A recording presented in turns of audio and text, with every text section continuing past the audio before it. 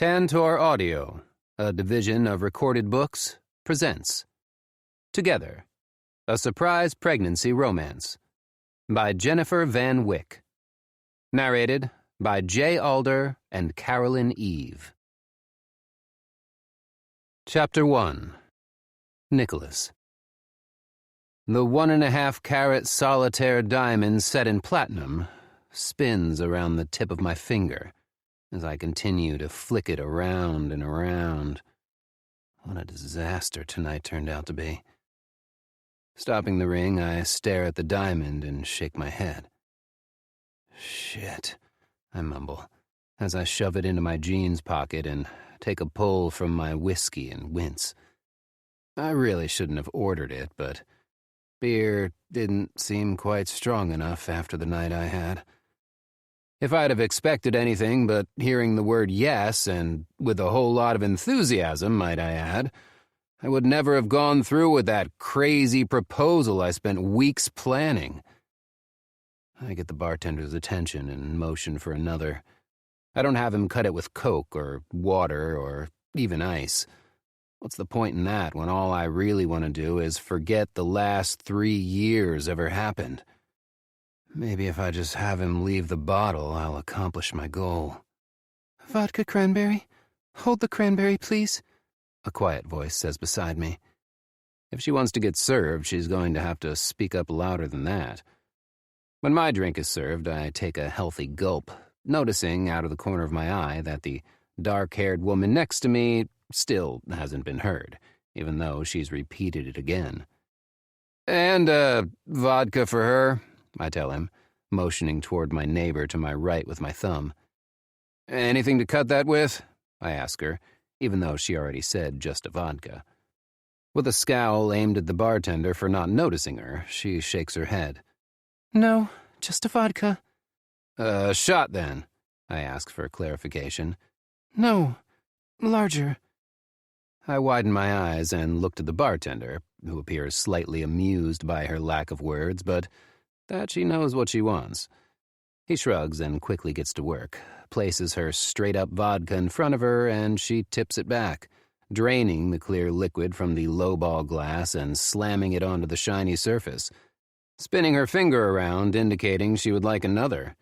Because I'm staring at her. Zero shame there because she's kind of entertaining. I don't miss the gag that follows or the little cough from the burn of the harsh liquid. I glance to the bartender, and he raises an eyebrow at me as if I'm the deciding factor here. She's not mine, I let him know. Not to be a dick, but I'm not her keeper. And by the looks of it, she doesn't want some stranger making decisions for her. I'm no one's, she growls angrily. Oh, so now she finds her voice. Though, I gotta say, it's a pretty adorable voice. She might be trying to sound angry, but it's not really working out that way. He pours another 2 fingers into her glass, and it's barely on the counter in front of her before she chugs it down. This time, the cough is a little more dramatic, complete with pounding on her chest with her fist and a "blech" escaping her throat when she sticks her tongue out. She completes the experience by shuddering. I chuckle next to her, and the bartender hands her a glass of iced water, sliding it across the bar top with 1 finger. His not-so-subtle suggestion doesn't get his head bit off, only a grateful smile aimed his way. She takes a sip, and I do the same with my whiskey. Another? The bartender asks skeptically, seemingly not wanting her to continue to get herself hammered, thus making him liable for over-serving her. However, she's not showing signs of being drunk by any means, so maybe it's not at that point yet. I glance at her out of the corner of my eye, curious if she's going to keep putting the alcohol down quickly. Yeah, please. Maybe something different, though.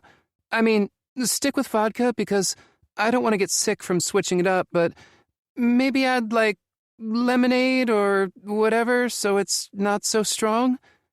I notice his lips twitch and have to bite back my own laugh. Sure thing. He gets to work on her drink, her eyes never straying from his actions. When he's finished, he hands her a glass filled with a light pink concoction that she happily takes a sip of. Oh my gosh, she moans. Mmm, that's delicious. Thank you. No, thank you. I could have 1,000,000 of these. Watch it, he tells her. They'll knock you on your ass if you're not careful. Oh, I need to pay you. How much? He totals up her 3 drinks and she hands him some cash, telling him to keep the change. Then she spins around and looks out at the small crowd, sipping away at her drink at an alarming pace. You good? The bartender asks me. But instead, the woman, who's now dancing in her place, turns her head, lifts her glass, and replies with a cheerful, Yep, I'm super good now. Thanks for the drink. His eyes go wide and he barks out a laugh before he gives her an OK symbol by making a circle out of his thumb and pointer finger. And you, my man? I look at my glass, polish it off, and hand it back empty. With Coke, please. He nods and takes my empty glass, putting it under the bar. Coming right up. He makes quick work of pouring whiskey, Coke, and ice into a glass and hands it over to me. New drink in hand, I pay for my tab and stand up, planning to move to a table. Thanks, man. Welcome. Let me know if you need another. I raise my glass to him. Thanks, I will. Let me know, or you'll need another, he asks with a knowing smirk. Both. Figured. He looks around to make sure no one else is waiting for a drink, and then leans his elbows in the bar. Advice, even though you didn't ask? I shrug, and he continues. Shake her off, whoever she is, or he. Not worth the time, my man. What makes you sure that it's about a woman? He gives me a look and spreads out his arms, like standing behind a bar is all the answer he needs to give. Suppose he's got a point there. You seem to be so sure that she's not worth it. Anyone who puts that look on your face isn't worth it. Experience, I guess. He confirms with a tip of an imaginary hat toward me and stands straight, turning to help his next customer. I find a table easily, and moments after I take a seat, a waitress stops by with a bowl of peanuts in the shell. I see you have a drink. You decide to stay for dinner, too? Maybe just some boneless wings. Perfect. Sauce? I'm boring. Regular old buffalo is perfect. Ranch for dipping. Nothing boring about a classic. Did you just give me a line from Bed of Roses? Her mouth drops open and she looks at me stunned. Holy crap, you know that movie? Oh yeah, my sister made me watch it repeatedly one Christmas break. I like your sister. She sounds like an awesome human, she says, laughing. I'll put that order in. Need a water, too? Another drink? Nah, I just got this one, so I'm good for a bit. But maybe a water would be good, too. You got it, she says with a smile before walking away.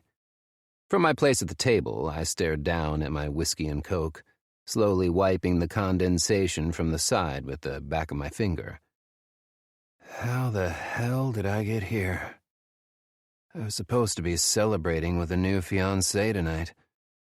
Instead, I'm nursing a broken heart over what's surely going to end up being too much booze. What signs did I miss? 2 nights ago, she spent the night at my place and gave no indication that it would be the last time she did so. If she was subtly telling me that she was about to break things off, I clearly missed it.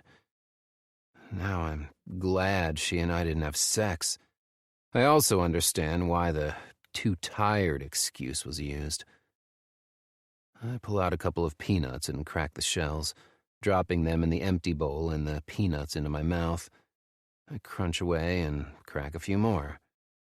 My phone buzzes in my pocket, and I know exactly who it is without even looking. My sister. She knew I was going to propose tonight, and I'm sure she's wondering why I haven't been sending her pictures of Stacia proudly displaying the ring I gave her, or tried to give her. There's one thing to be grateful for, I guess. I didn't lose my grandmother's ring. Holy shit, my mother would roll over in her grave, slap my dad from his grave next to hers to make sure he was aware of what happened, then rail into me for a month if I'd have given our family heirloom to a woman who wasn't deserving of it. But how did I miss that Stacia wasn't the one? I thought she was happy and we were on the same path. I'm sorry, Nicholas. I just can't. I rise from my knee and stand before her, ring tucked securely in my pocket. I never did take it out. She never got a look at it. What do you mean you can't? I know my voice sounds incredulous. I'm shocked, though. Exactly that. I can't marry you. I thought you knew I never wanted to be married. What? Of course you do. We've talked about it. No, you've talked about it. I listened. I never once agreed. This time, my voice is low when I ask, Okay, then why didn't you say that you didn't want that when I was talking about getting married? She shrugs. Shrugs. That's it. I can't believe you. All this time we've been together, you never mentioned not wanting to be married. But did I ever say I wanted to? I want to scream in frustration. I feel like I'm arguing with a teenager right now, and rather than continue, I spin on my heel and storm back to my pickup, leaving her standing in her place. When I climb behind the wheel, I slam the door on her, calling out my name, wondering how she's going to get home. I should feel guilty, but I don't. Hell, it's not as if we live in the Dark Ages or even the 80s, for fuck's sake. She's able to use her phone and call someone to get her home. Right now, I need a drink. Well, at least I got what I needed, even if I didn't get what I wanted tonight. The more I think about it, though, her reaction to my proposal gives me peace. I'm thankful she said no. Well, mostly. Of course I'm upset. I wouldn't have asked her if I didn't want her to say yes, but obviously my instincts weren't working correctly. I take another drink of my whiskey and Coke and crunch on a chunk of ice and sit back, craning my neck so I can watch the TV in the corner.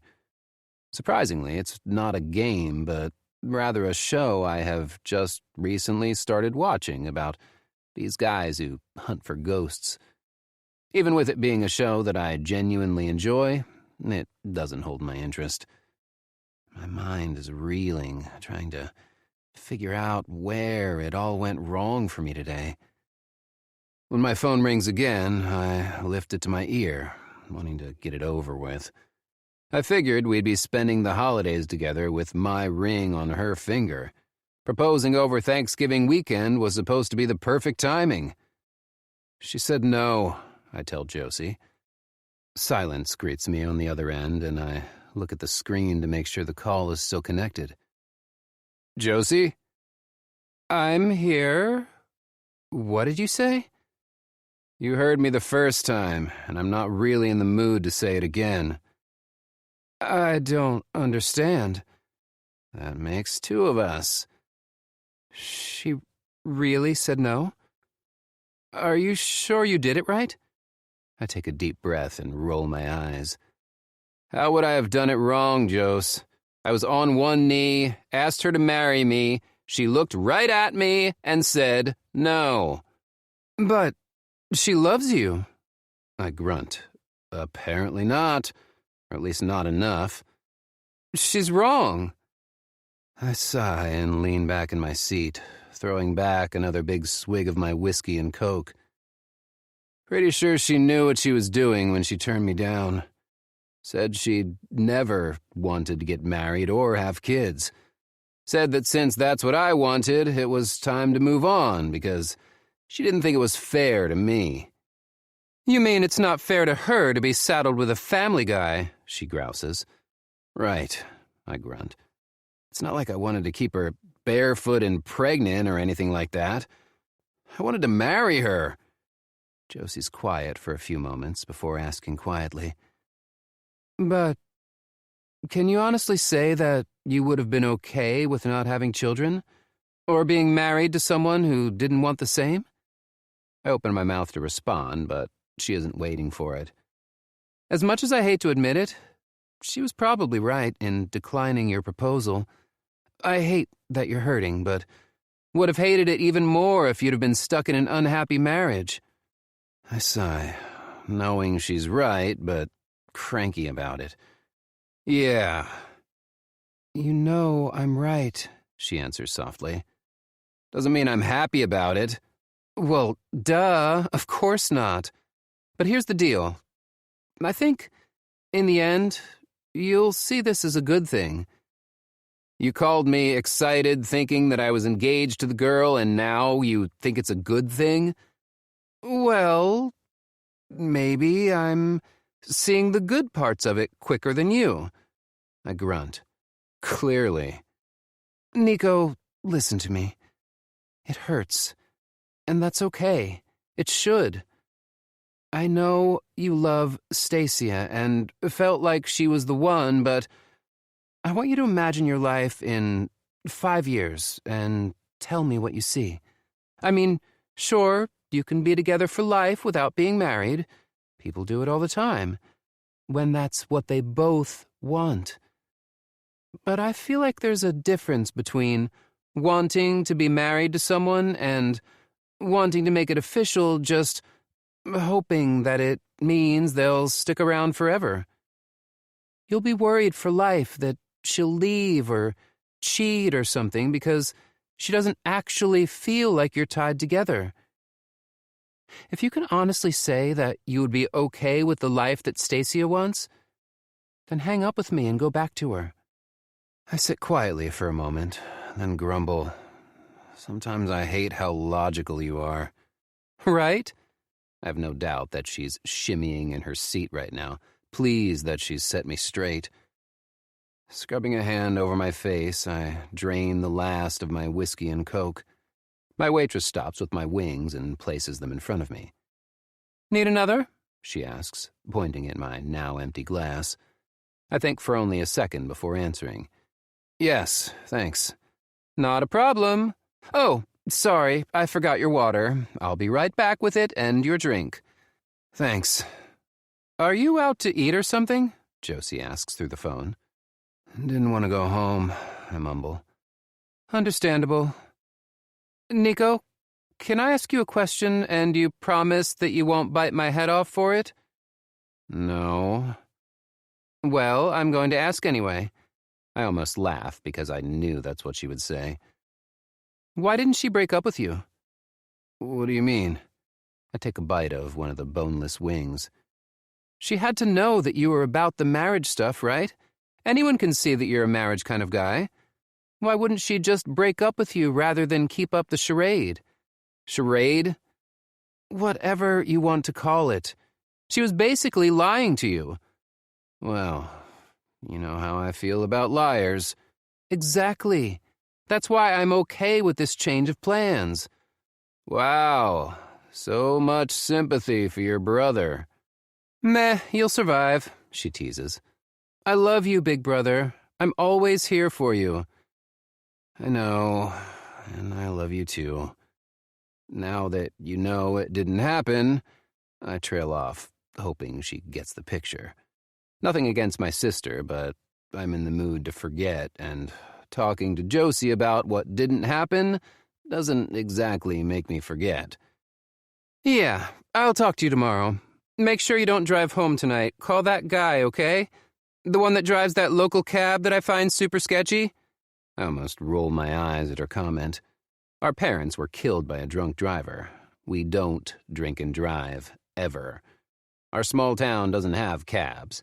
The guy Josie's referring to is just a random person who needed extra money. He's not sketchy at all, but the vehicle he drives looks like there's a high possibility that it's been involved in a drug deal or two. He slapped a Roy's taxi service on the side of an older minivan, posted about it on social media, and that was that. I'll call Roy. Don't worry, I'm not an idiot. I know, but I worry. I'll call you tomorrow, Josie. Sorry, I didn't have better news for you tonight. Maybe it's not the news I was expecting, but it's not terrible news. Everything happens for a reason, right? It's what we've been saying to each other since our parents died.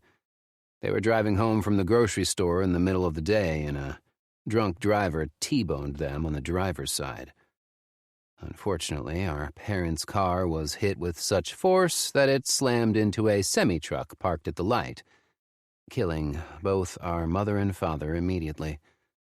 The drunk driver didn't survive the accident either. The driver of the semi survived physically, but I know he's suffered mentally since it happened. Yep. Love you, Josie. Love you, Nico, Josie says, using the nickname only she uses for me.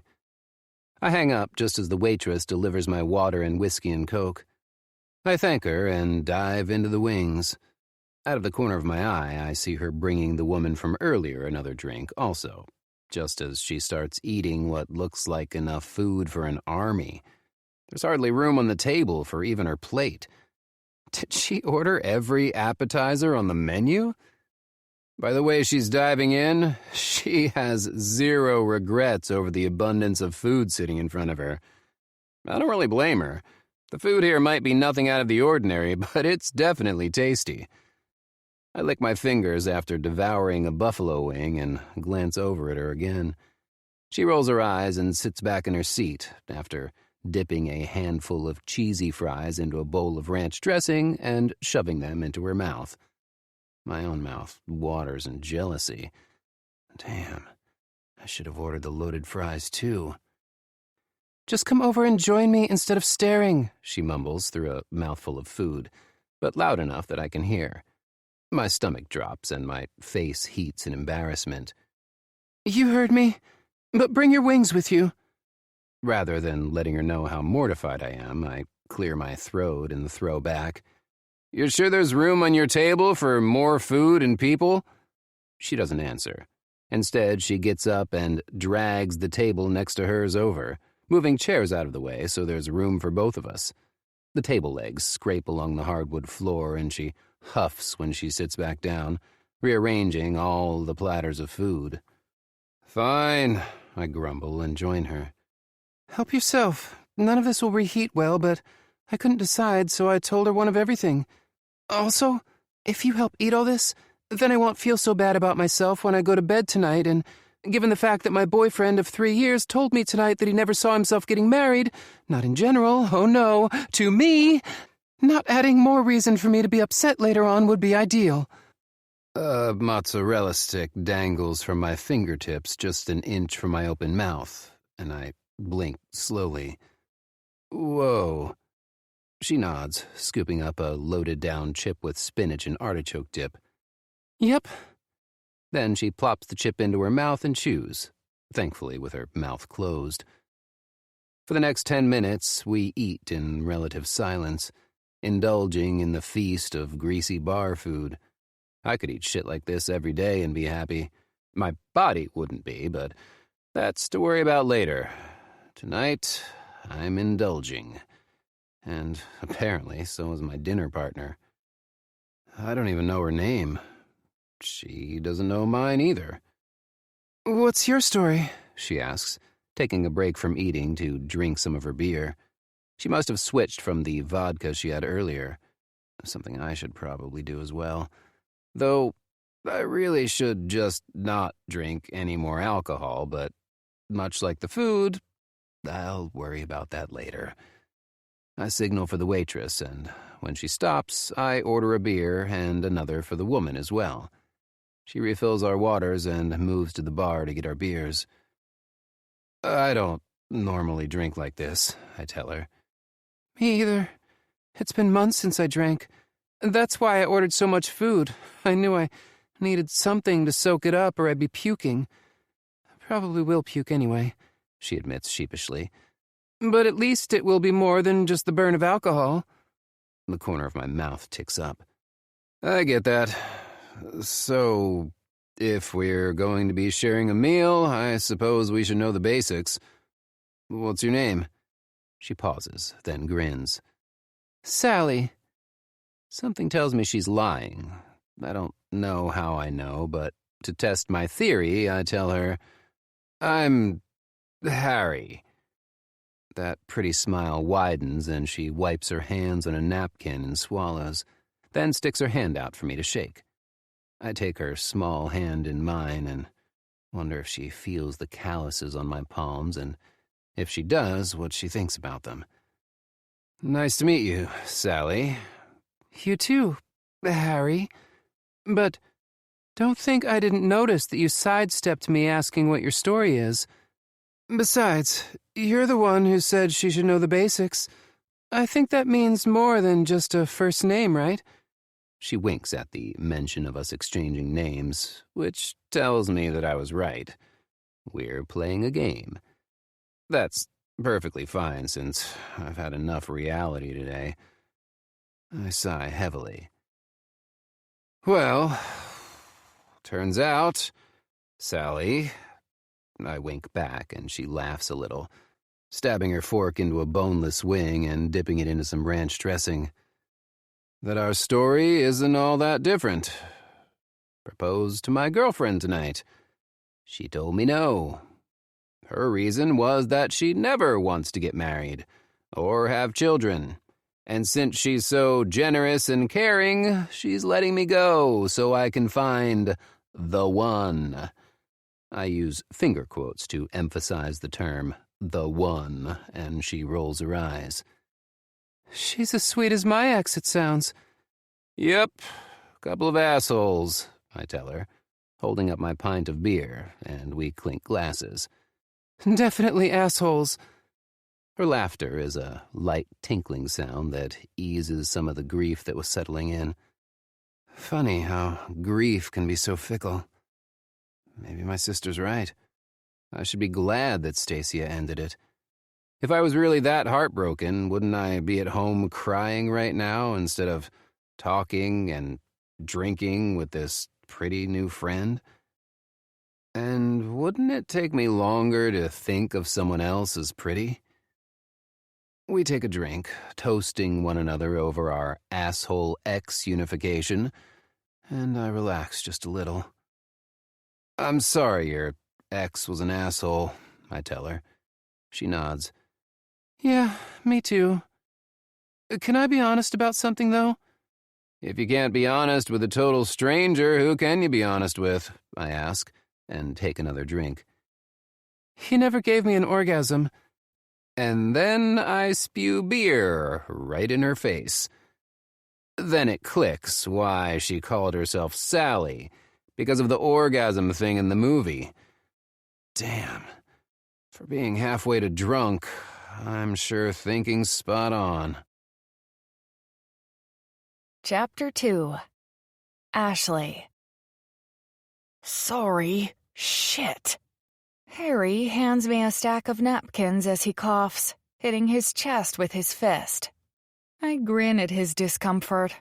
I wasn't lying about what I said, but I also knew the shock value would be there and wanted to see what his reaction would be. Turned out even better than I expected. After he recovers, wiping his chin and eyes, resituating himself in the chair, he clears his throat and then looks at me. Come again?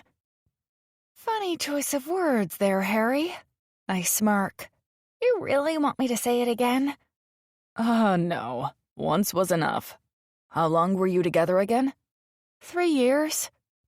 3. He looks around the room as if not wanting to make eye contact with me and asks, his eyes focused on somewhere off in the distance. Not once?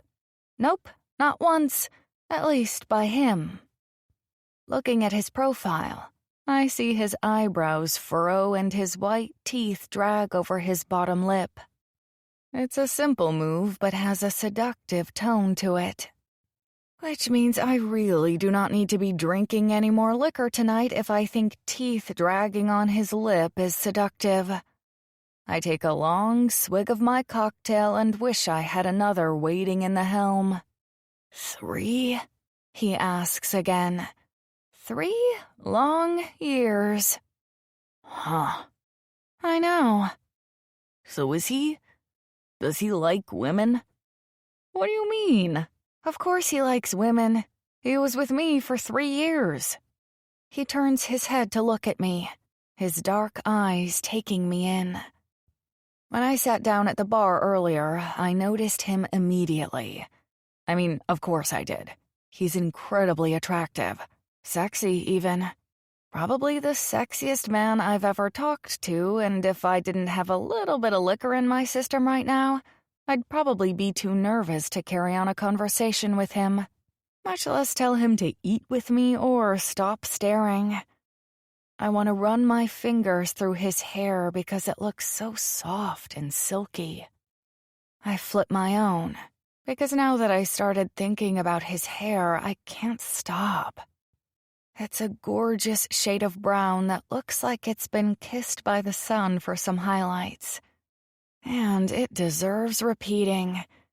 It looks silky and smooth, and oh my gosh, I'm running my fingers through my own hair right now, and I know I'm staring at him and practically drooling. But who could blame me? The longer I stare, the more I notice about him. He has a perfect amount of facial hair that covers his face. Not just scruff, but not a bushy beard either. Even his eyebrows are sexy. They look groomed, but not overly so. And just now, he raised one, in that way that people can do that makes me jealous. He's probably challenging me because he knows that I'm staring at him, taking in every little inch of his handsome face. Whatever. Let him challenge. I'm a very busy woman at the moment. That very straight nose isn't going to stare at himself. His teeth are incredibly white, too. It's something that I notice because of my job as a dental hygienist. That's what I'm going to tell myself anyway. It couldn't possibly be because this man is sexy as hell. And now I'm staring at his mouth and he knows it, if his bright smile is any indication. I watch as his lips move, and I listen closely, wondering if he's going to drop the fact that I just told a perfect stranger that my ex-boyfriend never gave me orgasms. And what he says next proves that he doesn't give a shit if it's polite or not. He's got questions. I know he was with you for 3 years, but how could he have not known how to bring you to orgasm? How did you survive without orgasms? You surely gave them to yourself in that amount of time, right? That's what you were suggesting, yeah? I mean, I know it's not the same thing as a guy or a girl knowing what to do for you, but still, that's messed up. He just asked that, right now. He didn't blink or flinch or wince or act uncomfortable in any way. Just straight up asked me how a man could be with me for 3 years without knowing my body enough to bring me to orgasm. And then he added in asking if I masturbated while I was with him. Now it's my turn to be embarrassed. Well, I'm not entirely sure. Maybe he didn't know that I never got there? I'm a very good actress. Harry shakes his head. Nuh-uh. Then he turns fully to face me, sliding his plate out of the way and leaning his elbows in its place. Listen to me very closely, Sally. What you're saying? Not possible. A man is any man at all.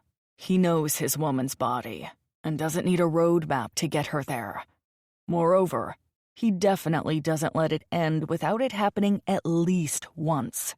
But even more than what a man would do in a normal circumstance, a woman like you, as drop-dead gorgeous as you are, there's no way he wouldn't want to take his time and do everything in his power to get you there.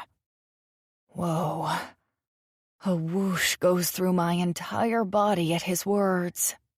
But more than that, the gruffness in his voice and the heated look in his eyes when he said them. Oh boy, it's suddenly extremely hot in here. My chest rises and falls as I take in a deep breath. I'm gorgeous? No, drop-dead gorgeous. That's what he said. No one has ever told me that before. Not a single person. You don't say. Well, crap. My voice came out breathy even though I had hoped it wouldn't, but it's out there now. I do. I'm sorry he was not only an asshole but also a completely incompetent, selfish toolbag. My opinion is that you lucked out that he's in your rearview mirror. Well, hopefully some orgasms are in front of me. His eyes widen, and I'm just going to crawl under the table and die right now. I just said that, right then. That's what I said in front of him. That I was hoping for orgasms. What is wrong with me? Not for wanting orgasms, obviously, but for saying that to a complete stranger. I'm the worst. I take my beer and down the last of it, reaching for the new beer that our waitress just set down in front of me, swallowing down a big gulp. As soon as I do, I wince, realizing that the reason for my comment about orgasms is absolutely because of my alcohol intake. Harry reaches over the table and grabs my beer. I think you've had enough, he says teasingly. I stretch my lips out in an eek face and nod in agreement. Maybe. He winks and slides the beer back across the table. I was only teasing, you know. I don't give a shit if you get totally sauced. Have fun. Live it up. That's oddly sweet. My ex always hated it if I had any fun. He's a giant dick. Actually, I hold up my fingers only an inch apart. He had a tiny one. I giggle hysterically at my own joke, and he roars with laughter. He practically wheezes, slapping his thigh and throwing his head back. Fuck, girl, that's amazing. I don't even care if the alcohol made you say that or if it's a lie. I'm rolling with it. I guess now we know why he never gave me orgasms, I add in, loving his smile and laughter. If I would have said anything like that around Zachary, he would have told me plain and simple to grow up. That probably factored in, I'm sure. But there are more ways to give a woman pleasure than with his dick. Don't make even a small excuse for him. And don't give him a second thought now. He's not worth it. I shake my head, feeling a little lightheaded. Ugh! I want to shake my fists, pace the room, and scream out my anger. I won't do any of that, though, because I'm in a public place, but... You're right. I know you are. Ugh! I groan loudly. I have all this pent-up anger and nowhere for it to go. Too bad for Harry that he's about to be on the receiving end. And he was always kind of a jerk, too. He acted like I should be honored to be in his presence, that he was above me somehow. Plus, he really wasn't as attractive as he thought he was. It was all this show. And he wore enough cologne to cover up body odor from an entire high school football team. Why didn't I just break up with him myself? Why did I wait for him to do it for me? Am I that afraid of being alone? Yes. Yes, I am. That's why. Never mind. I wouldn't talk like this to a stranger if I hadn't had too much to drink. I'll have to call that Roy guy to get me home if I don't stop drinking soon. Harry nods, raising his glass in my direction, not commenting on the fact that I rambled and switched gears in the middle of my rant. I was thinking the same thing about calling him. I hadn't planned on drinking much tonight, but fuck it. I'm this far gone already. Might as well bring it on home. I chuckle, feeling a bit lighter from the crappy day I had. Whether it's the alcohol, the food, or the company, I don't know. But it feels good. So yours didn't bring you to orgasm, and mine never wanted to get married, but forgot to mention that to me in the 3 years we were together. And you proposed? He winces. With my grandmother's ring. Yikes. He shrugs and moves his head side to side in an It is what it is, motion. Better that she said no than me hand over a family heirloom and the marriage fall apart because it's only what one of us really wanted. That's true. However, you don't think you could have been with her and just never married? Plenty of people do that, you know. Harry drains the last of his beer and motions for another. He might have only been thinking about calling Roy the taxi guy for help getting home, but my guess is that thought is going to stick. He makes a face when he swallows his beer, places a fist against his chest, and holds in a burp from the looks of it. Then he shakes his head. It wouldn't have worked. Deep down, I knew I needed to make it official or she'd always have the excuse of not being tied to me, you know? I cross my arms and lean my elbows on the table. Rude, maybe, but Harry doesn't seem bothered. I think there's more to that logic. What do you mean? Doesn't sound like you trusted her very much. He stares at me and scrunches his eyebrows before looking away. Our waitress delivers his beer, and I decide to go ahead and order another. Once she's gone, he says to me while looking away, "Guess I didn't." Trust her? Yeah. You're right that there's nothing wrong with being partners for life and never getting married. Not exactly what I said. I tend to agree with you. If I ever fall in love again and he's my forever guy, I want the marriage. But there's a difference between wanting to be married to someone and wanting to make it official to tie someone to me. His jaw drops and his posture stiffens. What? Sorry, did I say something offensive?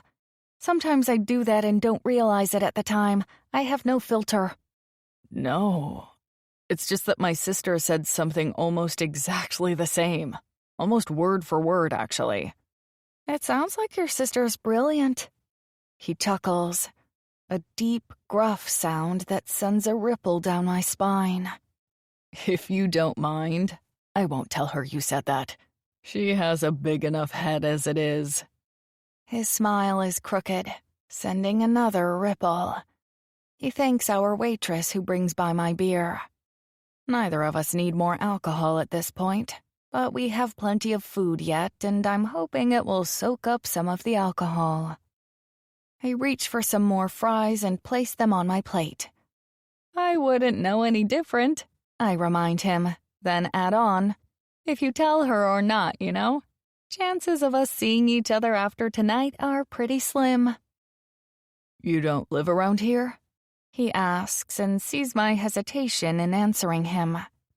I'm sharing a meal and drinks with the guy, but we're in public.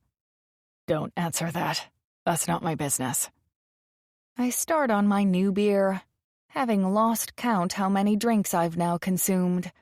I'm feeling perfectly buzzed, but not drunk, so I figure I'm good to keep drinking. Though I do need to pee. Quite badly. No, it's fine. I actually just moved to town 2 months ago. Please tell me you didn't move for your ex. No, thank goodness. My move here might have actually been what spurred the breakup, actually. Wrong. The move happened because you needed a good orgasm that wasn't brought on by your own hand or a toy. I snort out a laugh, spitting and sputtering all over.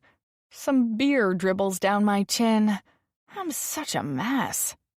You're a mess, he says teasingly. I look up to see his bright white teeth gleaming at me from his bright smile, and his dark eyes twinkling. Want to play darts? You think it's a good idea to throw sharp-pointed objects right now? They're the ones with the magnets on the ends.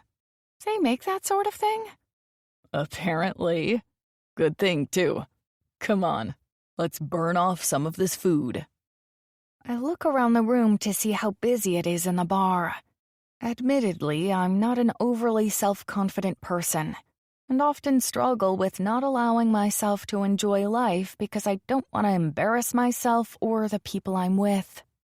Sometime during my life, I got it in my head that I could only do something if I was perfect at it. Harry stands up and extends his hand down to me.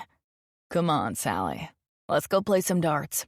Imagine the board is your ex's face. Then, as if he could read my mind earlier, he adds, It'll be fun. Who cares who's watching? Without worrying a second more, I place my hand in his and stand up, dropping my napkin on the table, but not leaving my beer behind. He might not care who's watching, but a little liquid courage might help me get there too. Fine, I grumble, but I'm not really disgruntled at all. But first, I need to pee. He chuckles. Sounds good. You realize now you'll have to keep going all night though, right? That reminds me of high school field parties when my friends and I would try not to break the seal. He barks out a laugh. Break the seal? That's a term I haven't heard since high school. I nod, a little embarrassed that I just said that, but also not caring. Now that I'm standing up, I realize that I'm drunk. I stumble a bit, tripping over absolutely nothing but my own 2 feet, and he catches me by the elbow. I steady myself by planting my feet on the floor, not moving a step forward. You good? Nodding, I look up at his handsome face. He really is good-looking. I can't imagine a woman not wanting to look at him for the rest of her life. She must have been blind, right? Huh? If she didn't want to look at me the rest of her life. The look on my face must be one of pure horror, realizing I said that out loud. Of course I did. I'm the biggest walking cliché, apparently. I just thought something in my head and said it out loud like a goober. I can't believe I said that. He shrugs and moves to the dartboard, grabbing a handful of magnetic darts in his hand. He spins back around and moves to stand in front of me. It's okay. If it would make you feel better. He lifts one of my hands in his and places 3 darts in my open palm. I'll just tell you right now that I think your ex-boyfriend is a total dumbass for letting you go as well. I'd be pretty damn fortunate to look at your face the rest of my life. My heart beats extra fast and I suck in a breath. Well, that's really nice. He shrugs again and he gestures for me to go first. It's true. I have to pee first, remember? Oh shit, that's right. I'll be here. Think you can make it there without face planting? Let's hope. I mumble. I do my business quickly and wash my hands, stopping at the bar to grab a couple Cokes. When I join Harry, I hand him his drink. This is only Coke, no booze. Maybe you can handle more, but I think I'm done. Huh? I'd say I've had enough too, though another beer does sound good. So have one. I'm not going to tell you what to do. I wink at him and he chuckles, shaking his head. You're up first, Sally. Because Sally isn't even close to my name, I don't realize he's talking to me. Instead, I look around the room for Sally. It takes me a few seconds to realize he was talking to me, which is embarrassing, but I'm positive he knows that Sally isn't my name, just like I know Harry isn't his. Wouldn't it be something, though, if 2 random people met at a bar after our significant others rejected us and our actual names were Harry and Sally, just like in the movie? Right, that's me, Sally. That's my name. Yup, and I'm Harry. I giggle, which turns to a snort, and that actually makes sense because I've just been on a roll embarrassing myself tonight. All right. I think it's good you switched to soda. I wrinkle my nose at him. You think? I ask sarcastically, tossing a dart at the board and somehow by the grace of God hitting it. Not in the center, but still, not bad for my first time. I mean, I wouldn't dream of telling you what to do or anything, he says, mocking me. Just throw a dart, hotshot. Hotshot, huh? I like it. Nicknames already. Or is that called a term of endearment? Just throw the dart already. I playfully shove his shoulder, but he doesn't budge. He does, however, stare at me while throwing the dart at the board. And still managing to hit the target. What an ass. I gasp and narrow my eyes at him, and he grins shamelessly. All-American on the Boston College dart team, all 4 years. My eyes widen. That's a thing? How the fuck should I know? I was just shitting you. That was just luck. My jaw drops. You're a shitbird, you know it? Shitbird, huh? I think I liked Hotshot better. Too bad. I sing-song. Shitbird it is. I throw another dart, this one hitting a little closer to the target than the first. Not bad for my first time playing, huh? I preen at my own meager success. Not bad at all, he says, throwing another one and this time watching where it goes. It hits right next to mine. See, told you it was just luck. Now I don't know if you're throwing the game or if you actually suck. Hey! We share a laugh, and for the next hour we drink. I long forgot about switching to non-alcoholic drinks, and eat and play darts. We even sing along to the old-fashioned jukebox in the corner of the bar and dance around each other, using beer bottles as microphones. By the time the bartender calls for last call, my stomach hurts from laughter. I'm blissfully trashed, my belly is full of greasy bar food, and this crappy day somehow turned into one of the best days of my life. We fall out the front door, holding each other up and still laughing as the taxi that the bartender called for us waits along the side of the road with its flashers on. Harry opens the door for me and I climb in, sliding across the seat, and he follows. Hey, Roy. Nick. His name's Harry. Roy does a double take when he looks back at the two of us. Tie one on tonight? Harry Nick lifts his fingers, separating them only a smidge. Little bit. Looks like a fun time. He shifts into drive and takes off. Where am I taking you? Home. Harry Nick mumbles, laying his head back against the seat. You got it, he says, looking at us through the rearview mirror. Harry Nick settles us comfortably together, his arm thrown over the back and around my shoulders, tucking me in close. I know I need to tell Roy my address, but instead I curl up in the crook of his shoulder and wrap an arm around his waist. Next thing I know, I'm being lifted out of a car and carried somewhere in strong arms. It's cozy and comforting, and maybe it's my level of intoxication, but I've never felt more relaxed in my life. Until the next morning. Chapter 3. Nicholas. I wake up feeling like complete shit. My head hurts like I've actually been hit by a truck. There's no way I won't have the beer shits today, and there's gotta be cement blocks on my feet weighing me down.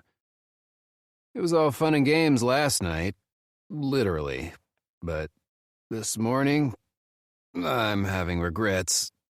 But not about the girl. That was fun. Spending the evening with her, forgetting and laughing and drinking and eating, drinking a little more.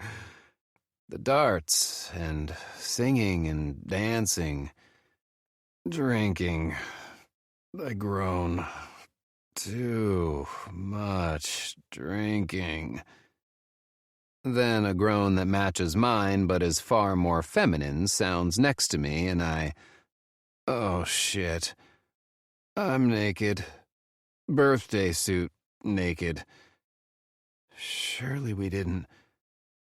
God, if there was ever a time to give me whiskey dick, please let it be last night. I can't believe I just prayed for God to give me a malfunctioning dick. or that I said dick in my prayers, or that I'm even praying about drunk sex. Also, I didn't have drunk sex with her. Not that I wouldn't want to have sex with her, but as drunk as we were? No way. I'm better than that. Not that much of an asshole, right? Now I'm lying here overthinking my prayer while naked in my bed with Sally, or Ashley, as it turns out her name really is, when we confess to each other that we aren't Harry or Sally, who I hope we didn't have sex with, only because I'm still drunk the next morning. Fuck. I'm a mess. Though, oddly enough, guilt isn't one of the feelings bubbling to the surface right now. Regret that I don't remember much of it does, though. I just remember her falling asleep to the point where neither Roy or I could wake her up when we arrived at my house, and after a few moments of both of us freaking out, I realized she was fine. Just an incredibly sound sleeper. If the snoring was anything to go by, anyway. Then she woke up abruptly when we got into the house, looked at me with wide eyes that could have only meant one thing, and so I quickly directed her to the guest bathroom so she could throw up the plethora of liquor she had consumed. When she emerged, she looked at me and said, I'm sure this may come as a total shock, but my name is Ashley, not Sally. I mock gasped, then grinned. Told her my name is Nicholas, but I go by Nick. And she grinned back, then groaned. Then we sat on the couch. And apparently ended up getting naked and into my bed at some point. That's where things get fuzzy. Did we have sex? Ashley asks in a quiet voice next to me. I don't even lift my head to look over at her when I respond. No clue. She shifts a little bit and winces. We definitely had sex. Part of me, the asshole part, wants to brag that she can still feel me there the next day. But the other part of me wants to search my house for used condoms and apologize for taking advantage of her in her drunken state, even though I was just as drunk, so the same could be said for her, but that's beside the point. I don't know if I should apologize or what here, I admit. Apologize for what? She asks, sleep still heavy in her voice. In fact, I think she's asleep again. Who does that? Falls asleep after realizing that she just had sex with practically a stranger. Maybe this is normal for her, but it's way out of my wheelhouse. Taking advantage of you? I tell her, but it comes out more as a question. She groans again, and this time, rather than sounding like she's in pain, she sounds annoyed. Do not put that on me, and don't act like a martyr. I'm a grown woman, and know how to make smart decisions. But you were drunk. So were you, Ashley points out. Yes, but... She sits up, clutching the sheet to her chest and wipes her face, pushing her hair back as she turns to face me. But what? You're the man, so you're the one who has to be the mature one? Ugh, I'm so sick of this bullshit. What bullshit is that? The bullshit that the media or social media or books or whatever tells women that only the man has to be the one to stop things, that a woman can't make her own decisions and the man is supposed to be the responsible one. It's obnoxious. Everyone is all, we are women, hear us roar, but then we get pissed off if the guy doesn't open our car doors and act like we always have to come first. I mean, how annoying is the double standard, right? What are you talking about? I risk asking, because the longer she talks, the louder her voice gets, and it's obvious she's getting mad. I kind of understand what she means, because Josie is my sister, and she's vocal. She's also said the same type of thing several different times to me. How she hated commercials and television shows or movies that depicted weak-ass men. Her words, not mine, who couldn't stand up for themselves. I would laugh at her dramatics, and she would get mad at me. But back to Ashley, I'm honestly not sure if that's why she's getting fired up right now or if it's something else entirely. She flops back against the bed, huffing out a breath. I'm just being bitchy because I feel like crap and I'm a little embarrassed. Chuckling, I lift up on my elbow and look down at her. Why are you embarrassed? Ashley lifts her head and narrows her eyes at me. Because I just had sex with a stranger, for one. And then I ranted at him for trying to be nice and make sure that we were okay, even trying to apologize like a decent person because he was afraid that he'd taken advantage of me. She drops her head back down to the bed. That's why. I bark out a laugh. Then a lot occurs to me. It's not like I know her all that well, but I obviously know what she's like when she's been drinking. And rambling is one of her tells. Though, I suppose she could ramble a lot, but something tells me, are you still drunk? Definitely. Yeah, me too, I admit. Good. Then maybe we'll both forget everything that I just said. Nah, I'll remember. I do wish I'd remember last night, though. I assure you, I blew your mind. Performed sex acts you have only dreamed of. Only saw in the most insane pornos. I was like an acrobat, twisting and turning. So flexible. My legs... She squeals as I cut her off, covering her with my body and cradling her head in my hands. Is that so? Definitely. She repeats what she said earlier about being drunk, this time smiling at me with a broad, cheesy grin. Maybe you should put your money where your mouth is, then, I challenge. Maybe. She challenges right back, raising both eyebrows. By the way she's squinting one eye, I think she's trying to just raise one, but isn't quite succeeding at it. It's adorable as fuck and makes me want to kiss her to jog my memory. But first, she says, slipping her arm between us and covering my mouth with her hand. We brush our teeth.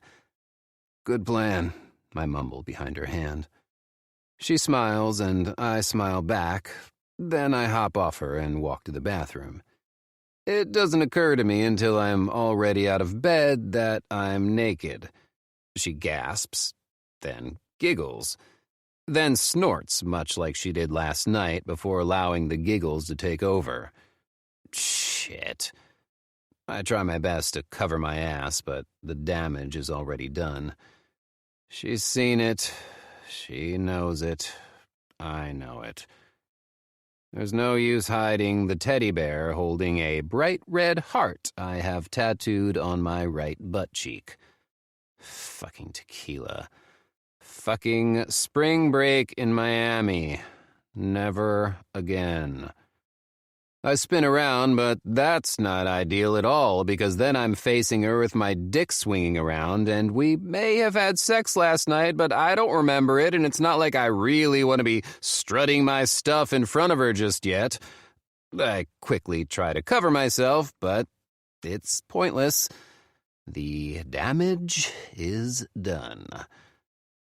Her laughter might be amazing to hear, especially since last night she went on a bender to forget her dickhole of an ex who couldn't get over himself enough to give her a freaking orgasm, but it's not so awesome when it's at my expense. Still. You laughing at me, Ashley? I ask, taking a step back toward her. Her head is turned toward the mattress now, her hand cupping her mouth to try to stifle some of the laughter that's bubbling out of her, her shoulders shaking, her hair a ratty mess all over the place. It deserves repeating that she's adorable, and it might be risky to do what I'm about to do, but screw it. She shakes her head, but, well, she's laughing, so it's not really all that believable. You sure about that? A loud noise emits from her, and I'm pretty sure that Slobber and Snot did as well, but she doesn't even flinch. She throws herself back onto the mattress once again and doesn't even hide her laughter. The best part? While she flung herself backward, the sheet fell, and now as she laughs, her boobs are on full display, shaking and shimmying. Here's the deal. I'm a grown-up. 35 years old, in fact. It's not like I'm some 15-year-old seeing my first pair of breasts before. However, it still gets me excited. I'm a boob guy. Can't help it. And Ashley just so happens to have a fantastic pair of full breasts. Not too large, not too small. Just right. Perfect, in fact.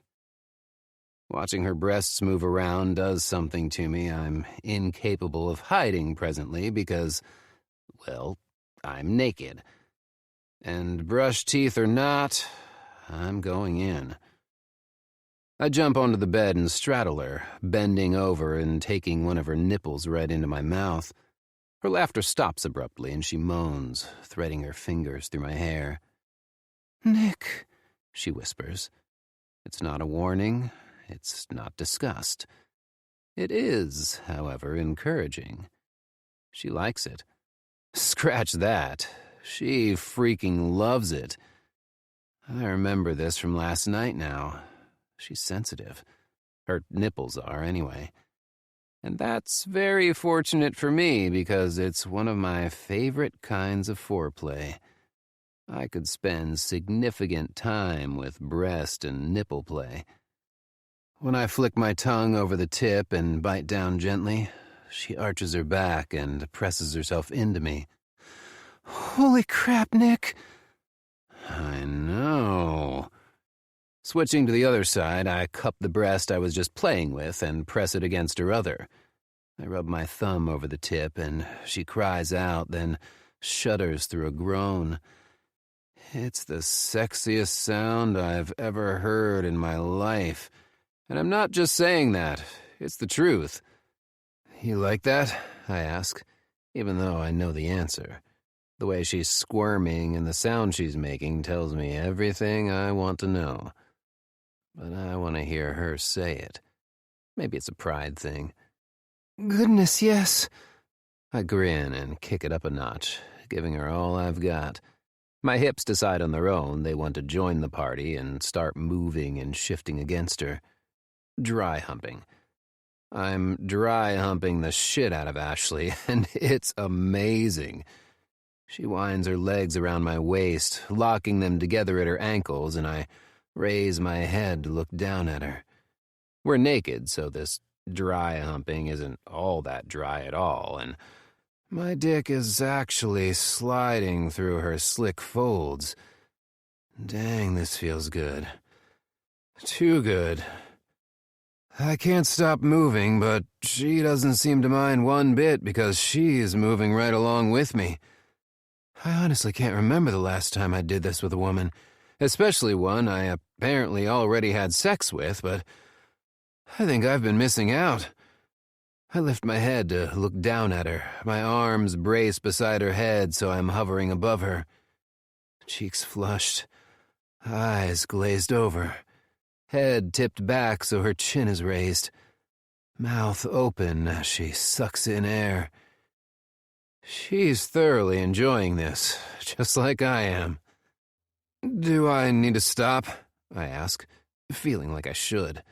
It would kill me, but I kind of took without asking here, and I need to be a gentleman.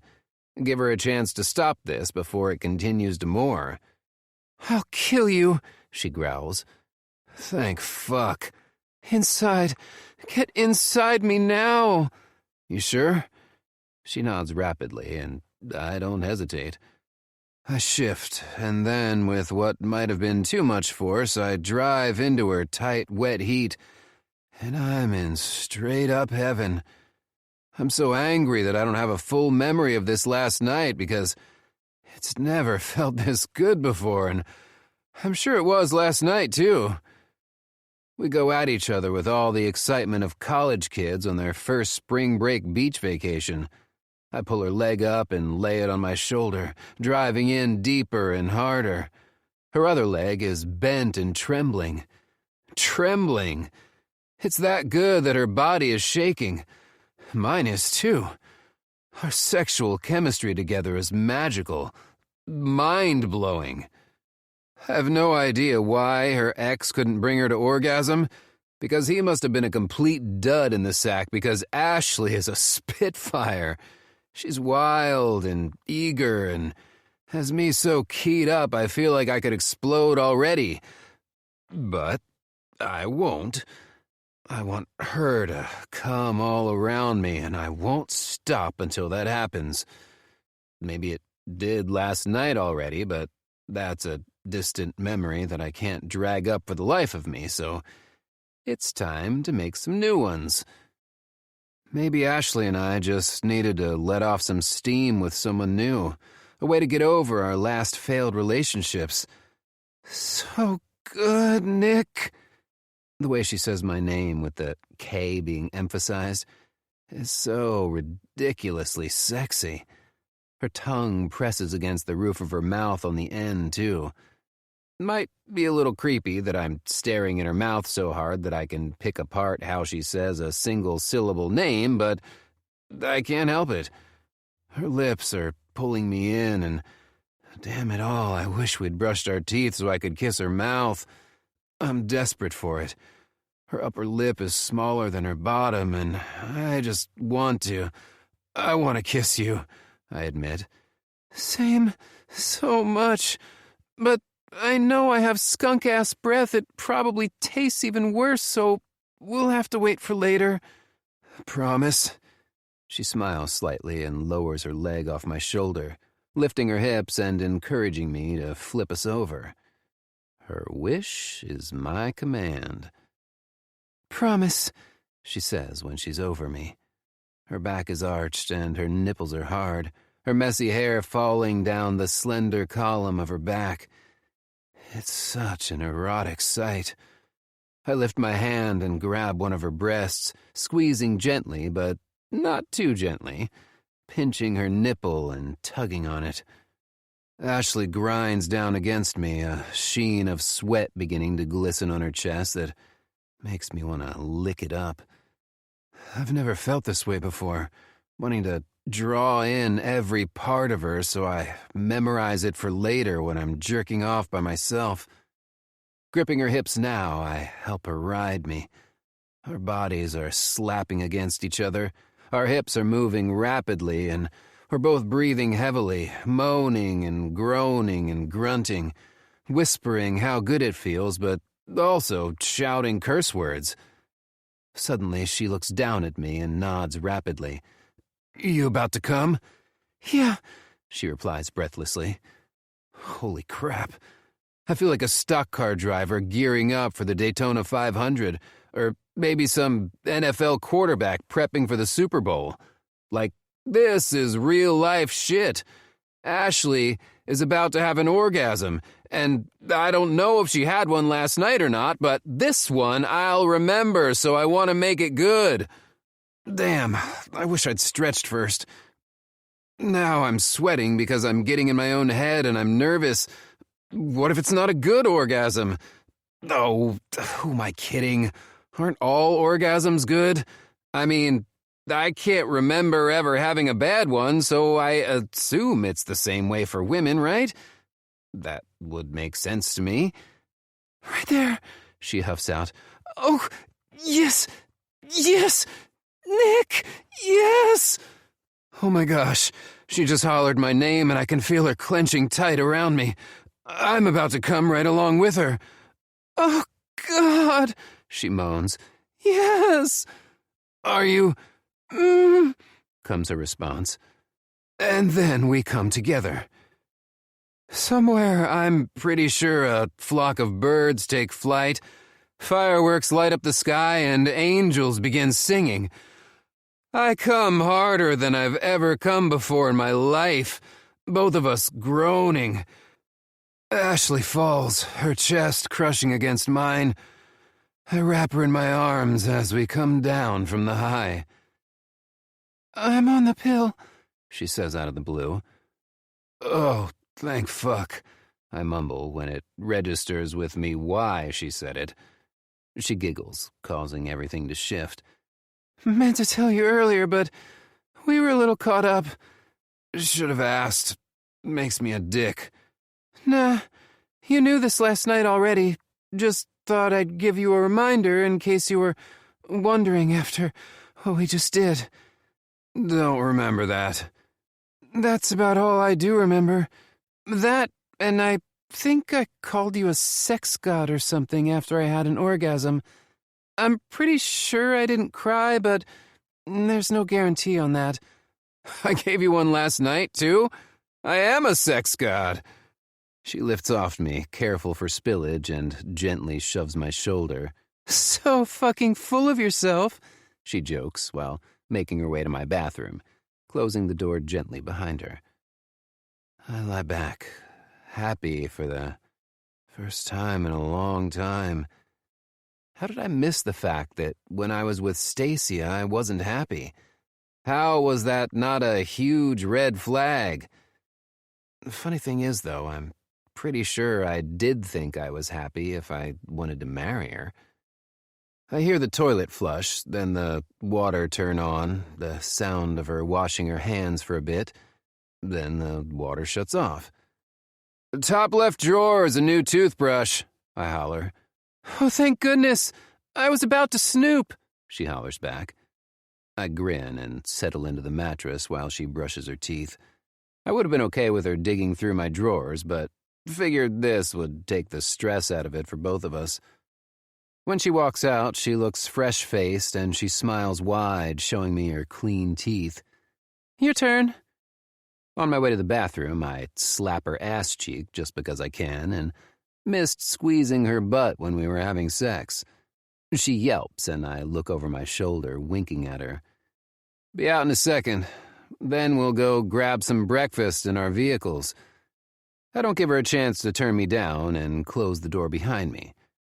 I take care of what I need to in the bathroom, and when I return, she's looking down at a pair of panties that are ripped in half, straight down the center.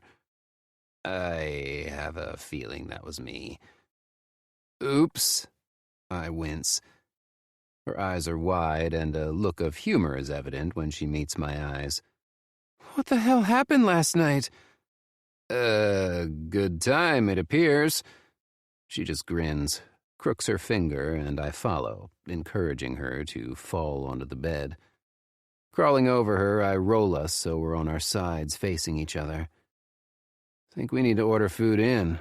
I don't have the energy to cook, and I want to try to capture some of the memories from last night. Good plan, she mutters, right before crushing her lips to mine. And I realize I was right in wanting to kiss them. For hours. Leaning away just slightly, her glazed-over look examines me. Holy crap. You're a really good kisser. You don't want out of this bed today, do you? I wouldn't be opposed to that idea.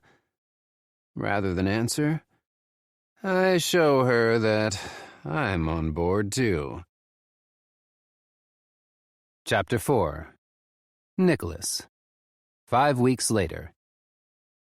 I don't know, Josie. I'll be there as soon as I can, okay?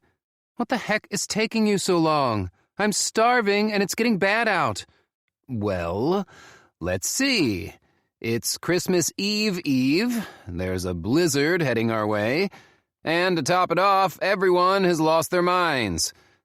I'll get the rest of the stuff on your list and be over there within an hour. You promise? I sigh and drop my head back as I wait in the long-as-fuck line at the grocery store. And that's when I realized I forgot to buy her damn maxi pads. What kind of sister makes her brother buy her maxi pads? Josie, that's what kind. So awkward and uncomfortable, but yet I do it because she asked, and I don't want her driving on the slick roads. A layer of ice came before the snow is expected to start flying. Order a pizza, and I'll pick it up on the way. I'm starving. I couldn't cook something. Let's just chill tonight. You sure? Yes, Josie, I'm sure. Now, hang tight and I'll be there. Love you. Love you too, I tell her, and slide my phone into my pocket. I know why she's scared. Blizzards make her nervous. Even though my parents were killed because of a drunk driver, it was in the wintertime, and they tried using slick roads as an excuse. But what they forgot was that just because it's cold outside, that doesn't mean the roads are automatically covered in ice. That night, they were dry. Too bad the other driver wasn't. I round the corner to the aisle where I'm pretty sure the feminine products are located, and I grin. Well, well, well, who do we have here? I ask Ashley, and she jumps about a foot off the floor, the box that was in her hand flying in the air and landing on the hard tile floor between our feet. We both look down. And that's when our lives change forever. Chapter 5. Ashley. Sally, care to explain? I bite back a laugh at the name Nick uses when he points down at the pregnancy test lying on the floor by our feet. I'm good. Ashley. I'm late, I tell him in a whisper, irritated that he caught me, for one thing, and irritated that I was an idiot and became the biggest walking cliché known to man. Antibiotics plus birth control equals uh-oh. How late? A week? You think or you know? I know. Second question. You think or you know whose this baby could be? He asks, bending to pick up the test and handing it over. I know. And? Can't be his. Has to be yours. His jaw drops open and his eyes scan the aisle. Mine stay glued to the test that I'm now clutching with a death grip in my hand. I'd been on antibiotics for a few weeks, and I take my pill regularly, though the night in question I didn't take it because I wasn't home. So either that one night of missing it was enough to get me pregnant, or the antibiotics messed with the effectiveness, or third and hopeful option here. I'm being paranoid and I'm not pregnant at all. Very possible, I guess. I'm so sorry. His head jerks in my direction. Why are you sorry?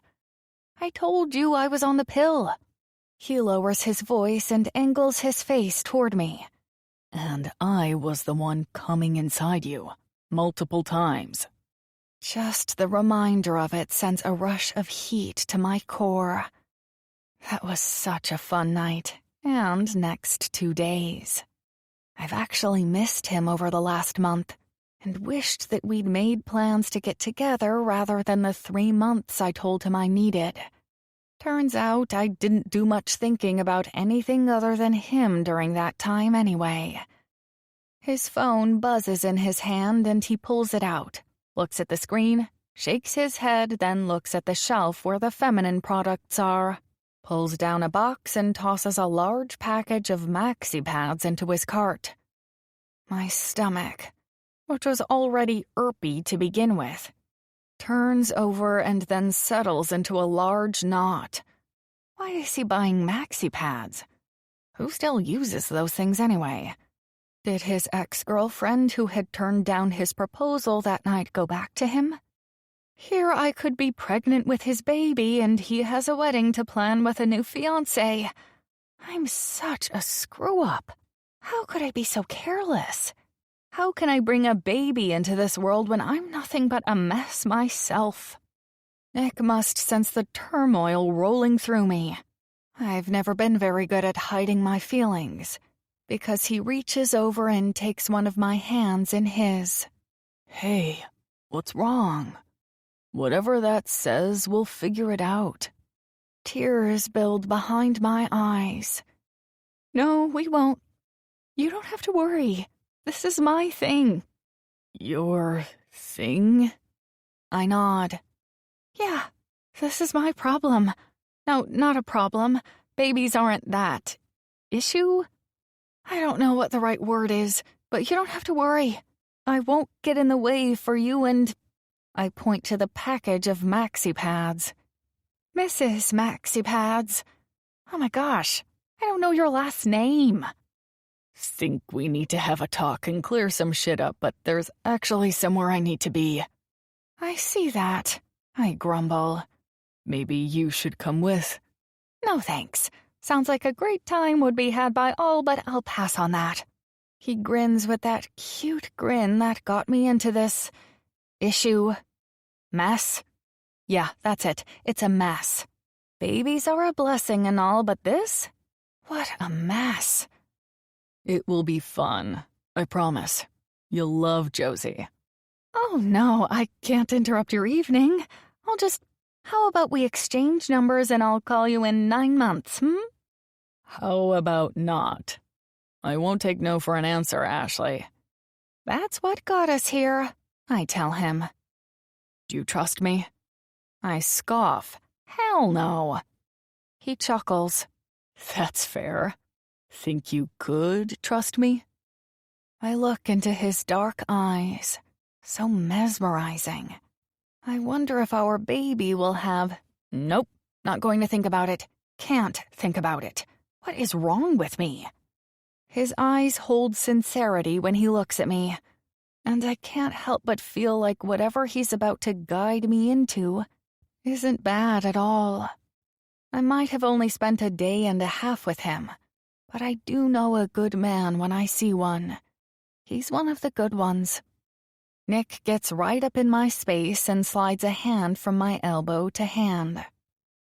Ashley, I would never, I mean never, do anything to hurt you. I wouldn't put you in a position that I think you'll be uncomfortable. I promise. Trust me? The feel of his hand on mine sends shivers through my spine.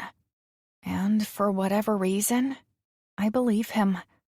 I find myself nodding in agreement and he smiles just a little bit, taking the pregnancy test from my hand and tossing it into his cart along with Mrs. Maxi Pad's pads.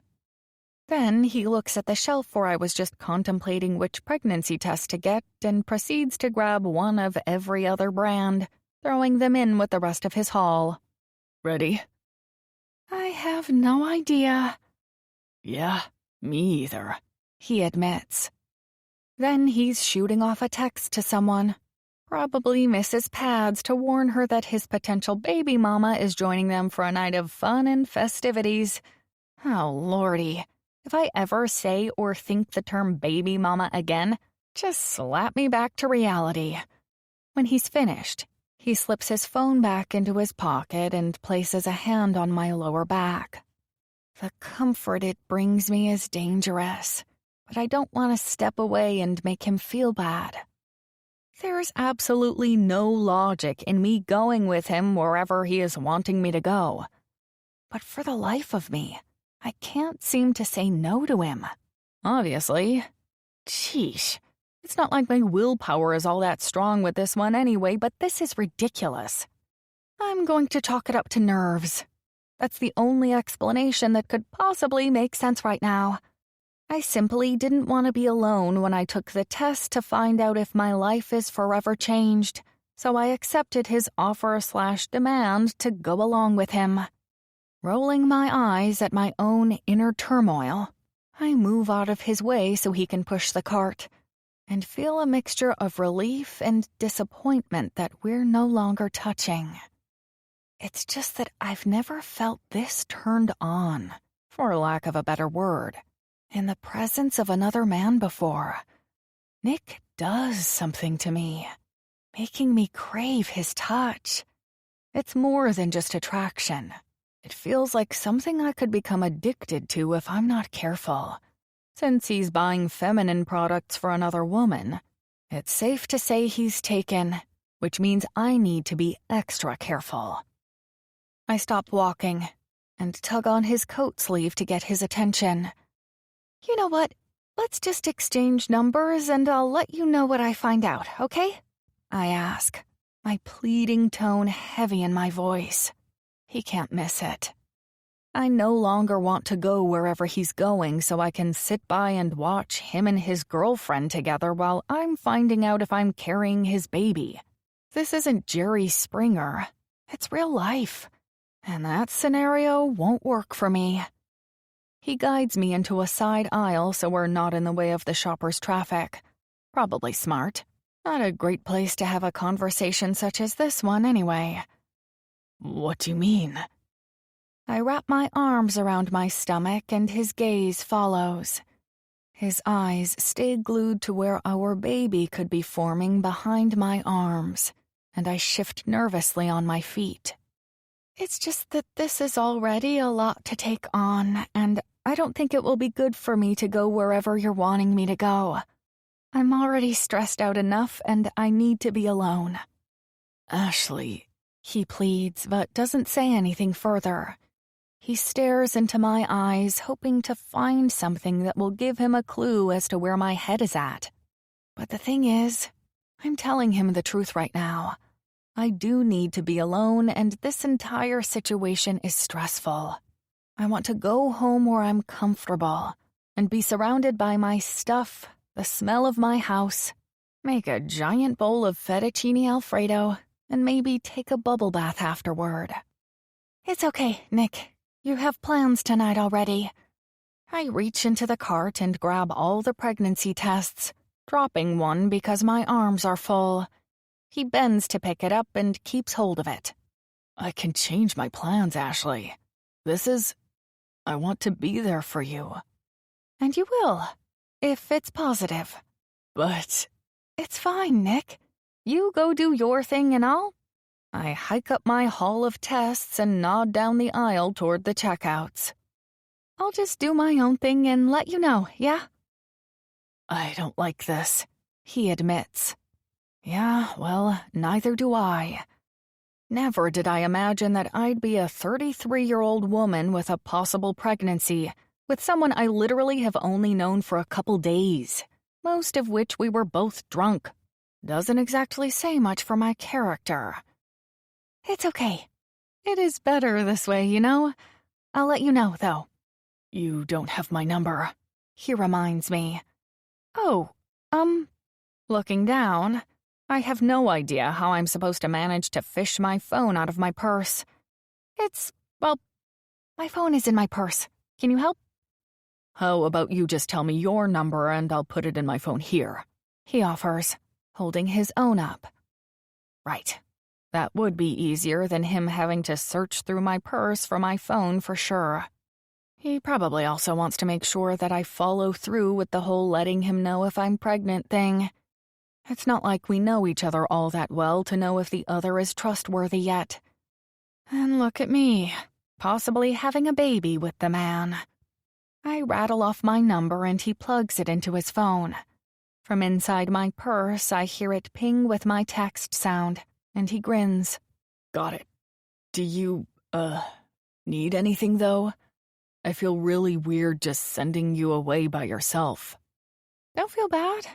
Besides, you're hardly sending me away. If anything, I'm sending you away. It's just that I know I'll need time to process whatever the results are, and let's be honest, we really don't know each other well. I'll feel more comfortable doing it alone. Promise me that if you get home and you realize it's too much, that you'll give me a call. I sent you a text, so my number is in your phone now. It's really sweet that he's being so caring. Not that I expected anything different from him. The time we spent together, drunk or not, he was considerate and thoughtful. But if he is going to maintain this level of kindness, I'm going to have to build some serious barriers to guard my heart against him. I promise. Nick watches me for a few beats, then pulls me in for a hug. It's not sexual or even intimate. However, it is almost too much for me to bear. My emotions are all over the place, and this hug feels really nice. Too nice. It's what got us into this whole mess in the first place. I step out of his warm embrace and give him a small smile, hoping it doesn't tremble or come across like I'm about to burst into tears. "You okay?" he asks, and I nod, not fully trusting my voice not to betray me. My stomach is in knots, and has been since my missed period. I've always been very regular, so even a day or two off is strange for me. 10 days? That's unheard of. Deep in my soul, I know I'm pregnant with his child. But until I have confirmation of that, I don't want to continue to shake up both our lives. I definitely do not want to be in the middle of a love triangle between him, Mrs. Maxi Pads, and myself. That's something I won't do. "I'll talk to you in a bit then, yeah?" I raise my eyebrows at him and he shrugs a single shoulder. "In a bit, huh?" "Not sure about you, but I'm pretty eager to find out the results, and I've only known about this possibility for a few minutes. Can't imagine how it's been for you, knowing this for days now." "It hasn't been a picnic," I admit. "Bet not." "Okay, well, I guess it was lucky I bumped into you tonight, huh?" "Lucky, or some higher power making sure we were in the same place at the same time," he suggests. If God had a hand in orchestrating the two of us to wind up in the tampon and pregnancy test aisle at the same time, I do believe he has quite the sense of humor. Chapter 6. Nicholas. She might be pregnant. "Come again?" my sister asks, digging through the bags of groceries that I brought over tonight. She begged me to stay at her place through the holidays, and I finally caved. Her husband, Dean, is now one of my best friends, so spending time with them isn't exactly a hardship. Plus, she's about 1,000,000 months pregnant and super crabby. Not that I'd ever say that to her face. And I didn't want to set her off. She finds the box of glazed donuts I snatched up on a whim, and her eyes light up. Setting it down in front of her at the table, she opens the box and leans over, inhaling the sticky, sweet scent of deep-fried goodness. "You gonna just dive in or eat one like a civilized human?" She glares at me and lifts one out of the box. "Not that I care what you think of me, but I figured I'd better at least take it out of the box." I shake my head, laughing, and continue putting some groceries away. Dean would do it, but he got called back into work tonight because of the snowstorm. He works for the city, and in the winter he helps make sure the roads are clear of snow and spreads salt. He's a fucking gem of a man. And not just because he puts up with my sister's shit, but because he practically raised his siblings when his dad ran off and his mom had to work 3 jobs to support the family.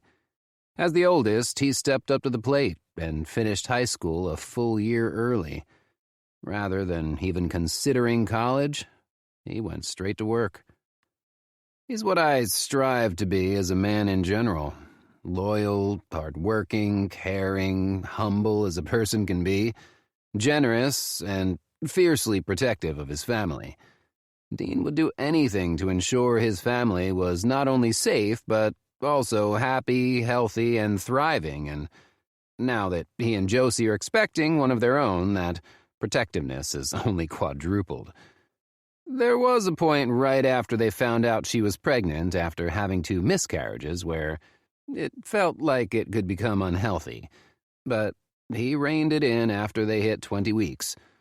Now he's working himself to the bone to make as much money as possible, go to every doctor's appointment Josie has, building the baby a crib by himself, and remodeling certain rooms in the house.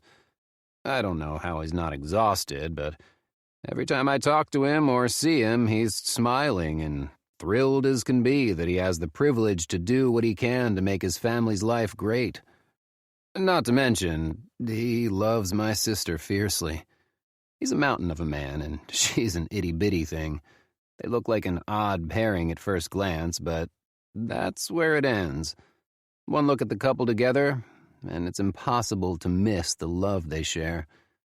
If I can pick up groceries and other essentials and help out a little around here with little things to take the burden off both of them, I'll do it. They deserve it. You gonna leave any of those donuts for Dean? Verdict is still out on that one, she mumbles around a mouthful of food. Such an asshole. He knows the deal. You snooze, you lose around here. I raise my eyebrows at her as I put some ground beef in the freezer. You mean since he's working his ass off to clear the roads, he doesn't get to eat donuts? Right. She grins, licking the glaze off her fingers. Did you get the maxi pads? Yeah, but why do you need them anyway? For after the birth? Enough said. So, this girl might be pregnant? Even though it's scary as hell and inconvenient as fuck, I smile. Yeah, I think so. I saw her at the store while I was buying your pads, and I'm pretty sure she thought they were for a girlfriend or something. She started acting a little shifty about it. I should be hearing from her tonight whether or not your little guy will be having a younger cousin by about 8 months. You're smiling, she says, standing up to help me put the rest of the meat away in the freezer, then squeals when she sees I picked up not one, but 2 party-sized bags of Cool Ranch Doritos, something she's been craving the entire pregnancy. Seeing the snacks makes me wonder what kinds of food Ashley will crave, if any. It also makes me wonder if she'll allow me to be there for her. Not the worst thing that could happen, I admit. You don't know her, she reminds me gently, putting away a box of pasta. Don't I? She gives me a look that I'm sure will one day remind her children who's boss, but it does nothing to me. All I know is that I felt comfortable around her, and when I saw her at the store today, I was, I don't know, happy. It was good to see her. Even though she told you that she could potentially be pregnant with your child? I flinch. I know. That was definitely unexpected and actually pretty scary. My gut instinct, though, tells me it's a good thing. You've always been one to follow your gut, she says. But it hasn't always led me in the right direction, I remind her. I pull the pizza box out of the oven where we had it keeping warm, and we take it with us to the living room, Josie carrying a can of Coke for me and one of Sprite for her. She's held off on drinking even an ounce of caffeine since they started trying to get pregnant, but she says sometimes she needs something fizzy, especially when she's eating pizza. Want to watch a movie or a show? Movie. Good. I was hoping you'd say that. With a slice of pizza raised in my hand, I pause, noticing her grin and tone of voice. Josie? No. It's Christmas. It is not. She huffs. It is in 2 days. Please. Come on. Dean never lets me watch it, and I feel weird watching it alone. I need someone to banter with. You know you love it. I do not. Okay, maybe love it is wrong, but seriously, Nico, I'd love you forever and ever. You already do, I tell her, smiling wide and taking a giant bite of the cheesy goodness. Normally, I go for a lot of toppings on my pizza, but Josie was begging for one with only extra cheese, and honestly, it didn't sound awful. Maybe I'd love you even more. How can you deny a pregnant lady her last wish? You dying and forget to tell me? She places her hand on her stomach and sits back in the couch, groaning and making a huge spectacle. The entire pregnancy, she's been incredibly healthy and goes to yoga classes to keep her body in shape. But right now, she's lying back like a wounded animal. If I didn't know her well, I'd feel guilty for rolling my eyes. "You're so full of it. You're so dramatic." She throws her hands up. "You don't know me." I bark out a laugh. "Ha! Right. Let's try that bullshit on someone else, shall we?" She quickly covers her stomach. "Watch the language around the little one." "Again, you're so full of it. Just last night I heard a cocksucker slip out while you were cooking supper. You can't bullshit a bullshitter, Josie. No fucking way you're making me sit here and watch White Christmas with you. If I have to listen to that damn Sisters Sisters song, I'll gouge my ears straight out of my head. Now who's the dramatic one? Let's watch Die Hard." "I hate you." "No, you don't. Die Hard's the best Christmas movie there ever was, and you can't even deny it." But nothing. You're not going to manipulate me." "You're going to be a terrible father." "Correction. I'm going to be a fabulous dad because I won't let my kids walk all over me." Her eyes instantly well up with tears, and she puts her plate of pizza down on the coffee table, scooching closer to me. Josie wraps her arms around me as she sniffles. "You're right. You're going to be amazing. I'm just crabby and emotional and want Dean home instead of out on the road, so I'm picking a fight." Then she mumbles, "I don't even like White Christmas all that much." She's so emotional lately. I have a really hard time not giving her shit about it, but I don't want to add to it. "Liar. You love it." She cries out loud, huffing her annoyance. "I really do. It's that darn Danny Kaye, and Bing Crosby's blue eyes, and Rosemary Clooney, and even that skinny one, Vera Ellen. I mean, she needed to eat a couple cheeseburgers, but I just love them all."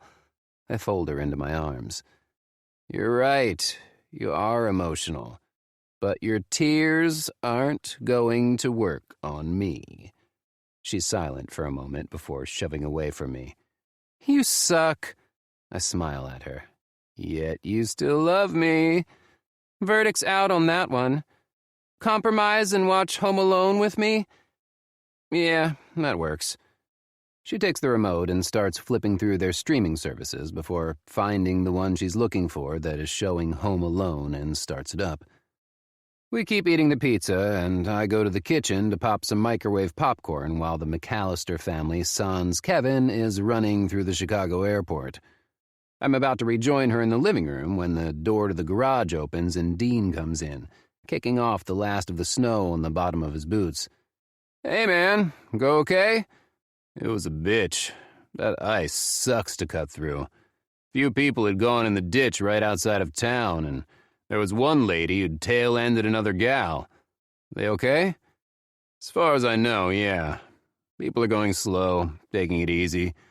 But I'll have to leave again in about 6 hours to clean the streets again." "Shit." "Yeah. You staying here tonight?" "She wants me to. That okay with you?"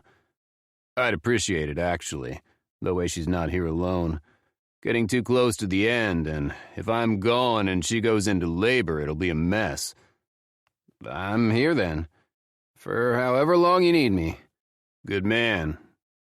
"I wouldn't watch White Christmas with her, so she wasn't thinking so earlier." He scrubs a hand over his bearded jaw, smiling. "Bet that pissed her off. She's been begging me for a few weeks to watch it with her. I keep telling her to watch it alone, but she swears it's not the same. I can't do it, though. Same. It's torture." "So what's new with you?" he asks, as I pull the bag out of the microwave and toss a second in. Since Dean's home, I know he'll polish off the last of the pizza, but no doubt still be hungry. And let's be honest, you could be stuffed to the gills and the smell of popcorn would lure you in for more. After pouring the first bag into a large bowl, I sprinkle it with a little bit of salt and set it on the counter, waiting for the next bag to finish popping. "Might have gotten a beautiful lady pregnant," I tell him, at the perfect timing. He'd just chugged down a bunch of water. Sputtering and coughing, he shoots me a glare and I laugh. "Fuck you," he says, wiping up the water. "Not even funny." "Oh, trust me, I know. It's the truth, though. What the fuck? You're 35. Don't you know to wrap it up?" I shrug. "It was a strange night, and she said she was on the pill." "So she trapped you?" "Fuck no, it's not like that. At least, I don't think it is. Ashley's not that way. I genuinely think the pregnancy, if there even is one, is an accident." "You seem calm about this. How long have you known her? Can't be that long since you proposed to that bitch Stacia. Wasn't that like a month ago?" I wince. "Yeah, it was the same night." Now it's his turn to laugh. "Oh, fuck me. You had a drunk one-night stand that ended up with getting the girl pregnant? Only you. Holy shit. Shut up. It's not like that? Oh yeah, it's exactly like that. You're such a dumbass." He shakes his head and refills his glass, looking in the fridge for something to eat. "Pizza's in the living room." "Oh, good. I'm starved." He's always hungry. I suppose that's what happens when you're 6'5" and 270. The microwave dings again, so I take care of the second bag of popcorn while he goes to the living room to say hello to his wife and find the pizza. When I join them, he's taken my seat next to her on the couch. Josie looks content as she cozies up to Dean, his one arm over the back of the couch and around her shoulder. It's hard not to be a little jealous of the two of them. My first marriage didn't last. We thought it was love, but as it turns out, friendship, even if there was some attraction there too, doesn't lead to love the way we'd expected. The chemistry was never really there, and if I'm being completely honest, and this is something I've been thinking about for the last month, the chemistry wasn't there with Stacia either. I just never realized it until I spent time with Ashley and discovered what it was like to be with someone I truly wanted. I never knew what it felt like to have a desire for a woman so deep. On the screen, Kevin is deciding that he's strong and is going to defend his house, and I've decided that if Ashley is pregnant with my child, I'll do everything in my power to do what Dean has taught me to do. I'll protect her and the baby. I'll be there for her in any capacity she'll allow. I'll work my ass off to be the best father and partner for her to raise a child with. I know she won't want me for more than that, her words as we stood by her car after Roy, the taxi driver, dropped us off at the bar that day, have played on a loop in my head every single day since. It was fun. It was fun. Maybe we should... I'm going to stop you right there, Harry. She's back to calling me Harry again, which can't be good. That can only mean she's trying to dehumanize the situation or something of the sort. We can't. I mean, the other night was fun. I raise an eyebrow at her. Okay, yesterday was fun, too. So was this morning, and later this morning, and this afternoon. She blushes, and I want nothing more than to reach over and run the pad of my thumb over the pink in her cheeks. But the soft smile she's giving me tells me she's about to deliver the "don't call me" speech, so I keep my hands to myself. Yeah, but... But you don't want to repeat? It's not that, but it's kind of that. You and I just got out of long-term, fairly serious, or at least we thought they were serious, relationships. For heaven's sake, you proposed a couple days ago to someone who definitely wasn't me. Last night was not normal for me. The drinking, the sex with a stranger, all of it. And I need to wrap my head around that. Did I pressure you? The thought alone makes me sick, and it's not from the alcohol. That's out of my system now, and I feel great. Or I did, until this conversation, anyway. Not at all. But the fact is, I wasn't acting like myself the past couple days. I've heard people say that alcohol sometimes brings out the truth in people. Ashley looks away, running her hands through her long, thick, dark hair. I'm not going to lie and say I didn't have a good time with you, but this is where it ends for us. I need to get my life back in order, and I need to do that alone. I'll respect that. I might not like it, but I'll respect it. Besides, what she said about acting out of character holds true for me as well. I've never had a one-night stand, never slept with someone I hadn't been dating and getting to know, and I rarely drink alcohol. At least, not to the extent that I did last night. Probably why both of us got so incredibly trashed last night. Our systems aren't used to it. I'm sorry. What are you sorry about? And please don't say us having sex, because that might hurt my ego, I tease, grinning. Seriously, Ashley. We had a great time, yeah? She nods. And I'm not going to deny that you're right. The last couple nights probably shouldn't have happened. But I don't regret that it did. It was fun, and maybe exactly what both of us needed. A night to cut loose and lose ourselves in someone else. But there's always a but, she jokes. But I also won't deny that I wish things were different. I wish that I'd met you on a night that we both hadn't just had our hearts broken and that we didn't make sketchy decisions. Yeah, if only, huh? If only. I open her car door and she slides in. I lean inside her window after the door is closed and window is rolled down and kiss her gently on the lips. Maybe things will look different for us in a few months. Maybe. Would it be okay if I look you up then? Check in, maybe? Take you to coffee, not drinks, obviously.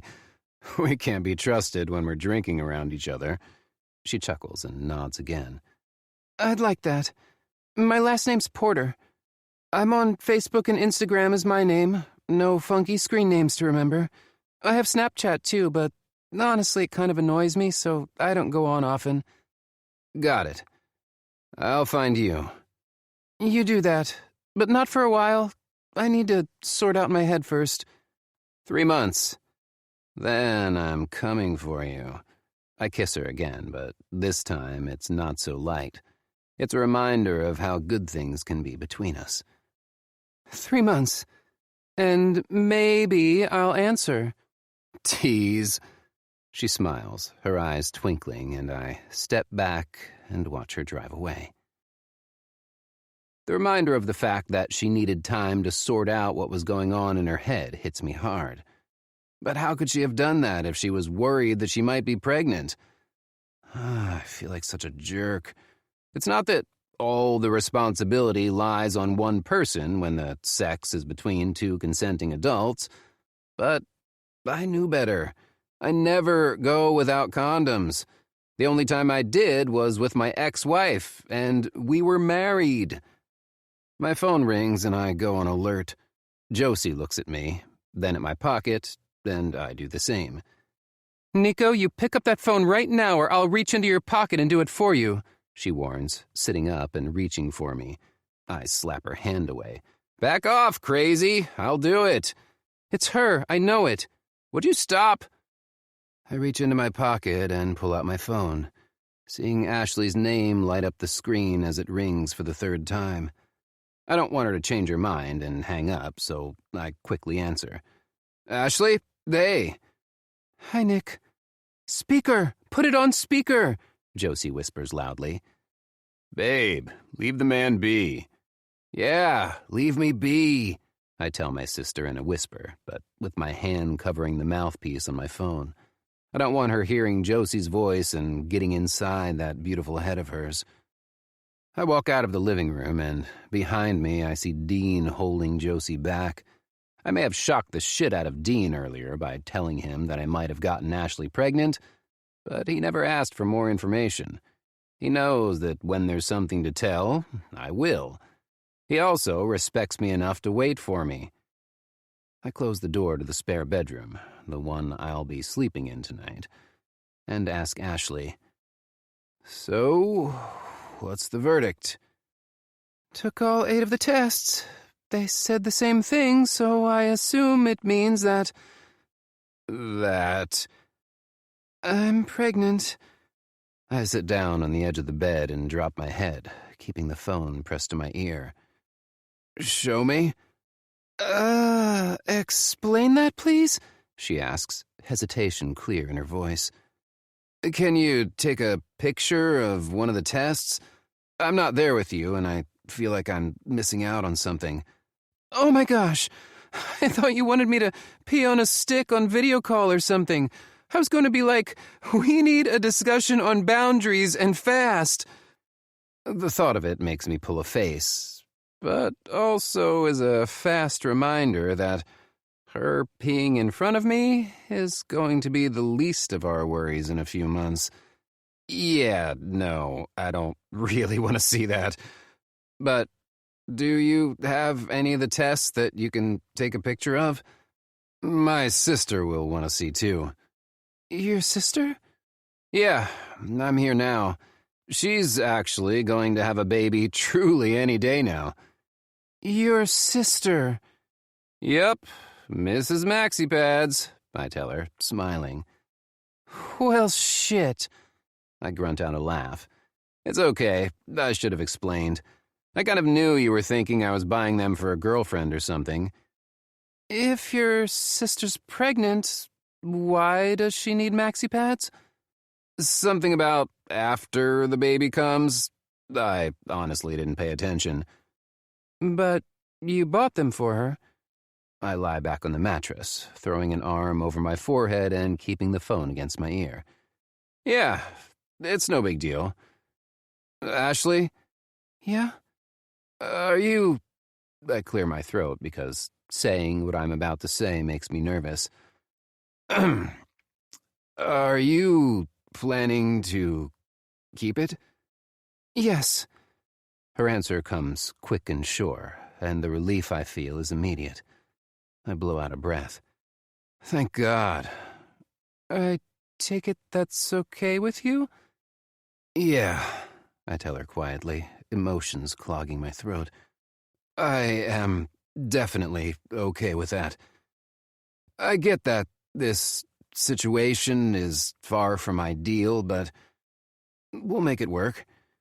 We've got a lot of lifetime to catch up on, and I know it will take time, but I'd really like the two of us to get to know each other better. I agree. The baby deserves to have parents who at least know the basics about each other, right? I'm not even going to go there right now. I want to know a whole lot more than the basics, but we'll leave that discussion for later. Instead, I simply agree. Right. It's the holidays, and I'm going to be at my parents' until the day after Christmas. You around that day? Can we maybe get together? I'm here. Whenever, Ashley. I'm here. And if between now and the next time you and I see each other you feel overwhelmed or sick or just like you need to talk about it all, you pick up your phone and you call me. I'm sure I'll be okay. Promise me, Ashley. You might not know this about me, but it's important for you to understand that I don't sit on the sidelines well. Being a leader comes pretty natural for me, so if I get bossy, it's not because of any other reason than I like to be in control. I remember a little of that, she says shyly. Oh, yeah? You do, huh? I do? You liked it. My words are a reminder, not a question. On the other end of the phone, I hear her suck in a breath, and it brings me a hint of satisfaction. Are we keeping this between ourselves? You said you were at your sister's house? Does she know that I was taking a test? I try not to groan. Yeah. Then tell her. If she's anything like you, she'll throw you down and give you a wet willy or something until you tell her anyway, so might as well just get it over with. Wet willy? What the fuck? I can't help laughing because that's like grade school shit. It sounds like you have a traumatic wet willy experience. So bad. My middle sister wasn't as terrible, but my big sister was the worst. Like, the literal worst. She was always such a shit. Most sisters are the worst, I say loudly, hoping Josie hears. Hey! Josie says, not quietly, on the other side of the door. Shh, babe. My sister's waiting at the door. If you're sure, I'll let her know, only so she doesn't go into early labor trying to get it out of me. If there are people in your world who need to know, tell them. But after that, I vote for keeping it quiet until we're past the first trimester. My sister had a couple miscarriages, and it was hard enough to go through when no one else but her husband and myself knew. First trimester, huh? You know stuff about pregnancy. A little. My sister Josie, she never shuts up. Well, that's good. I know nothing. We'll get there. Together. Thank you, Nick, for being so good about this. I know what she means without having to say it. She's glad that I'm accepting this and not being a dick about it. But I'm 35, not 17, and I'm mature enough to handle what life throws at me. I'm definitely mature enough to take care of my responsibilities without flaking or pretending they don't exist. You're welcome. Guess we'll be talking before that 3 months is up, huh? Want to know a secret? What? She whispers. There was no fucking way I was waiting 3 months. I'll talk to you soon, Sally. Bye, Harry. I grin to myself, then holler. You can come in now. My sister practically falls through the door. Well? You're going to be an auntie. Holy shit, are you for real? Apparently. Whoa, Dean says, his eyes wide. You got a woman pregnant? That's the rumor. I have no idea what I'm doing. I feel like an asshole. Not to sound like an asshole myself, but, why didn't you wrap it up? Apparently we were in a hurry, or just too drunk. Or maybe we're just dumb. Josie takes a seat on the bed and grabs my hand in hers. We're here for you, you know? It will be great. Great? It's a baby. That's a blessing, right? Is it weird that I'm excited? I blow out a breath. A little. You've never met her. What if you two don't get along? How can I have a baby with a woman I've only spent time with while I was drunk or hungover? You'll do it because you have no other option. Also, who doesn't get along with me? I'm like a ray of sunshine. Everyone loves me. Dean laughs, probably a little too hard if the sharp look Josie sends his way is anything to go by. I chuckle quietly. Right. Whatever. You know I'm lovable. You're also pretty hardcore, Dean reminds her. Hardcore? What the heck's that supposed to mean? Babe, it's impossible for you to step aside when it comes to your brother. You'll be overprotective like normal, and this time there will be a baby in the mix, so it will be worse. Josie rolls her eyes and squeezes my hand. Don't listen to him. I'll have my own baby by then, so I won't even have time to go all insane for you. I look up just in time to see Dean give me a knowing look. One that says, she's full of shit, but we'll let it be for now. Will you keep us updated and let me know when she's ready to meet us? Of course. Give us time, though. She and I have a lot of learning about each other to tackle first. She's going to fall in love with you. I just know it. I don't let her words settle in. It's so premature and ridiculous to think about that I won't even let my head go there.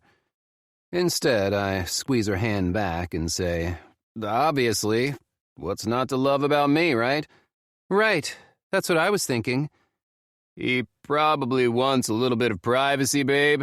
Let's let the man be. But, Josie protests, I'll be fine. I promise her. I'll be here for the next few days for you to keep an eye on me, remember? All my life, I've been Josie's protector.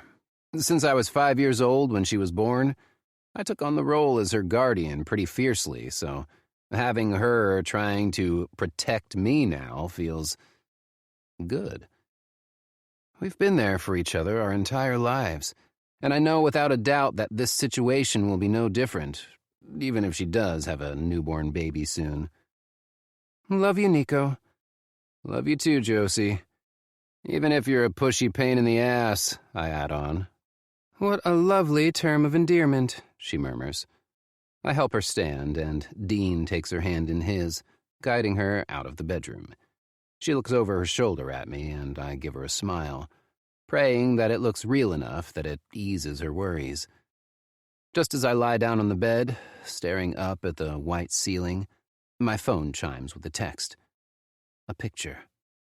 Of Ashley, holding up a pregnancy test with a clear reading of 2 lines displayed for me, along with another test with a plus sign. She really is beautiful. Holy shit. We're having a baby, I whisper to myself. Me. Thank you.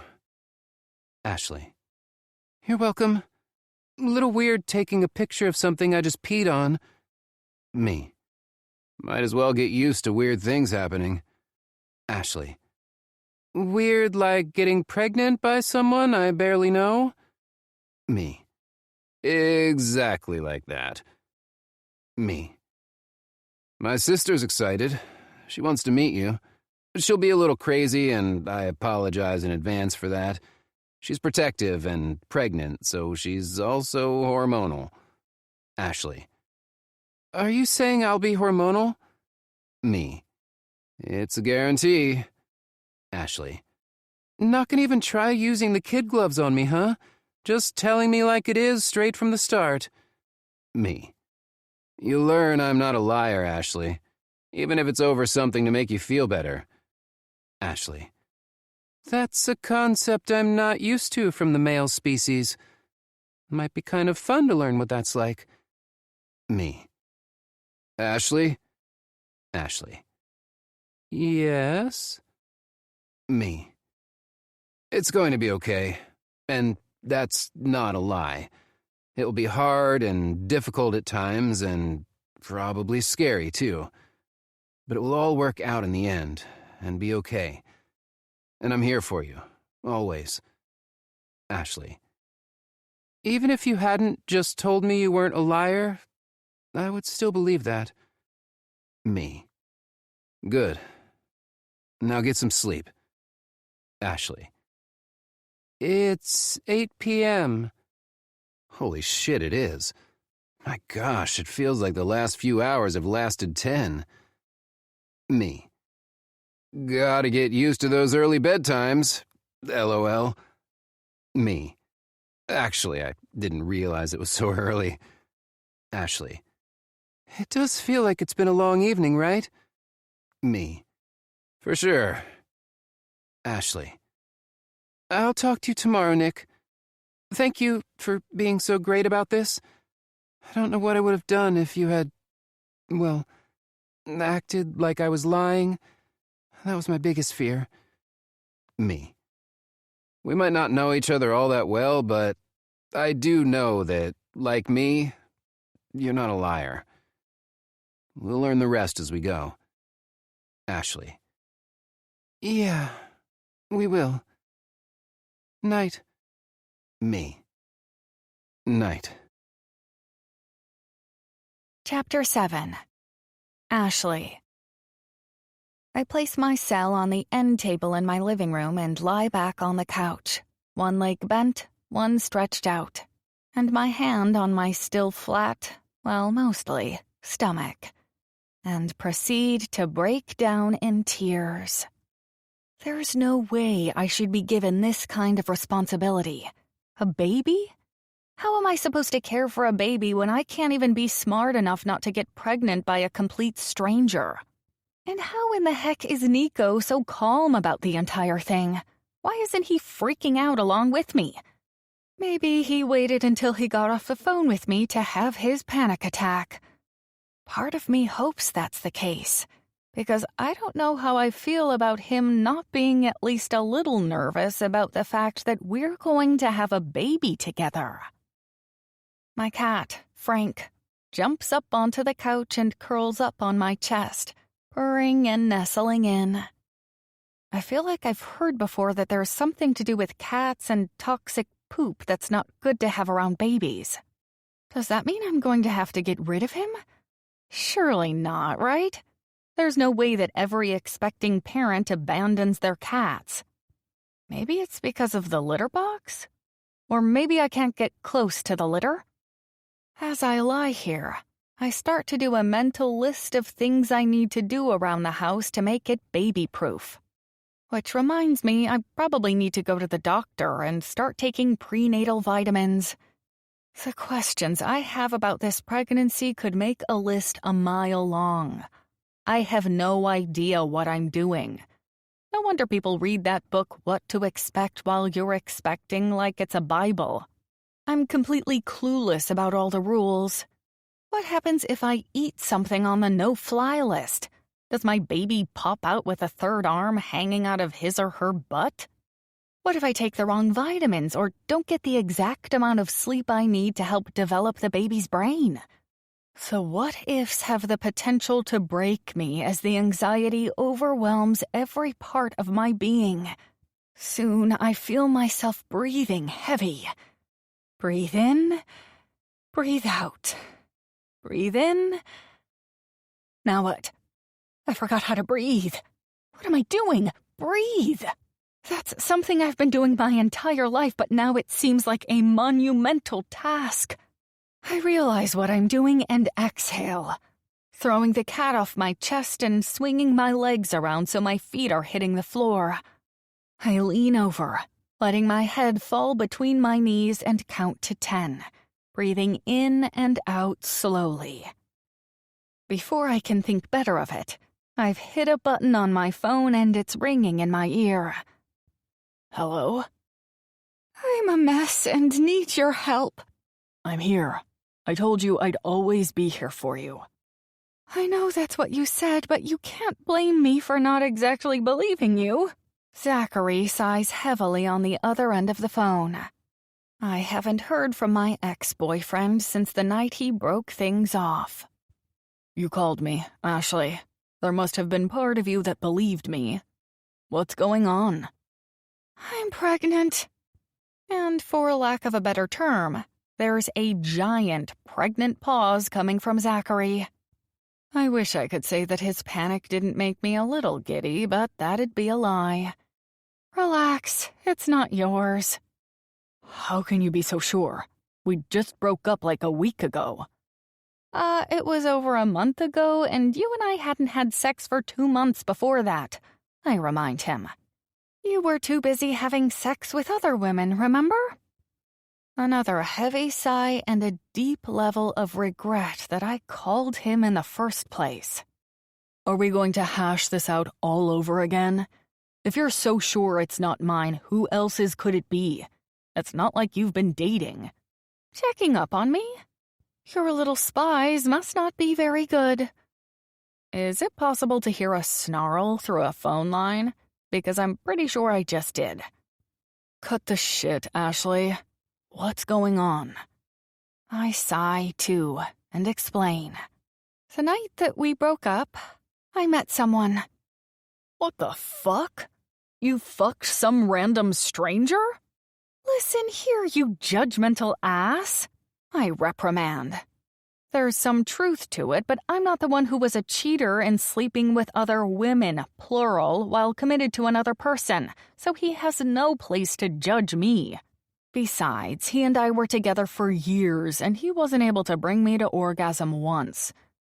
I'm not sure why that's relevant here, but it's still amazing to me that one night with Nick, and he brought me to a place that Zachary never could in the 2 years we were together. Sorry, he grumbles. You know, I was having a scary moment, and for some unknown reason I decided to call you. I thought maybe you'd be able to help me stay calm." He's silent, and I wish I could reach through the phone and flick his earlobe to gain his attention. "Just forget I called," I tell him, and prepare to hang up. "Wait, I'm sorry, okay? I didn't expect this call, you know? It's a little shocking. I don't know, okay?" "You weren't what?" "I don't know." "Sure you do. You just don't want to say it out loud." "Maybe that's it. But this is a surprise for sure, and I don't know how I feel about it." "You're telling me," I mutter. Standing up, I walk to the kitchen and fill up a glass with water and take a sip. "Why'd you really call me, Ashley?" "Because I'm scared out of my mind, and my first instinct was to call Nick, but that made me even more scared, so I made this mistake. Of course, I don't say this out loud. I'm definitely not ready to tell Zachary anything about Nick yet." "I don't know," I say, throwing his words back at him. "Sure you do," he says, throwing mine right back. I roll my eyes and take another drink. "You're right. I do know. I'm scared, Zachary. I can't stop my mind from wandering, and I have no idea what I'm doing. I need to hear someone who knows me tell me that I'm not going to be a shitty mother. I need someone to tell me that—" I trail off, not really knowing how to finish that sentence. What do I want to hear? That I made a mistake, but that the mistake doesn't define me? It kind of does. I'm going to be a mother now because of a mistake I made. I hear a door shut and some rustling in the background. Zachary says quietly, "Ashley, listen to me, okay? I probably did a very crappy job of telling you this while we were together, but you're amazing. You have one of the biggest hearts of anyone I know, and you're so loving, so generous. You're perfect." He chuckles. "Damn near. Kind of made it hard for me to feel worthy of you, if I'm being honest." "So me being a good person made you cheat on me?" I ask. Not in a snarky way, but out of genuine curiosity. Do people only cheat on the good ones and not the jerks? Kind of, yes. This right here is why I called him.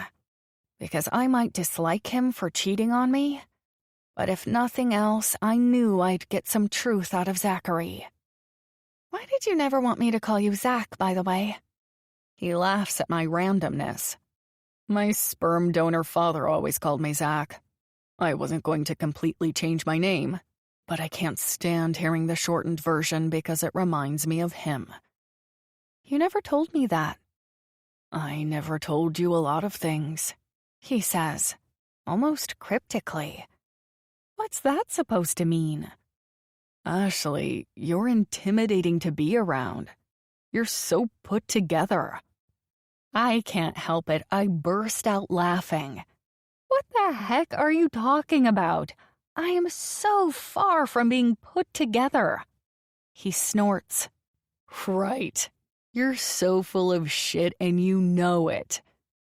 Even though he can't see me, I wrinkle my nose. "Explain to me how I'm intimidating. That doesn't even make sense." "You're... Ashley, you budget to the penny. Your taxes are done within 3 days of when you've received all the paperwork. Plan every detail of your day practically down to the minute, and keep your house looking spotless." I look around the house and wonder what in the world he's talking about. I know I didn't make my bed this morning. There are 2 loads of clothes unfolded and sitting in the laundry baskets. There's a thin layer of dust on my TV stand, and the not-so-thin layer of dust on the ceiling fan blades. Your fridge is more organized than a 5-star chef's. That's not true either. I haven't cleaned my fridge in a month. I've never seen a car that looks like it came out of the showroom constantly. It's never dirty, inside or out. Also not true. I haven't vacuumed it out in a month either. Uh-oh. Oh, no. A month seems to be the common denominator here. The more he talks about who he believes I was, the more it makes me realize that the entire time I was with Zachary, I pretended. A lot. I put on a front. One that made me look exactly like the person he's describing. He's not wrong in believing that I was perfect. That's who I wanted him to think I was, and apparently I did a damn fine job of making it happen. I never felt like I was worthy of being in your presence. Well, that's a little extreme, right? That's such a load of crap. You did too. Not very often. Zachary, you're starting to make me mad. Never mind the fact that you managed to do more in one day than most did in a week. Whenever we'd go out somewhere, I swear you had this glow to you that drew people in. It was impossible to compete with. Never mind. I wasn't mad before. Now I'm really mad. My voice is unrecognizable when I growl. Compete with? What the heck is that supposed to mean, Zachary? Poor choice in words, he mutters. You think? But here's the deal. That old saying, it wasn't you, it was me, that rings very true in this case. It was exhausting being with you.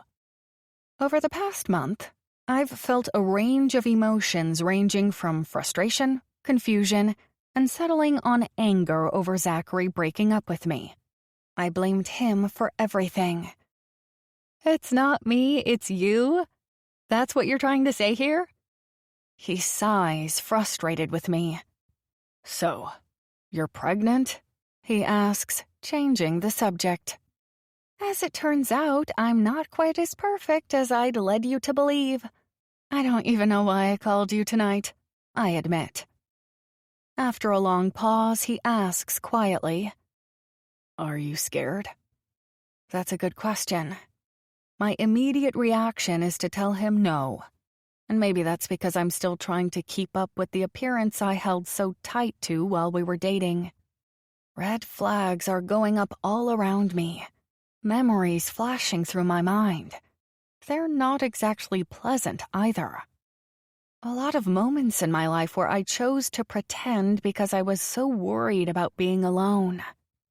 That's not the kind of person I want to be, and I need to be better. Instead of continuing with the lie, even a small one, I admit the truth to Zachary. I didn't think so. Then I realized I was scared out of my mind. Right now, I'm settling firmly in the middle. It's a comfortable place to stay, at least for a little while. Nice and safe in the middle, he agrees. Exactly. You could even travel to Denial, the better-looking cousin. Oh yes, I've been there. Lovely place. Nice yards. He laughs lightly. I've heard great things. To answer your earlier question, I'm appropriately scared. But I've already let the father know, and thankfully he took it pretty well. Wow, he did? Yeah, he did. He's a pretty good guy. I'll tell my parents tomorrow when I go there for Christmas. And I'll call to schedule an appointment with my doctor tomorrow, too. My savings account is big enough that I'll be able to buy what the baby needs to get started. Plus, my insurance through the dental office covers maternity care. Sounds like you've got it all figured out. Typical Ashley. No challenge is too great for you. Suddenly, I don't feel comfortable in my own skin. How did I become this person? The one who changed everything about themselves to keep the guy. Worse yet, it was a guy that, if I really think about it, wasn't meant for me. For one thing, if I have to change who I am just to keep him interested, then clearly it's not a good match.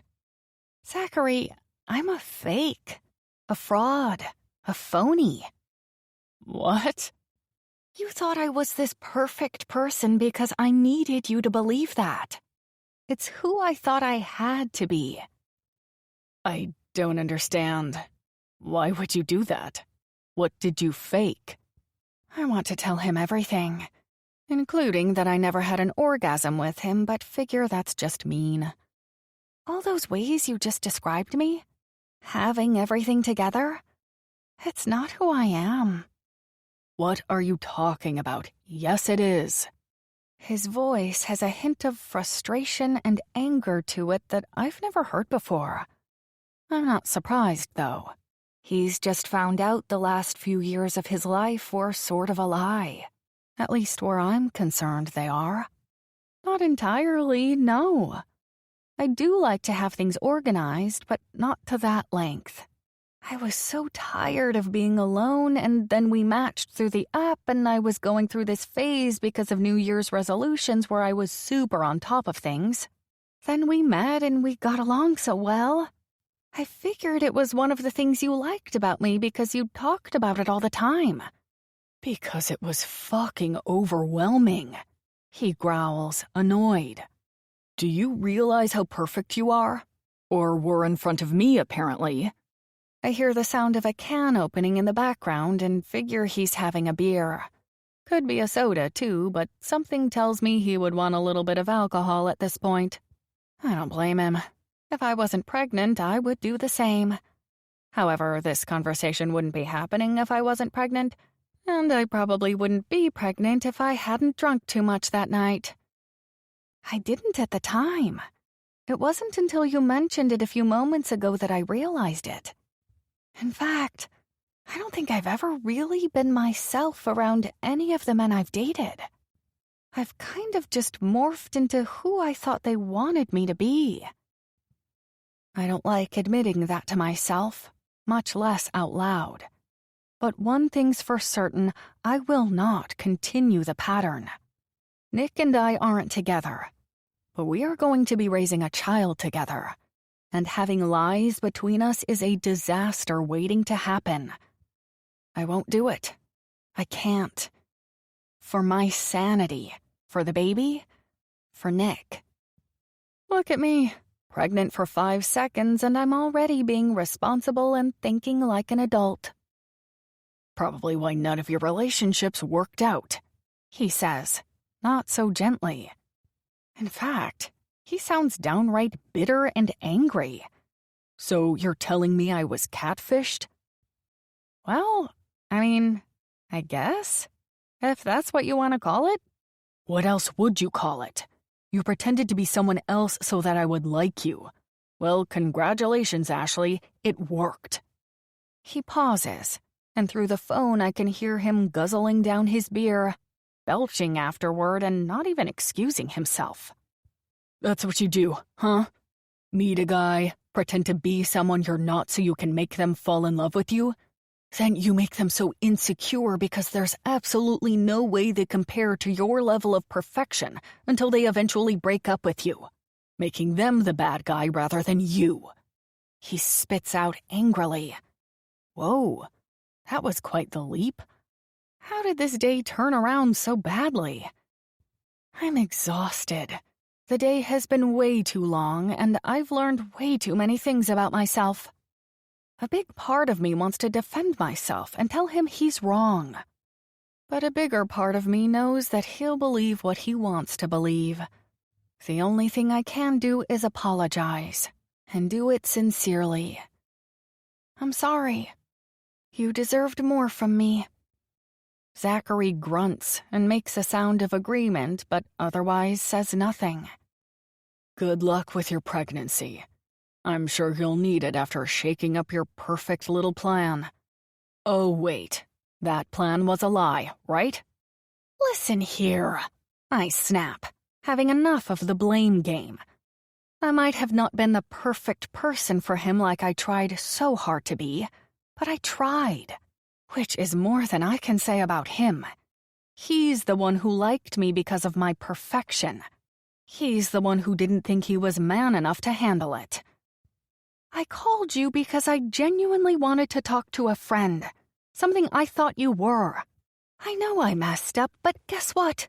You did too. You cheated on me several times, and the clincher? One of those times, that I know of anyway, was not just with a woman. You had a freaking threesome with other people while we were together. That's on you. If you aren't man enough to be with someone like me, then you should have bucked up and admitted it rather than being a jerk. Have a nice life, Zachary. Hopefully this is the last time we talk. Oh, wait, I do have one more thing to say. I pause, but not long enough for him to say his piece. I faked every single orgasm to learn how to please a woman, or man, whichever gender you're into these days. What the fuck? He spits angrily. You heard me. In the 2 years we were together, you never gave me an orgasm, not once. But the night I got pregnant, multiple. My thumb presses down on the red end button so hard I'm surprised I don't crack the phone screen, and then I slam it upside down on the couch cushion. Cover it with a throw pillow, and stomp out of the living room. For good measure, I holler, "Jackass!"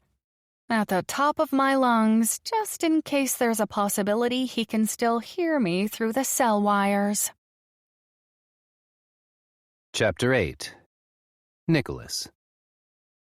"How'd they take it?" I ask Ashley, hitting mute on the remote for the TV in the spare room. I came in here to take a nap. At least, that's what I told Josie. In reality, I've been expecting Ashley's call and wanted privacy when it came through. It's a little after noon on Christmas Eve, and Ashley had texted me a few hours ago to let me know she was Going in. Rip the Band-Aid off style. Wish me luck. I had chuckled, and apparently the smile on my face meant that my sister needed to read a lot more into that little laugh than she should have. I have a bad feeling that she's going to be incredibly pushy and annoying through this. Excited. A little bit upset that I got pregnant with someone they've never met, even though they tried hard to hide it, but I could see it. Can't blame them, I mumble. No, neither can I. She sounds a little sad, and for reasons I'm not willing to really dig into right now, I hate that I wasn't there for her. I hate that she had to do this on her own. I should have offered to go along, even if it would have been a little uncomfortable or awkward. Are you okay? Yeah, I am. You don't sound okay, I risk telling her. She doesn't, though. She sounds like she's been crying, her voice a little gravelly. Ashley's quiet for a few moments, then sighs. Honestly, I don't know. My dad wasn't thrilled, which is, yeah, understandable and a little expected, but my older sisters are being kind of bitchy about it all. They're rubbing it in my face that I was irresponsible, which is only stirring the pot and making it harder. I immediately don't like her sisters. Why is that? Don't sisters normally stick together? Well, it could be because they're both married, but neither have kids, and it's a sore spot for both of them. You're the youngest, I guess. Yeah. How old are they? 40 and 38. I'm 33.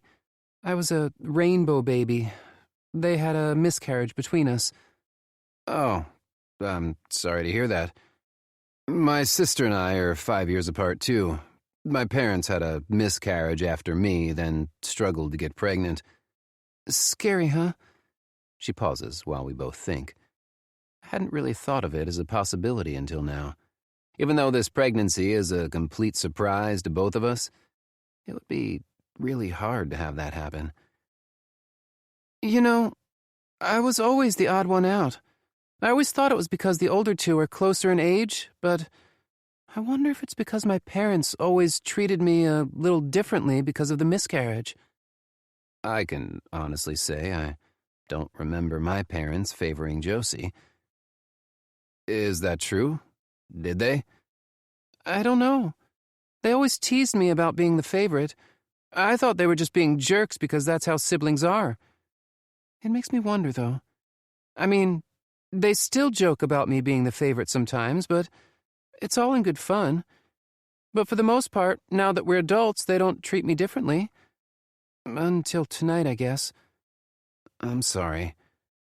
It's okay. I get why they're frustrated. Not that they have a right to be, you know? I'm glad that she's talking and opening up. We have a lot to learn about each other, but the fact that she's willingly telling me about her life is a good sign. We need to keep open lines of communication if this is going to work between us. Tell me about them. My oldest, Grace, she's a career woman and has spent her life devoted to being a kick-ass lawyer. She's awesome and crazy smart. She always loved researching and learning. She loves school. It's only been in the last year that her and her husband decided they would like a child, but they're having a hard time getting pregnant. Her doctor warned her with her age it might be difficult, but she's determined. My second oldest, Lucy, has always wanted children. She and her husband got married 2 summers ago and have been trying to get pregnant since. She's an econ professor at State. Obviously, they're both smarty pants. I'll say. So I won't have much in common with them, huh? I didn't even go to college. They don't judge. I promise. They actually have a lot more appreciation for someone who doesn't spend tens of thousands on an education that they don't need. Not everyone is meant for college. That's a good way to think about it. I knew once I graduated high school, I wasn't going to be sitting in a classroom again, unless it was to learn more about my specific trade. Anyway, back to your family? So, maybe their bitchiness is more about sadness for their own situation and a little bit of jealousy. Of course, that makes me feel bad, but it's not exactly like I tried to go out and prove to them that I could get pregnant first. Luckily, Mom has been wonderful. She knows the type of person I am and that the night we spent together was out of character for me.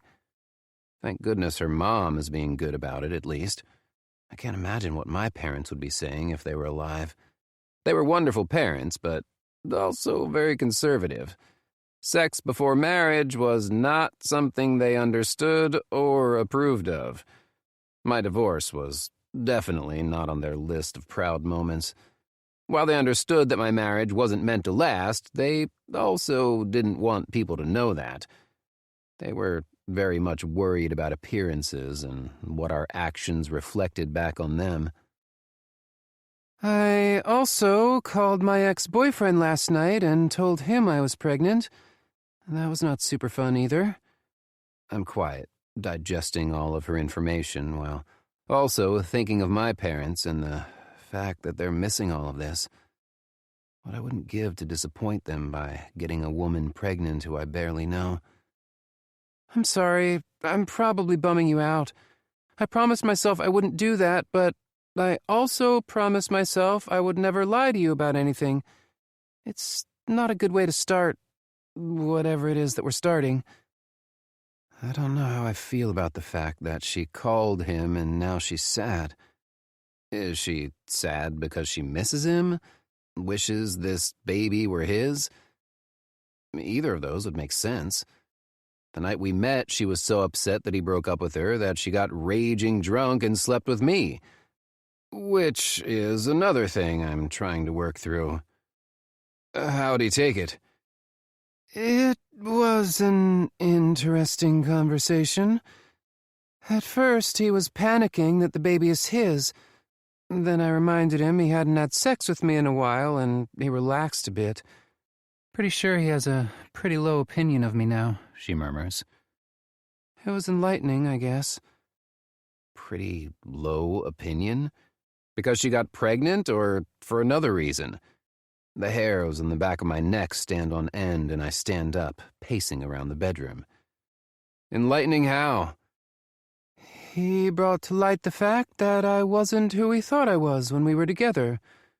I'm a fake and a liar. I stop moving and say lowly, "What's that supposed to mean?" He says that I catfished him, and maybe he's right. I guess I kind of pretended to be this perfect person, and he felt like he couldn't compete with me. When did a relationship become a competition? I growl, the tension heating my skin and prickling the back of my neck. This fucker sounds like the biggest dick on the planet. I miss that memo too. Not being able to stand still, I march out of the spare bedroom, barely glancing at Josie and Dean, who are watching me storm through the house. I slip my feet into my Hey Dudes shoes and throw on a stocking hat and step into the frigid temperatures, pacing around the small area behind the house that we've shoveled already so it's clear of snow. Once I'm outside, not giving a shit about the cold weather, I feel like I can breathe a little deeper. What's this about being a liar and fake? That part might be a little true, she admits. We might not know each other all that well, but I disagree with you being fake. The inflection in my voice is impossible to miss. I know she didn't fake those orgasms with me. There's absolutely no way. But more than that, I know she didn't fake her personality. Not to you, she adds, and not the way you're thinking. Though I did inform him of that part. He was unimpressed. Or I assume he was because I hung up on him before he could say anything more than what the fuck. That's my girl. The immediate thought has me sucking in a sharp breath that I quickly cover up by laughing. I watch a squirrel scamper up a tree and shiver a little when a gust of wind blows around me. I take it he wasn't aware of the fact that he needed a road map to make you come? Clueless. Well, that much is obvious. Her light giggle takes at least some of the tension off my shoulders. I can't believe that you just said roadmap to make me come in a sentence. Got you to smile, didn't it? How do you know I'm smiling? Are you? Wouldn't you like to know? She flirts. Why, yes. Yes, I would. Call me on FaceTime so I can be proven right, I flirt back. You're ridiculous, she jokes. Get used to it, baby. So tell me, what made you decide to call your ex? She sighs. It's heavy and exasperated. Can't we just call this one of my many mistakes I've made over the last month? Am I one of those mistakes? She stutters, floundering and trying to cover her wording. I grin, loving that I can get under her skin, even though I admit that I do wonder if she does consider me that way. A mistake. It would hurt if she did, and yet that night was kind of a mess. Relax, Ashley. I'm just teasing you. Phew. But that's not how I see that night, or you. It was a mess, but not a mistake, and I'm sorry if I hurt you. That wasn't what I meant. She voices my thoughts. Huh. That's never happened to me before. You okay? Kind of. I don't know, really. I called him last night when I was panicking, and don't take this the wrong way, but I just didn't feel comfortable calling you yet. I really don't know why I chose him, though. I have friends. I have sisters. I guess I wanted to make sure that whatever the two of us had was for sure over. Which, by the way, it is. Way, way over. He's not even in my rearview mirror at this point. I'm a little perturbed that she chose to call him when she was panicking, but I'm planning to hide it from her. There's absolutely no way I'm going to admit I'm an unreasonable asshole. For fuck's sake, we barely know each other, so of course she would call him, someone she's comfortable with. Besides, she said she wasn't going to lie to me and that it's over between her and the dickhead ex. I believe her. And for the sake of all our mental health, it's probably best that we both just push forward. With the toe of my shoe, I kick a little mound of fluffy snow and it topples over. I'm sorry. For what? Putting you in this position. She groans an incredibly aggravated noise. No, we are not doing this again. Do you understand me? We're moving forward, together. Or not together, but you know what I mean. Yeah, I do. The night we spent together, we were nursing broken hearts. I don't know about her, but even though I want nothing to do with my ex, Stacia, I'm still not ready to jump into a new relationship, especially one as complicated as ours began. Besides, this little guy that's growing is not a mistake. He's nothing to be sorry about either. Wait, did she say he? I imagine she shrugs when she says, I don't know. Seems right to me. Obviously, I don't know for sure yet. I just called my doctor to make my first appointment today, and it's way too early to know the sex. But you think it's a boy? I'm sure I'll change that opinion several times, until we find out the sex of the baby anyway. You want to find out? Maybe? What do you think? Shaking my head, I scrunch my nose when I admit, I haven't really thought about it, to be honest. It all happened so fast. And unplanned. Unplanned. It's not untrue. However, I really don't like the way that sounds. Do me a favor. What's that? Let's not call the baby unplanned. A surprise? Sure. But I feel like we need to set the tone now, and if we tell a baby that he or she is unplanned, they might think unwanted. And that's not okay. She's quiet for so long, I pulled the phone away and look at the screen to make sure the call wasn't dropped. The timer is still going on the screen. Ashley? Did that happen to you? She asks softly. A friend of mine. And by a friend of mine, I literally mean a friend, not me who's talking about myself, but calling myself a friend, I explain. She laughs on the other end of the line. Glad you cleared that up. Can I tell you a secret? Of course. I'm a little nervous, I confess. It's just little old me, that's all. Ha! Little old her. Right. The woman who's going to give birth to my child in about 8 months or less. The woman who made me feel more in the 2 days I spent with her than any other woman before. I've known she's pregnant for less than 24 hours, and it's turned me inside out. Everything she says I'm sensitive to, overreacting like a prepubescent teenager. It's annoying. You're feeling okay? I ask, changing the subject. If I focus on her and what's going on, I'll get over myself. Yes, she hedges, probably confused. No morning sickness? The smile in her voice is evident when she replies with a cute little, not yet. That's good.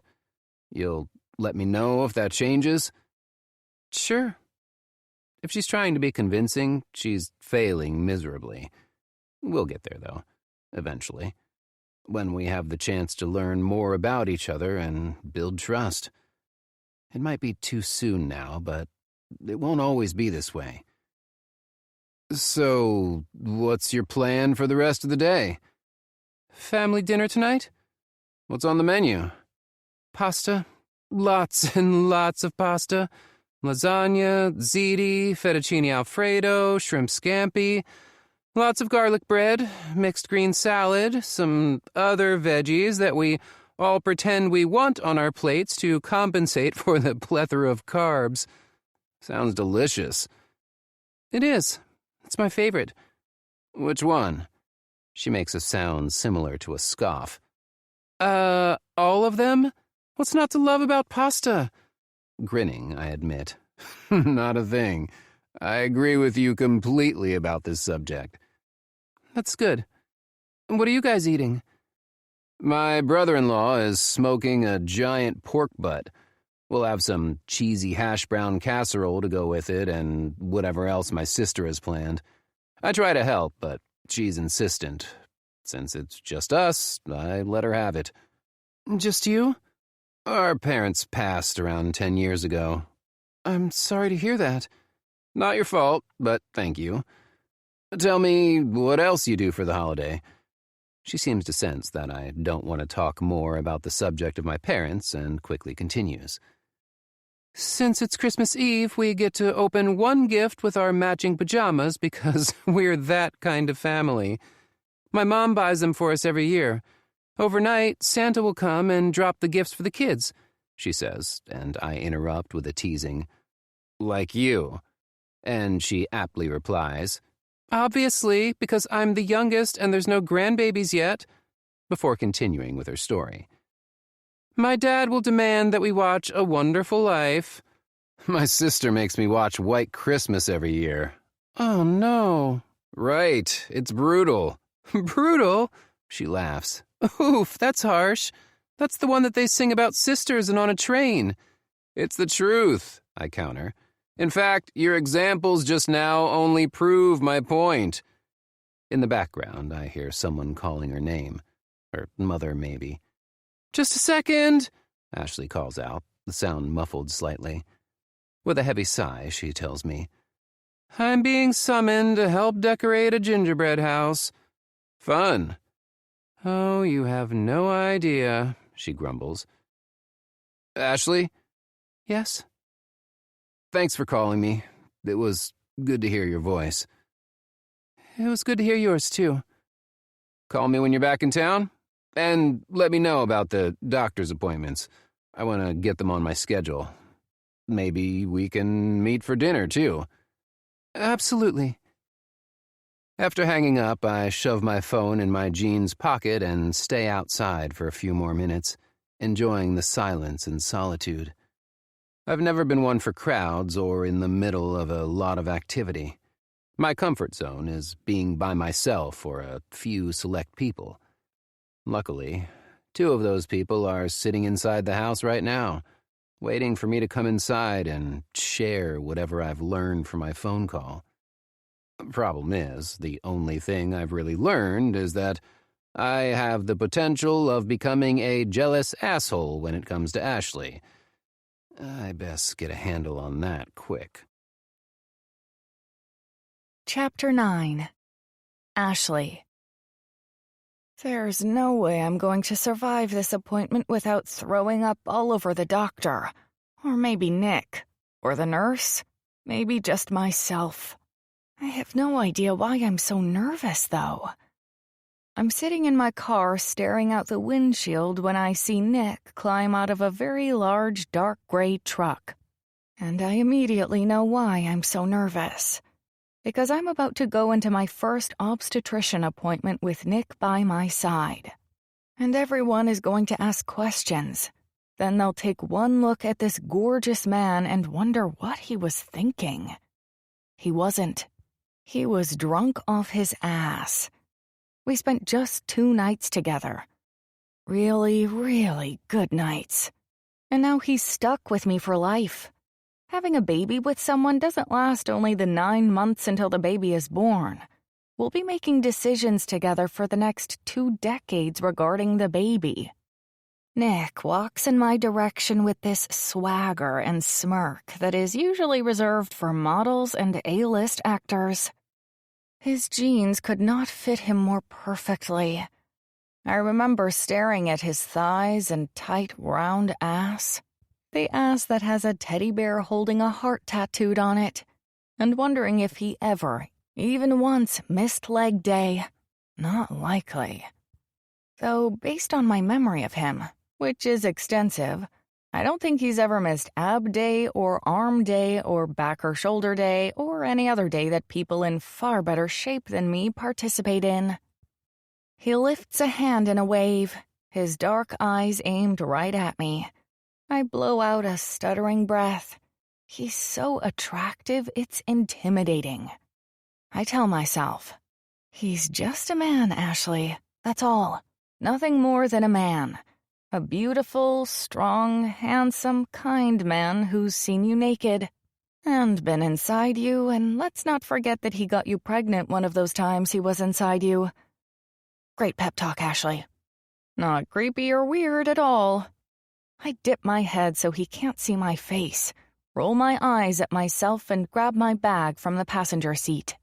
He opens the door and slides inside, sitting where I just pulled my bag from. "What are you doing?" "Saw you sitting here worried. Figured you needed a few extra minutes before going in and hearing from the doctor what we already know. But Josie said we won't hear the heartbeat quite yet because it's too soon. Unless they do an ultrasound that gets shoved up. Well, it sounds really uncomfortable. So I'm leaving that decision to you." "Did Josie have that done?" Don't ask a lot of questions when it comes to my sister's vagina, so I can't say for sure yes or no. A giggle bursts out of me and I relax just a little. Nick turns in his seat, his body taking up every inch of space in the passenger seat of my car. I never thought I had a small vehicle until he came along. Now it looks like a matchbox car. "Little small for you?" He grumbles. This fucking car is tiny. It can't be safe. "It's a fine automobile," I tell him, narrowing my eyes. He grins. "I believe you." "I'm not buying a new car." He looks in the back seat and to me. The car is very tiny. Right. Something tells me I'm going to buy a new car, but it's not because of him. His not-so-subtle reminder that I'll need something slightly larger to accommodate a car seat wasn't needed. I already knew this. Okay. Are you ready to go in? No. He sits back, knees up against the dash, and turns his head toward me. It's going to be okay, Ashley. I promise. I'll be there every single step of the way and we'll get through it together. When Nick grabs my hand and squeezes once, something inside me chips away, and I lower a few of the defenses I had built up around my heart. Becoming vulnerable to another person is risky, and I admit, at least to myself, that it's one of the reasons I've not had successful relationships in the past. "You promise?" Because I've got to be honest here. I'm scared out of my mind to do this. To do what specifically? Become a mom. Make decisions that affect another person's life. And where do I fit into this equation? Do I factor into any of this fear? I blow out a breath and fiddle with my purse's shoulder strap. You don't scare me, I admit. But not knowing you does. We'll fix that, though. Remember when you called to tell me the appointment time?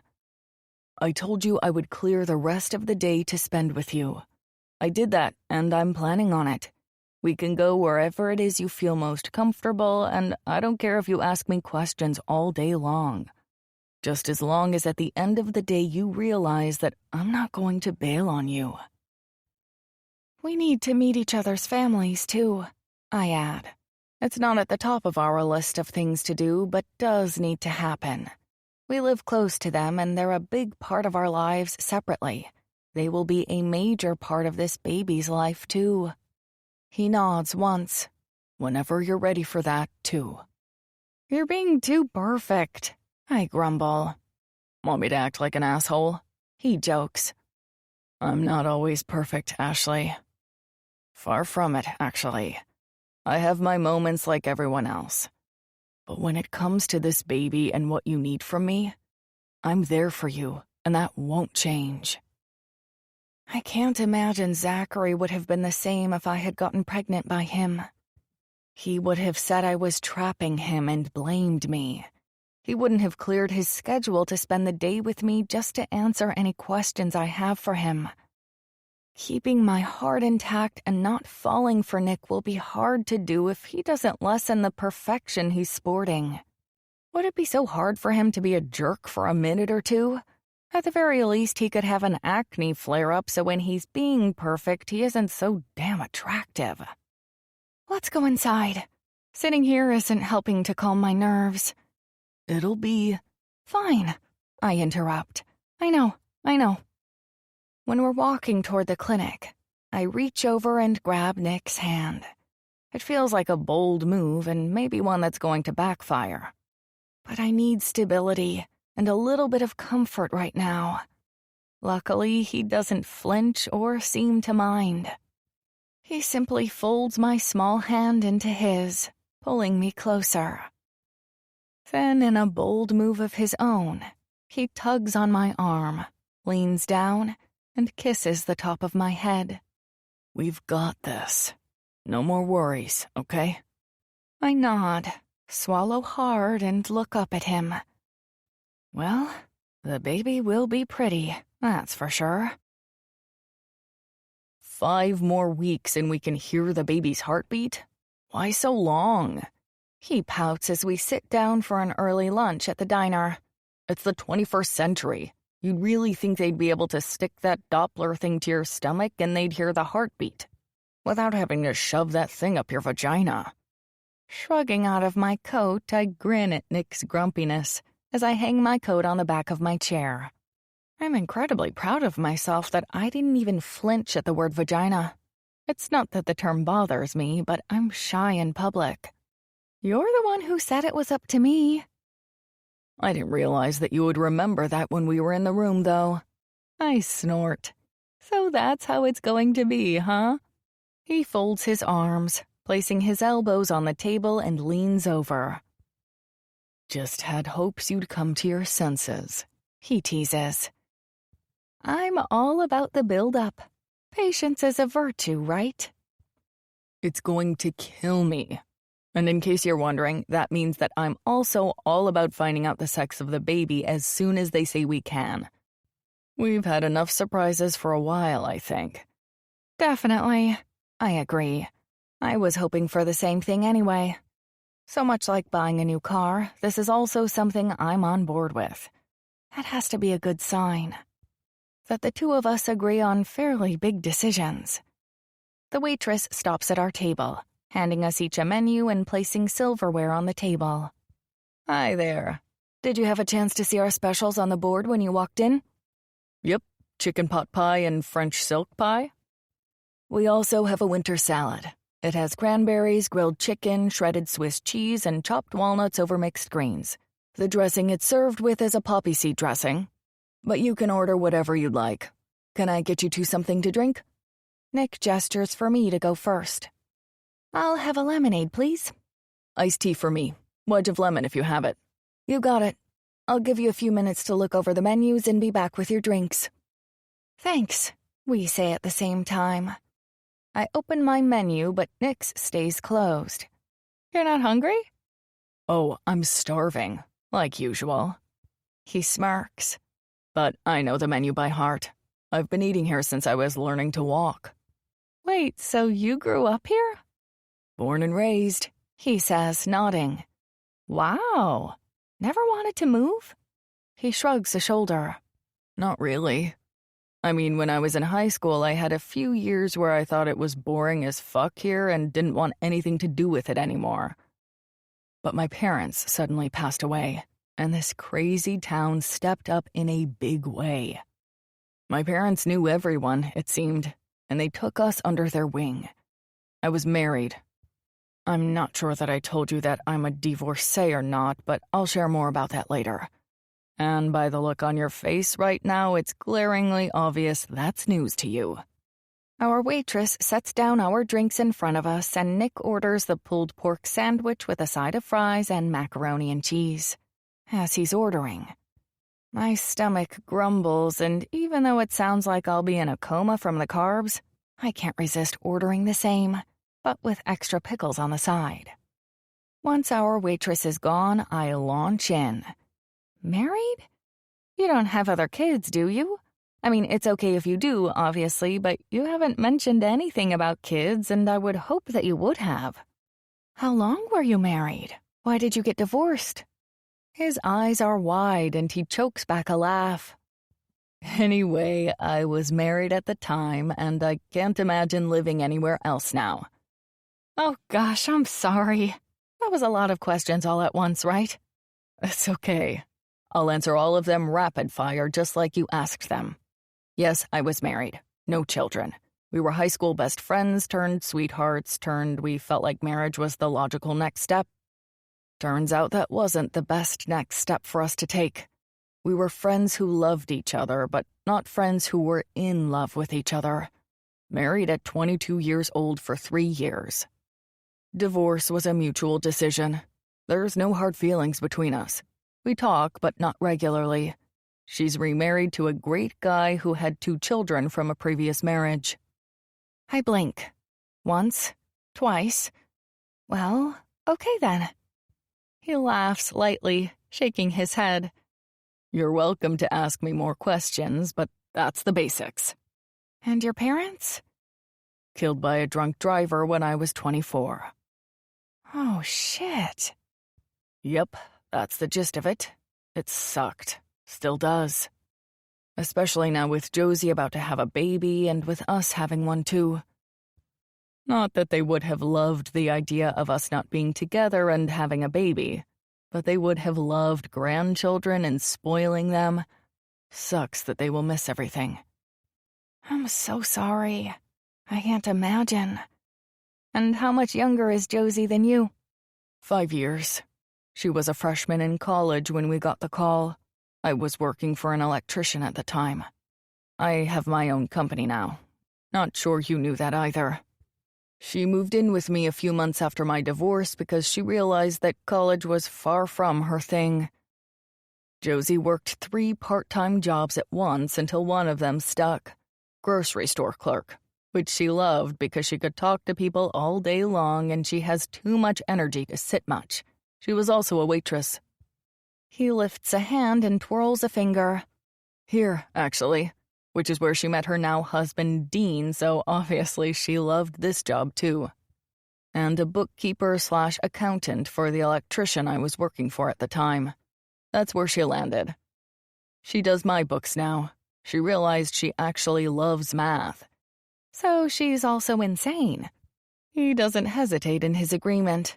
Yes, completely. Now she's pregnant, ready to give birth any day now. She can't wait to meet you. Dean, too. He's a great guy. His dad was a dud and his mom worked herself to the bone. Dean helped raise his younger siblings. Wow. This is a lot of information to digest. Our waitress brings our meals and Nick drinks down most of his iced tea, asking for a refill. I'm sure he is thirsty. He just talked nonstop for 15 minutes, catching me up on his life story. After she's gone, I unroll my silverware, place my napkin on my lap, use my knife to cut my sandwich in half, then... I was not expecting that information dump. I'm a little dizzy from it, I think. He chuckles, digging into the macaroni and cheese first. You think? I give him an eye roll and pop a fry into my mouth. Dip it into the ranch, he suggests, pushing his bowl of ranch dressing in the middle of the table. Why? You'll see. That's not a reason. Trust me. Is that a reason? I do as instructed and groan. Holy shit. Told you. I give him a look that goes right over his head because, well, I'm suddenly ravenous, and I'm shoveling food into my mouth at the speed of sound. I'm like a high school wrestler who's just made weight and he's been told he can eat again. Good, right? Oh my word, yes. Where has this combo been my whole life? On top of the rock you were living under, he quips. I snort, and then we fall into a comfortable silence while we eat our delicious meal. I'm sure I'll be regretting it later, but I practically lick my plate clean. Once we're finished, I lean against the back of my chair. I'm so full. Me too, but I just have a food baby in there. You have a baby too. Dang, I still can't believe that. It feels weird to even say it out loud, you know? Oh, trust me, I know. So what's your plan for the rest of the day? You tell me. I'm all yours, remember? I had some pretty big plans of heading home for a nap since it's my day off. And I just ate more food than I normally do at Thanksgiving. The waitress comes by to take away our empty plates and drops off our ticket, which Nick grabs immediately. You don't have to do that, I protest. Shut up, he says playfully, after paying and a quick stop at the restroom for me. I join him outside by his truck, which we rode in together after my appointment. He opens the door for me and waits until I'm settled, before closing the door and joining me in the cab. Wanna go for a walk? It's freezing out. So, we've got coats. I have extra gloves in here. He lifts the lid in the console that separates us, pulling out 2 pair of gloves. And a couple stocking hats. Let's go for a walk. Get some fresh air. Really? I don't think I've ever gone for a walk with a guy before. It seems so relationship-y, domestic. Yup. Okay, yeah, sure. Sounds fun. Huh. Something tells me you just broke your own rule about lying to me, but I'll let it slide for this one. Damn. He's already got my number. The next several months should be interesting.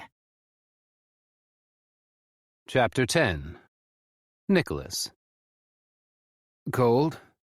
I ask a question I already know the answer to. Of course she's cold. I'm cold. Everyone in the state of Michigan is cold. Except middle school boys who don't think it's cool to feel outside temperatures, so they're still wearing shorts and refuse to admit they own a winter coat. Even if the temperature wasn't a dead giveaway, the fact that she keeps huddling into herself would be. Nope. I nudge her with my shoulder as we walk through town. The storefronts are still decorated for Christmas, and there are Christmas flags hanging from light poles and twinkle lights strung up in the otherwise sad-looking trees. It's a beautiful small town, Liberty, Michigan, under normal circumstances. But in the winter, it's spectacular. Liar. She chuckles. Busted. She turns to me, her elbows bent and arms raised, her hands clasped together tightly. In my defense, though, the walk is actually fun, but it's literally freezing out here. Less than freezing. What is it, 20 at the most? Actually, with the wind chill factored in, I think it's only 12 degrees out here. She wrinkles her cute little red nose. No wonder my face hurts. Lovely to live in an area where going outside in the winter hurts your face, huh? We walk a few more blocks, past the police station and the public library.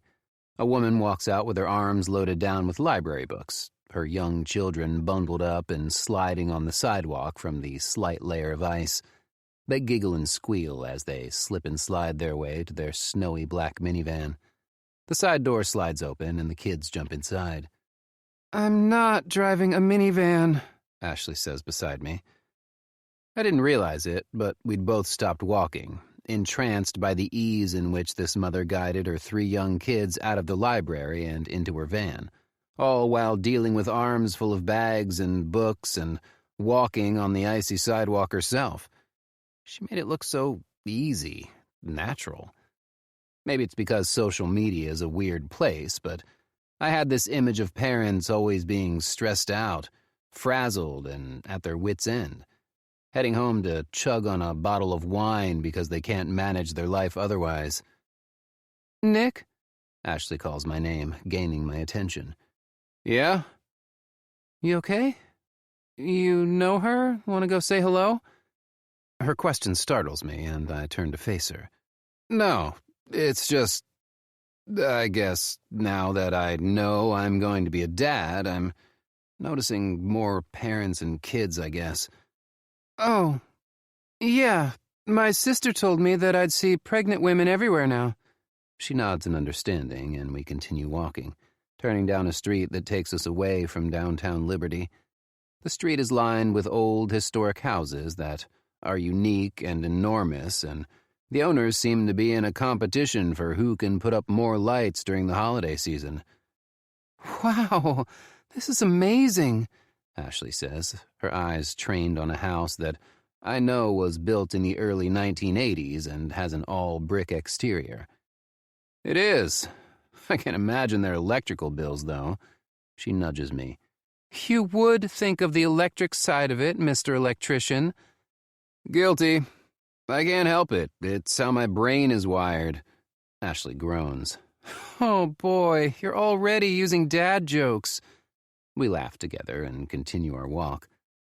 Warming up at all? No, but I like this. You're right about needing the fresh air. Nodding, I explain. I try to get outside for a while every day, even if it's cold or, heaven forbid, wicked hot. Not a fan of the heat? I wrinkle my nose. It's not that. I like summer just fine, but I definitely prefer cooler temperatures. What about you? I could live forever in 65-degree weather. As we walk, we continue to talk about nothing at all. But in reality, she's opening up to me more and more without even realizing it, giving me little details about herself, her likes and dislikes, what her childhood was like, what she wants out of life. In little blips, anyway. This is one of my favorite houses in town, she says, pointing to a house I've never taken a second look at. It's definitely cool, though. Kind of reminds me of a cottage or glorified cabin you'd see next to a lake or in the mountains. Oh, yeah? Yes. It looks like they took a mountain home and planted it in the middle of town. It does. My house is so basic, she grumbles. I love it, and I'm so glad that I have a place to stay. It's a rental until I find something to buy, but still, it's basic. Basic isn't always bad. No, it isn't. I can decorate it the way I want this way. Do you like that? Interior decorating? She turns her head to the side, back and forth. I'm not good at it, mainly because I don't have a lot of things, so my decorating isn't unique. It's basic, she giggles. Your house is cool, though. What I saw of it, anyway. You mainly saw the bedroom, I remind her, wiggling my eyebrows. It's a good room. She leans against me as we walk, and I wrap an arm around her. She doesn't shift away, but she also doesn't get any closer to me. I like it, too. Not wanting to make things between us awkward, I release her, and we continue walking down the sidewalk, turning to go back toward downtown. It occurs to me as we make small talk that I truly enjoy being with her. I did the night we ate enough junk food for an entire football team and then played darts for hours. And today, having lunch and going on this walk that I wasn't really eager to do either, but wanted to have a chance to get to know each other and do something different. I've really enjoyed the 2 times we've sat on the phone together and the texting. She's gorgeous, but it's more than just her appearance that's drawing me to her. It's also more than the fact that she's carrying my child, which is incredibly surreal. Ashley is, honest to God, one of the most fun people I've spent time with. Like when I asked her to play darts, but she didn't know if she wanted to, she did it to have fun. Maybe I'm basing my opinion of her on only a couple of experiences, but something in my gut tells me to follow it, which means I want to know more. So, you're a dental hygienist? Yeah. Is that why you're always staring at my teeth? I ask, smiling wide. She whips her head in my direction, her eyes wide and cheeks flushed. Something tells me the flush isn't only from the cold. What? She's a little breathy, and it's adorable. She's embarrassed that I called her out. Or maybe it's that she's been caught. Either way, she's not denying it. Yup, that's the reason. Nuh-uh. There's more to it than that. But I'll let it go. You like it? The work, I mean? I do. Obviously, there are some times where I'd like to just leave and go back home. When someone comes in who not only hasn't been to the dentist in what seems like their entire life, and also looks like they haven't brushed in decades. Oh, damn. That makes me gag to just think about. Gross. You have no idea. Thank goodness for that. She laughs lightly and turns to me when we're at the one and only stoplight in town. This might sound weird, but I like that you make me do things I typically don't want to do. I raise an eyebrow. Like? Not the sex, she rushes to explain. That I was totally on board with, she says boldly. Got that. I was right there with you, remember? She smiles shyly. Yes, you were. But I'm talking about the walk today and the darts. You helped me get out of my comfort zone. Glad to be of service.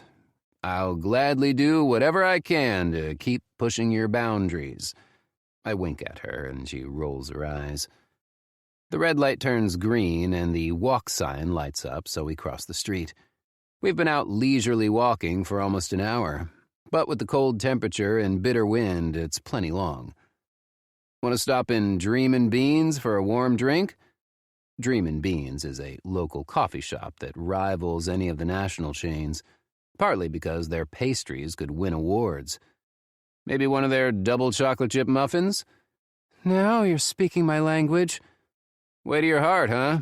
The hot drink or the muffin? Both? Only when it's so cold outside that it makes your face hurt. Fair enough. Okay, that was a lie, she sighs. I'll take a hot drink and chocolate muffin any day of the year. I open the door for her to go inside the coffee shop first. Honestly, I'm such a sucker for anything chocolate and coffee, even decaf, which is what I need to have for the next several months. We walk to the front counter and are greeted by the barista. She has a name tag that reads Hazel, and if I'm not mistaken, she's the daughter of the owner, Christine. I've lived in this town my entire life, so it's hard to miss people who've been here their entire lives as well. It also helps that I've worked with Andy, Christine's husband, on several occasions. He talks about his kids a lot while he's building the houses that I'm putting electrical outlets into. He also talks about his wife and the incredible food she makes and his daughter, who works for the coffee shop. Good afternoon. Welcome to Dreamin' Beans. Can I help you? Hazel asks. I gesture for Ashley to order first. Go ahead. Nick told me all about the double chocolate chip muffins. Do you have those available? Hazel's eyes light up. Oh, yes, they're the best. I could eat like 50 of them a day. Best sales pitch ever, Ashley replies. I'll have one warmed up, please. A cup of decaf, too, please. Same for me, but full of caffeine. You got it.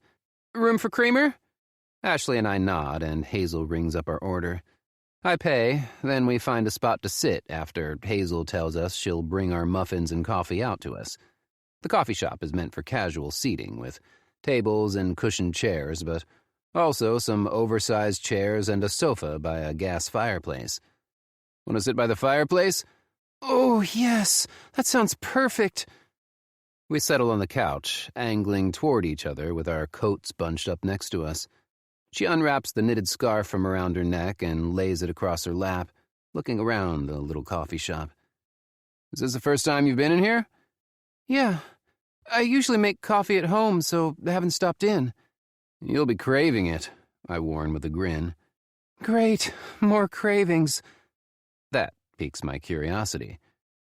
Do you already have something you're craving? She shakes her head. No, it's pretty early, she reminds me. Oh. Hazel stops over with our muffins, which, I'll be honest, is more of a cupcake than a muffin, and coffee, setting a small pitcher of creamer on the table in front of us. Can I get you anything else? I'm good, thank you. This looks amazing, Ashley says. Awesome. If you need anything, just signal. It's quiet in here this afternoon, so I'll notice. Enjoy! She bounces away, and we doctor up our coffee, taking a sip, then diving into our chocolatey muffins. I honestly don't think I could eat one of these without cutting the sweetness with some coffee, but the combination is amazing. Holy crap, that's good, she mumbles around a mouthful of muffin. Right? You were not wrong. I'll be craving these. I store that little bit of information for later. What are your plans for the rest of the day? Tomorrow? Do you have plans? She gives me a funny look that makes me laugh. What's tomorrow? New Year's Eve? Ashley hits her palm to her forehead. I swear I have no concept of time whatsoever. Something tells me that will change, I suggest, looking at her stomach. She places a hand where my eyes are focused. Probably I already think of the pregnancy as spaces of time. That's what Josie said, too. When is she due again? I know you told me when we were on the phone Christmas Eve. Like 3 days ago? She pulls an eek face. Oh, boy. Oh, boy is right. She's driving Dean crazy. I bet. Her doctor's taking pity, likely on Dean, because she whined enough so they'll induce her tomorrow if the baby doesn't come on its own. My guess, though, is that they won't need to do that. She's determined to will that little guy or gal out of her stomach, and there's never been anything Josie hasn't set out to do that she's failed at. She sounds intimidating. Josie? Far from it. Though, from that explanation, I can understand why she would think that. Nah, she's not intimidating. Well, probably not to you. You've known her since she was born, she adds. That's not the reason she doesn't intimidate me. I put my empty muffin plate on the table and lean back, resting my ankle over my knee and stretching an arm over the back of the couch. She's just a stubborn ass who doesn't take no for an answer. But honestly, she's been having those fake contractions since Christmas Day, and when the doctor checked her the day after, he said she was moving in the right direction. You guys are super close, huh? What do you mean? I mean, I have 2 sisters, and we talk like that with each other. Like, we know about our menstrual cycles and stuff, but we're women. We share random and weird stuff. I can't imagine sharing the same with a brother. We're it for each other, though. She doesn't have a sister. She has Dean and me. Dean has a lot of sisters, but they're not close with her because they have each other. We tell each other things. I shrug. Okay. That's actually kind of sweet. I offer up a toothy grin. That's me. Sweet.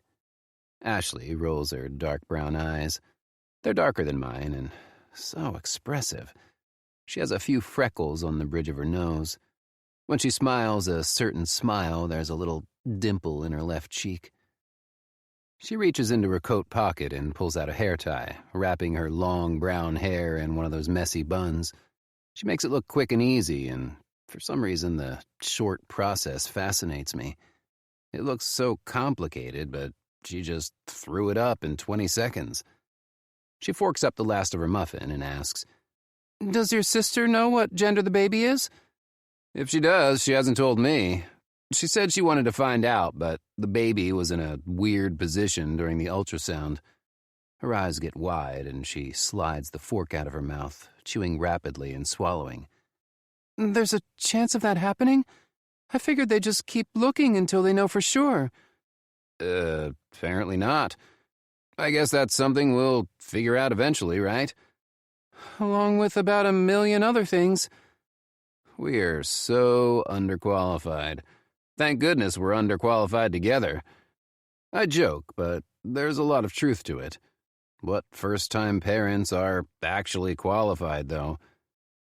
So, you're on board with finding out the gender for sure, huh? Like you said earlier, we've had enough surprises. Let's minimize those that we can. Good plan, I say, wishing she'd left her hair down so I could twirl my finger in it. The desire hits me hard and swift, and an uncomfortable itch right along with it. Fortunately, my phone rings, breaking into my thoughts. I pull it out and see Dean's contact lighting up my screen. It's Dean. She bounces and jumps onto her knees on the couch. You need to get it. Maybe there's a baby being born right this second. I grin at her eagerness for someone she's never met. Relax, I'm answering. I lift the phone to my ear. Hello? It's time. Get your ass over here now. Quickly shifting, I plant my feet on the floor, my eyes trained on Ashley. Holy shit, for real?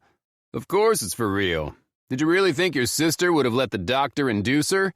She had a plan, and you know how stubborn your sister is.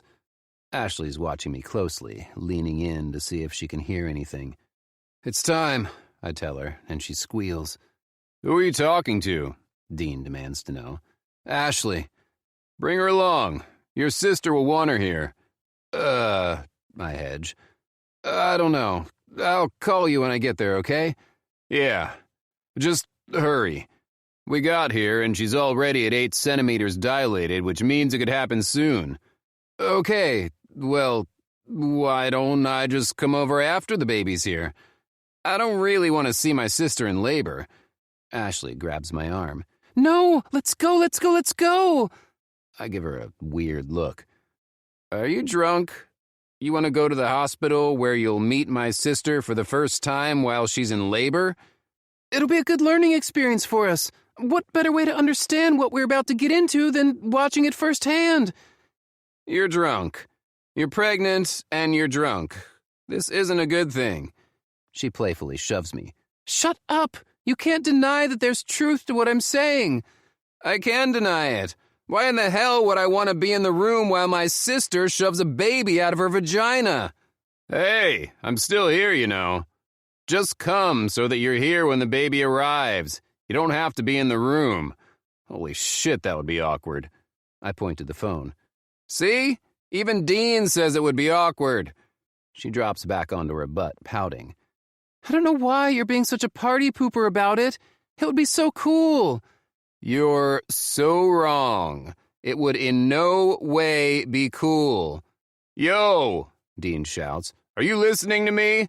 Are you on your way? I'm kind of in the middle of something here, and listening to you and your woman argue about seeing my wife give birth isn't at the top of the list.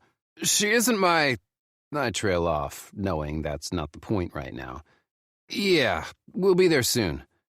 I slip my phone back into my pocket after saying goodbye to Dean. Yes!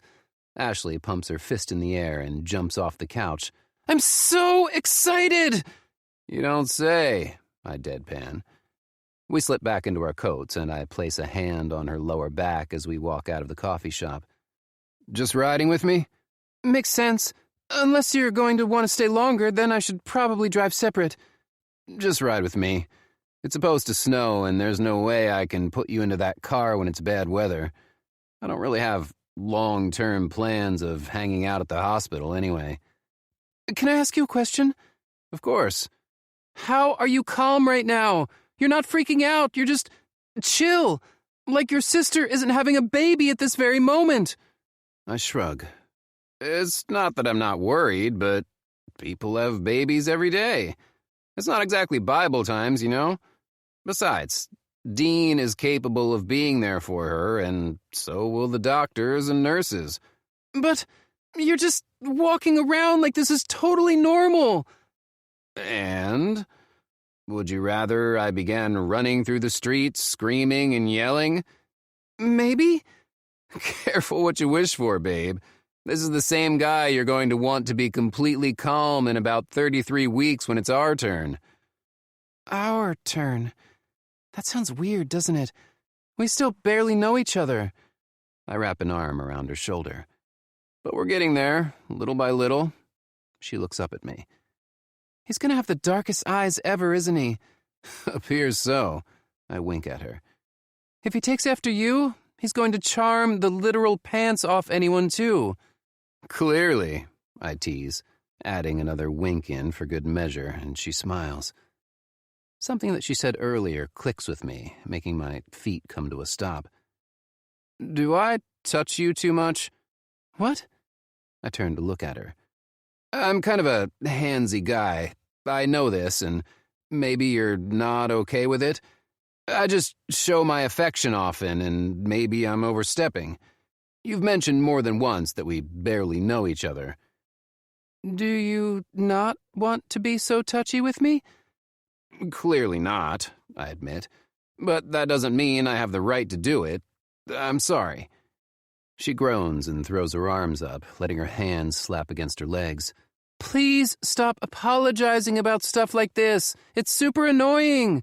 Like, you have no idea how annoying right now. I have a bad enough feeling that I'll be second-guessing every single one of my own moves without you second-guessing yours. I understand that you're a physical guy. I knew that the first night we met. If I don't want you to do something, I'm a grown-up and I'll tell you as such. You need to trust me, okay? If you can't do that, this, she gestures between us, won't work. I don't mind you touching me. I don't mind when you wrap your arm around my shoulders. I don't mind when you grab my hand or get me out of my comfort zone and encourage me to do something different. Blinking, I look at her in shock. Okay. She blinks back. That's it? I don't think there are any words left in the English language to say, do you? Jerk, she smirks. A simple, touch me all you want is all you needed to say. But now you really know, right? Facts. Also, now that you know that I'm an affectionate guy, and now that I know that you don't mind it, I'm not going to hold back. You've been holding back? Well, no. How about this? I promise to be honest with you. If I ever feel like you're overstepping, I'll let you know. Deal. We shake on it, and together we make the short 3-block trip back to my truck that's still parked at the diner. Then we drive together to the hospital, and I realize that one day, this will be us. I wonder if I'll be as calm as I am right now. My prediction? Absolutely not. Chapter 11. Ashley.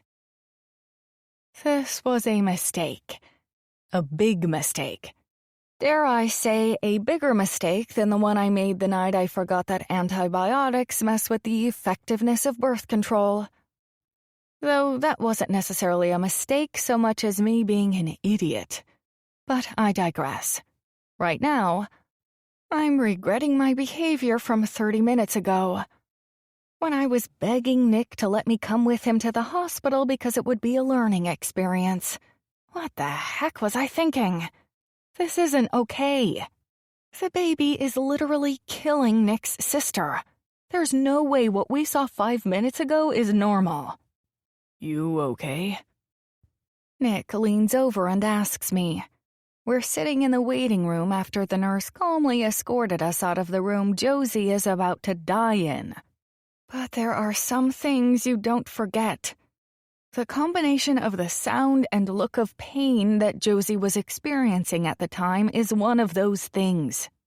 So basically, I've decided that I'll keep the baby inside my stomach forever. Modern medicine is a miraculous thing. I'm sure it's plausible. Shaking my head, I tell him, nope. That was a little extreme. He agrees. She's going to die. He pulls one of my famous moves and snorts. No, she isn't. Though I imagine her body will never be the same. This is the 21st century. Why haven't they come up with a better system for extracting babies from a woman's womb? He presses his lips together to stop from laughing. I'm not sure that there's a system. It's kind of nature. He points upward. He had a hand in that design, so if you have a problem with it, you might need to take it up with him. I'm sure he's open to suggestions. I look up. You hear that, God? We've got a meeting we need to schedule in the next 30-some-odd weeks. You got it? That'll work. He placates me. We're quiet for a few minutes. Nothing but the soft sounds of the Discovery Channel on the television in the upper right-hand corner to drown out my internal panic. Nick leans back in his chair, like the calm and relaxed jerk he is. Seriously, was he not in that room? We got to the hospital and he charmed his way into Josie's room, marching in like it was no big deal, and it was normal business to walk into a room and see his sister sweating and swearing, yelling that she changed her mind about not wanting to have pain medication to ease the sting of giving birth. The sting. That's what she called it. Like it was a little bee sting or a bug bite, not a baby ripping her body in half. I don't understand why anyone would ever think to themselves, gee, pushing a head out of my crotch can't be that hard. Why would I want medicine to help? I'm going to tell you this right now. You're getting medicated? Damn Skippy. Don't blame you. He murmurs. That's your call. I told Josie she was insane for not wanting it. She was stubborn, as usual, though. She said she could handle it and dared Dean and me to challenge her abilities. So now she's learning that she's an idiot. A bubble of laughter bursts out of my throat. I'm going to tell her you said that. Go ahead. Something tells me she'll kick his ass if I let her know he's walking around calling her an idiot. I sit quietly, thinking back over what we saw when we walked into the room. At first, I was like, wow, she looks amazing for being in active labor right now. Hey, you. What took you so long? We're here now. Oh, right. Ashley is with you? I step out from behind Nick and give her a little wave. Hi. Josie stretches out her arms. Yay! Come here. I'm so excited to meet you. Probably figured it would be under different circumstances, right? She shrugs. This is fine. I'm not shy. That's an understatement. Nick teases and Josie ignores him, leaning up out of her bed to give me a small hug. How you feeling, brat? Nick asks. Well, I yelled at the doctor once, she says, and Dean interrupts with a cough and 3 times. And she continues with, but otherwise I'm just ready for us to get this show on the road. The contractions are coming harder and quicker, and last time they checked I was almost fully dilated, so we're there. That's a lot of information, he says, pulling a funny face. I take it that's all good? Yep, you'll learn. I can't believe you're having this guy's baby.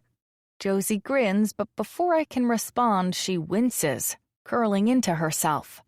She starts a series of breathing with Dean by her side, holding her hand and breathing along with her.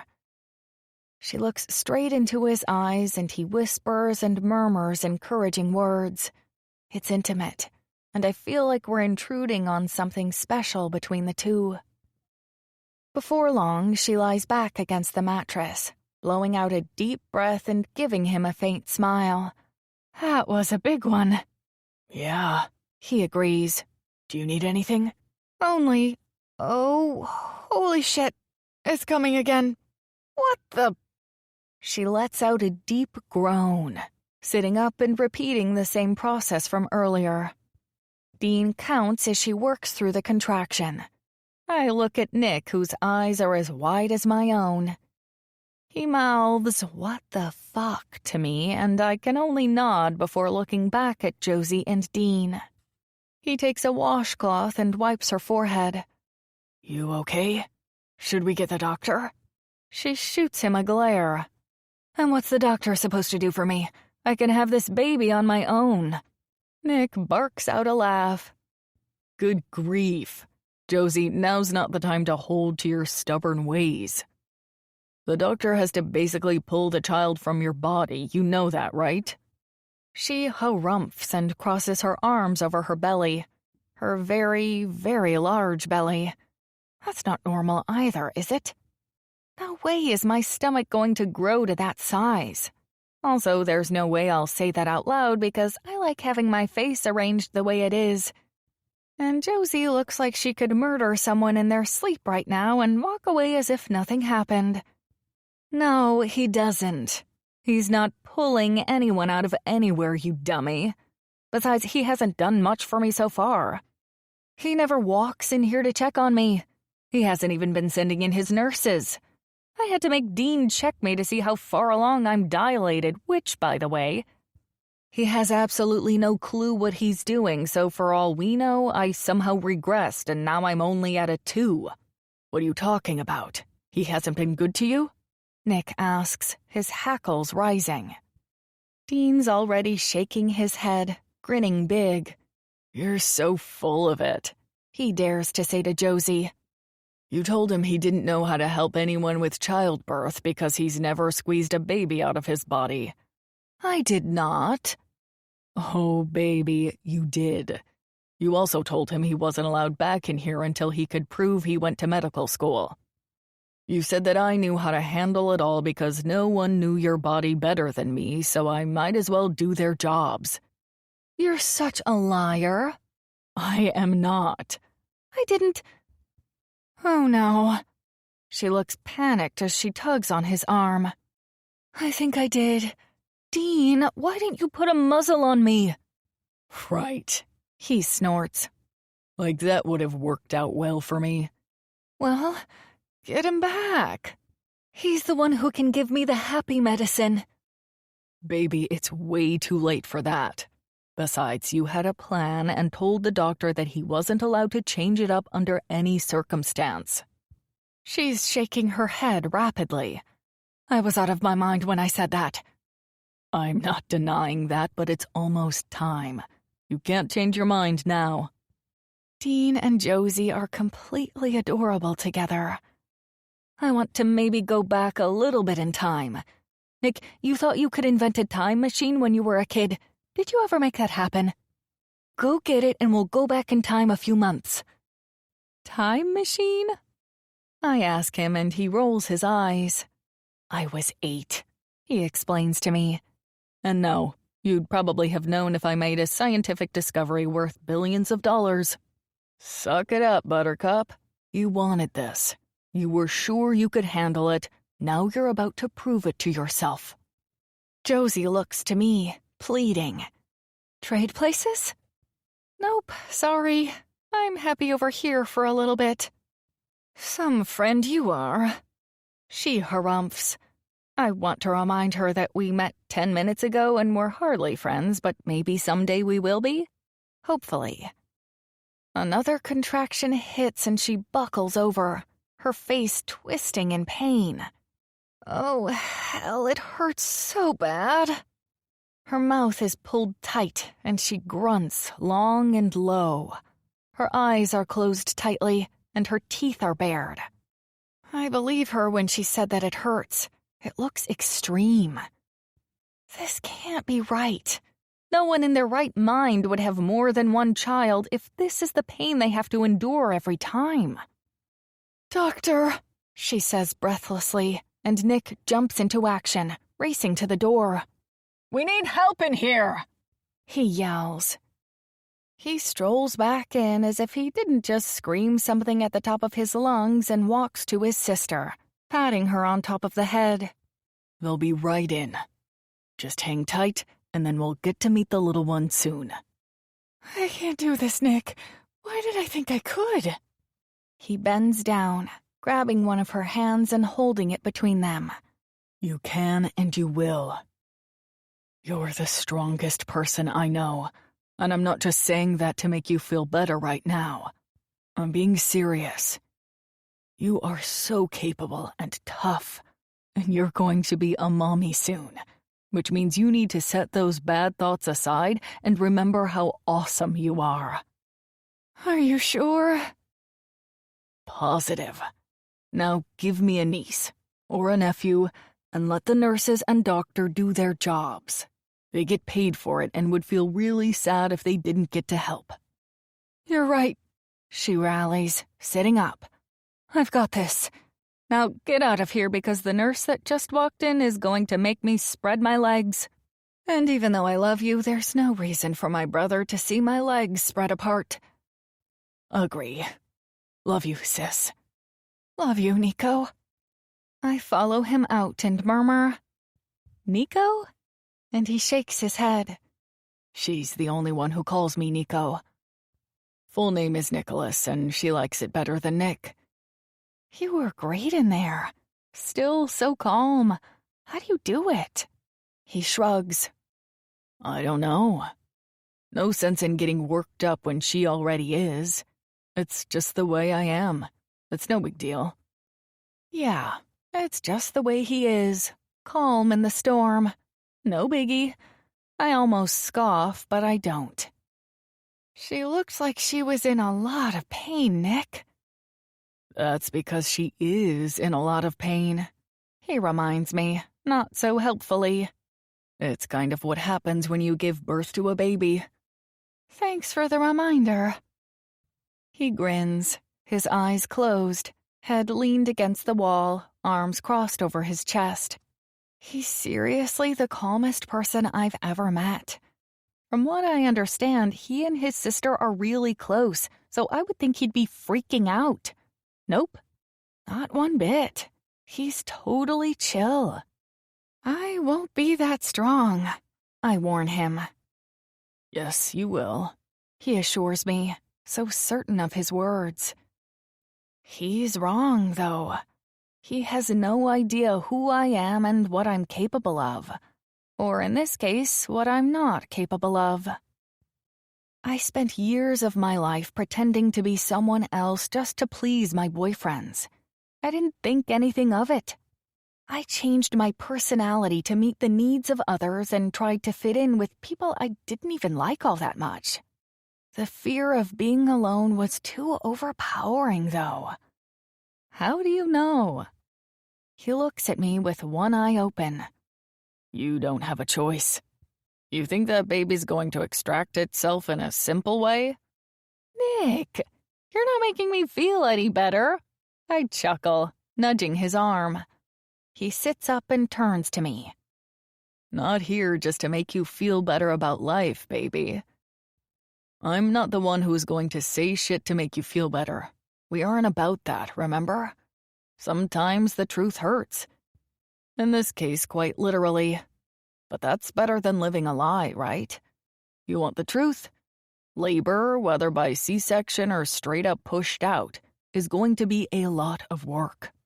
It's not easy. But I have a feeling you can handle it. Actually, I have a feeling you can handle a lot more than you think you can. Whoever you've been spending time with in your past has led you to believe that you aren't the kick-ass woman you are. He's not wrong. Even my family has always treated me with kid gloves. I was the fragile one, or so they thought. Their miracle baby after the miscarriage needed to be kept safe. How do you know? One shoulder pops up. I just know. Oh, okay, like that helps. Smiling, he adds, You found out you were pregnant and didn't hesitate to take charge. You didn't curl up and cry or hide. Well, I did cry. I let him know. He waves my comment off. That's assumed. I mean, you didn't stay curled up and crying. You also went to your parents and told them right away that you were pregnant and didn't hesitate in doing that. Dragging it out wouldn't have done any of us any good. That's how I know you're stronger than you think. You did the hard thing by yourself and didn't think it was hard. You'll be amazing, Ashley. And where you fall short, I'll pick up the slack. And vice versa, because Lord knows I'll fall short in areas too. We aren't doing this alone, Ashley. This is us together. I gotta say, I picked a good one to have a one-night stand and end up getting pregnant with. His eyes flare and turn molten. Even if you're just trying to be a smartass, that's easily the best compliment I've ever been given. Not being a smartass at all. Simply being honest with you. Remember that thing I promised I'd always be? I don't know if you remember this from the night at the bar, but I told you my almost fiancé never told me that she didn't want to be a wife or mother. That's why she turned me down. She said she never wanted it, knew that I did, so she said no. But here's the thing.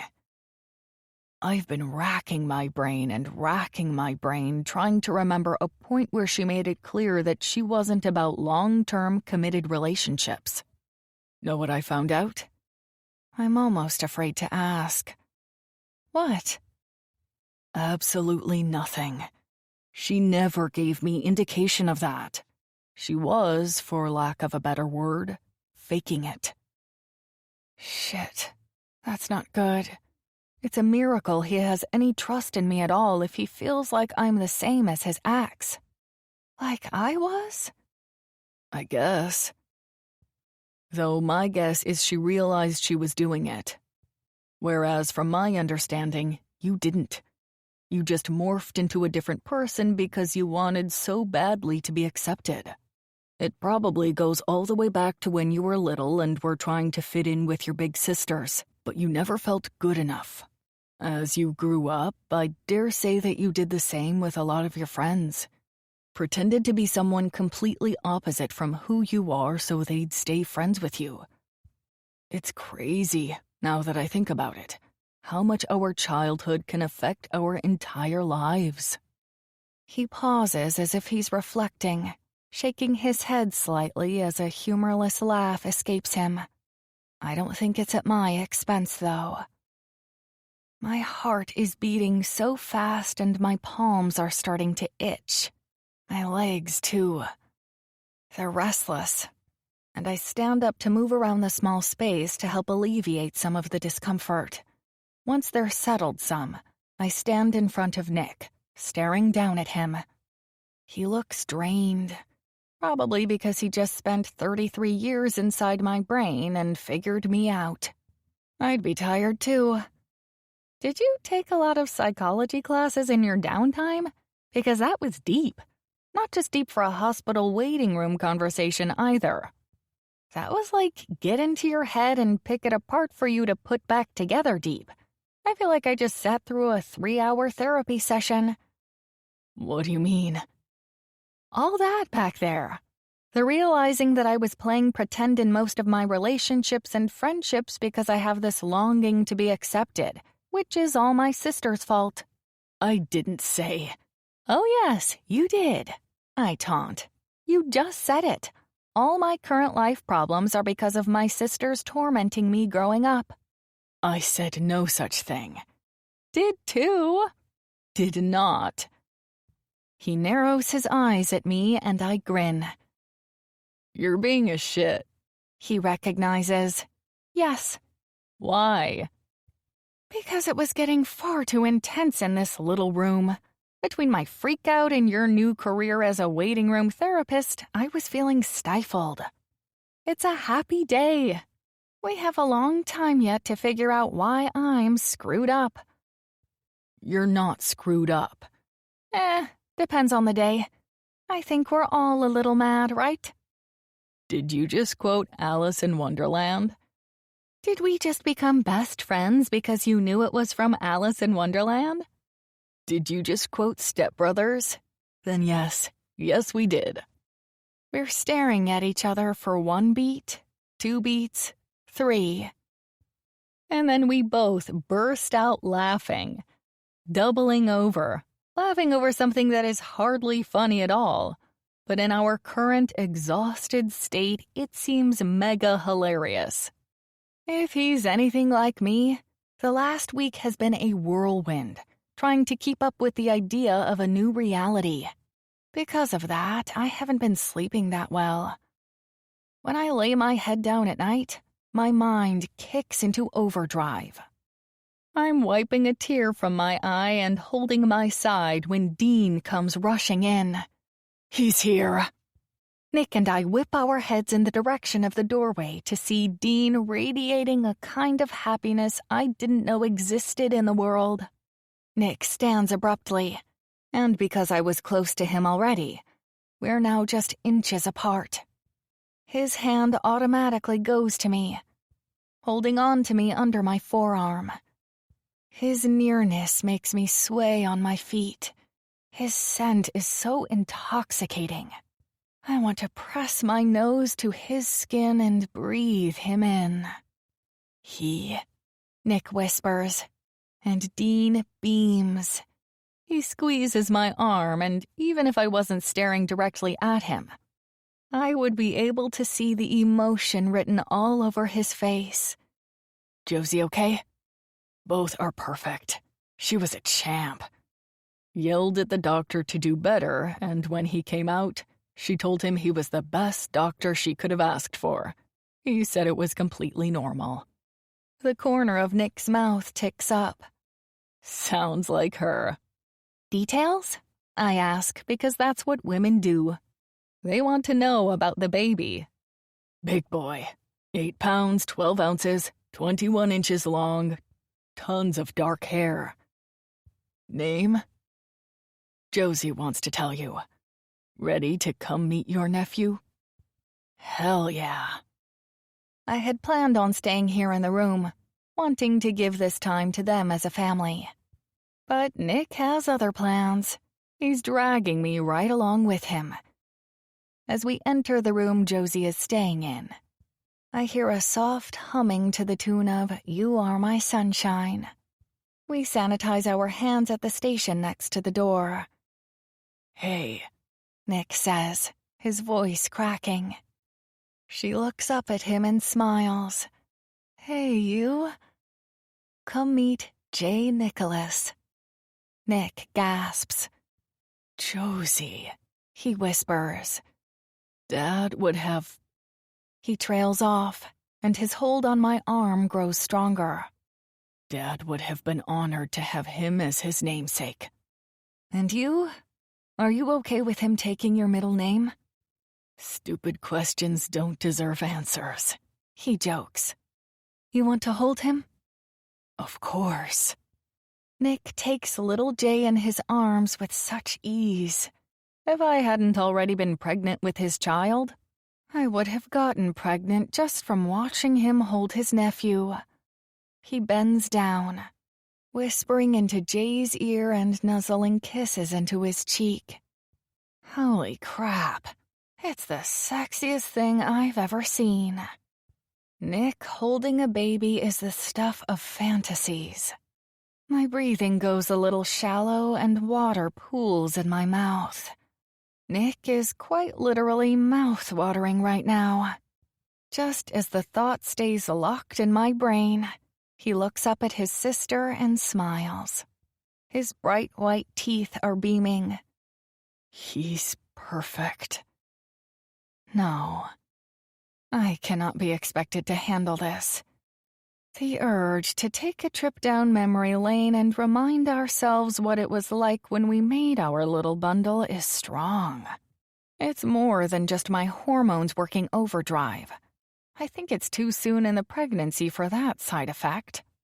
Josie doesn't realize that I'm in the middle of a mental breakdown over here, doing my best to resist the temptation to climb him like a tree. She's just babbling on about their baby as if everything is normal. I know. We're totally having a litter of kids. Look what we made on our first go-round. It would be doing a disservice to the world by not populating it even more with lookers like him. Did you not forget the last few hours of your life, babe? Dean asks, chuckling. She waves him off, much like Nick did to me earlier. Already forgotten. Nick moves closer to me, his clean scent overwhelming in my current state. I didn't need to add that to my already heightened desire. But just like Josie, Nick's completely unaware of my struggles. He simply looks down at his nephew and signals to me that he's about to let me hold him. Your turn, Ash. He passes the tiny little bundle over with such gentleness and care. And then I'm holding a newborn baby in my arms. I stare at him. Perfectly round cheeks, puffy face from going through a traumatic experience, that of pushing his body through a hole the size of a walnut. His arm jerks, whipping back and forth. Little wrinkly fingers spread apart. Hi, little guy. He makes a cooing sound and I coo right back. How could you not? This baby is so pretty. Josie wasn't wrong about that. You are certainly a gorgeous baby, I tell him. His eyes are closed, already bored with me. I take the moment to lean down, inhaling that soft baby scent. Only, well, he doesn't smell all that great. And he has some white stuff on him. And now he's beginning to get fussy, not full-on crying yet. I bounce on my knees, swaying him gently side to side. It's okay, buddy. Are you getting hungry? Is that what the fuss is all about? I use a voice that I don't recognize as my own. It's a little high-pitched and sickeningly sweet, but I don't care.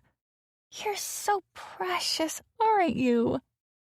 I look up to see Nick watching me closely, heat crackling in the space between us. I wonder if he's thinking the same thing I was when I was watching him hold Jay. Jay begins to fuss a little more, and it's clear I'm not capable of giving him what he needs. Dean must see it too, because he walks over, rubbing Jay's cheek with the back of his pointer finger.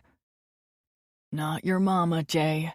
You'll have to go back to old Weepy Eyes over here for what you're looking for. Dean teases. Shut up, Dean. He's just so perfect. And look. Josie wipes tears from her eyes and points to her newborn. Or is she pointing to me? I can't really tell. All I know is that the moment Nick and I were sharing, brief as it may have been, is now broken by the whimpers of a newborn baby who seems to be hungry for his first meal outside the womb. Reluctantly, I hand over Jay to his daddy, who hugs him closely before bringing him to Josie just as a nurse walks in. After sanitizing her hands, she makes her way to Josie. Ready to try this feeding thing? I heard him getting a little upset, so I figured it was time. She tells Josie. Yeah. Josie nods but looks a little worried. I don't blame her. And that's our cue to leave. Neither Nick nor I want to stick around to watch Josie learn to breastfeed her baby, so we say our goodbyes, leaving the family alone so they can have some privacy. We'll leave you be. Congratulations, baby sis. You done good. He kisses her on the cheek and gives Dean a hug, grabs my hand, and we walk out of the hospital room. Chapter 12. Nicholas. I don't want to release Ashley's hand as we make our way through the quiet hallways of the hospital. Seeing her hold my nephew did something to me, but it started before that. Really, it started the night she and I played darts and conceived a child. Is that normal? To have this immediate need of protecting the person who's carrying your child? I certainly hope so. If we weren't in the middle of a hospital room, surrounded by my sister and brother-in-law just now, I would have had a hard time not kissing her. The way she talked so sweetly to Jay was doing me in. Neither of us say a single word as we continue walking, all the way to my pickup, where I open her door and let her inside. When I joined her in the cab, I started up and let it idle for a few minutes before looking over at her. She's staring straight out the windshield, her chest rising and falling. "Your place or mine?" I ask, hoping my instincts aren't completely wrong here. When she groans and drops her head, I panic for a second. Then she looks at me and smiles. Thank goodness you asked. Yours. Quickly. Got it. The drive to my house is thankfully short, only long enough for 2 country songs to play on my satellite radio. The first song's all about finding yourself in a bar, and if that isn't an anthem for how we got together, I don't know what is. I glance over at Ashley, and she returns my smirk. I almost laugh out loud with how perfect it is for us. But the second song? This one has me pushing the pedal down a little harder. The song starts out innocently enough, but the lyrics quickly turn to pleasing a woman, taking it slow and giving her what she wants. Somewhere through the song, I begin singing along and grab her hand. I don't even realize it until I feel her other hand close over ours. I wish we were already at home so I could dance with her in my living room, holding her tight against me while singing softly to her. That's one of the fondest memories I have about my parents growing up. They danced. All the time. When I was little, I loved it because it would make me laugh. Then I became a teenager and thought it was stupid. Then I got a little older and realized that it wasn't stupid at all. It was one of the ways they showed each other love. It wasn't just slow dancing either. They'd two-step all over the house, it seemed. Dad would spin Mom out and right back into his arms without either of them missing a beat, their feet moving to the music with ease. A memory hits me hard and sudden of my dad talking to me about dancing with my mom. It might seem corny, and trust me, when I was young, I thought so too. But then you'll find the girl, and that thought will go straight out the window. It'll click. Trust me, when you find the girl, it'll all fall into place. The girl? I ask. Yeah, the girl you want to dance with. Under the stars, in front of the kids, in the bed of your truck, in the parking lot of Walmart. Anytime she'll let you take her in your arms, you'll grab the chance and hold her tight because the idea of letting her go isn't an option. Dad, I protest, thinking he's completely full of it. Listen to me, Nick, and listen to me good. This is the point where your father gets to dole out his advice and you get to soak it all in. When you find the woman you want to drop everything to dance with, the woman you want to hold hands with wherever you go, the woman who you want to go for a Sunday afternoon drive with or sit on the porch and watch the sunrise, the woman who turns you inside out with a single look. That's the woman God put on this earth for you, son. You don't let her go, and you don't settle for anyone who doesn't fit that description. Luckily, I've driven home enough that I can make it there on autopilot because I have no recollection of how I make it home, my mind on other things. I park in the garage and Ashley doesn't give me the chance to open her door. She's already hopping out and following me inside. After we remove our coats and shoes, I flip on the kitchen light, grab the Brita jug of water out of the fridge, pull out 2 glasses, and fill one for each of us. You worried I'm dehydrated? Over the rim of my glass, I meet her eyes. After what I have planned for us? Yes. Oh my, she breathes, setting her glass down on the counter with a trembling hand. Come here, Ash. She floats over, not hesitating to wrap her arms around my waist. You called? I waggle my eyebrows and grin down at her. Could get used to that. You obeying my commands. Should I request that you call me Master, too? She struggles against me and playfully hits my chest, trying not to laugh.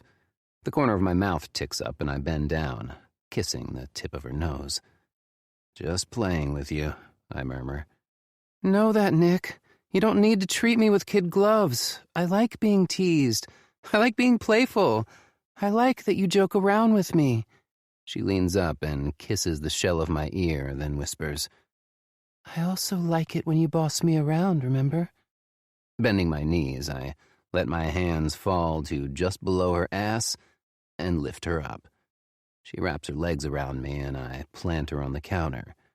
Growling, I tell her, Good to know we're on the same page there. Yes, she replies. Need to tell you something, Ash. These last few weeks have been weird, and I know that we need more time to get to know each other. We jumped way ahead of ourselves that night, but I'm not sorry. I also don't want to freak you out by telling you this, but even before I knew about the baby, I hadn't stopped thinking about you. If you're feeling it, I want to have a discussion about exploring what it is that's between us. Ashley's eyes dance when she says, So you have a crush on me, huh? Fucking smart-ass. I grin before crushing my lips to hers. Whatever we needed to discuss can be said later. Right now, I plan to use other methods to show her how I feel about her. Or rather, how my body feels. Right now, the future is on hold.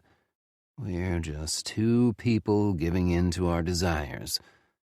Only that's not true at all. Logically, we shouldn't work. We were both in serious relationships when we met. Heartbroken, drunk, angry. But somehow, none of those things matter because the time I've spent with Ashley trump all of the ugliness before.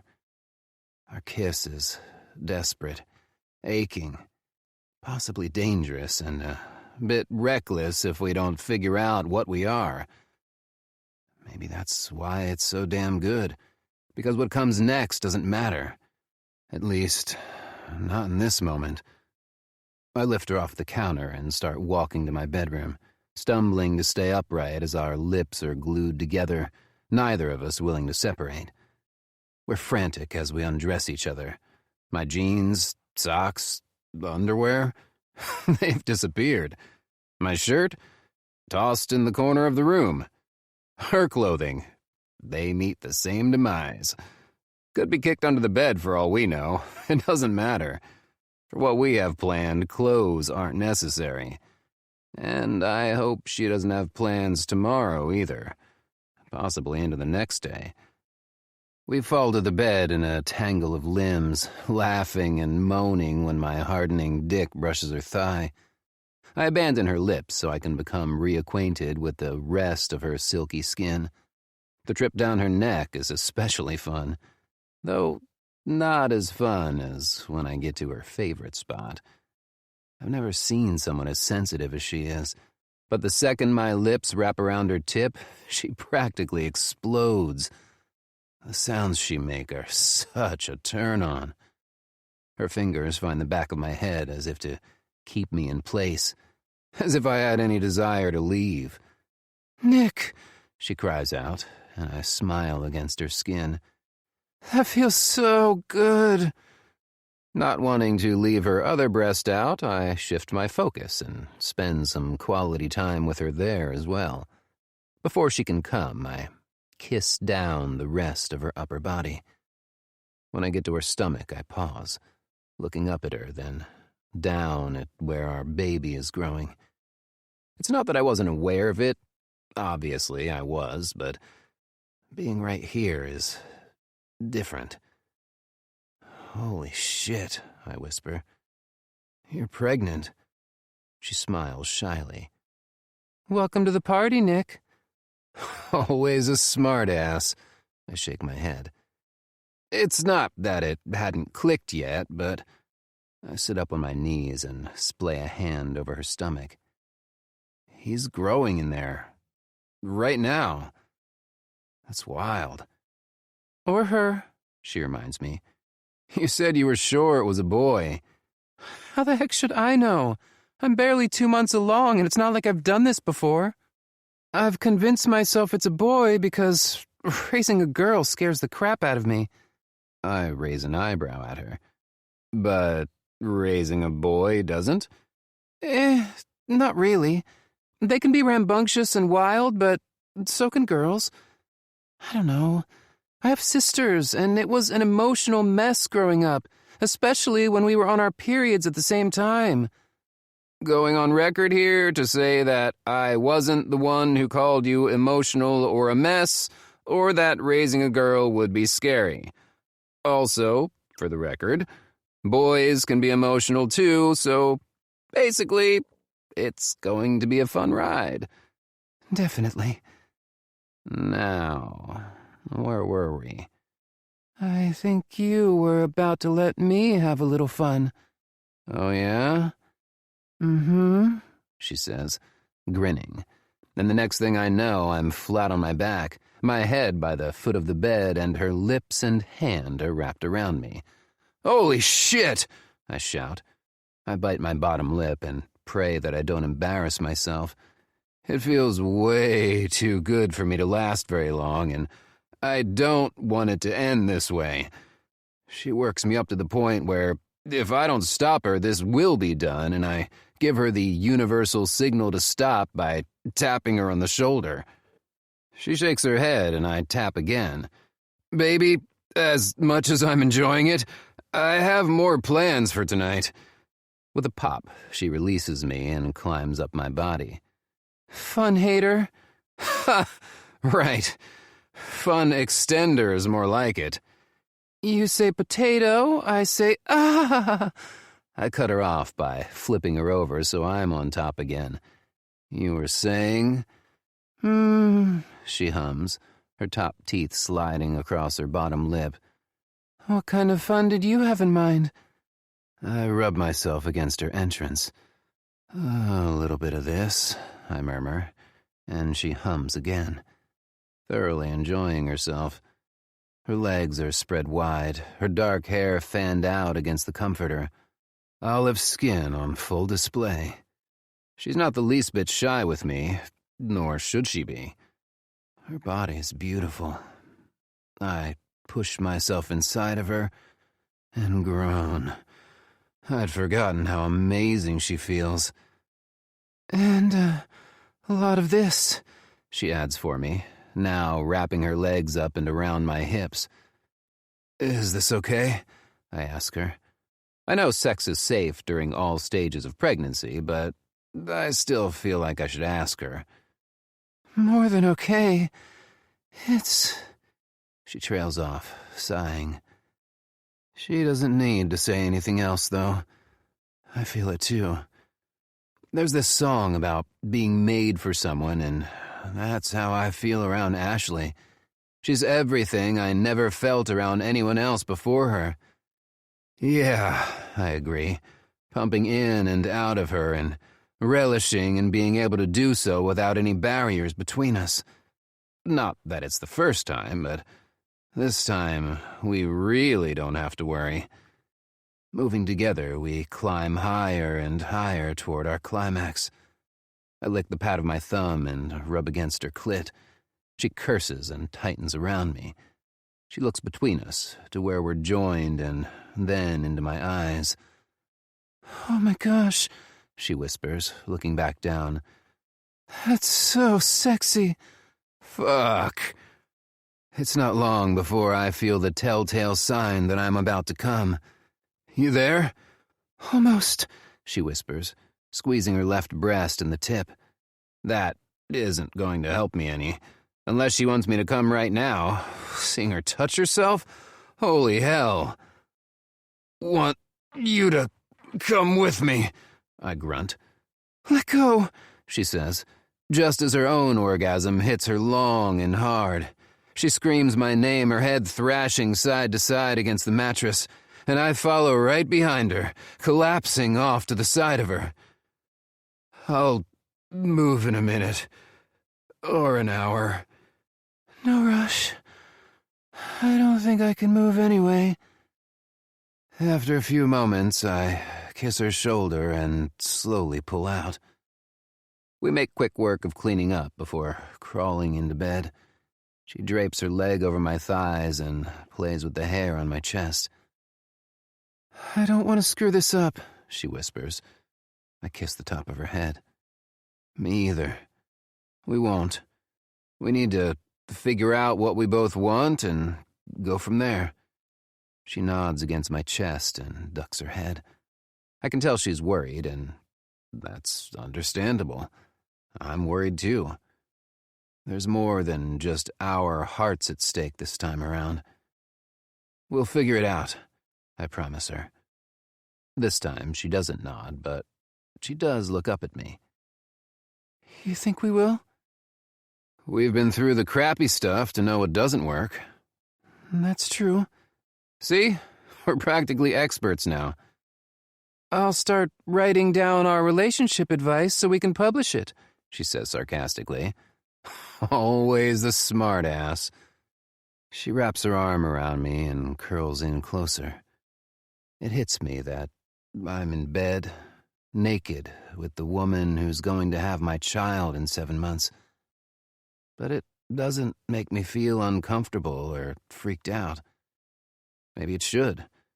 But then again, this wouldn't feel so right if it did. And it definitely feels right. Chapter 13. Ashley. 5 weeks later. Are you able to make it to my appointment tomorrow morning? I ask Nick, settling on my couch for the evening. It was a long day at work. It was like every person within a 100-mile radius who hadn't brushed their teeth in a year decided to come get a cleaning. I've never been more grateful for having to wear a mask, gloves, and glasses in my entire career. I picked up a couple slices of pizza and a bottle of Naked Juice Green Machine from a gas station on the way home. because I knew I wouldn't have the energy to cook anything. Dumb question, Ash. Of course I'll be there. They said we might be able to hear the heartbeat, yeah? It was a dumb question. Nick's made it clear from the beginning that he planned to be involved in every step of the pregnancy. In fact, over the last 5 weeks, he's also made it clear that he's definitely on board with whatever is naturally developing between us. We still haven't had the talk about what each of us wants. But as they say, actions speak louder than words. We haven't spent the night together since the night Josie gave birth to Jay. Well, that's not exactly true. I spent the next day with him, which turned into the next evening. I went home on New Year's Day thoroughly ravaged and tired, in the best way possible.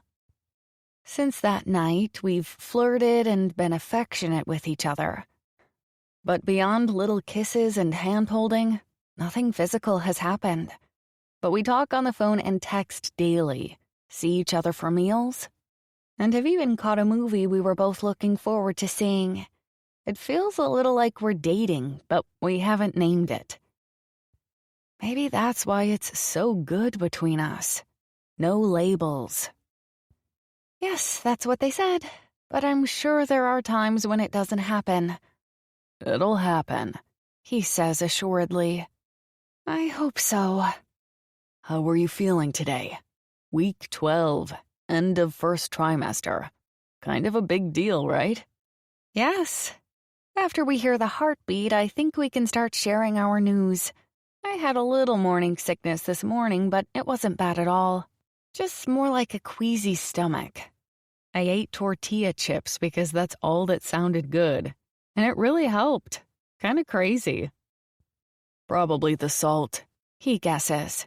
Josie said the same thing about tortilla chips. They'd always calm her stomach. She's the one who suggested them, actually. I can hear the smile in his voice when he replies. Oh yeah? Good, good. She bugging you too much? No, I say, smiling back. Josie and I became instant friends after Jay was born. She's invited me over to hang out a few times on my days off. I bring lunch with me and we sit together and stare at Jay, watch Food Network, and laugh over childhood stories about Nick, or Nico, as she calls him. When I asked Nick if it bothered him, he looked at me like I was out of my mind and said he didn't care. Even when she showed me a picture of herself dressed as Cinderella and him dressed up like Belle in Beauty and the Beast. When I asked him about it, he simply shrugged, smiled, and said, she wanted to play princesses. We'd just gotten done having a Nerf war, so it was her turn to choose. He's so confident and sure of himself.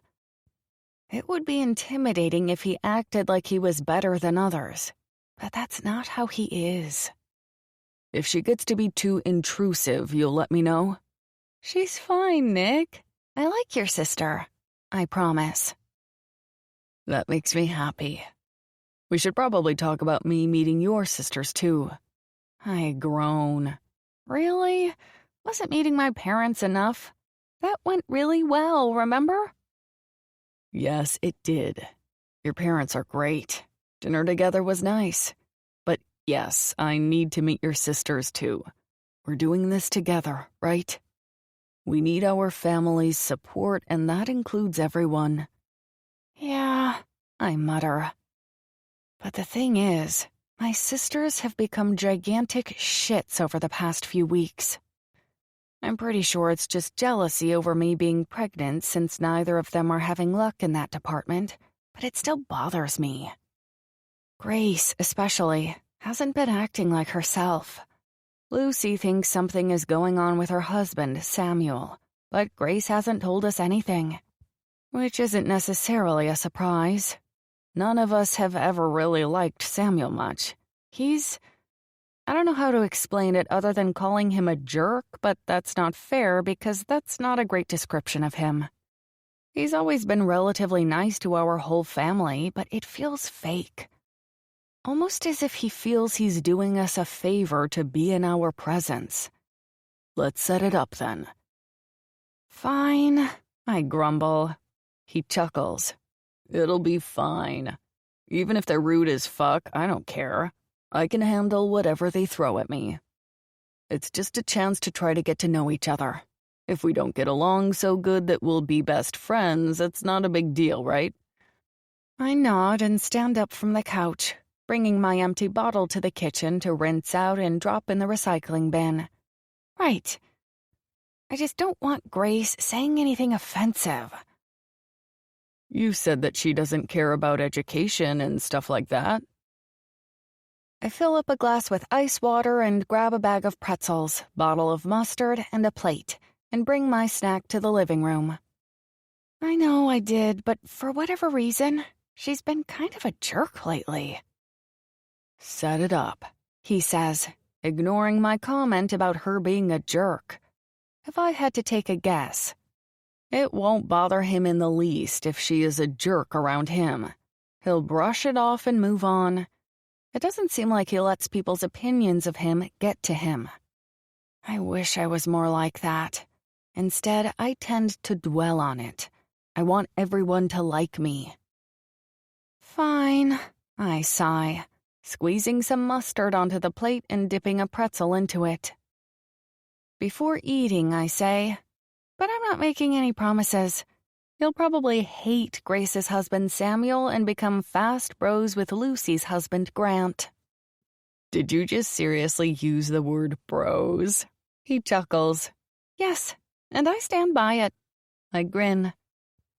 You're being cute, he says. That's pretty typical of you, but I like it better when I can be with you while you're being sweet and cute. I'm being cute, huh? You're always cute. What are you doing now? I ask, feeling a flutter in my stomach as his words settle. Watching TV, like normal. He laughs lightly. Same, but I'm eating pretzels dipped in mustard. Not shocking, he remarks. He's not wrong. I have this little snack almost every night. The little pretzel twists are my favorite, dipped into regular yellow mustard. Tell me about your day. This is something we started doing last week. More than just the typical asking how each other's days went.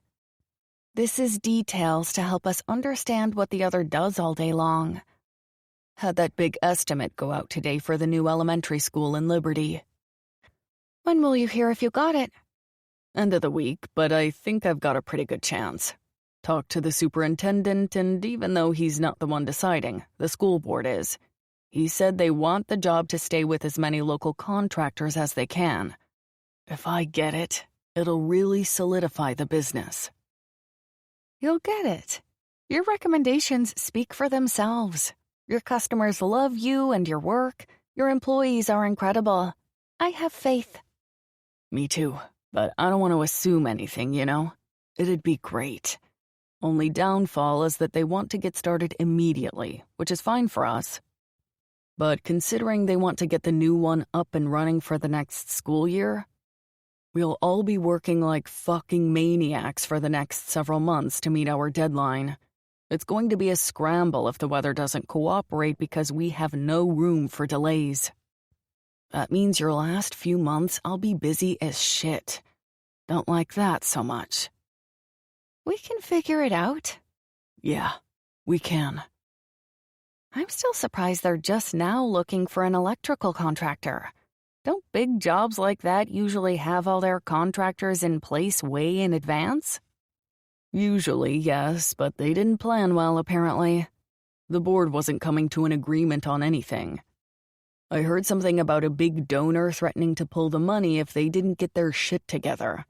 I have no idea if that's true or if that's just gossip, but regardless, they finally got moving and now they're scrambling. Sometimes a large construction company will be hired and they'll contract out the rest, like electrical and plumbing, and get approval. But the school wanted to be the one doing all the hiring. I think that's also where some of the disconnect and delays are coming from. The board is trying to do something they don't know much about. Sounds stubborn to me.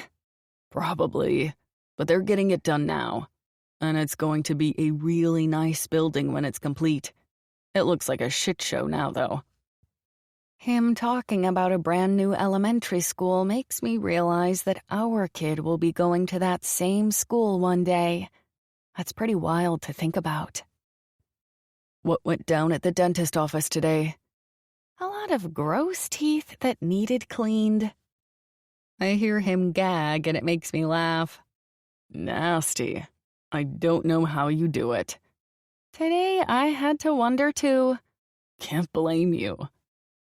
We talk a bit more before saying goodnight and making a plan for Nick to pick me up for my appointment.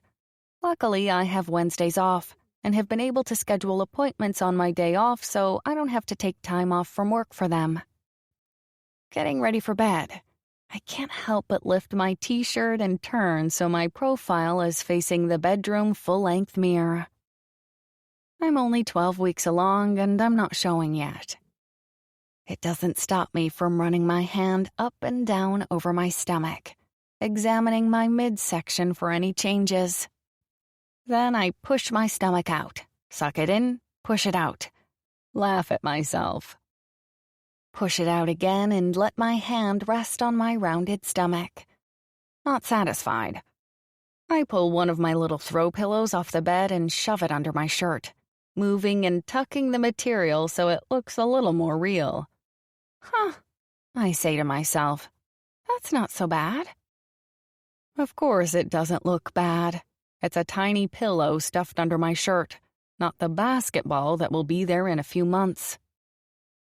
For good measure, and because now I'm having a little bit of fun, I dance around my bedroom, moving my stomach up and down and watching it in the mirror. I know it will look a lot different when it's full with a baby, and it makes me kind of excited to see. I go on to try on different tops with the pillow underneath, just because I'm curious what I'll look like. Ending with my scrubs. Since I wear navy blue scrubs every day to work, I'm curious what I'll look like. Then I add another pillow, which stretches the material to the point that it's tight. Yikes, this could be a problem. Just for the fun of it, I add another pillow for good measure. The third, though, is too much. I can't even stuff it in. Welp, I'll have to buy some new scrub tops, I mumble. I'm sure some of my coworkers have some from when they were pregnant that I can either buy from them or borrow. It's not that I am poor and have no extra funds to buy maternity clothes. But my parents raised me to save any areas where I can, and that includes shopping secondhand for certain items. My phone rings just as I'm taking off my shirt, and I look down to see Grace's name lighting up my screen. Crap, I really don't feel like dealing with her. I complain, but answer anyway. Hey, I answer. Hey there, what are you up to? No way am I going to admit I was just making myself look pregnant when I'm already pregnant, so I opt for a half-truth. Just changing clothes and getting ready for bed. What about you? Still at the office, she says proudly. Yuck. Her desire to work 18 hours a day in a stuffy office isn't appealing to me, and I don't do anything to hide that. She's not bothered, though. Lucy and I have always given her grief about being married to her desk chair. I don't mind working, but the amount that she does, inside an office and staring at a screen no less, is not for me. Kind of what I think about sticking my hands in someone else's mouth. Touché. How are you feeling? Good. Kind of felt a little blech this morning, but I got through it fairly quickly. It wasn't too bad. Oh, that's good. Mom said you have an appointment tomorrow? Yeah, regular checkup, but I think we'll be able to hear the heartbeat this time. That should be fun, she says in a voice that says she doesn't think it sounds fun at all. We think so. Nick and I were talking tonight, and he wants to get something set up with you and Lucy and the guys for dinner soon. It will be good for you to meet him. Why?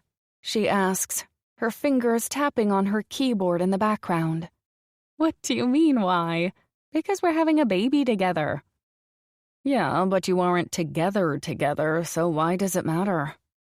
I don't need to know him, neither does Lucy. Mom said she and Dad met him already. Isn't that enough? I sit down on the edge of my bed, wondering why she's being this way and how to answer her. Technically, she's right.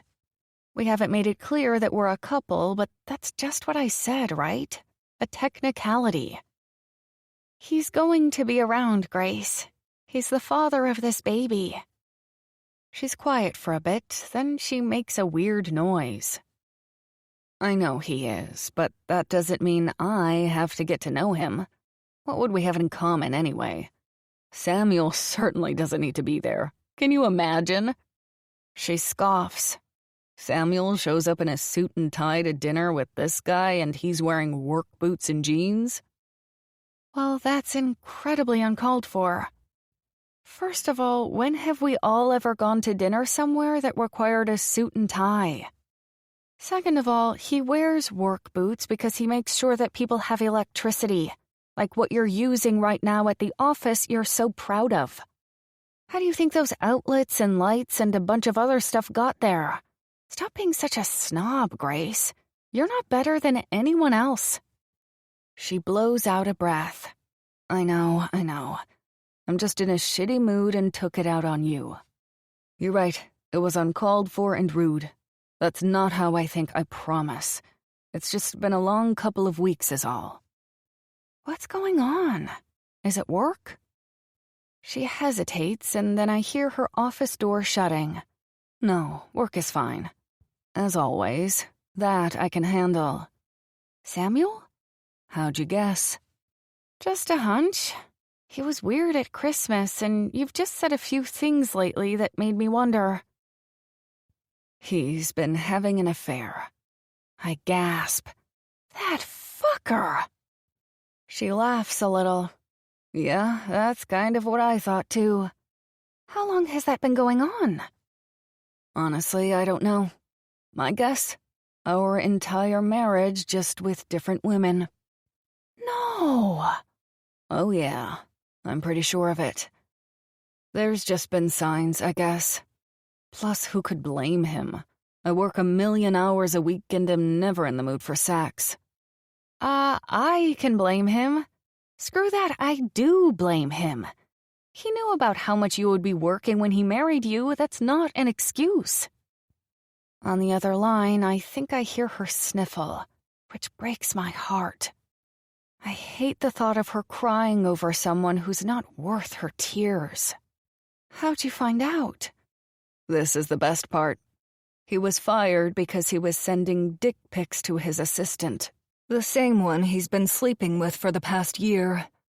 His company has a no fraternization policy, but he was always dumb enough to use his company's cell phone to send the picture to her, on company time. So yeah, he was fired for being an idiot, basically. That's it. He's getting his wiener cut off. She laughs again. Yeah, I've had the same thought too. What are you going to do? Well, he was fired, so he's no longer working there. The temptation is gone. Is she saying that it's the other woman's fault? Surely not, right? What do you mean the temptation is gone? He's no longer there, so the problem won't be a problem anymore. I'm still mad about it, but I'm not going to end a marriage just because he has a wandering eye. Wait, I'm confused.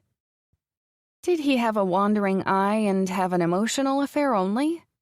Like he had the hots for her but never did anything physical?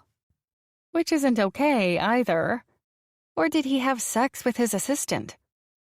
Or did he just send her a picture of his wanger? Wanger? Really? Well, pardon me, but saying the word dick or penis gets boring after a while. You're so ridiculous. She laughs. To answer your question, he fessed up to having sex with her, but promised he was finished with it. He had a momentary lapse in judgment. It happens. It happens? Well, it's far from ideal, but it's not worth tossing away a marriage for it.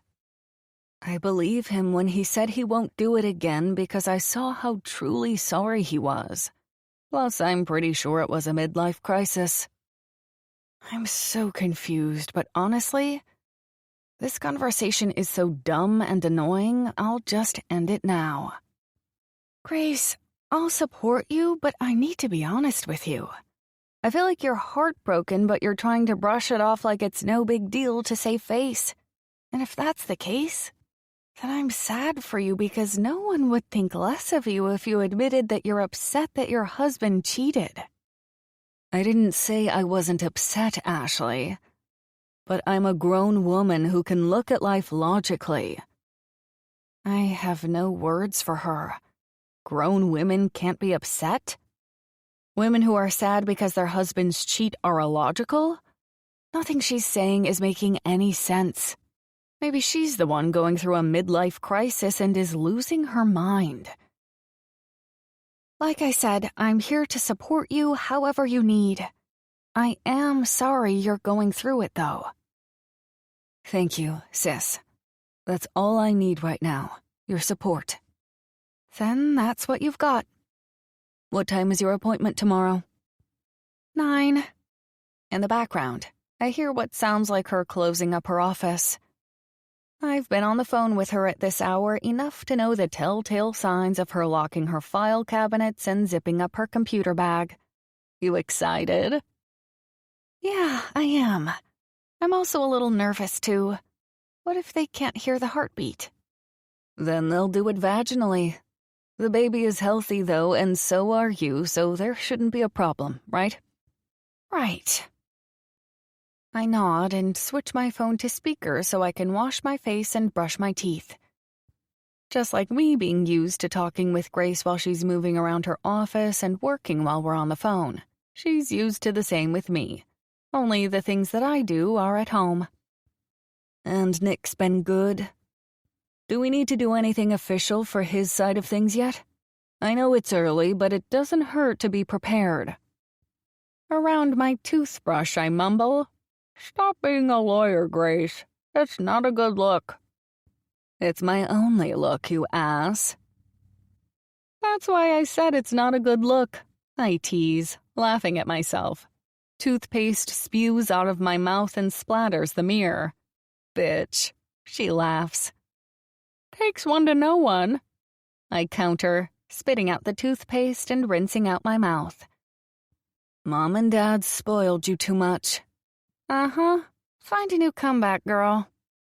I hear her car beep like she's just unlocked the car door and then the door shuts. Fuck, it's cold out, she complains. Isn't the garage you park in heated? It is, but it's not all toasty warm. It doesn't take all the chill out, though, especially when the high is like 2. True, I murmur, keeping my lips pressed together while I wash my face. What did you eat tonight? Why? Because I'm hungry and can't decide what to eat and need ideas. I grin and dry my face, keeping my phone on speaker because I don't feel like pressing it to my ear. You're so strange. I grabbed 2 slices of pizza and a naked juice from the gas station on the way home because there was an abundance of disgusting teeth to clean today, and I didn't have the energy for anything else. And I had some pretzels for a snack. With mustard. Damn, that sounds good. What kind of pizza? Just pepperoni. That's all they had. Still sounds really good. I'm starving. I climb into bed, dropping my phone on the mattress and sit cross-legged facing it. Then I pick up my hand lotion off my nightstand. Order a pizza and pick it up on your way home. That's not a bad idea. I want to tell her to ask her husband to make something for her. But I won't reopen that can of worms. After rubbing in the lotion to my hands and forearms, I pull my hair up into a messy bun on top of my head and pick up my book, opening it to where I stuffed my bookmark. Stick with me, kid. I've got all the good ideas. Especially when it comes to food. Not so much when it comes to when you're drunk. I look at my phone and think for 2 seconds about how to respond. Rather than saying anything, I let actions speak louder than words. Just as I hear the beginning of an apology start to leak out of her rude mouth, I hit end on the phone, effectively silencing whatever she was about to say. What is wrong with her? My phone buzzes with a text. Grace, I'm sorry. I don't know what's wrong with me. Me. That's the last time I hear you talk like that, understand? Me. It's rude and I won't tolerate it. Grace. Understood. I'm sorry and I mean that. I'm so pissed about Samuel. Me. I know you are. It's okay to be mad. Hell, it's okay to tell him to fuck off or whatever you need to do. He's in the wrong here. No matter what he tried to tell you, he is wrong. Grace. Yeah, I agree. I don't understand why he would do that, though. Me. Because he's an idiot? Grace. Can I come over? I promise I won't say anything else stupid. I just don't want to go home and have to deal with him. Me. Of course. You sure you can drive this far tonight? Grace. I'm sure. I'm stopping for food and then I'll be there. About an hour. Is that okay? I know you're in bed now. Me. You're always welcome here, Grace. I'll leave the front door unlocked. Just come on in and lock it behind you. Grace. Small town living, huh? Me. It's the best. Drive safe. Love you. Grace. I will. Love you right back. Thanks for letting me come over. See you soon. True to her word, Grace shows up an hour later. She doesn't hesitate to come into my room, find some clothes to change into in my closet, use my spare toothbrush and face wash, then climbs into bed with me. I'm sorry, she says, wrapping her arms around me. I already told you it was forgiven, but I meant what I said. If you continue to talk down to me about this baby or Nick, you'll find yourself out of this baby's life and possibly mine. I like this side of you, she says. You're standing up for yourself, finally. Only took you 33 years. I don't tell her the change is partly thanks to Nick. I'm not sure she would believe me anyway. But I know it is, and that's enough for me. Nick's changing me. And not because he didn't like the way I was, because I didn't like the way I was. I'm finally discovering who I am, and that's all thanks to Nick. Chapter 14. Nicholas. Nick, I presume, a woman says by way of greeting me when I get to Ashley's house. You'd be correct. Then you are? Grace, Ashley's sister, she says, extending her hand. Ah, the lawyer, right? Nice to meet you. We shake hands, and I hear Ashley call to me to come on in. Grace moves aside, inviting me to sit on the couch while I wait for Ashley. She sits in the chair, a computer, coffee cup, and stack of files on the coffee table in front of her. I'm almost ready, Ashley calls from somewhere in the house. No rush, we have plenty of time, I call back. Grace looks at me with narrowed eyes that she probably thinks will intimidate me, but she's dead wrong. I raise an eyebrow in return, and she smiles brightly. There's no honesty behind her smile, though. It's too perfect. She's trying too hard. Ashley tells me you want to get together sometime? I nod. Yes, it'll be good to get to know each other, right? She turns her head to the side and crosses her legs, sitting back in her seat. Why? Why what? Why get to know us? I furrow my eyebrows. You mean other than the fact that you'll be my baby's aunts and uncles? Or other than the fact that Ashley is important to me and you're important to her? Ashley is important to you. Why? I repeat myself from earlier. Other than the fact that she's the mother of my child? Yes, other than those things. That person you're describing could be anyone. She's talking to me as if we're in a courtroom and I'm on trial rather than in a living room.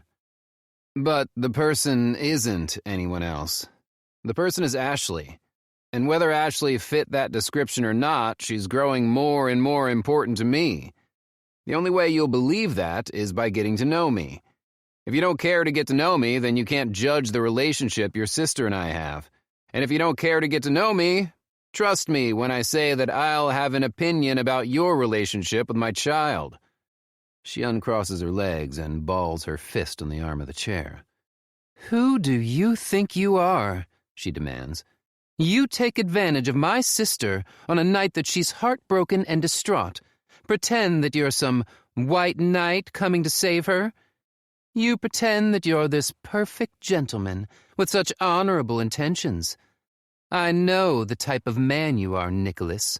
I've seen hundreds of men like you who pretend to be this upstanding citizen of your tiny town with your minuscule business you think makes you some sort of man. And then you'll get bored of her and leave Ashley high and dry. If that's what your plan is, and I believe that to be true, then leave now. Don't get her hopes up. And by the way, I find myself a very good judge of character, and I'm never wrong about people. Her family can help her figure this out. Figure this out? What the hell? My pulse spikes, as does my anger. Who do I think I am? Who the hell do you think you are? Making assumptions based on the fact that, what, I work with my hands for a living? You've obviously been checking up on me, and that's fine, because I have nothing to hide. I was married once. She and I were good friends, thought we had more than friendship between us. Turns out, we were both wrong, and the divorce was amicable. My parents died in a car crash 11 years ago. I have one sister. She and I are close. I own an electrical business. It started small, as all businesses do. It's grown and is profitable. I don't have to pretend to be anything, because what you see is what you get. You are wrong in this case, and I'm not afraid to tell you so. I lean forward, my elbows resting on my knees, and never take my eyes away from Grace. She might be trying to prove to me that she's a threat, but she's underestimating me. As for the rest of your speech, who says I'm not a gentleman? Who says my intentions aren't honorable? Is it because I'm a man who doesn't hold a degree other than from high school and the School of Hard Knocks? Or maybe I'm missing the bigger picture here. Maybe your attitude towards me right now has nothing to do with me specifically. It's because I'm a man. She raises her eyebrows in reply. It makes me think that maybe her husband hasn't been so honorable. Or maybe it's deeper than that. And trust me when I tell you there was no taking advantage of anyone that night. We were both in a bad place emotionally and found each other. If you ask me, we got lucky, because we did find each other. And maybe if you took the time to know me, you'd think the same. If someone with not so honorable intentions had been in my place that night, we don't know what would have happened. Are you seriously saying that my sister couldn't have taken care of herself? No. Actually, you said that when you alluded to the idea that I had taken advantage of Ashley, therefore implying that she couldn't take care of herself when she was with me. That's a stretch. But it isn't a stretch to assume that someone you don't even know couldn't possibly be a good human and only want what's best for Ashley and the baby? Give me a break. I get it. I'm the unknown who came into your sister's life and had a part in turning it upside down. However, unless you're willing to take the time to at least know more than my name and what you've learned from an internet search, then back the fuck off and give Ashley and I time to figure this out. She's a fuck of a lot stronger than you're giving her credit for. I think she could breathe fire for how mad she is at me right now. We've only just met and she's working her lawyery ways on me, sitting across from me, staring me down, trying to throw me off. Ashley told me that Grace isn't judgmental about people, and that she might be highly educated but doesn't think down on those who choose a different path. Something tells me Ashley's wrong about her sister. Out of the corner of my eye, I see Ashley walking into the living room, glancing back and forth between Grace and me. Everything okay in here? Ashley asks timidly. I peel my eyes away from her. not to give in, but because Ashley deserves my attention far more than Grace does. Everything's great. I stand up and move to her, kissing her cheek. You look amazing, I add, taking in her loose-fitted jeans that have a few holes already ripped in the denim and baggy black and white striped sweater. Her boots have a short, wide heel and only go up to her ankles. She doesn't only look amazing, she also looks adorable. Thank you, she says shyly, dipping her face and tucking a long strand of her beautiful dark hair behind her ear. You're welcome. Good to meet you, Grace. I hope to have that dinner with you and the rest of the family real soon, I tell her with a smile. Sure, Grace agrees, sounding like she'd rather eat dirt than share a meal with me. I'm not so easily deterred, though. Set it up, Grace. You ready to go? Ashley asks, placing a hand on my arm. Absolutely. Grace, are you going home or to the office? Her voice is so full of hope it's almost comical. I have no idea why Grace is here, but it's clear that Ashley's ready for her departure. Not home. Think I'll just work here for a while today. That way I can talk to you after your appointment. Oh. That's okay, right? You said I could stay here? Grace points to where she's set up a workstation of sorts. Yes, it's fine with me, Ashley says warily. Just make yourself at home. Should be plenty of food in the kitchen, but I don't have much for caffeine. You might need to go somewhere for a good cup of coffee. You're seriously not drinking caffeine. I'll have half a cup of coffee if I have a headache or something, but otherwise no. Wow. I'm not sure how you survive, Grace says. Be careful and call me after. She gives Ashley a hug and looks at me over Ashley's shoulder. It's not hard to ignore the fact that she's trying to give me the stink eye because I honestly don't care. She's made up her mind that I'm not trustworthy and I'll do my best to change it. But unless she's getting into Ashley's head with the same junk, then I'm not going to spend my time worrying over it. We will, I answer for Ashley. Once we're in my truck on the way to the doctor, she launches in. I heard your conversation, you know. I smirk. Figured. She had no right. No. It's not about you. I look over at her and back to the road. What makes you say that? She found out her husband was cheating on her with a lady from his work, and also lost his job because he was sending inappropriate pictures to her. I press my lips together and bite my tongue.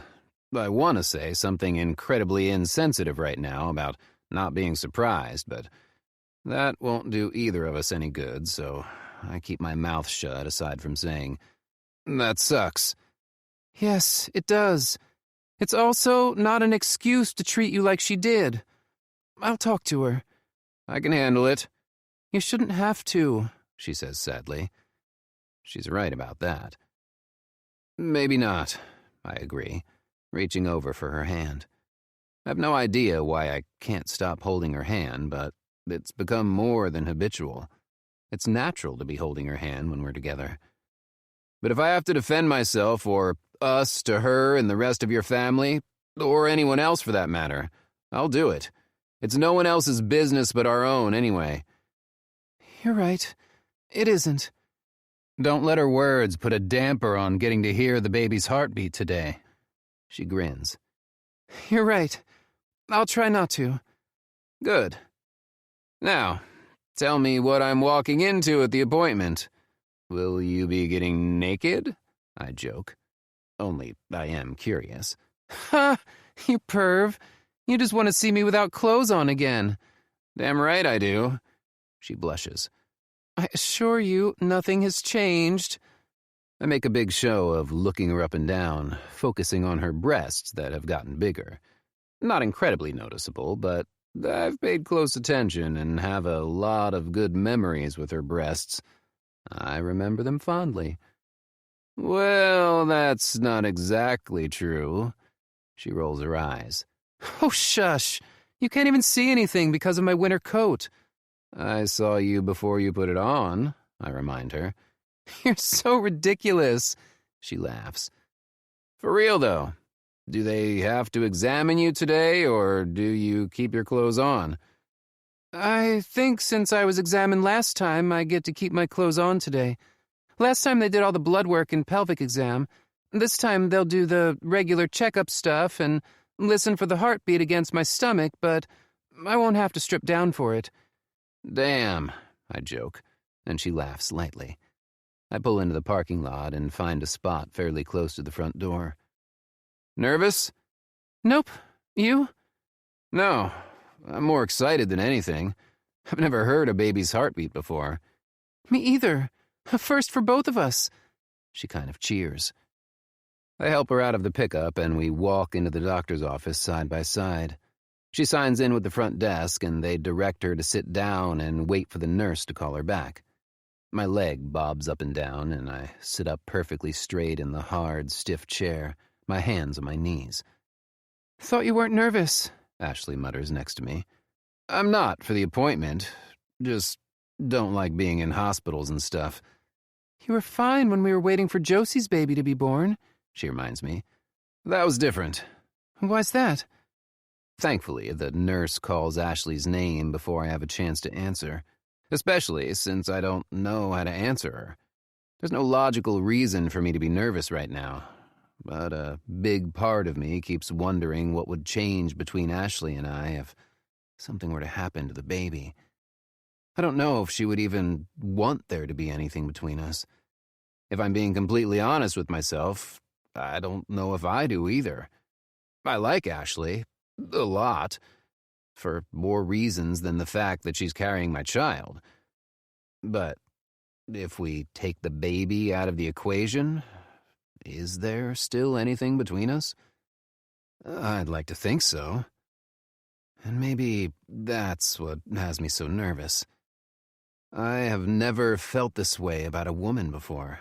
Not my first wife, and not Stacia either. With both of them, I was reaching for something that wasn't actually there. That same thing I was reaching for is exactly what I've found with Ashley. I follow her to the exam room after they take her weight. We take a seat, and the nurse checks her temperature, her blood pressure, and heart rate, typing everything into her laptop she carried in with her. After asking her a few more questions and continuing to type Ashley's answers into the computer about how she's been feeling, if she has any concerns, and a few questions to me about who I am to Ashley, she closes the laptop lid. Okay, Ashley, we'll need to take a urine sample. The restroom is right down the hall. There are containers on the shelf above the toilet. Simply put your name and birth date on the lid with the marker provided, place it in the cupboard, and I'll grab it. The doctor will be right in. Sounds good. Thanks, Ashley replies. No problem. Good thing I chugged a bottle of water while I was getting ready before you came, she says, before going out to do the urine test. She's not gone very long and only back a short time before the doctor follows her in. I met Dr. Flesher at her last appointment and liked her. She's probably 15 years older than us and has these bright blue eyes that somehow seem calming. Good morning, Ashley and Nick. How are you both today? Dr. Fletcher smiles. Good, we reply at the same time. How are you feeling? Better. I've had a couple days of morning sickness, but nothing that I can't handle. Just a little tired now. Earlier I felt like I could fall asleep at 7 o'clock, but that's gotten better. My appetite is starting to come back, too. That's good, what we like to hear. It looks like you've lost 2 pounds. This is not abnormal when you're in your early stages. It's nothing to be concerned about, especially if you're getting your appetite back. Don't be pushing yourself too much, but staying active will help. Do you have any concerns or questions for me? Nope, not me. Nick? Ashley asks. I'm good. Just excited to hear the heartbeat, I admit. Dr. Fletcher chuckles. Let's see what we can do about that, shall we? Climb onto the table. She does, and after using her stethoscope to listen to Ashley's heartbeat and do some other basic testing, she says, Good. Now lie back for me, and then we'll see about fulfilling Nick's request. Sweet, let's do this. They both laugh at my excitement. I can't help it, though. 5 minutes later, I know why I was feeling anxious. Hearing your child's heartbeat for the first time might be the absolute best sound in the entire world. There's nothing that could top this. Maybe hearing him or her cry for the first time, but for right now, this is at the top of the list. Strong heartbeat, Dr. Fletcher remarks, moving the Doppler against Ashley's stomach. We're holding hands, Ashley and I, and staring at the little screen that doesn't show us anything. But we can hear it. Oh my gosh, Ashley whispers, tears in her eyes. Thump, thump. Thump, thump. Thump, thump. Thump, thump. It repeats over and over, faster than I expected it to be. Is that... it isn't too fast? I asked Dr. Fletcher. no, She smiles. It sounds perfect, just how it's supposed to be. We continue to listen, the sound exactly as Dr. Fletcher described it. Perfect. That's our baby, I say reverently. yeah, Ashley replies, same tone in her voice. it's amazing. Can I lift my phone up. Can I record it? Of course. Ooh, good idea. Ashley says, beaming. I press the button of the voice record app on my phone for 30 seconds, capturing our baby's heartbeat so I can listen to it again later. I've been doing this for over 15 years, and I can honestly say this part never gets old. Dr. Fletcher turns off the machine and takes a washcloth to clean off the goo she had squirted onto Ashley's stomach. She sets everything aside, then helps Ashley sit up, her legs hanging over the edge of the bed. If you have any questions or concerns between now and your next appointment, don't hesitate to reach out. You can contact me through your patient portal or call the office directly. Otherwise, I'll see you in a month. Thank you.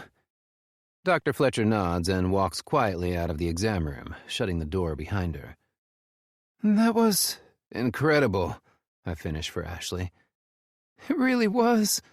She wipes a few tears from her cheek. I had no idea it would sound like that.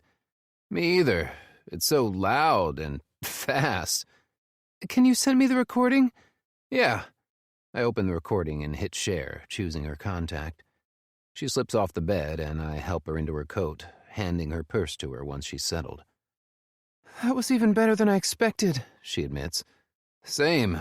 It feels real now, at least to me. Not that it wasn't real before, I rush to explain. But I haven't had the pleasure of morning sickness to remind me of how real it is, I say, smirking. She wrinkles her nose. The sickness definitely helps to remind me there's a baby in there. What do you have the rest of the day?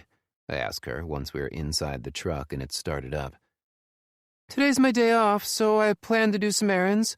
I need to go to the grocery store and wash my car, do some laundry. Fun day, then. You know it. What about you? Need to go into the office for a bit, but I would like to have dinner with you tonight if you're up for it. She smiles to herself. Dinner tonight? If you're up for it, I repeat. I think I can manage that.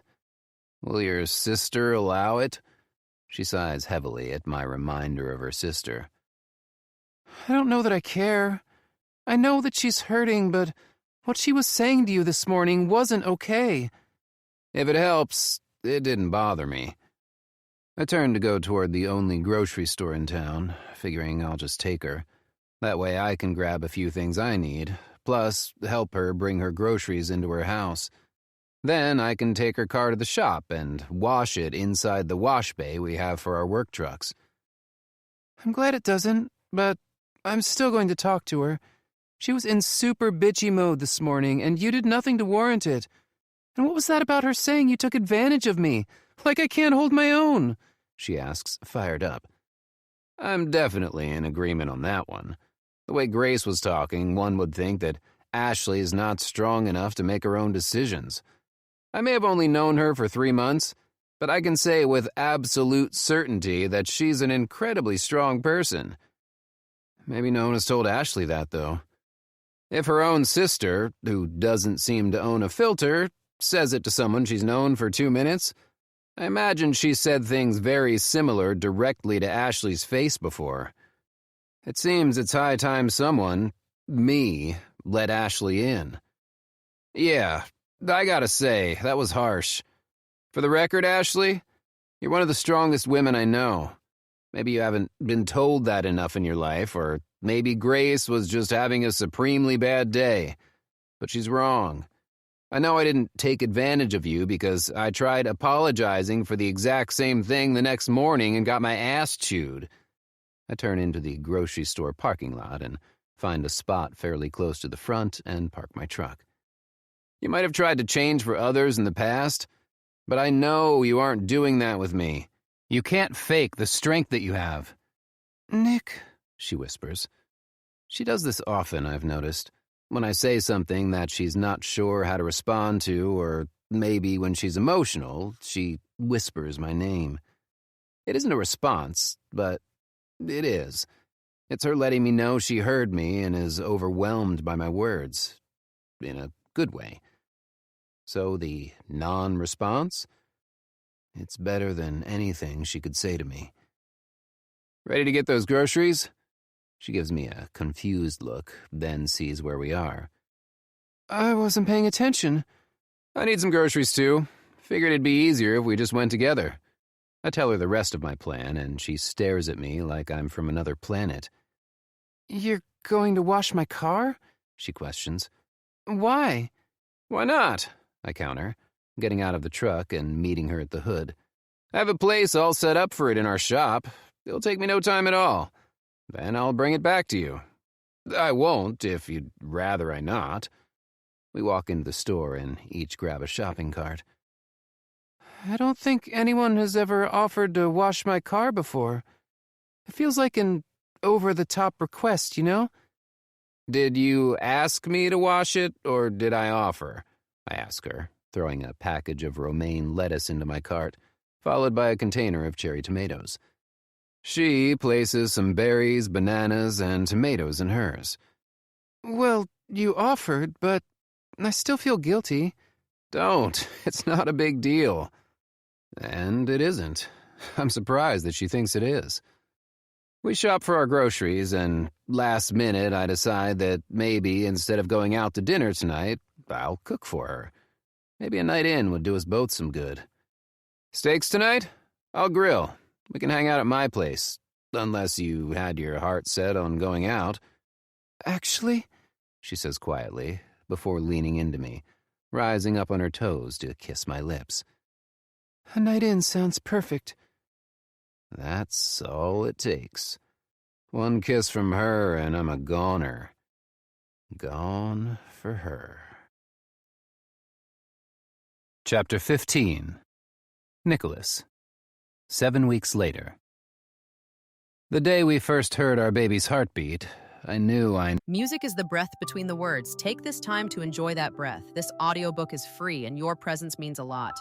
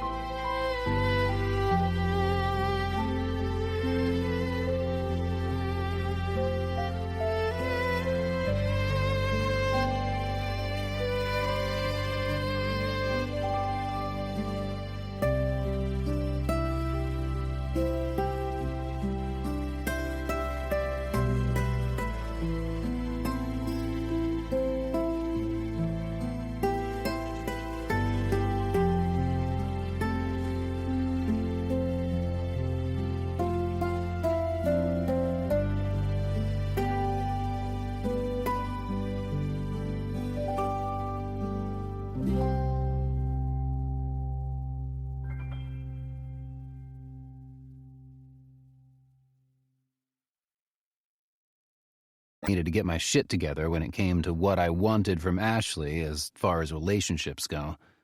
One good thing that came out of my conversation with her sister that day was that I knew something needed to change. I didn't want Ashley, most of all, to think that I was going to bail on her or that I only cared about the baby. I'd already grown to feel something for Ashley, and even though I wasn't ready to define what that feeling was, I knew I needed to be more honest with her. That night, I grilled up a couple steaks, she made baked potatoes and a salad, and we sat at my kitchen table and talked for hours. About nothing and everything. We filled each other in on what it was like for us growing up. We bonded over what it's like to have sisters, even though I only have one and she has to deal with two. We asked hard questions about past relationships and why they failed. We listened to the recordings of the heartbeat so many times I thought my phone was going to die. We walked around my house, and I showed her what I had done myself as far as remodels and what I hoped to do in the future. We went for another walk in the cold. Before the night was over, we had laid it all out there. What our expectations are of raising this baby, names that are definite no's, personal goals we hope for our futures. And mainly, I told her I was falling for her. I know it might seem like it's too soon or the timing sucks, but I want you to know that the night we spent together 3 months ago is the night I felt like I came back to life. I woke up the next day and was mad that I couldn't remember every detail of the night before. And then I saw you were still with me, and I was so grateful that whatever we shared wasn't over yet. When I saw you in the store that day, before I even saw the test in your hand, I knew I was given the gift of a second chance. You'd told me 3 months. Well, it's been 3 months, I remind her, smirking. We may have broken that rule along the way, but that's just God's way of nudging us together, if you ask me. I'm not asking you to marry me or promising anything, but I feel deep in my gut that whatever this is between us is a lot more than just chemistry. Though, I gotta say, the chemistry between us is pretty strong. It really is, she says, from her place on my lap. I pulled her close somewhere between her childhood vacation stories, and when I told her our child would not be named Fraser after Jamie Fraser in Outlander. She tried pouting, even though it was all for show, and I pulled her onto my lap and kissed her. And that's where she stayed.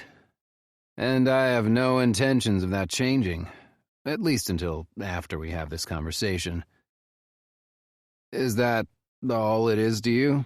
Sexual chemistry? No, she admits. I agree with you about wanting to be together to see where this goes between us. But I also think that defining whatever this is could set us back. I like the way things are. Casual, you mean? I ask, my heart not liking that one bit.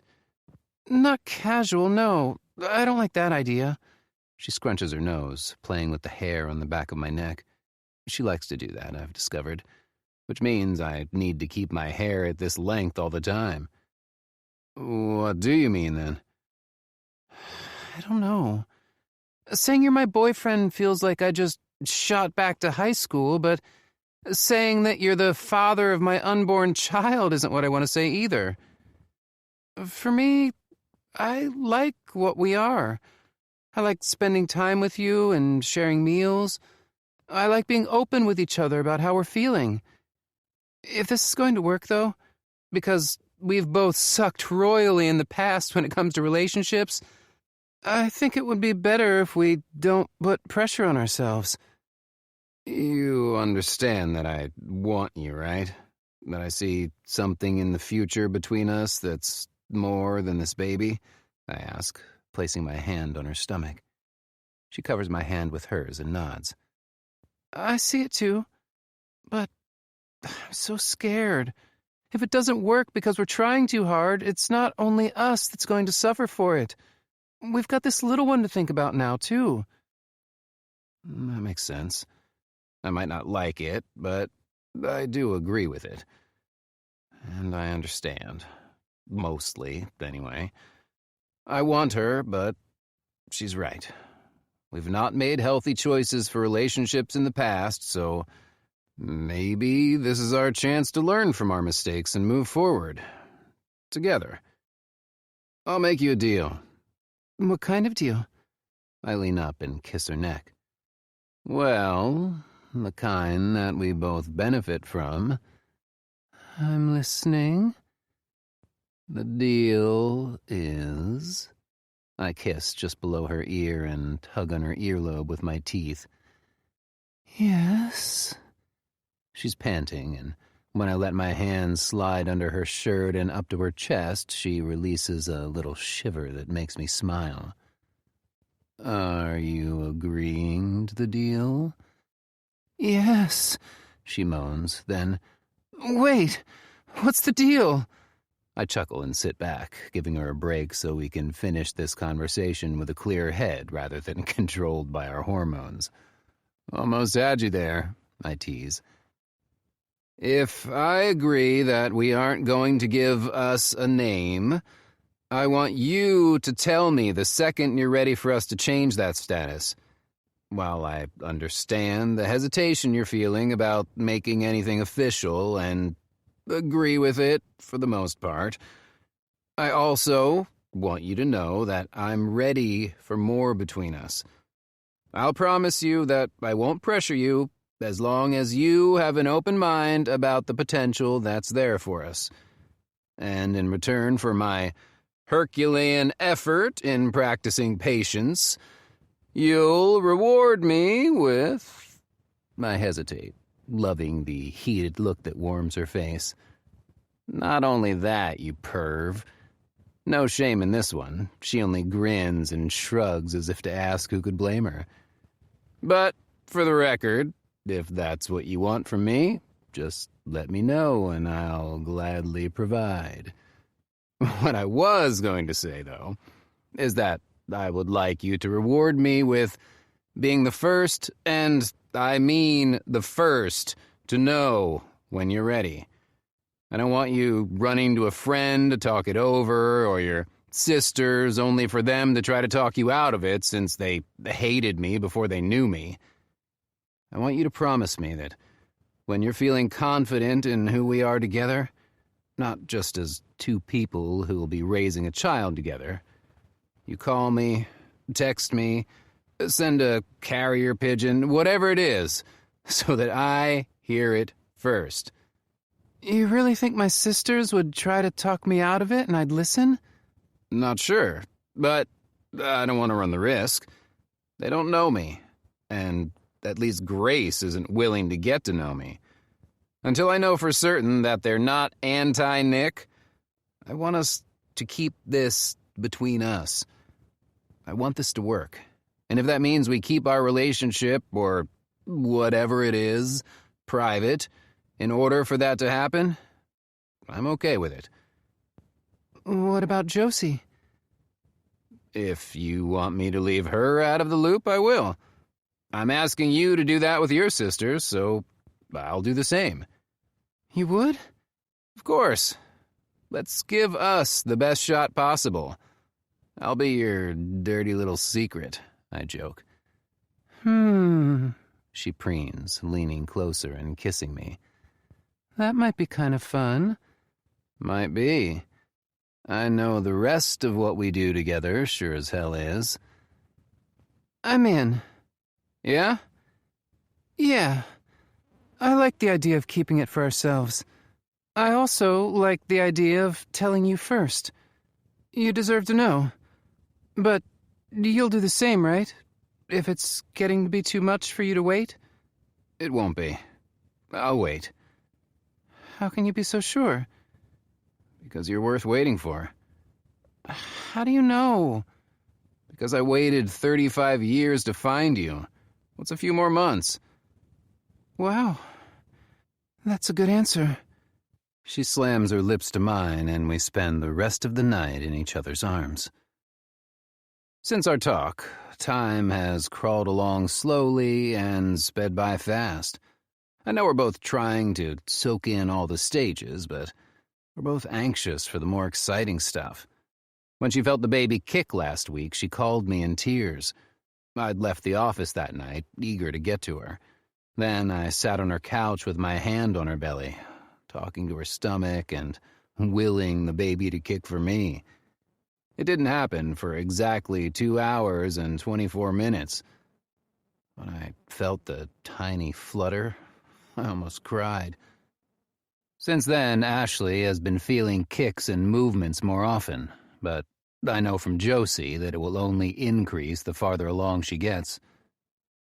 In exactly 1 week, we get to find out the sex of the baby, God willing. Hopefully the little rugrat is cooperating and not hiding anything or angled in such a way that we can't see the pertinent parts to figuring out if we're having a boy or girl. I stare at the picture on my phone that I snapped of Ashley just a couple days ago. "Boss, you ready?" From the doorway to my office, my second guy, the one who is basically me but without the stress of being the business owner, stands. Brandon has been my friend since I was a kid. His sister lives in town as well, and Brandon's dad is the co-owner of a construction company I work with regularly. Brandon worked for a lot of years for his father and his father's best friend, while also being lead singer of a band. The band never made it to Nashville, but that was never their intentions either. Brandon still plays with the same band members, but since he and his wife Savannah have become a family of 5, he decided to keep it just as a hobby. Brandon also wanted to do something different than working with his dad forever, and I needed someone who knew the business.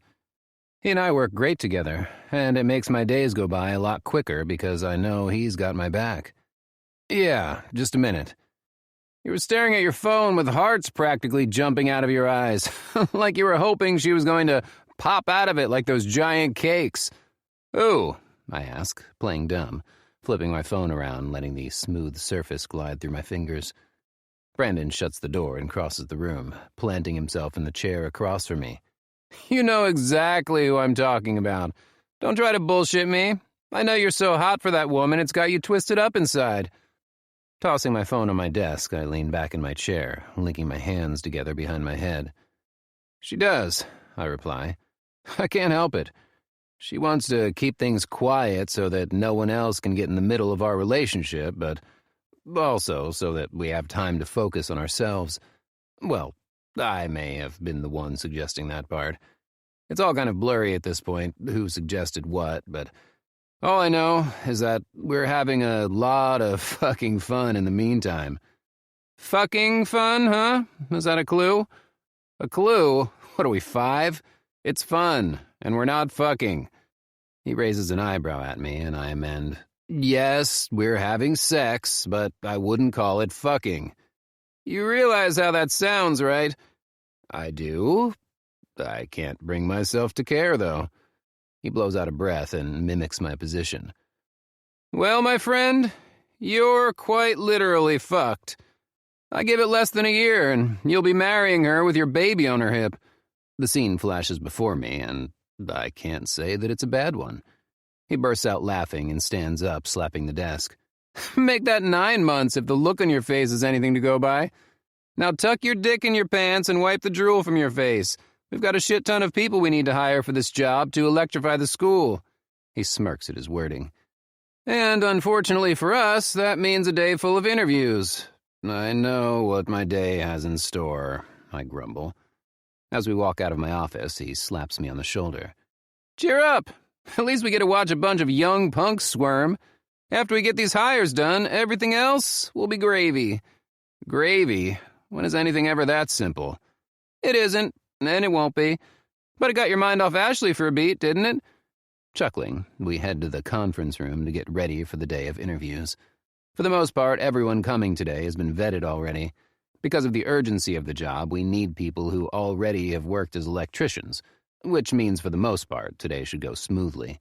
As long as the references check out and we don't get a bad vibe from him or her, they'll be hired.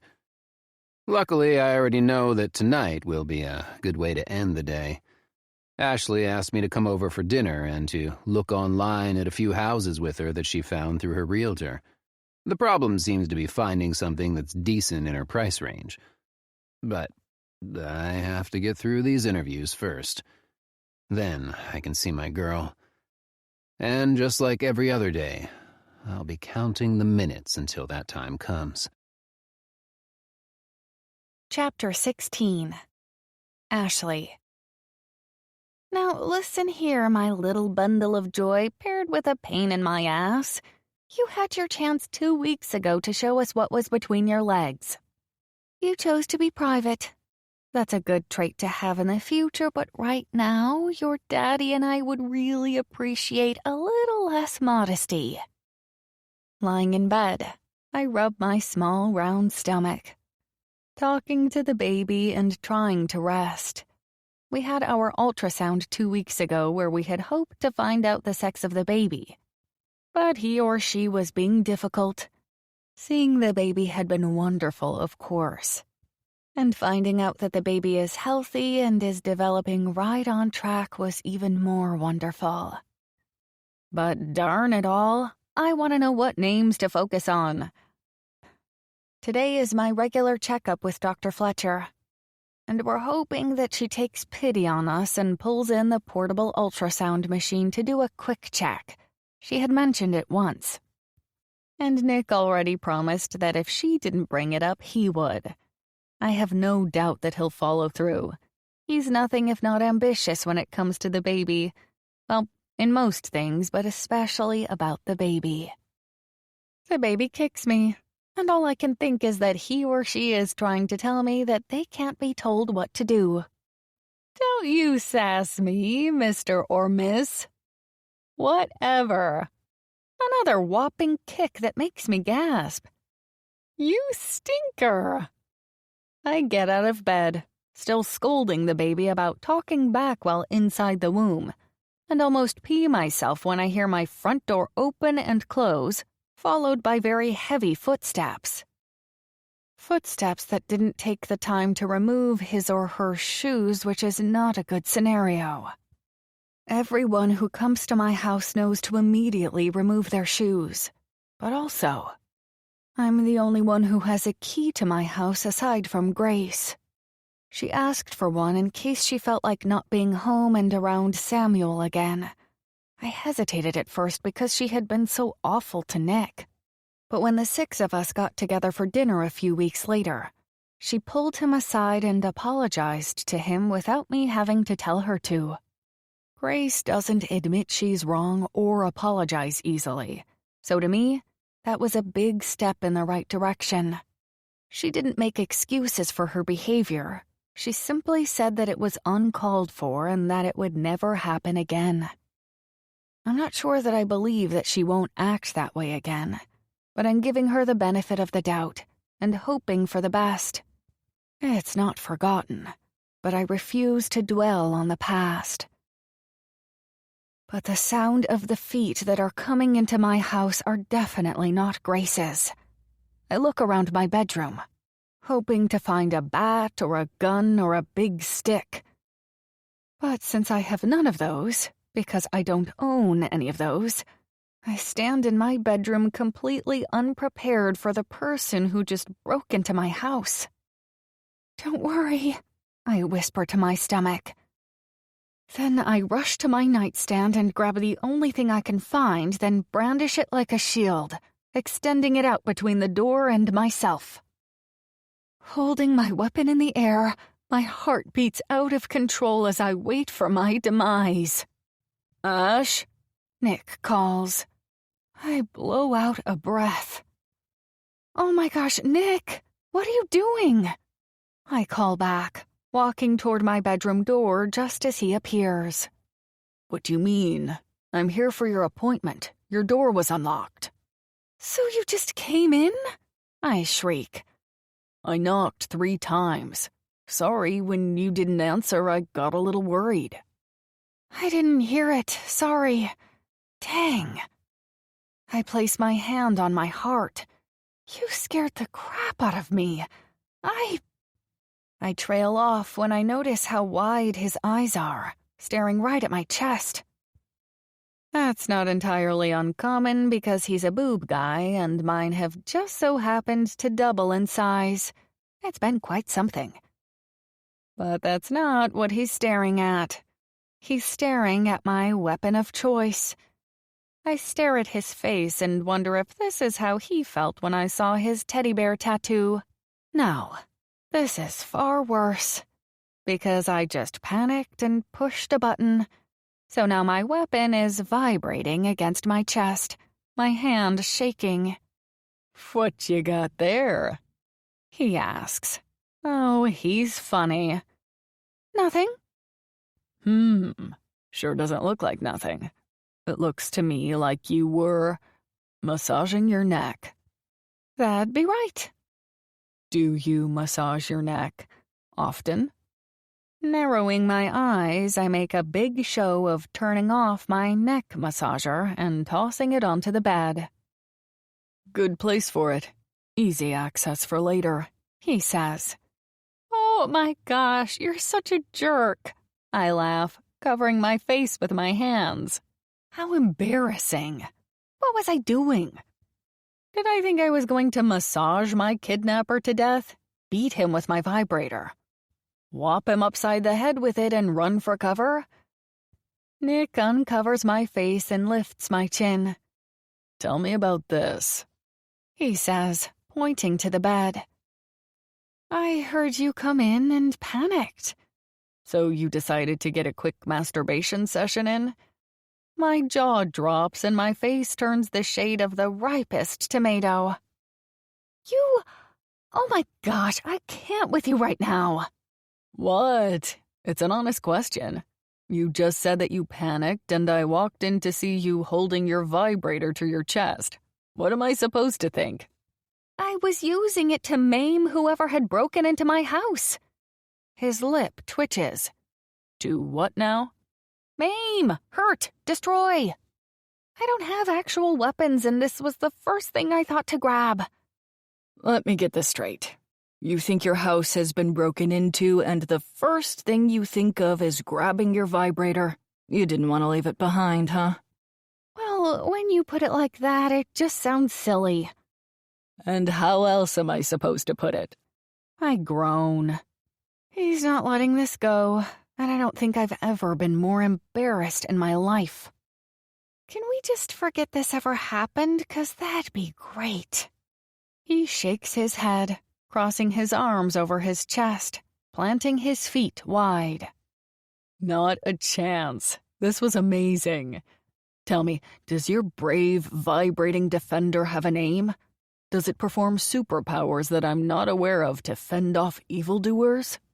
I take a step closer and point up at him. Now would be a good time to suddenly sprout 12 inches so I can look him in the eye rather than crane my neck and try to look intimidating that way. I don't like you anymore. It has a name, he guesses. Is stomping my foot considered immature? Probably. You don't know. It does. Tell me. Nick, be nice. You love it. Now. He drops his arms and takes a step toward me. So close the tips of our feet are touching, and I can feel his breath against my skin. Why don't you tell me the name of our newfound toy here? Mustering up as much courage as I have, I decide if he's going to be a stinker, which means our child obviously takes after him, then I can be too. I pull up every good comeback from childhood to adulthood that I can think of and say, wouldn't you like to know? Okay. Well, that wasn't as awesome as I had planned. He knows it. I know it. But maybe he'll let it slide. At the risk he isn't going to, I flash him a boob, cover myself back up, and go to the restroom to get ready for my doctor's appointment. Behind me, I can practically hear him gaping. That was just mean. Smiling to myself in the mirror, I notice something about me that I haven't seen reflected in a long time. happiness. Scary as it may be, I know that Nick is a huge reason for that. Maybe he'll be getting his wish sooner rather than later, and I'll cave. Wanting the world to know he's mine and I'm his. Or maybe we'll continue to keep it to ourselves and enjoy the ride. It's sure been fun so far. Okay, Ashley, Nick, I know you're anxious for this. You could say Ashley's vibrating with excitement, Nick says, and I elbow him in the side. Actually, I elbow the air because I'm lying down on the exam table and he's sitting closer to my stomach. Luckily, Dr. Fletcher doesn't seem to notice, and if she did, she wouldn't have a clue what we were talking about anyway, or rather what Nick is talking about. I can tell he has a million questions rolling around in that gorgeous head of his.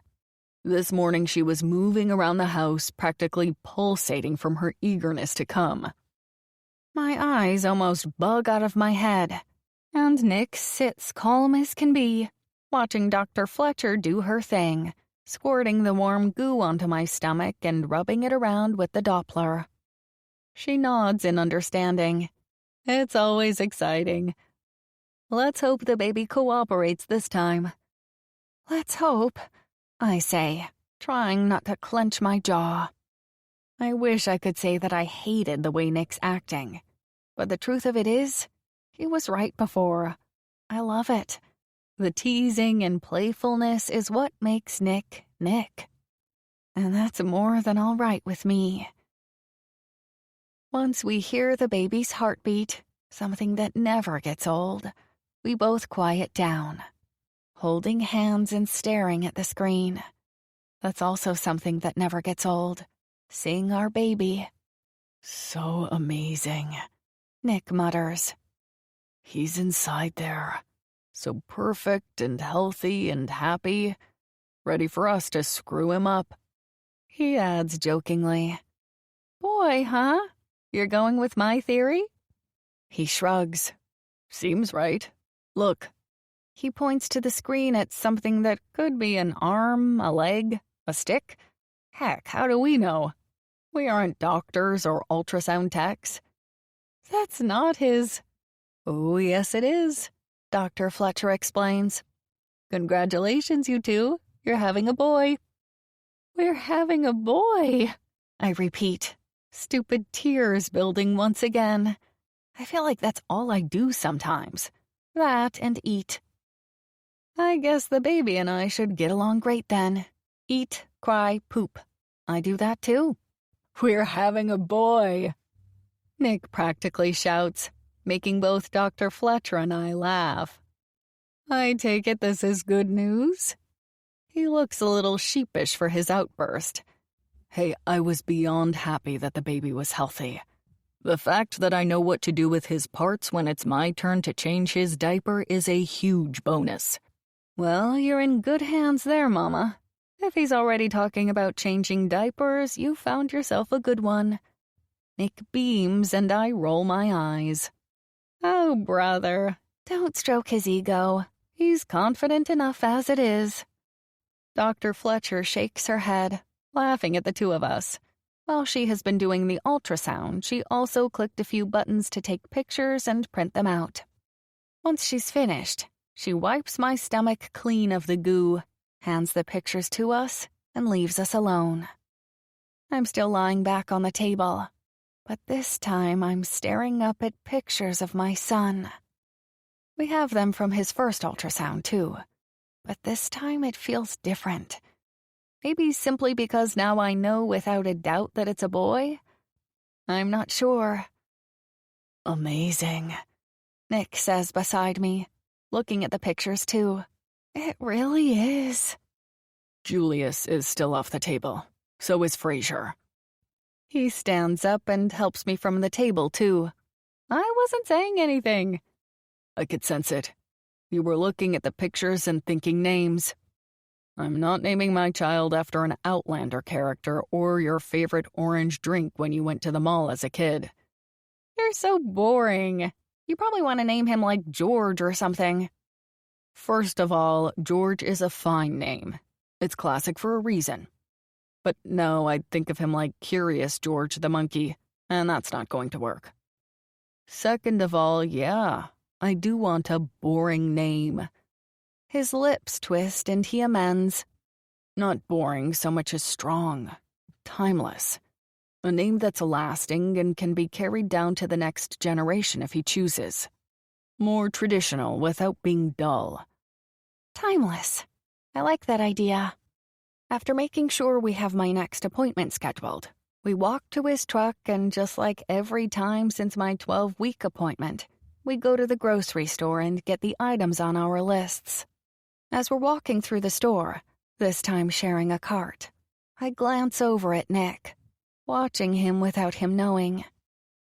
The way he described the name that we will choose for our baby, he's been thinking about it.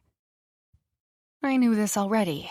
In fact, I knew already that he thinks about us quite often. It's obvious he thinks about more than just the baby's name, though. It's not hard to see that he's protective of us both. The way he came storming into the house today wasn't because he was being rude. It was because he was worried. My door was unlocked and I wasn't answering. Of course he would wonder what was going on. He doesn't blink at making sure I have everything I need, and it doesn't end with groceries and car washes. He looks online with me at houses my real estate agent sends me, even though none of them are very interesting. Researches what the best car seat and crib are so I don't have to. He schedules pregnancy massages and pedicures for me on my day off, just so I have time to relax. The list is long and makes me feel unworthy of this wonderful man. Grace had asked me if I thought Nick would stay around if the baby wasn't a factor. At the time, I told her that we were still exploring what we are, and it was too new to answer a question like that. As much as the question annoyed me at the time, I would welcome it now. Because I know he would still be with me. What Nick and I have, what we're building, is more than just two people having a baby together. It's deeper and stronger. Ready to tell me its name yet? Huh? Nick wiggles his eyebrows, and all those loving thoughts of how sweet and generous he is get muddled by him being a little shit. Are you for real right now? I whisper shout, looking around. You really think anyone here is going to know what you're talking about if you just tell me a name? Well, no, but are you ever going to drop it? No. He tosses some wheat thins in the cart, looks closer at them, places them back on the shelf, and grabs the sun-dried tomato-flavored crackers instead. These are the ones you like, yeah? He asks when he notices me watching him. I nod and he pushes the cart forward, stopping for a container of vanilla wafer cookies. They're disgusting and I love them. I eat 2 every day. Okay, that's a lie. I eat more than 2, but I can't help it. I'm craving those flavorless, crumbly cookies that hold 0 nutritional value. And Nick doesn't mind one bit. Want me to grill a bunch of chicken tonight? We can use it this week for lunches then. Again, I nod. My voice box got stolen right along with my heart. Darn Nick and his swoony ways. How dare he make me fall for him? Jamie, I blurt out. No shit. Well, that makes sense, he says, laughing. The fact that he caught on to me saying a name and knew what I was referencing, and who it is named after, makes me smile. I'm a wee bit obsessed, I say, trying to feign a Scottish accent. He bursts out laughing and stops the cart in the middle of the cheese aisle. Cheese. Yeah, that didn't work. Listen, he says, I'm a wee bit obsessed. His accent is spot on. I'm actually surprised he's not from Scotland for as perfect as his accent sounds. Holy shit!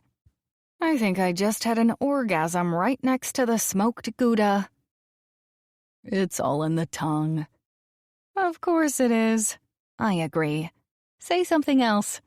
He rolls his eyes. You're ridiculous, he says, pulling me in and kissing my forehead. I dinna want to wait for our wee Barra to arrive, he says. He's full-on Scottish, with the exception of a few English words thrown in too. Wowza! You like that, did ya? He grabs 3 blocks of cheese and dumps them into the shopping cart. Just a tad, yeah. You've been holding out on me.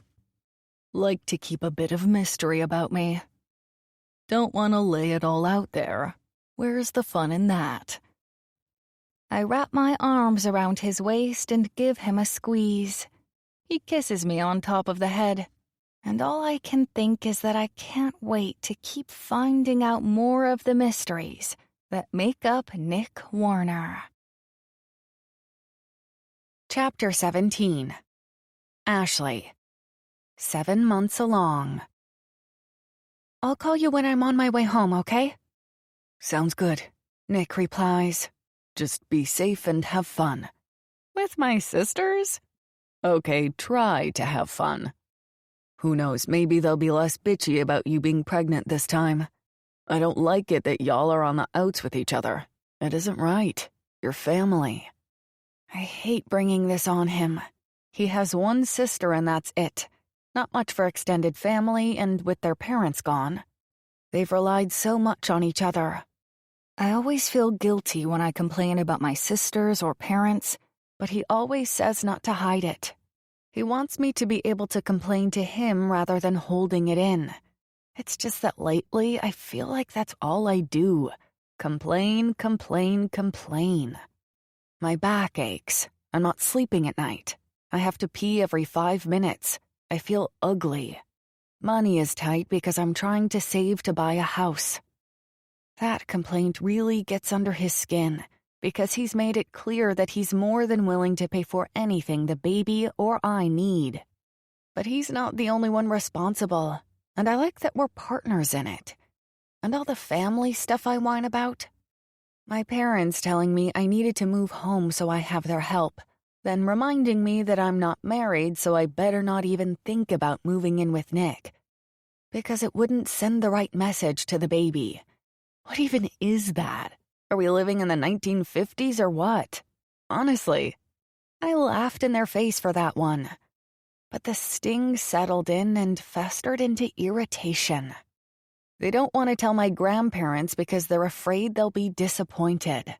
Again, are we in the 50s?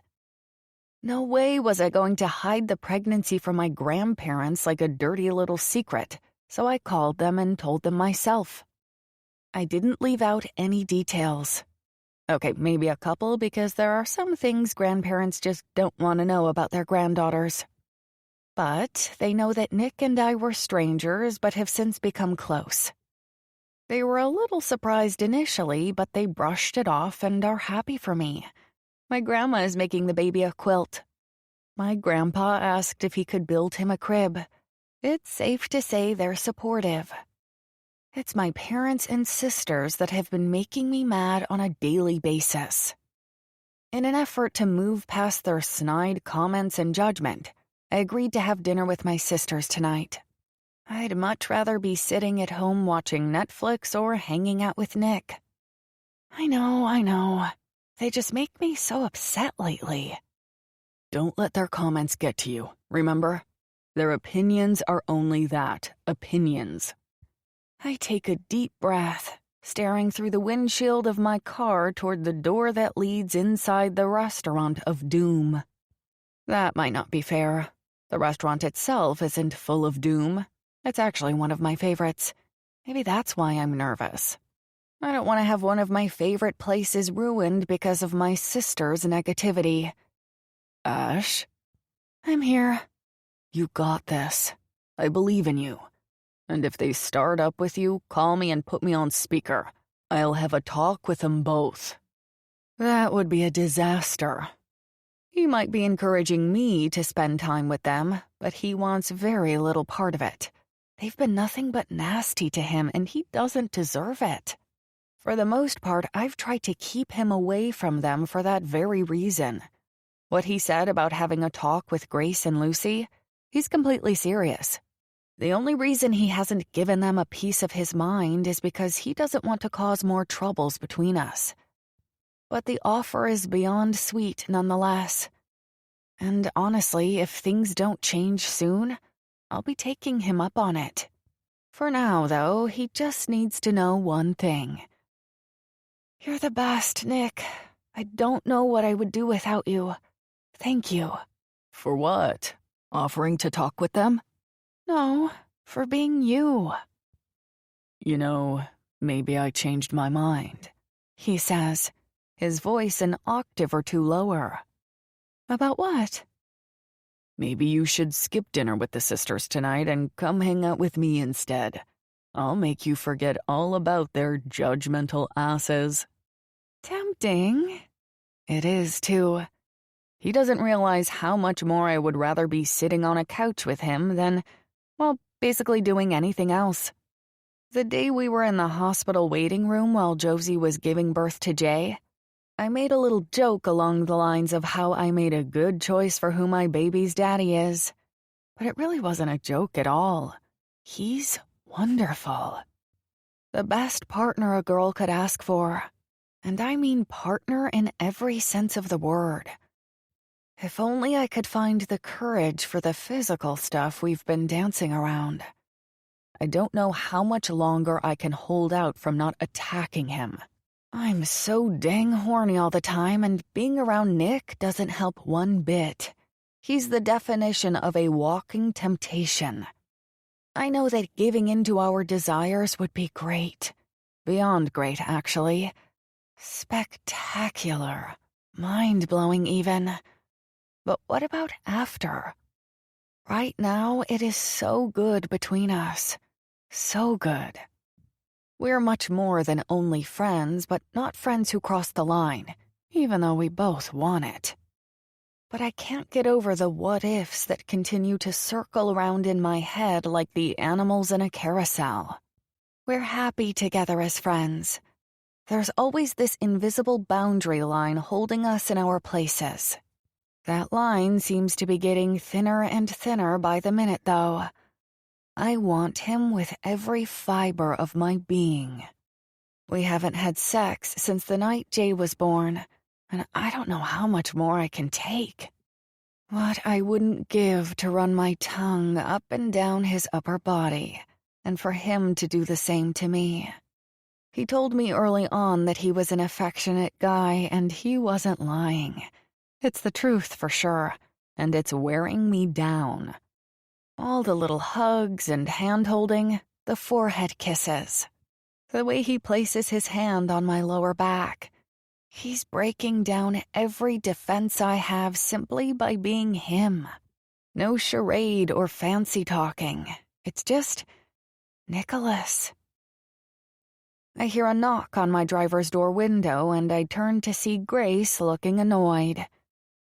She turns her finger in the universal hurry it up already signal, and I roll my eyes.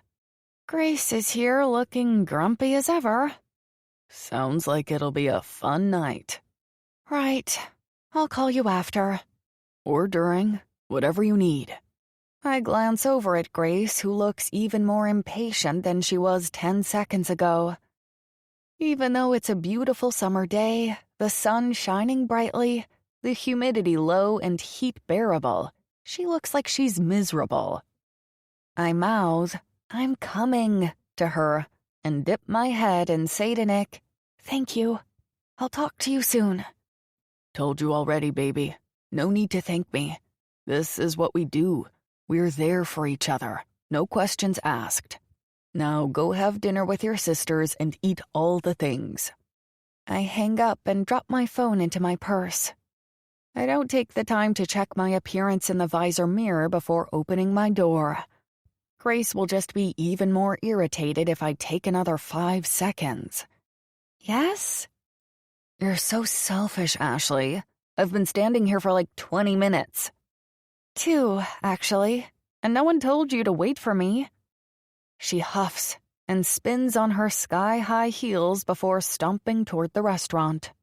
She looks impeccable as always. A black pencil skirt and white sleeveless blouse tucked into the high waist. She must have come straight from the office. I'm sure she was wearing a blazer over her blouse earlier to complete the look of buttoned-up professional lawyer. I used to think she dressed this way to intimidate people, but now I think that's just her preferred attire. It's a lot different than my lavender tunic that I used to wear pre-pregnancy. But it's flowy enough that it doubles as a maternity top, a simple pair of black leggings, and a pair of flip-flops.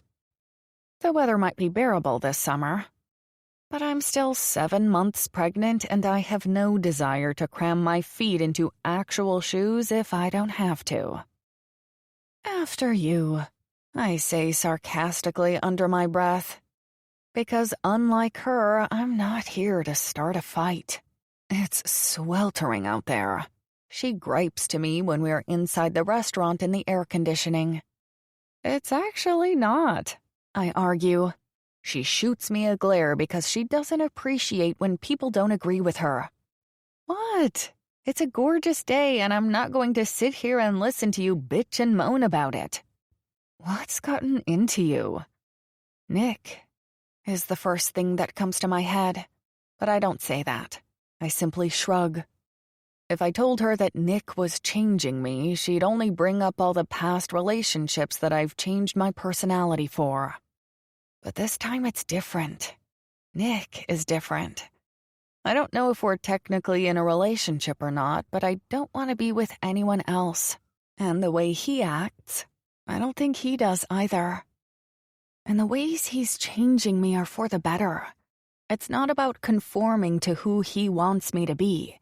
He's challenging me to stand up for myself, to learn what I like best about me and what I want out of life. He makes sure that when I agree to anything, be it what show to watch, what to have for dinner, what radio station to listen to, or anything else, that I'm agreeing because that's what I want, not what I think he wants to hear. It's been both challenging and refreshing. I've learned a lot about myself in the past 6 months I've been spending with Nick. For instance, I really, really hate spin classes. I used to bust my ass on a stationary bike, sweating my ass off and almost falling down after getting off that tiny little seat, while I was with Zachary because he encouraged me to try it. So I kept going because he said he was proud of me. Turns out, I'm not a fan. Plenty of people love it, and that's great for them. Me? Not so much. It's hell. Literal hell. I'd rather do yoga or, sit on my ass and eat junk food all night but still manage to stay in shape. That would be great. Is Lucy here yet? Of course she is. Lucy's never late, she says, so high and mighty. What a snob. Ugh. This dinner is supposed to be fun and relaxing. Just the 3 of us enjoying a good meal, but Grace is already throwing around her attitude. It makes me want to leave right now. Not even sticking around for the delicious food I know I'll get to eat soon. Whatever. I mumble. Good teenage word there, Ashley. Sounds real classy. Grace chides. Your little blue-collar boyfriend like it when you talk like that? Probably does. Makes him feel right at home. I stare at her slack-jawed as we wait for the hostess to bring us to Lucy. When did she become so condescending? As we walk to our table, I count to 10 in my head to calm myself down. I was already on edge about tonight's dinner, but Grace's snide comments aren't helping. I've always known Grace thought a lot of herself, but it never seemed like she thought down on others. We take our seats at the table and an awkward silence surrounds us. I sit quietly, absorbing Grace's snotty comments about Nick, was that about? The way she called him blue collar was clearly an insult. I've never known Grace to think less of anyone no matter their employment. "What's going on here?" Lucy asks, pointing between us. It's not surprising that she'd notice the tension. We didn't even greet her or give her a hug. We just sat down. Neither of you even said hi to me, and Ashley looks like she just sucked on a lemon. Ignoring Lucy, I focus my attention on Miss High and Mighty herself. "You know that Nick owns his company, right?" "What are you talking about?" "You called him blue collar earlier like that was such a bad thing. He loves being an electrician. Who cares if he wouldn't be caught dead sitting behind a desk for a living? Why is that reason to insult him?" Grace rolls her eyes. "I wasn't insulting him, Ashley. You're just being sensitive." She opens her menu, brushing me off. "You were too, and I am not." Lucy hits the table to gain our attention. "Guys, what's going on?" "Ask Grace. She's the one who's been a snobby bitch since we got here." "Now who's being insulting?" Grace snaps. "I wasn't saying anything that wasn't true." "You called Nick my little blue-collar boyfriend after making fun of me saying the word whatever. Whatever is a childish word." "Whatever." I emphasize the word by throwing my hands in the air. Lucy looks at Grace with wide eyes. "Did you really say that?" "Is it a lie?" "Sometimes it's in the tone you use, Grace. Don't try to get by with technicalities. Besides, Nick is hardly little and he's not even her boyfriend." "Exactly. She's having a baby with someone she's not even romantically attached to. I'm right here, you know." Lucy gives Grace a hard look. "And that's her choice, right? We've talked about this. Ashley knows what she's getting herself into. She's a big girl." "I'm sorry, but what do you mean by we've talked about this?" Apparently ignoring each other is the game we're playing today because Grace replies to Lucy as if I hadn't asked a question. "Yes, she's a big girl, but that doesn't mean she's ready for this. Nick's certainly not ready." "Excuse me? What's that supposed to mean?" "He drives a pickup truck, Ashley." She didn't seriously just say what I think she said, did she? What the hell is that supposed to mean? I repeat, because I am too stunned to say anything else. Grace, you're starting to let your snobbery show. Besides, what's wrong with Nick driving a truck? If the truck were made by Mercedes, would that make a difference in your opinion? She flips her hair over her shoulder and sits up straight, placing her napkin on her lap. Our waitress must sense the turmoil at the table because no one has stopped over yet. He's rough around the edges, and you both know it. He's not fit to be a father, and if you think he is, you're just as dumb as he is, and maybe you're not fit either. Who someone decides to have a baby with says a lot about them, you know. I'm doing you a favor, telling you this now before it's too late. I blanch at her comments. She didn't seriously just say that. By the look on Lucy's face, she can't believe it either. I have no words for you right now. She shrugs, but other than that simple movement, she doesn't show any reaction to the fact that she just shoved a knife right in my heart. My own sister is telling me that I'm not going to be a good mother. That's what she's saying. My mouth opens, closes, and opens again, but nothing comes out. Good evening. What can I get you to drink? Water, I mutter, while Grace and Lucy order whatever they'd like. I'll have the broccoli chicken Alfredo, I blurt out. How's salad to start, please? Oh, she sounds surprised but quickly recovers. Great choice. Are you two ready to order too? Again, I don't pay attention to what Lucy or Grace say. I couldn't care less if they were even ready to order. I want this dinner over with as quickly as possible. The waitress takes our menus and promises to return with our drink order and a basket of bread. I offer her a shaky smile, impressed that I'm capable of that much. No one says a word until she's returned with our drinks and bread.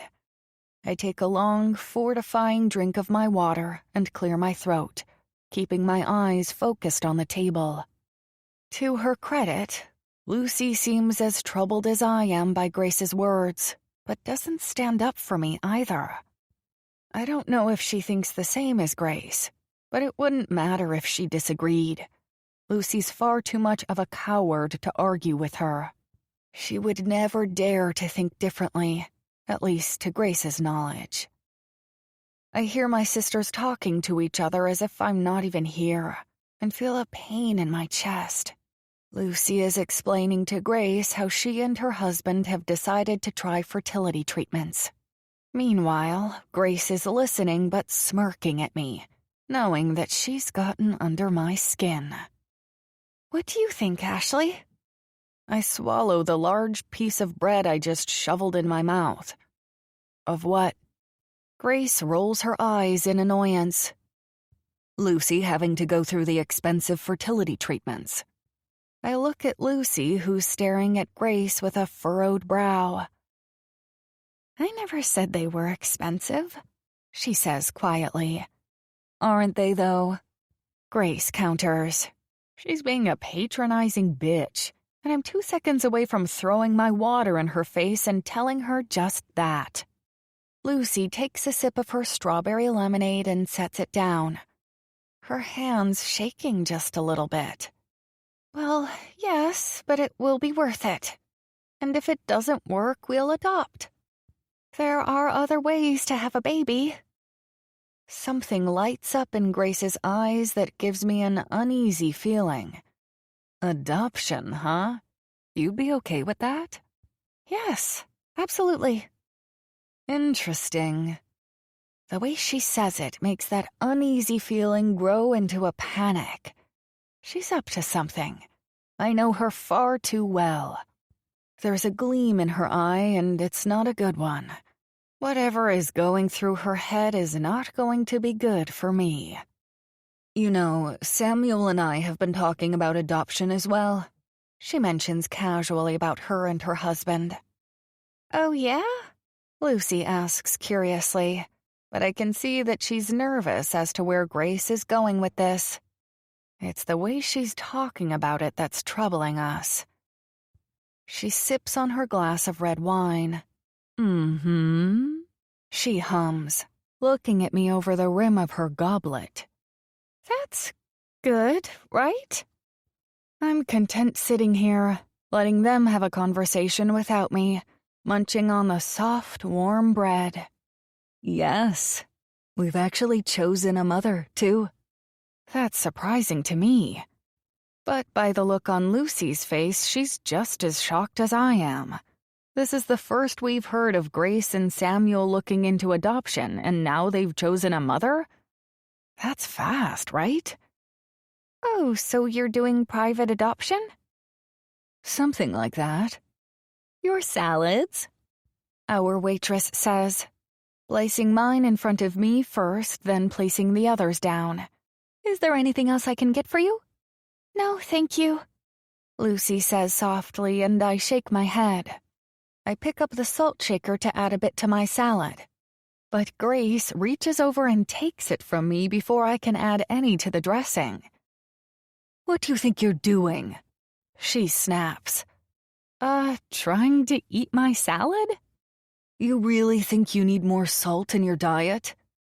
Your ankles are already swollen enough as it is, she reminds me, looking down at my feet and curling her lip like I'm repulsive. Plus, you ordered a really heavy meal, too. Huh? Alfredo, heavy cream, cheese, starchy pasta. It's like you're trying to be as unhealthy as possible. How much weight have you gained? By the looks of it, you've already added 35 or 40 pounds, and let's face it, you aren't exactly thin to begin with. Did she just say, "Pardon me"? She finishes her bite of lettuce and wipes her mouth, then lifts a shoulder and looks me straight in the eyes. Samuel agrees. He's noticed too. But that comes with the territory for him, you know? What with him being a personal trainer and all. She reminds me, haughtily, this is getting beyond ridiculous. Salad forgotten, I stare slack-jawed at my big sister, the woman who I've looked up to and bragged about all my life. First of all, Samuel isn't a personal trainer. After he was fired from his job as a marketing manager because he was caught sending dick pics to his assistant whom he was having an affair with, he spent the next 2 months at home doing absolutely nothing. Well, he was probably doing someone, even if it was through online chat rooms on porn sites, before Grace had had enough and told him he needed to find something to keep him busy. Hence the personal trainer gig. My guess is it's just his way of getting his hands on women, but I keep my mouth shut. That's Grace's problem, not mine. Aside from telling the family what happened, Grace had worked her magic to keep the reason he was fired all hush-hush, probably because she was embarrassed. Maybe it had something to do with their trying to adopt a baby, but the fact that this is the first I've heard of it tells me that wasn't a factor to her covering up his affair. She just didn't want to be seen as the woman who couldn't keep her husband happy. At least, that's what she always said of marriages where one of the partners stepped out. Apparently, she doesn't care if he's sleeping with other women as long as no one else finds out about it. That's what being judgmental gets you. Karma. But back to Samuel being a dick about my weight.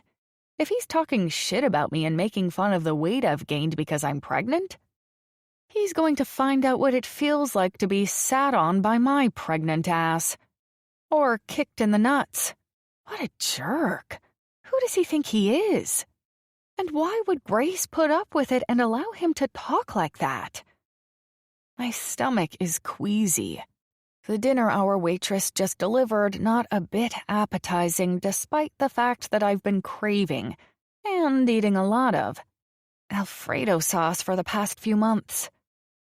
Once again, Grace continues chattering on happily, paying no attention to the fact that I am stunned into silence. And Lucy is, well, uncomfortable as ever. She keeps giving me soft smiles, but they're not reassuring. Have you and Nick talked about it at all, Ashley? Hearing my name causes me to look up. Grace is staring at me like she's been talking to me for a while and I haven't been paying attention. Sorry? Adoption. Have you talked about it? I look at Lucy, hoping for clarification, but all I get from her is a look of sympathy. Automatically placing a hand on my stomach, I shake my head. Why would we talk about adoption? We're having a baby. I don't understand, I admit, hating to do so. By the look on Grace's face, that was her hope. She wants me to look stupid. No, I don't suppose you would. Adoption, Ashley. Have you and Nick considered giving the baby up for adoption? Why would we do that? Well, like I said, you two are hardly ready to be parents. You aren't even together. What does that have to do with it? And why do you think we're not ready? Grace? Lucy whispers. Not here. Not now. Not here, not now what? What are you talking about? I ask Lucy, but she just looks away. Would someone please explain to me what y'all are talking about? My voice is rising, and I don't care that people are turning to look at us. I feel ambushed by my sisters. They're holding a secret without including me. Worse yet, the secret seems to be about me. Are you really that dense that you haven't figured it out? Grace asks me, practically sneering. Right now she's looking at me like I'm no better than I would say gum on the bottom of her shoe, but I know better than to assume she'd ever allow that to happen. Figured what out?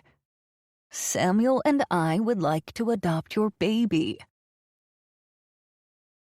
Chapter 18. Ashley. If I was stunned silent before, that's nothing compared to right now. You're kidding, right? I ask, hopeful that's the case. I mean, it's a terrible joke, but this being a joke would be better than her being serious. Plus, Grace isn't known for her humor, so it's very likely that she is trying to be funny but severely missing the mark. Of course not.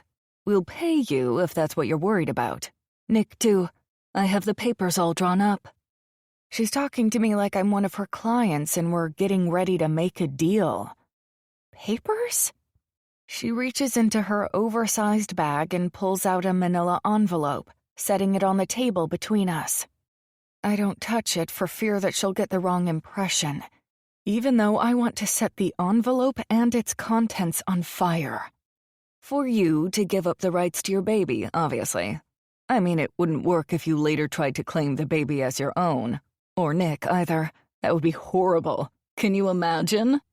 No, I can't imagine any of this being real, but she continues rambling on, as if she didn't try to rip my baby from my arms. There's little tabs for both of you to sign if you don't feel like reading through all the legal stuff. It might be over your head. Legal stuff, I repeat, wanting to reach over the table to pull her hair. She's never talked down to me like this before. It's like she's an entirely different person than the Grace that I know. She seems unfazed by the fact that I can hardly breathe. It's just a legality, you know, making sure that we're covering our bases. Look, this might seem out of the blue to you, but if you sit and think about it, you'll realize it makes a lot of sense. You're worried about the money part, and I'm sure that Nick can't help much there. Where do you get off? She continues as if I didn't speak. And you're not really mentally prepared to be a parent anyway. I mean, what are you going to do for a babysitter while you work? What about where you're going to live? That house you're renting is hardly ready for a baby to live in, not to mention... Grace! Lucy hushes her. Enough. Not to mention what? You've gone this far, might as well bring it on home. Grace sighs as if I'm the one being a jerk right now. Like I'm inconveniencing her by making her finish her asinine speech. Grace? Fine. You want me to say it? I will. You're a mess, Ashley. You're not mother quality. You got drunk and had a one-night stand and got pregnant. That says a lot about your character. You weren't a good athlete in high school, you didn't participate in band or choir. You just kind of floated along as if just attending school was enough. Because I didn't play high school sports or music, that means I can't be a mother? I screech. That's not the only reason, she says as if all logic isn't completely gone from the conversation as I know it. You've jumped from relationship to relationship your entire life. And now you're pining over some lowlife who knocked you up.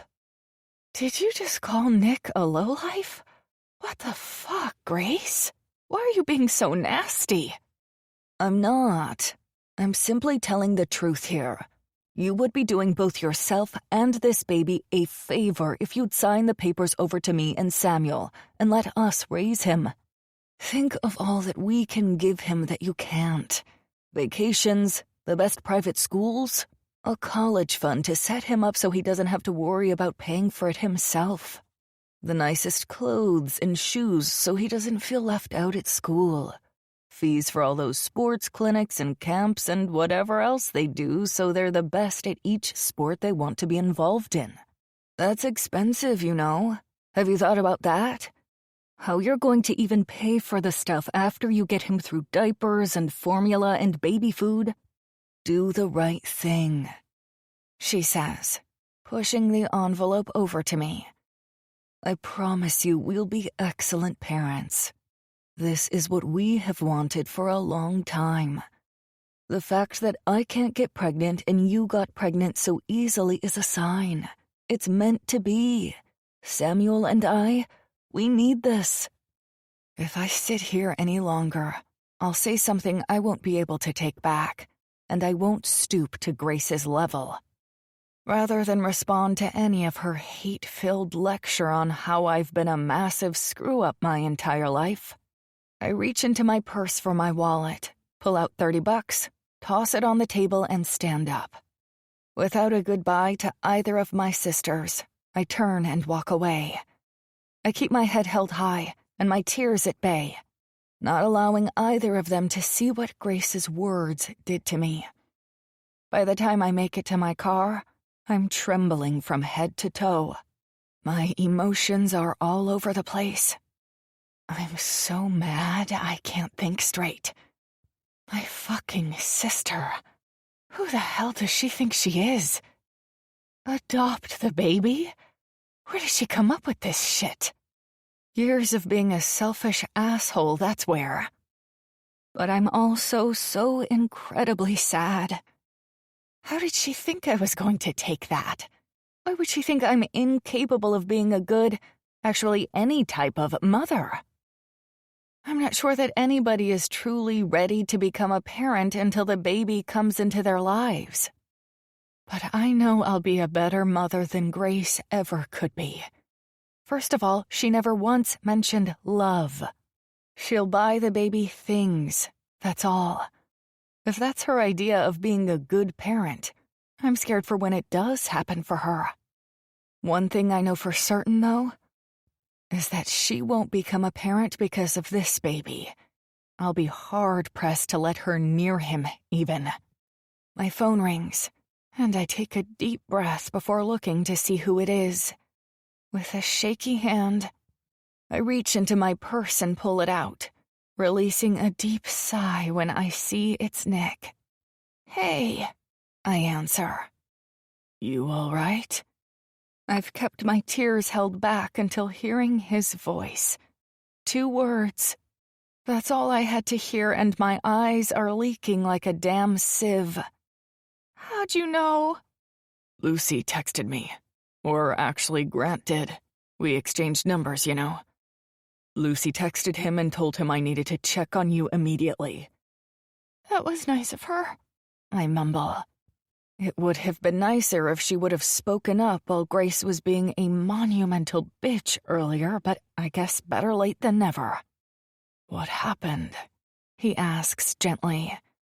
I swallow down my tears, not wanting my sisters to walk out of the restaurant and see me sitting here crying. I want to leave this parking lot with what's left of my dignity intact, and that won't happen if I'm blubbering like an idiot. I don't want to talk about it. Maybe you need to. I shake my head and start up my new SUV, cranking the air conditioning even though the temperature outside isn't that bad. Still, though, I feel like I'm overheating. Likely because of the emotional turmoil I just suffered. The motor purrs as it sits idling. I have to give Nick credit. When he not so gently suggested this vehicle for me, he knew what he was talking about. I feel safe and secure, and I know it will be much safer for the baby, too. Hang on a second. I switch the phone over to hands-free quickly, one of my favorite features that I didn't have on my old car. Okay, I'm back. Tell me what went down, Ash. I'm getting a little worried because I know Grace can be a bitch, but usually Lucy just keeps her mouth shut, you know? If Lucy brought it up to Grant, that's not good. I shift the car into reverse, look in my rear-view backup camera, and reverse out of the parking spot before heading down the road. Honestly, it wasn't good. It was actually really bad. I've never heard Grace talk like that. She wasn't just condescending like normal, which she used to not be anyway. But this was so much worse. Worse how? I see the sign for one of my favorite fast food restaurants and pull in to go through the drive-thru because I might not have had an appetite to eat with Grace and Lucy, but I'm hungry now. Worse in that she told me I was an unfit mother, for one. He's quiet on the other end of the line, and I wonder if the call was dropped even though it didn't beep at me to alert me that it was dropped. She said what? He asks in a low and, quite frankly, scary voice. Yup, I say, letting the P pop at the end. I'm grabbing some food. I didn't stay to eat my dinner. Want anything? Where are you getting food from? Take a guess, I say, smiling. He knows my food obsessions well at this point. Figured.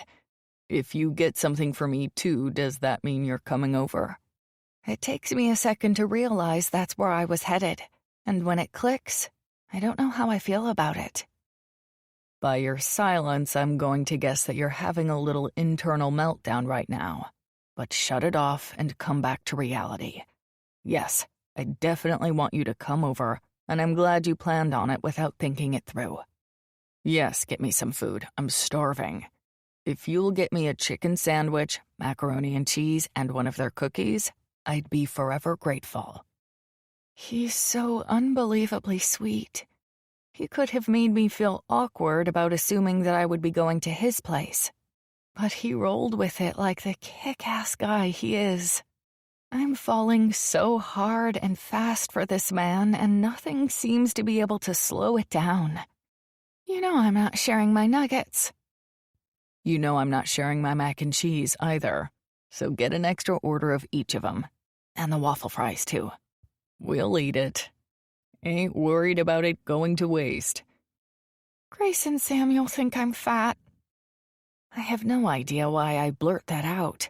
Maybe it's because we're talking about all this fast food I'm about to inhale when I get to his house.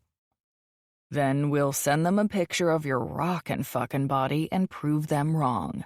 They're both assholes. Want me to go beat the shit out of Sammy boy?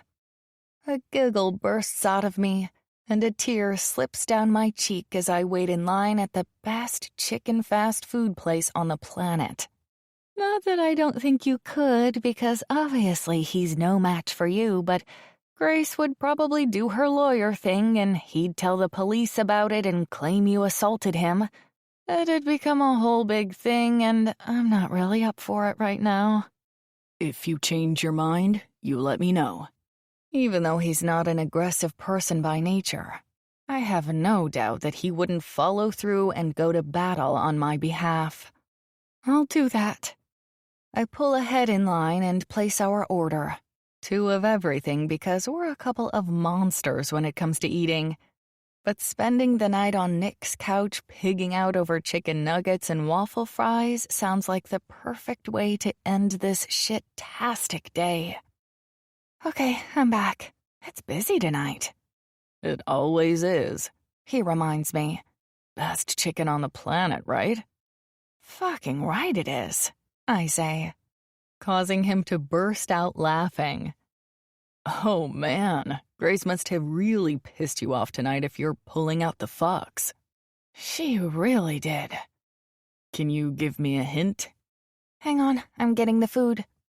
He waits on the other end as the lovely lady who holds my bag of deliciousness takes my card. After our meal is safe and sound on the front passenger seat, I drive out of the parking lot, heading toward Nick's. I'm a little afraid of telling you what happened because I know for a fact that you're going to freak out, so I need you to promise me that you won't do that first. I feel like there's something going on with Grace for her to say what she said, but I can't be sure. You're not selling this very well, baby. I know. I stop at the stoplight and wait. Okay, so you know how she and Samuel have been trying to get pregnant? Yeah. Let me guess. She's mad at you that you got pregnant first. No. Well, maybe, kind of. I don't know for sure, but they decided on adoption. Oh. He pauses, thinking. That's not so bad, right? Them adopting? No. Whose baby they want to adopt? Yes. Care to elaborate on that? They want to adopt our baby. What the fuck? He shouts. Are you fucking kidding me? Is she insane? She's gotta be, right? That had to be a sick joke. I couldn't agree more with that. The light turns green and I take off once again. Oh, she's definitely... Oh, shit! Out of the corner of my eye, I see an incredibly large SUV careening toward me at a high rate of speed. The vehicle hits me in the passenger side with such force my head hits my driver's side window, and I skid across the intersection, smashing into an oncoming truck. Glass shatters on impact all around me, and the sound of metal crunching and tires squealing rings in my ears. In the distance, I hear Nick frantically calling my name. Baby, Ash, what the fuck happened? Are you okay? Talk to me. Ashley. He's shouting to me, and I want to call out to him to let him know that I'm here and I'm okay. But the truth of the matter is, I don't know if I'm okay. I cradle my stomach and look around, barely able to see anything through the splintered windshield. I trail off, not able to say anything more. It feels like I'm being suffocated, and I realize it's because I'm still strapped in with my seatbelt and the airbags all around me deployed. Raising a hand, I try to unlatch my seatbelt, but I can't seem to find the button to release it. I don't hear Nick's voice anymore, and that makes me sad. I really need to hear him tell me that I'll be okay and that the baby will be okay. I just need him. Outside of my car, I hear commotion all around me. People shouting at me, trying to get my attention and letting me know they've called an ambulance. I lull my head to the right and see the vehicle that hit me. Their front end is scrunched up like an accordion, and I can see that their airbags deployed as well. I turn to the left again, which is easier for me because then I can rest my head against my window and see people all around me, their phones to their ears, hands on their heads. I feel something sticky on my left temple and wince when I feel a sharp tug against my skin when I shift it against the window. Everything I do seems to be in slow motion. And when I look at the window beside me, all I see is shattered glass and bright red smeared all over. I guess that explains the stickiness. My head must be bleeding. I wish I had the energy to talk out loud, so I could reassure the baby that he and I are going to be just fine. I might be a little banged up, but I'll survive as long as he's healthy. Ma'am, are you okay? Can you hear me? A guy shouts, his phone pressed to his ear. It's only her in there. Oh shit, I think she's pregnant. Fuck, hurry up. Where's the damn ambulance? He yells into the phone. Okay, yeah, I'll stay on. Ma'am, can you hear me? Talk to me, okay? I saw the whole thing and that was some crazy shit. Crap, I shouldn't say that. I'm sorry, I'm not good in these situations. I get all tongue-tied and nervous. Listen, I know you're hurting and you're probably scared out of your damn mind, and that's totally understandable. Because that was fucking wild, but you're going to be fine. The ambulance should be here in 2 minutes. I stare into his bright blue eyes, full of kindness and fear, and I so wish that I could respond. I open my mouth, but nothing comes out. Through the broken window, he reaches in and grabs my outstretched hand. I don't even remember stretching it toward him. My name's Max. I won't leave your side until they kick me out of here, okay? That's a promise. Just stay awake. I think that's something they say, right? Did you hit your head? It looks like it. Then you might have a concussion, so you need to stay awake. His rambling is somehow calming me down, and I feel my breathing starting to slow down. I take a deep breath and nod. Thank you, I whisper. He gives me a gentle squeeze just as I hear the sound of sirens blaring in the background. They're coming. You hear that? The medics are about here and they'll help you. Just hang on. Baby. I manage to croak out. The look on his face does not reassure me in the least. Yeah, your baby too. You're both going to be fine. I want to tell him he can't be so sure of that, but I choose to believe the empty promise anyway. I will be okay. My baby boy will be okay. What commotion was happening seconds ago is only kicked up a notch when the ambulance arrives. The stranger steps back after giving me one more hand squeeze, and in his place are the faces of determined paramedics. The firefighters appear out of nowhere, helping to clear out the wreckage, all while I'm barely hanging on to consciousness. All the voices and sounds are muffled, and I feel like I'm looking through a tunnel. Ma'am, I'm Carter from the Liberty Community Ambulance Department. Can you tell me your name? Ashley, I croak. Ashley, we're going to get you out, okay? The fire department is here working quickly. Were you traveling alone? Anyone else in the vehicle with you? Shaking my head, I confirm. Just me. He looks me over, his eyes landing on my legs that are wedged between the dash and door. Can you move your legs? I test my legs and can't move them, but I can feel them. Thankfully, it feels like I'm just pinned in the car, but I can wiggle my toes. Licking my lips, I clear my throat and pray I can speak a little more clearly. I'm stuck. We're working on it. We'll get you out. Do you have feeling in your legs? I nod and close my eyes, suddenly feeling exhausted. Okay, good. Ashley, I need you to stay awake for me. Look at me. Tell me a little about yourself. Can you do that? I slowly open my eyes, my face turned toward Carter. He gives me a smile. You're pregnant, right? This time I smile in return and wrap my arms tighter around my abdomen. How far along are you? Raising my hands, I gingerly lift 7 fingers.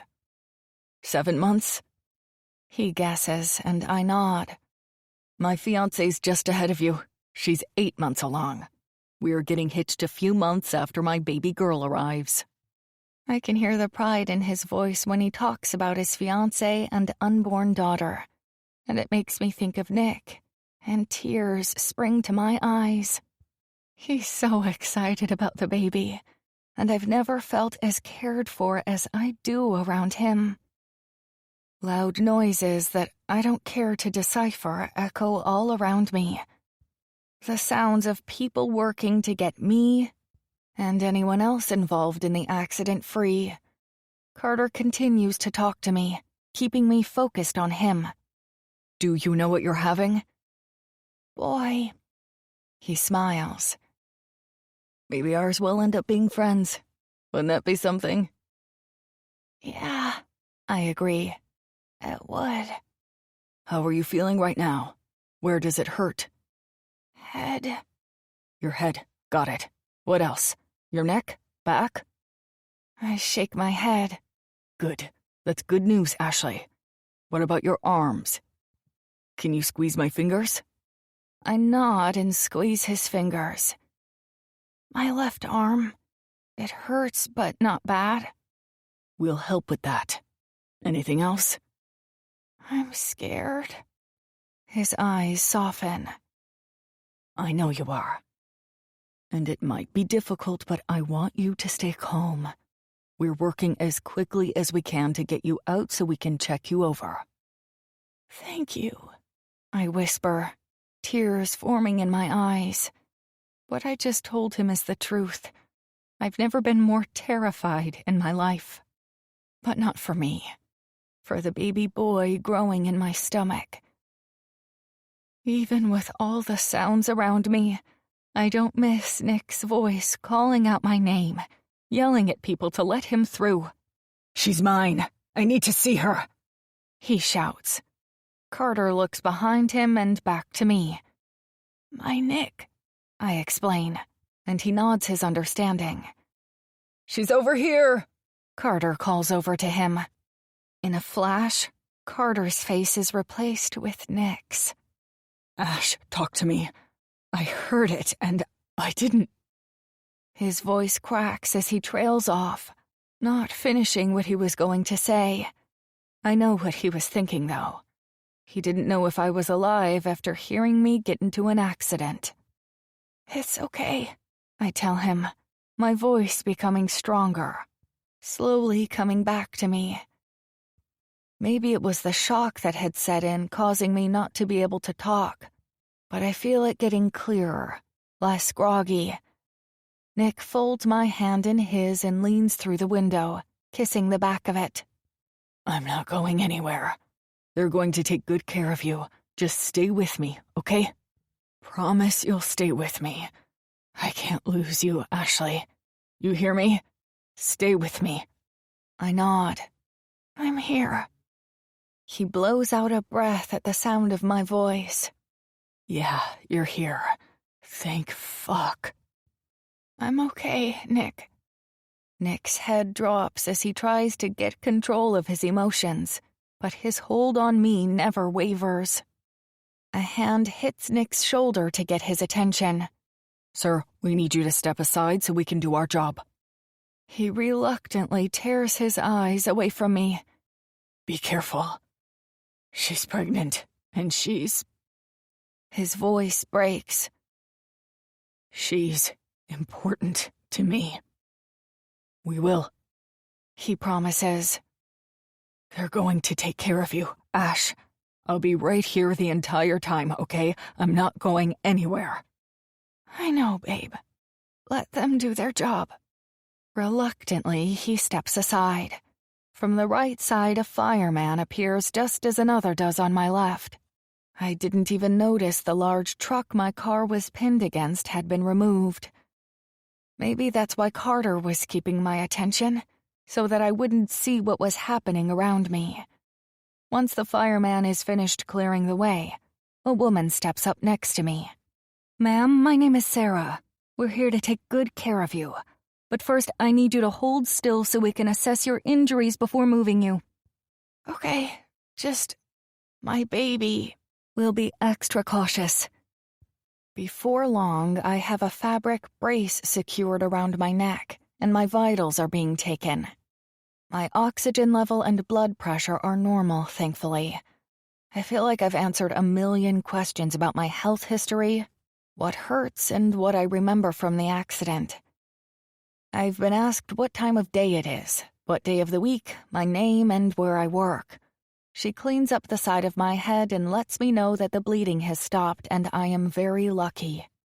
Before I can move you from here, we need to make sure there is nothing extensive we haven't identified, like a spinal cord injury. Now that your legs are free, how do they feel?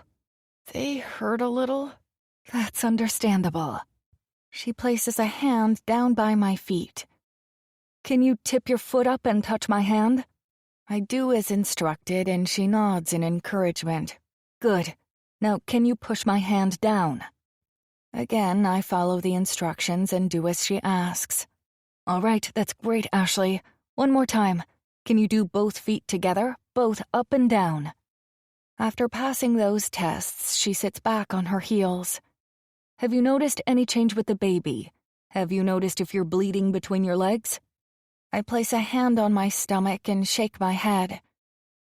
No, nothing different. Right at first I had a bit of cramping, but it's gone away. This is all excellent news, Ashley.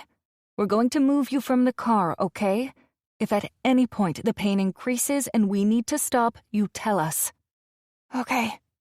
Together, 2 paramedics, Carter from earlier and Sarah, move me out of the car and onto a bed that's on the ground next to me. With extreme care, they lay me down flat and strap me onto the bed before raising it up. How are you doing, Ashley? Any new pain or discomfort? I'm good. As they're moving me to, I assume, the ambulance, Nick appears at my side, his face looming over top of me, looking beyond terrified. He doesn't hide his emotions well at all. I'm here, he says urgently. I lick my lips and do my best to reassure him. Everything is going to be okay. Yeah, I know. Nick nods rapidly, but he doesn't seem convinced of his words. Babe, I promise I'm fine. The paramedics checked me out. Bumps and bruises. He leans his forehead against mine, kisses me once, then pulls back. Sorry. It's just that I have never been more scared in my life. I really thought I'd lost you both. He admits, his eyes wet with tears. Sir, we need to take her to the hospital to have them check her over. You're welcome to follow us, Carter tells Nick. I can't ride with her. I'm sorry, but no. He doesn't look happy about it, but he agrees. I'll be right behind you, he assures me, as if I expected any differently. Sarah climbs into the ambulance with me. Once the doors are closed, she gets to work, continuing to monitor me and checking me over. He's very protective, Sarah murmurs after looking out the back window. Yeah. I agree, warmth spreading through my chest. It's not incredibly comforting to hear the sirens blaring as they transport me to the hospital. I know I don't have life-threatening injuries, but the fact that they needed to turn on the sirens and lights makes me nervous. I tell myself it's standard procedure for peace of mind. Luckily, it doesn't take us long to arrive at the hospital. The back doors open, and Sarah jumps out of the door and immediately into action, telling the doctors and nurses what she learned about my injuries and accident, what they need to pay attention to and check out more closely. 33-year-old female involved in a 3-car motor vehicle accident. She's in her 7th month of pregnancy. Page OB for emergency consult. Someone calls out, and Sarah doesn't miss a beat before continuing with her evaluation. She has lacerations on her left temple, a concussion. Her left wrist appears to be possibly broken. Huh? It does? Maybe it's from the adrenaline pumping, but I didn't even notice it was in that much pain. Though they were checking everything over, and I do remember feeling a twinge of discomfort when they got to my left arm. I remember telling them it hurt, but it certainly didn't feel broken or anything. I must have shown some level of pain for her to consider the possibility of it being broken. Does not appear to have other extensive injuries.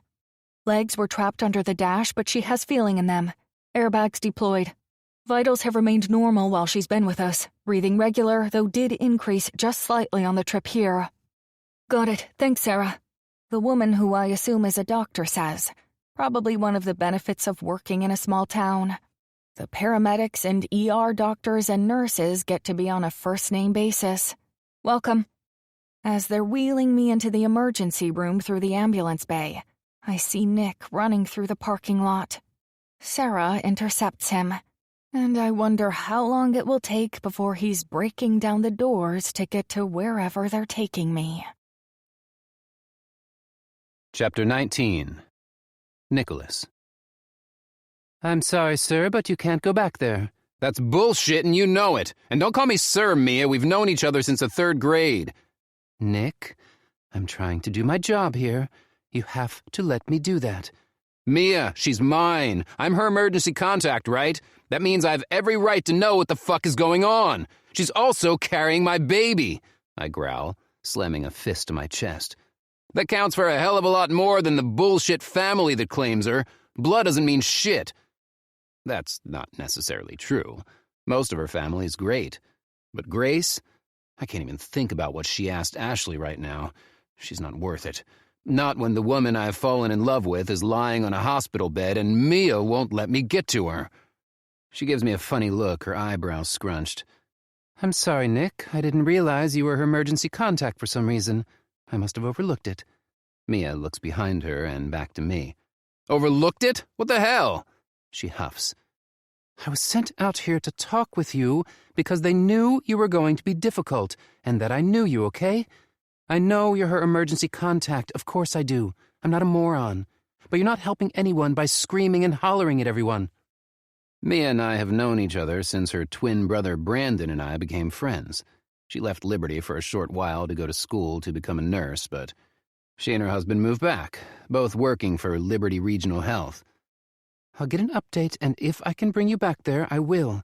but you have got to let the doctors do their jobs. We have other patients from the accident that need our attention as well, so give us the space and time we need to take care of everyone, and I'll personally come get you as soon as I hear something." Why aren't you the one working on her? Aren't you head nurse or something like that? I don't want someone straight out of nursing school. You're the best, so you need to go take over, I plead with her. "Nick, I promise that everyone who's working on Ashley right now is excellent at their jobs. Now, do you want me to get an update or not?" she asks, her arms crossed over her petite frame. Her size doesn't match her personality. She's a force to be reckoned with, and even though I'd feel better knowing she was in the room with Ashley, I'm glad she's at least here. I also know that she'll take care of me in the process, keeping me in the loop. Fine. Just, if you see anything off, "I'll step in," she promises. So many promises, so many assurances, so many she's going to be fine or she'll be okay. Honestly, if I hear any of those words again, I'll freak out on someone. I don't want her to be only fine or okay. I don't want empty promises and assurances. I want to know for a fact that Ashley and the baby are going to be perfect and healthy and in my arms soon. I want to wake up from this nightmare and go back to 30 minutes ago when she was just on her way to my house with a paper bag full of takeout and a plan to spend the evening together. None of their words matter until I see Ashley for myself. It's not lost on me that I can't see Ashley until the doctors have done their work. I know this, but it doesn't change the fact that I don't want to be in this stupid-ass waiting area rather than next to her bed, holding her hand, seeing firsthand that she's going to walk out of here just as flawless as she always is.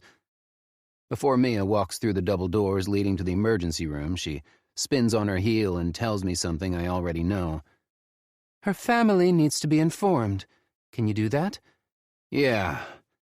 She gives me a long look, somehow understanding that it's the last thing I want to do for fear of Grace and Samuel showing up.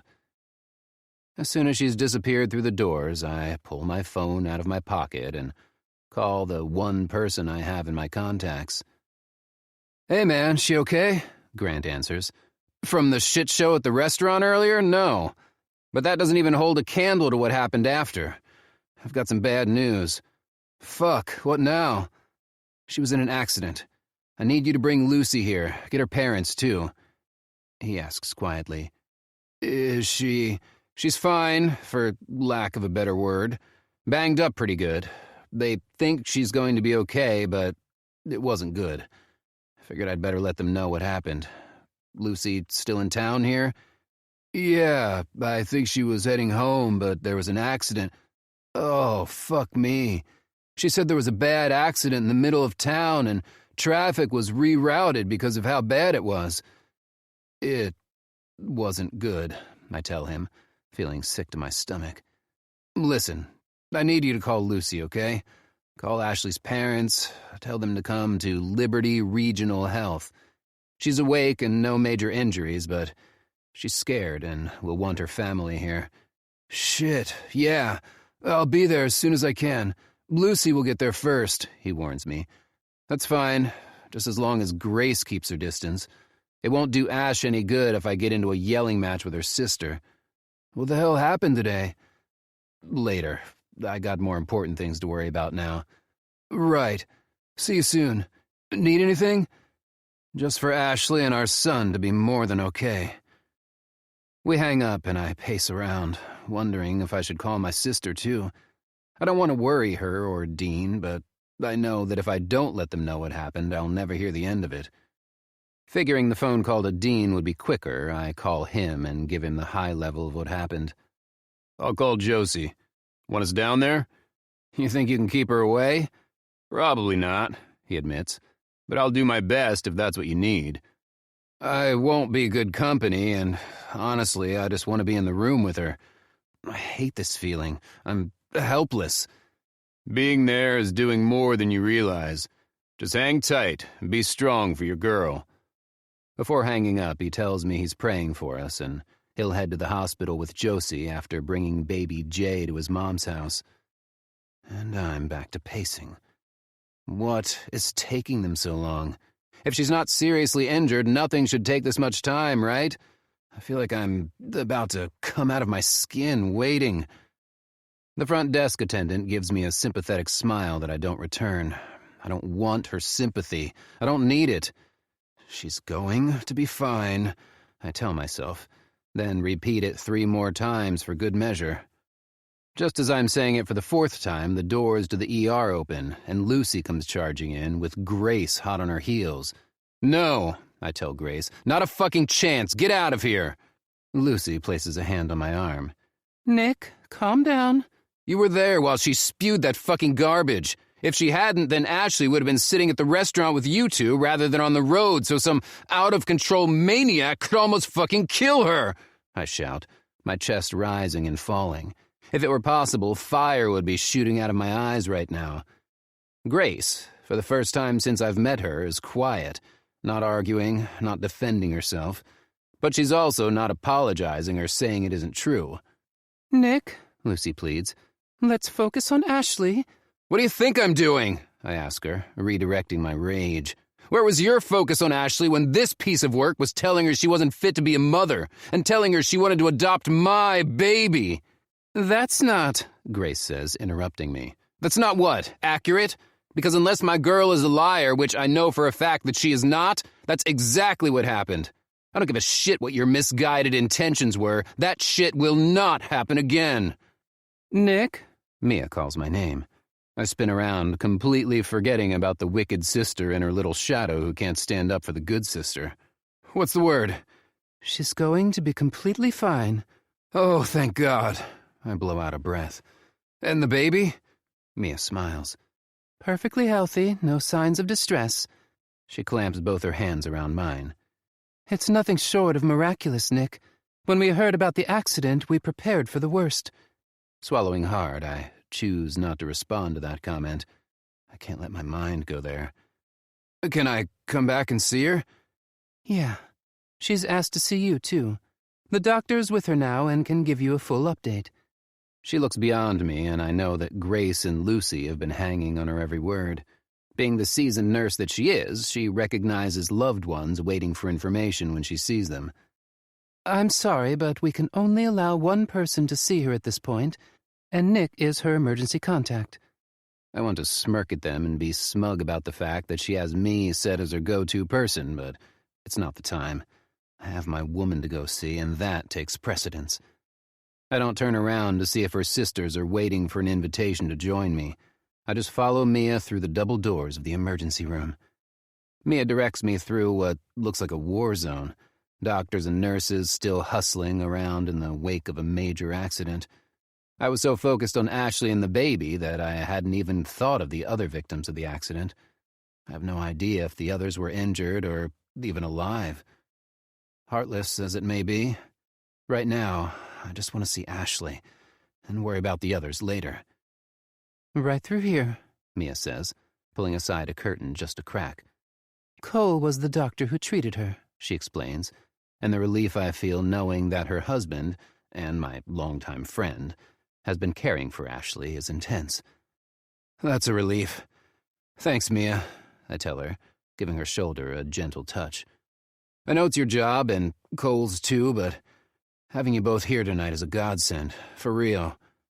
Of course. We're glad we could be here, too. And now that we know you're going to become a father, I'd say we're long overdue for a night out. You got it. As soon as she's up to it. I promise something that is easy to fulfill. Walking past the curtain, I keep my face neutral, not wanting to show my anxiety to Ashley. "Hey," I say quietly. She looks up and the smile she gives me breaks my heart. It's fake, I know it. "How are you?" As soon as I'm sitting in the chair next to her, nodding to Cole, who's typing something into the laptop he's holding, tears pour out of her eyes and she begins to sob, leaning over a little bit to rest her head against my chest. "Mia said she was okay," I say to my friend, my tone accusatory. His eyes drift to Ashley and he grips her foot. "She is, but it's normal to be emotional and a bit overwhelmed. Her body's been through a trauma, and it might take a few days for her brain to catch up with the fact that she's all right." I let Ashley cry against my shoulder, rubbing her back and trying to offer her a little bit of comfort. She is, though? Going to be all right, I mean? Yes, she is. She hit her head against the window, which caused a concussion and some mild lacerations. We have wrapped her wrist because of a small fracture, but we won't need to cast it. I think it will heal perfectly if we keep it wrapped. We would like to admit her overnight to monitor her and the baby. Other than that, and a few cuts and bruises, I expect a full recovery. She'll want to take it easy for a while. She mentioned that she lives alone, but she'll need someone to stay with her once she's released from the hospital. She'll be staying with me. Cole and I both chuckle a little when she whimpers. I'm right here, you know. Glad you could be here for us, Cole. You and Mia both. Ashley turns her tear-filled eyes up to me, and I know she's needing an explanation. Dr. Ryan here has been a good friend of mine since we were 8. His wife Mia, too. She's the nurse who updated me and brought me back here. Oh. Cole just grins and taps the end of the bed. I'll be back in to check on y'all in a bit, and we'll get the papers ready to transfer her over to the hospital room. If you need anything, don't hesitate to hit the call button and someone will be right in. You're a lucky woman from the sounds of it. Ashley hiccups through a cry and nods against me. Thanks, man. Making her cry even more, I joke to Cole. He shrugs and winks at Ashley, and then disappears through the curtain. Scared the shit out of me, I tell her. Me too. Placing a hand on her belly, I lean down and kiss first her forehead and then her stomach. Take care of your mama, little man. It's then that I realize there's a band around her stomach. Her hand finds the back of my head, playing with my hair. We're both going to be good as new soon. That's just a monitor to keep an eye on him, too. I lift my head to look at her. I meant what I said. After we leave here, you're going to stay with me. No time limit on that, either. I'd like it to be long-term. Get rid of your place. Her red-rimmed, puffy eyes widen. Like, move in? Yes. I've got 3 extra rooms, you know. I was already planning on converting one into a nursery for the baby. That's a lot for me to ask of you. Good thing you didn't ask, then. Good thing they're keeping an eye on you for a little bit. You seem to be confused. She giggles a little, and the sound is like music to my ears. I can probably do that, she eventually says after we've been holding each other for a few minutes. Yeah? I mean, if it would make you feel better, she teases. That's the only reason, huh? I ask, knowing it's not, but the fact that she's being cute and cheeky makes me happy. That is, until I remember who's in the waiting room. Your sisters are here, I tell her. I wasn't very nice to Grace, but I won't apologize for that. She deserved what I said. Oh no, what did you say? Nothing she didn't already know. If you want me to go out there and give them an update, I will. If you want them to come to your hospital room, I'm good with that. If you'd rather wait to see them until you're settled at the house, that's fine too. This is your show. You run it. I'll do what you say. But just so you know, my vote is to keep them in the dark because I feel like being a complete asshole at the moment. But the other half of that vote is that I support you. So you can see I'm a little conflicted at the moment, but in the end, just know I'm all about you, so you drive. That was a lot of words in a short period of time. I lower my voice and let her know. Learn today that if I don't tell you everything I need to, it could be too late. Life is short, Ashley. I don't want you wondering where my loyalty lies. It begins and ends with you and our little man. They need to know. Grace was awful today, and my guess is that after today she's going to realize that. And she's a complete brat for what she did today. I would use a different description. But she's still my sister, and I know she loves me, even though she has a weird way of showing it. I sigh. She's not wrong, and I know it, but it's hard to admit it. I get to be in the room. If she says anything about adopting the baby, I can't promise you I'll behave. I wouldn't expect you to. Though she didn't really offer to adopt so much as buy, she admits. What? I half growl, half whisper. Yeah, to go along with the adoption, you know? She wanted to make it right, she says, using one hand to make finger quotes. Good thing I didn't know that earlier, I mutter. A nurse pops in, saying she needs to check Ashley's vitals one more time, and looks at a long printout that I hadn't noticed earlier. Ashley explains it's from monitoring the baby, so when the nurse smiles at what she sees, I release the breath I was holding. Good. Everything still looks great, Ashley. Do you feel up to talking to the police? They'd like to get your statement for their records. Oh, now? If you're up to it. If not, I'll tell them to come back tomorrow. Might as well get it over with, right? The nurse gives her an encouraging thumbs up that makes us both chuckle. Once they're done, we'll transfer you up to your room. Then maybe get you a little something to eat if you're up for it. Sound good? I guess, she says, sounding like she wants to do anything but that. I don't blame her, but she won't be alone. I'll sleep on the hospital floor if I have to, but she won't be left alone in the hospital all night. Not to mention the thought of eating hospital food after our dinner ended up on her passenger seat floor. The nurse pats her on the leg. It'll be all right. I know it's not fun or ideal, but it's best for you and the baby if we keep an eye on how you're doing through the night. I know, I get it, Ashley replies, sounding sad as ever. Why don't I go to your place while they're getting you situated? I'll bring back a change of clothes and whatever else you want. Would you? Of course. Just tell me what to grab. She rattles off a list of items, and when she says cell phone charger, her gaze drops. I don't even know where my purse or phone ended up, or even my car for that matter.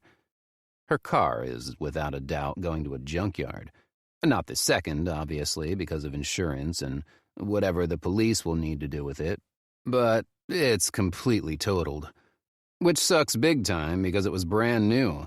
She drove it off the lot with less than 100 miles on the odometer less than a month ago. It's okay, Ash. We'll figure it all out. I've got your spare key to your house in my truck. You're here with me, and that's all that matters right now. She nods, tears in her eyes. I don't want to eat the food here, she cries somewhat pathetically. I was looking forward to our evening of Chick-fil-A and Netflix. I know, baby, me too. I'll pick up something for you to eat and sneak it in, okay? The nurse zips her lips and gives us a wink. Didn't hear a thing. She lets the police officer know he can come in and excuses herself for a few moments to give Ashley privacy. I won't be doing the same. I haven't had the chance to find out what the hell happened today either and need to know. I've restrained myself from demanding answers, but my patience is gone. Ms. Porter, I'm Officer Luis. The policeman introduces himself. He's a younger guy, a few inches taller than me, and dark blonde hair that's been buzzed close to his scalp. Do you mind if I ask you a few questions about what happened earlier this evening? No, that's fine. But you can call me Ashley. All right, Ashley. He turns to me, extending his hand for me to shake. And you are? Nick. Ashley's... I trail off, not knowing how to explain our situation. I'm way more than her baby daddy, which is a term I loathe, but I'm also not her boyfriend, even though I want to be. I mean, I consider her my girlfriend, and there's nobody else for me. I'm about 99% sure there's no one else for her either, but we've never had the talk to make sure that we're on the same page. That, in itself, makes my stomach churn. Ashley saves me from my inner turmoil and clears her voice. He's my Nick, she states. Her Nick. I can live with that. Not exactly the only title I want, but it's enough for now. Officer Luis nods in understanding. Okay, Ashley, this should be relatively quick. I won't take up too much of your time. Can you recall anything from today's events? Yes, I had just picked up food from the drive-thru and was on the phone with Nick, she says, pointing to me. But it was through the Bluetooth function on my car, so it was completely hands-free, she quickly adds. He jots it down on his little notebook. Then what? I was at a red light, and it turned green. I know it did. I was just going through the intersection when, out of nowhere, I was hitting the passenger side of my car. The impact caused me to skid across the road and hit another car, or... Actually, no, it was a truck. A big, full-size one. I'm positive it was. And I think the first one was a big SUV. Pretty sure it was a dark red color. The truck might have been gray? I'm not sure on that, though. I was pinned against the truck, but not the SUV. I never saw where it went after it hit me. What do you mean? Ashley shrugged slightly. I guess I never looked for it. It all happened so fast, and seeing where that car went wasn't my priority, you know? My airbags had deployed, but I had hit my head. I assume it was against my window because it was on the side, not the front, and the airbags deployed. I don't know if the driver left or if they hit another car. I'm not sure.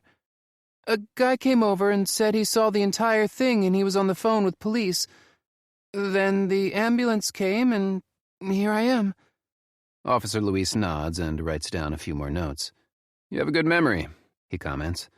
I paid attention. My dad's a retired cop. He taught me what to take note of. Sorry, I don't remember what happened to the car that hit me, though. Her lips twist and her eyebrows furrow. That kind of annoys me. I don't know why I didn't look harder. I press my lips together to stop from laughing. Only Ashley would be mad at herself for not remembering every single detail of an accident that could have killed her. Officer Luis looks at me out of the corner of his eye and smirks. That's all right, Ashley. This is a big help. Yeah? She asks, her eyes lighting up. He lifts his notebook in the air and nods. Yep. Can you tell us more about what happened? Is everyone involved okay? What was the cause? I ask him, eager for anything else to go on. It was a beautiful day, so weather-wise there was no logical reason why the accident would have happened. It had to be a case of distracted driving, drunk driving, or, worse yet, the driver could have become suddenly sick and lost control. I've heard of accidents where the driver has a heart attack or a seizure with no warning. Scary to think about. Nothing I can tell you yet, but you'll be hearing from us soon. Damn, that's not the answer either of us wanted to hear if the expression on Ashley's face is anything to go by. Your car has been towed to Sam's body shop. Insurance will sort that out for you. Your personal belongings, like your bag and phone, are here, he says, lifting up a paper bag that I didn't notice he brought in.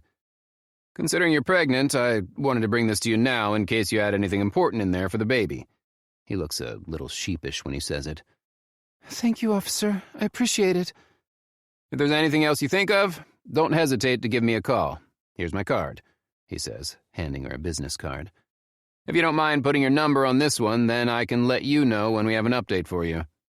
He hands her 2 business cards and a pen. She turns one over, scribbles her name and number down, and hands it back to him. Thanks for your time, Ashley. We'll be in touch. Get well soon. Will do. Nice to meet you, Nick. Same.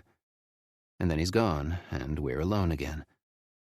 Suddenly, the weight of what happened earlier hits me, and I have to sit down.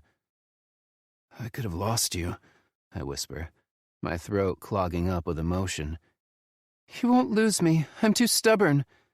Thank goodness, I say, giving her a soft smile. I need to go fill in your family. They're probably worried sick. I'm sure they are, she agrees. I lean down and kiss her forehead, taking an extra minute to soak her in. She's here. She's with me. She's going to be more than okay. Give me a list of what you want me to bring back with me. I'll be back as soon as I can. Is your phone in the bag Officer Luis brought with him? She looks inside and pulls it out, wincing when she looks at it. Screen a little cracked? A little bit, she agrees. I think I bought the insurance on it, though, so it shouldn't be a problem to get replaced or fixed, but that's a pain, huh? If a new phone is all we have to worry about, let's count our blessings. And a new car, too, she reminds me, and I flinch. Sorry, babe. There's no way that thing isn't totaled. She looks down at her phone. I know. I also know it's just a thing and that I'm really lucky because the baby and I are fine, but I really liked it, she whimpers. I sit next to her and let her cry a few minutes, knowing that she truly needs to let it out. Holding it in isn't good for anybody. You're right. They're all things that can be replaced, but it's okay to be upset about it. She nods and I give her a squeeze. Are you going to be okay while I'm gone for a bit to get some stuff from your house? Yeah. She rattles off a few things. Leggings, underwear, bra, t-shirt, a few toiletries, her Kindle just in case. Thanks, honey. I love it when you call me honey, I tell her. Be back soon. I give her one more kiss, then make my way to the waiting room where her family is all huddled together. Grace sees me first and nudges her mom, who stands up quickly, rushing over to me. How is she? She's going to be fine. The baby, too. They're keeping her overnight for observation, but we're lucky. She has a small fracture in her wrist and a cut on the left side of her face from where it hit the window. And a concussion, too, but nothing she can't fully recover from. Thank God. We've been out here praying, she says, crying and giving me a hug. Do we know what exactly happened? Her dad asks. I give them the brief explanation of the accident, not going into too many details because I figure her parents don't want to know the way I found their daughter, pinned in her own car up against another. I wasn't sure if she was going to be able to walk away or if she'd end up paralyzed. And what about the other drivers? I heard they had to bring one here for mild injuries, but haven't heard anything about the other driver. I shake my head. The one who hit her, you mean? He nods. I don't see how the outcome could have been good. It was bad. For as bad as Ashley's car looked, that one looked 10 times worse. After a long look between Lucy and Grant, she steps in close. Life Flight took her to Detroit, Lucy says quietly. I don't think she made it there. Oh, dear, her mother says, her voice quivering. Shit, I mutter, rubbing a hand over my face. How'd you find out? It's Grant's turn to lean closer to me and say lowly, Buddy of mine is a medic. Told me because he knew we were family. Said the driver had been drinking. Son of a bitch, I growl. Grace, who's been quiet this entire time, asks, Can we see her? I want to say no instantly, but that's not the kind of person I am. Instead, I nod. Tomorrow, I'd guess. They're only allowing one person in the ER with her, and they're moving her to her hospital room shortly. I'm not sure what the visiting hours are. But let me guess, you're going to see her again? She asks snidely. Her parents both hush her, but that doesn't stop her from continuing to be a bitch. What? Why should he get to see her and we can't? He's not even a relative, and it's not like he's going to be around much longer anyway. And just like that, my temper snaps. Excuse me? Grace, enough, Lucy snaps. Look where we are, would you? Does it not make you realize what's important right now? Let it go already. What's going on? Her dad asks. I don't bother throwing in my 2 cents here because it wouldn't do us any good for me to tell them what I'm thinking. Lucy can fill you in, I say to the group. I've got more important shit to take care of than talking to your dumbass. Samuel? He looks up from his phone as if he has no idea what's happening. Do me a favor. Stay the fuck away from me and keep your wife next to you. Samuel's frantic eyes dart to Grace, his eyebrows furrowing. He can play the confused spouse all he wants, but I'm not going to listen to it. Pointing at him, I lower my voice. If I hear any more about you guys buying my fucking baby, or telling my girl that she and I aren't a real thing, you won't like the consequences. And fuck you for telling her she won't be a good mother. What is he talking about? Her dad yells. Buying whose baby? Who won't be a good mother? Will someone please fill me in? I don't stick around long enough for Grace to explain her actions. I need to get Ashley's things so she feels comfortable sleeping in the damn hospital tonight. Chapter 20. Ashley. It feels so good to be out of that place, I say. climbing into Nick's truck with his help. I bet. As soon as I get home, I'm taking a long, hot shower. And you know by home you mean mine, right? I grin. Yes, I'm aware. Good. Just wanted to remind you in case that whole head injury affected your memory. He teases.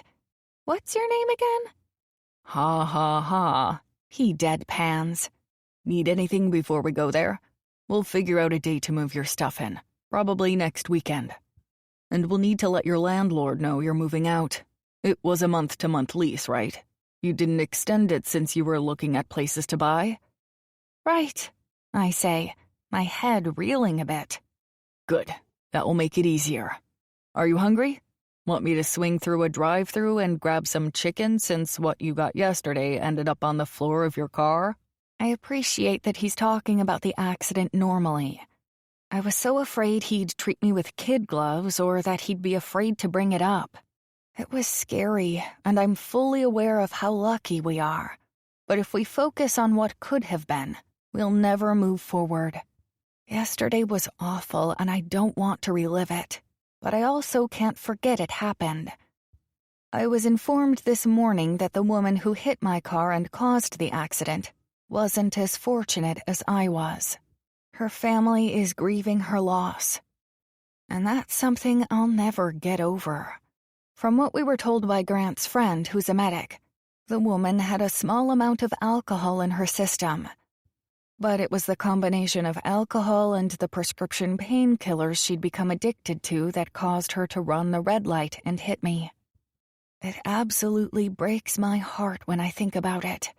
I will never make light of the accident that caused a woman to lose her life. But it's also a reminder of how quickly your life can change. We're not guaranteed anything in this life, and last night was a stark reminder of that. That sounds good to me. I'm pretty hungry, actually. Me too. It isn't lost on me that he takes a different route to Chick-fil-A in order to skip driving right by the accident scene. As much as I appreciate that he's talking about it, I don't know that I want to see it quite yet either. He orders enough food for an army. More than the two of us can eat even on our hungriest day. When I ask him why he ordered so much, he says, "Our family needs to see you. They're on their way to my place now." "Oh," I pause. "Everyone?" "Josie and Dean will come by later. Just your family for now." "And by my family, you mean—" "Yes, Grace is going to be there. If she says anything stupid, I'm not going to let it slide. But she's your sister, and I respect that." "You're okay with her coming over?" "Like I said, if she tries anything, I'm going to step in. But otherwise, yes. We need to figure out what's going on with her, though. From the way you talked, I didn't think she was this judgmental and bitchy." "She normally isn't," I say. We pull up to the window where they start handing over bag after bag of food. It's almost embarrassing, but the smell of the chicken nuggets hits me, and I don't care what anyone thinks of our massive food order. Then my 2 cents? It'd be good to have a conversation and figure out what's going on with her. It sounds like there's something happening in her life and she's taking it out on those she feels are safe. Listen to you, Mr. Therapist. That's me. I sigh and reach into the bag, snagging a waffle fry. Lifting it to Nick's mouth for him to take a bite, then I finish the rest of it. You're probably right. I know the whole thing with Samuel really threw her for a loop, and she tried to basically brush it under the rug like it never happened. I say, grabbing another fry and repeating the process. But haven't they worked through it? I guess I haven't heard much, but I figured since they're still together. I think there's more to it that she's not telling us. Could be. Or it could be that she's jealous of you and is being a monumental dick about it.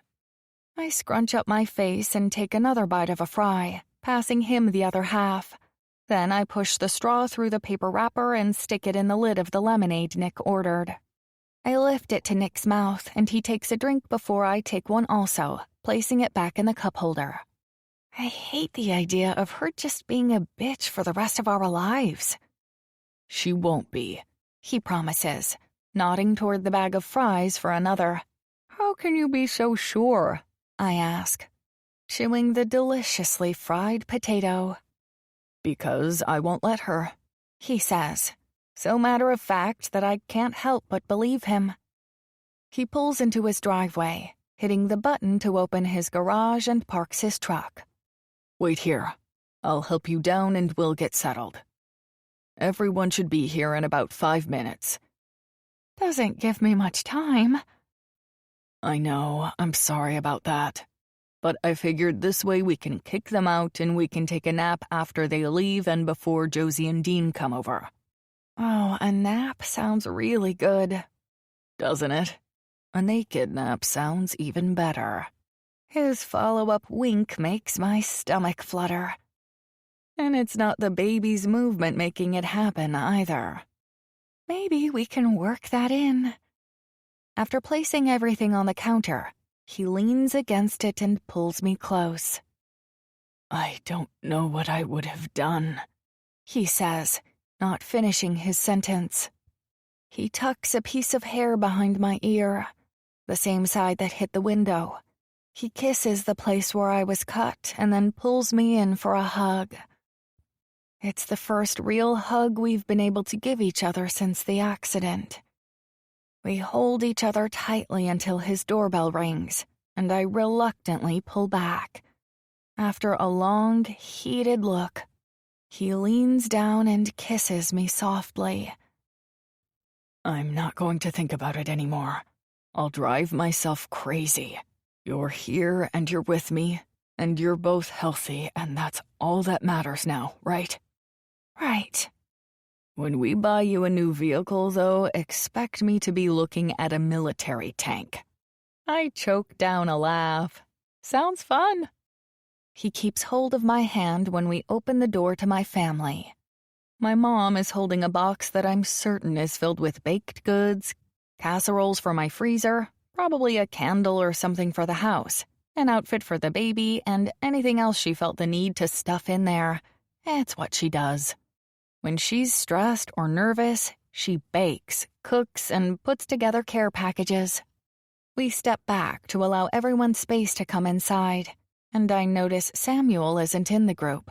I don't ask, though. I take my time hugging everyone, including Grace, who holds me a little too tightly. And then we move to the patio after loading up plates with the food we picked up on the way here.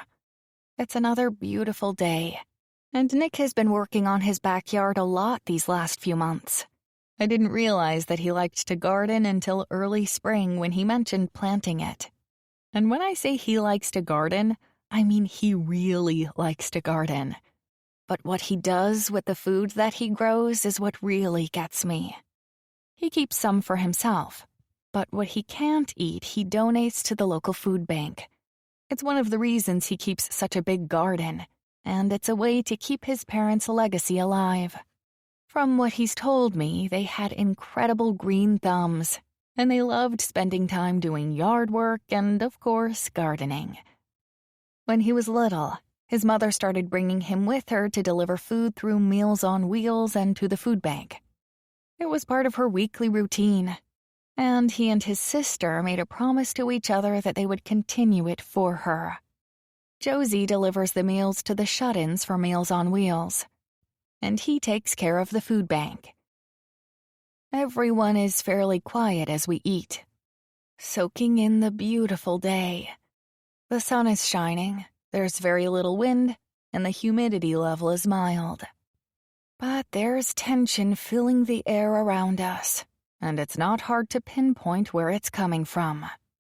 Lucy keeps looking at Grace expectantly, and my dad continues to make small talk, asking more questions than he's interested in knowing the answers to about Nick's garden. Where Nick's parents had green thumbs, my parents have black. They can barely manage to keep their grass green, let alone maintain landscaping and a vegetable garden. After I've had enough of avoiding the elephant in the room, I ask, So, Grace, where's Samuel? She bites the corner of her mouth and looks across the yard.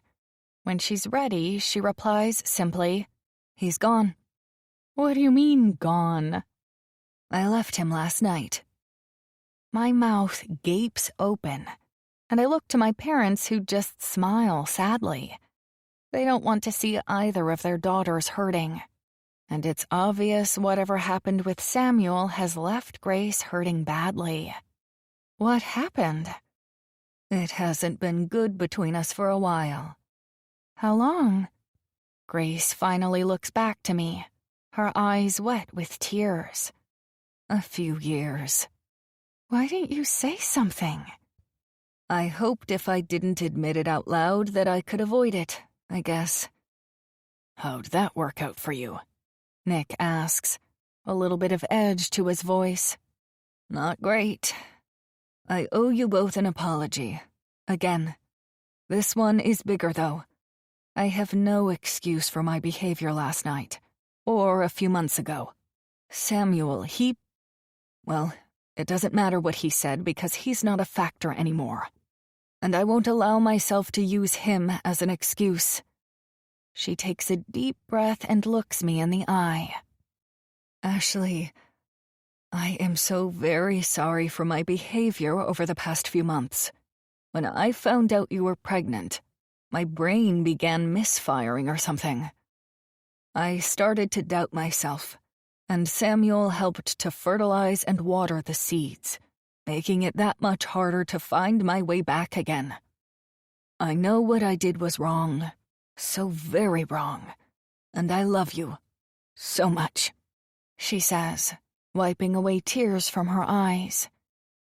I begin to get choked up as well, and Nick places a hand on my thigh, giving me a gentle squeeze.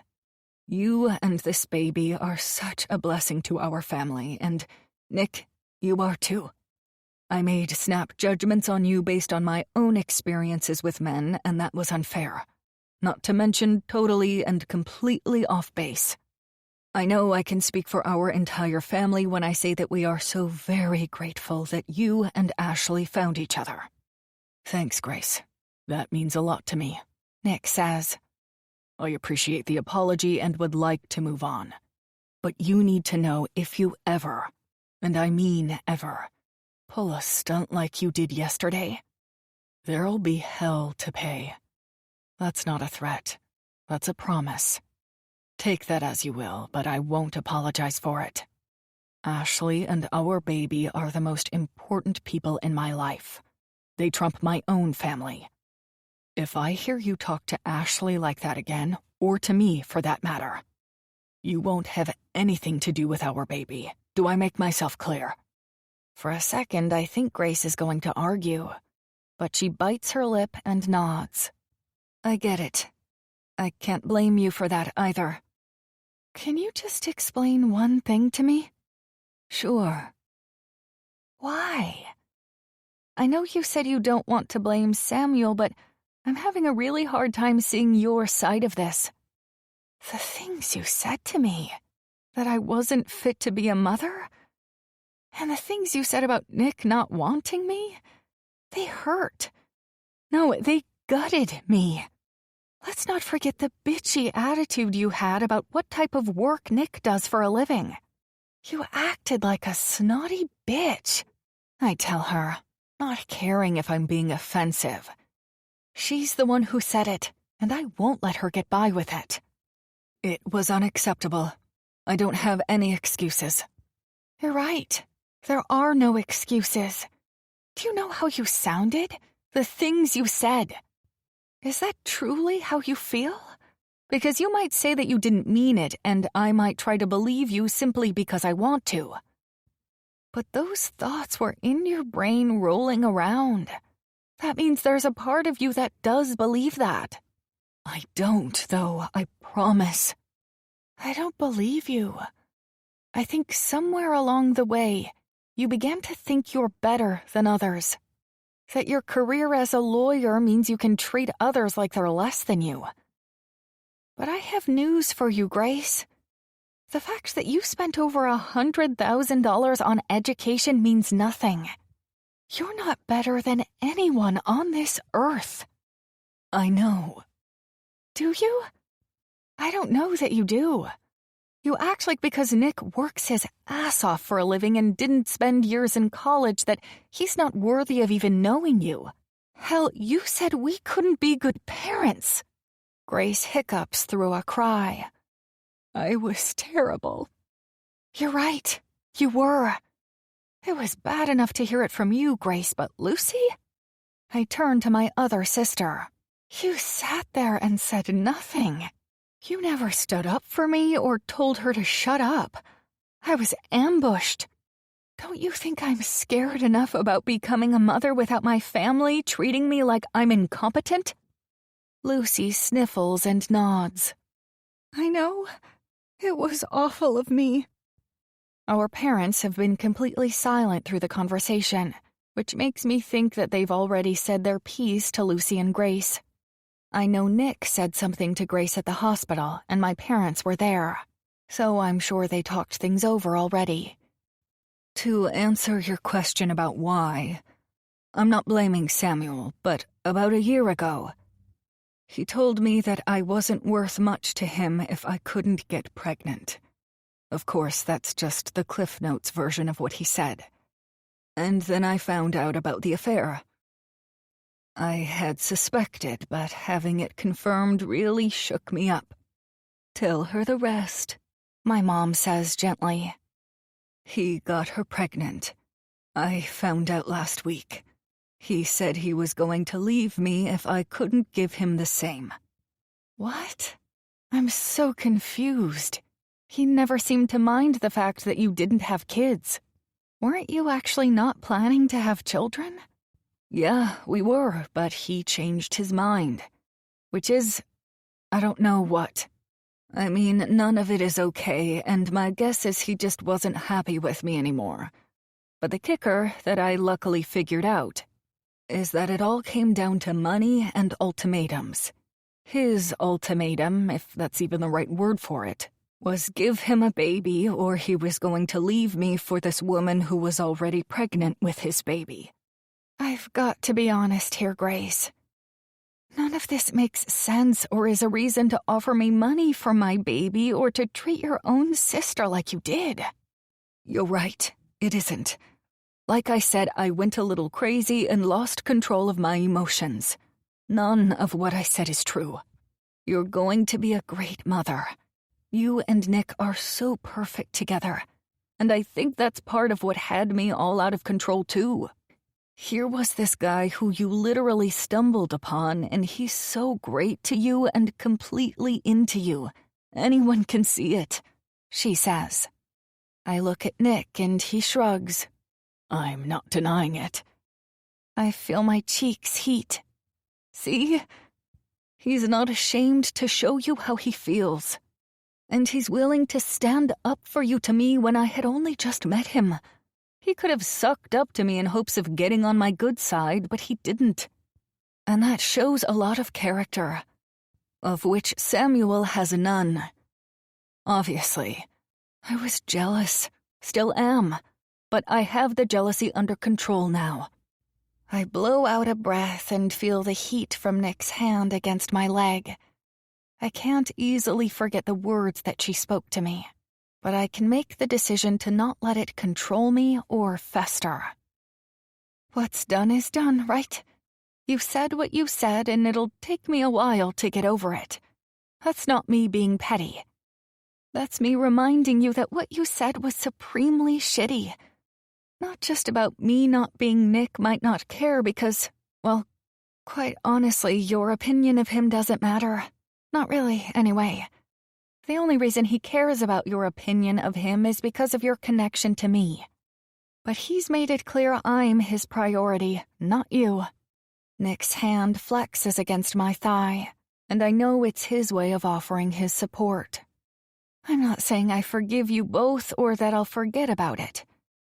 But if the accident yesterday taught me anything, it's that life is too short to dwell on anything of the past. We are moving on, right? Grace nods. I'm so sorry, though. Please believe that. I know you are. I can see it in your face. You might be an excellent lawyer, but you're a terrible liar. At least to me. She laughs a little through her tears, wiping under her nose with her hand, then wiping the mascara that's started to run under her eyes. I love you. I love you too. But you're not in the clear yet. Actions speak louder than words usually, but in this case, your words were really loud. Those words were not just mean. They were really mean. To some people, they'd be unforgivable. I said this already, but you acted like a snotty bitch. I know. I deserve that. And I'll give you whatever time you need to be able to forgive me. I'm so glad you're okay. I was so scared when I found out about the accident. She's not just okay. She's perfect. Nick says. And so is our little guy. Just as soon as Nick's hand is on my stomach, our son lays out a big kick. Nick jerks back in shock at the power behind the kick. Whoa, that was crazy. He's been really active today. Must be trying to remind me that he's healthy in there. Maybe he's trying to tell his mama thank you for keeping him safe. Maybe. I agree with my dad. My dad's eyes widen.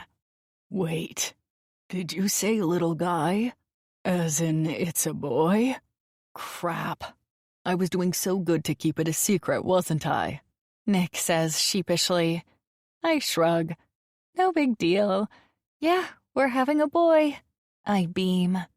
Everyone erupts with happiness, especially my dad, who's been surrounded by women most his life. Aside from Samuel and Grant, who aren't real close with him. May I? Dad asks, pointing to my stomach. Of course. You don't have to ask. He gets out of his chair and kneels next to me, placing a hand where Nick's just was. It takes a minute or two, but eventually we feel a flutter, followed by a strong kick. Dad's eyes stay glued to my stomach as he says, Hi there, little man. I'm your grandpa. You're going to have me wrapped around your little finger in no time. When I glance at Nick, the look on his face breaks my heart. He doesn't get this. His parents are gone and won't get to meet their grandsons. Our son won't know two sets of grandparents who want to fight over him. Leaning over, I place a hand on Nick's cheek and give him a kiss on the lips. He rests his forehead to mine, and for a bit, it feels like we're alone. The two of us sitting on cushiony patio furniture, sharing a moment after a hectic few days. A throat clearing breaks our moment, and my brother-in-law, Grant, pushes my dad out of the way. All right, old man, it's my turn. I want to feel what I can expect in a few more months. Everyone goes silent, and we look to Lucy, who has wide eyes staring at the back of her husband's head as he places a hand on my stomach to feel the baby move. What did you just say? My mom asks him. What? He asks, looking around confused. Something clicks and his words dawn on him. Oh, shit. So we have news? Lucy says quietly. It's early. 10 weeks along now, but we're hopeful. My family erupts in happiness, sharing our congratulations and excitement for the news. That's why Lucy didn't say anything when Grace was being awful to me. She was thinking of her own baby. I wink at her, letting her know I understand, and she winks back. I was going to ask if Lucy and I could host a baby shower for you, but now maybe it needs to be a double shower. Lucy's quick to interject. No, this one will be just for Ashley and Nick. Grant and I will have one later. I don't want to jinx anything. I understand. Are you okay with that, Nick? Did your sister have anything planned? I'm sure she'd like to be involved. That's very nice of you to offer. We haven't registered, I remind him. Like, for anything. What do you mean you haven't registered? I hear Josie say behind me. What are you guys doing here? Nick asks, taking baby Jay from Dean's arms. How's my little buddy doing? You missed Uncle Nick so much, didn't you? He coos, and I glance at my sisters, who have hearts in their eyes. Grace mouths, "Holy shit," to me, and I grin knowingly. I couldn't keep her home. Sorry to interrupt, everyone. Dean says. Josie pulls me from my chair and hugs me tightly. You're okay. You're okay. Thank God, I was so worried. I'm okay, I promise. Aside from the wrist, all is perfect. The pictures of the wreck. Oh my gosh, I can't believe. What pictures? Nothing. Nick says quickly. It's not for today, anyway. Today's for family. I need to see them. He kisses the back of my hand. Later. After I agree to waiting to see whatever pictures are out there of the accident. We introduce everyone, and then the girls take me inside and demand I go online to start registering. Nick will want to have a say in what we're registering for, I tell them. Josie waves me off. He'll get over it. I don't tell them that after they leave, I'll go through the registry with Nick and we can change things up together. For now, I'm just happy because our families are gathered in one place. We're all relatively happy, the air is cleared, and there's not one but 2 babies on the way. We have a lot of reasons to count our blessings. Oh my gosh, you need this, Grace shouts, and Josie replies with, What in the ever-loving hell is she going to do with that? It's a $1,200 stroller. Who's going to buy that? I would. Look at it. No, Josie replies, pushing Grace away from Nick's laptop I found in his office. Nick walks into the living room to see Grace and Josie fighting over their place in front of the computer. He raises an eyebrow, shakes his head, and then goes to the kitchen. When he comes back, he's carrying a 6-pack of beer and a bottle of water that he hands to me. Feeling okay? He asks quietly. I nod. Better than okay. Good. He kisses my lips. By the way, I told the guys that you're mine and I'm yours, so unless you want these women to find out from the guys, you better let them know as well. With that, he walks out the back patio door, and when I turn back to the ladies, they're all smiling at me, having heard everything he just said. Chapter 21. Nicholas. 8.5 months. She has no idea how I see her. She thinks that I look at her as the mother to my unborn child. Admittedly, that's how I did see her in the beginning. But now? Now, I see her as everything that I've ever wanted in a woman. My best friend, the love of my life, the mother to my son. Ashley has had me turned inside out over her since the morning I woke up with her in my bed. Our memories of the night before a little fuzzy. I want her everything. How could she not see it? How does she not realize that I'm completely and totally wrecked for her? Together, we're perfect. My mind is clearer, my smile is permanent, my day is brighter. Apart, though, I'm a mess. I'm hanging on by a thread here, wanting her more and more each day, falling in love with her deeper by the minute. But I'm terrified. I don't know if she's ready for the same. I'm not blind. I know how she sees me.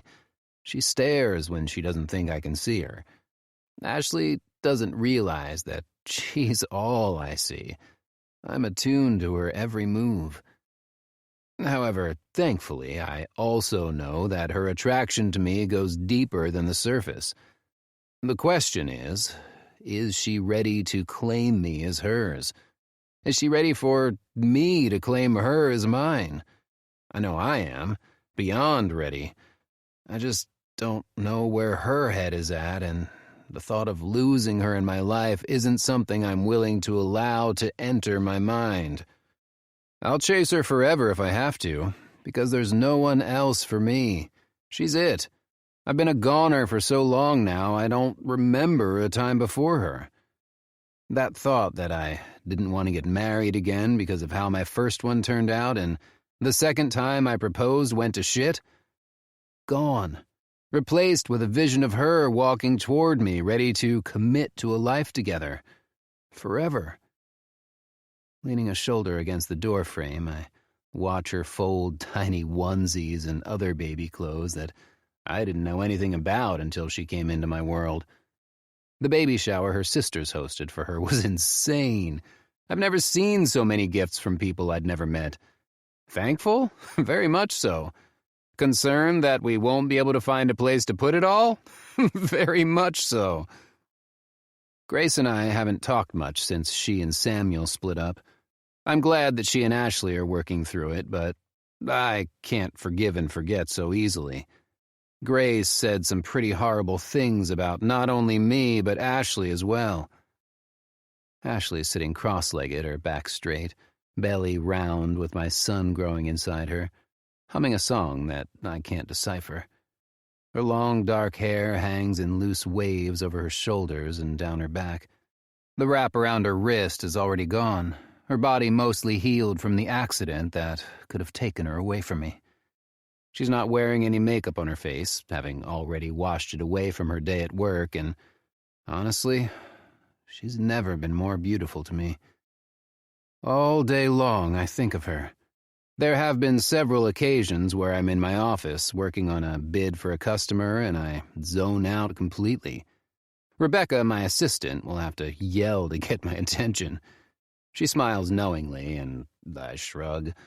I don't even apologize anymore. Why would I?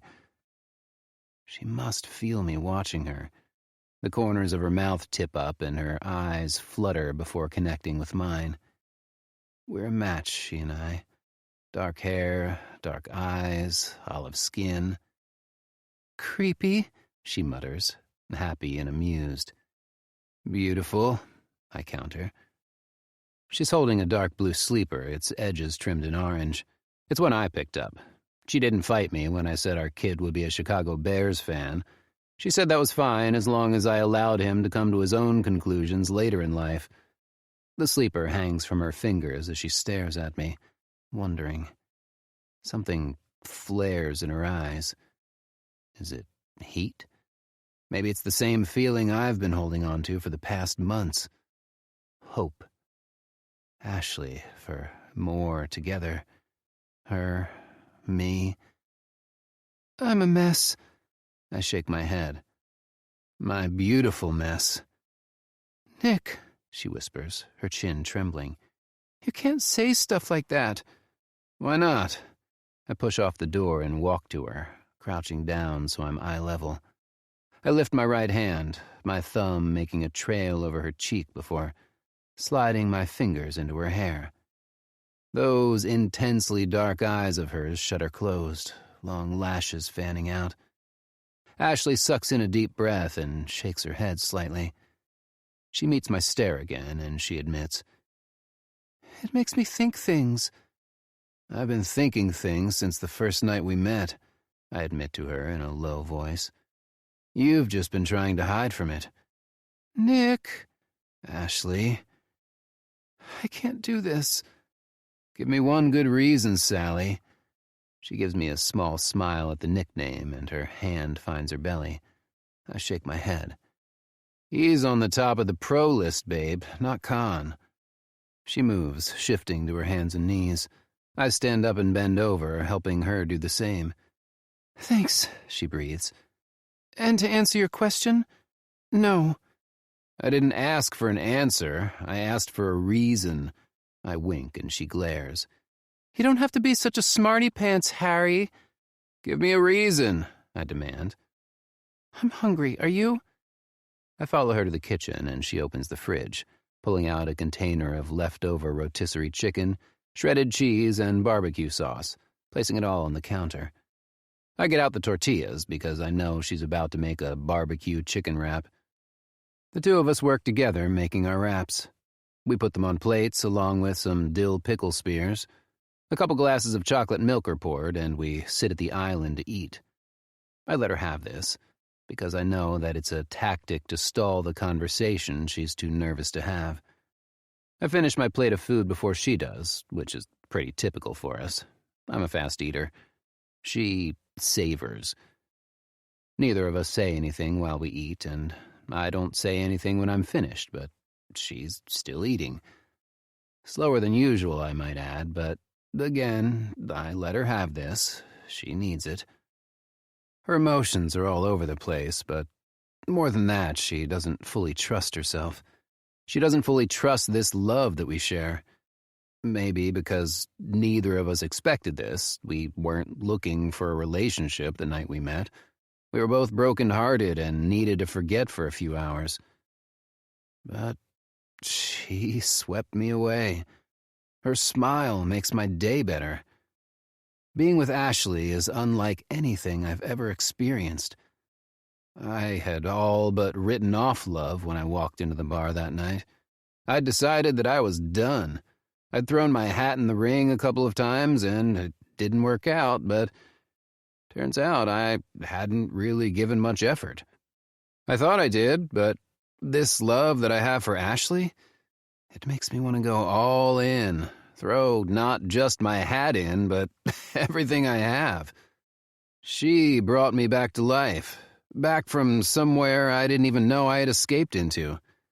Ashley tells me that she was a liar, a pretender, a fake in all her past relationships. Turns out I was too. Until I met her, I didn't know what it was like to be completely myself with someone and not be afraid that they'd run for the hills. Until Ashley, I didn't realize how different I was around others. She's the best thing that's ever happened to me. But she has to see it herself, too.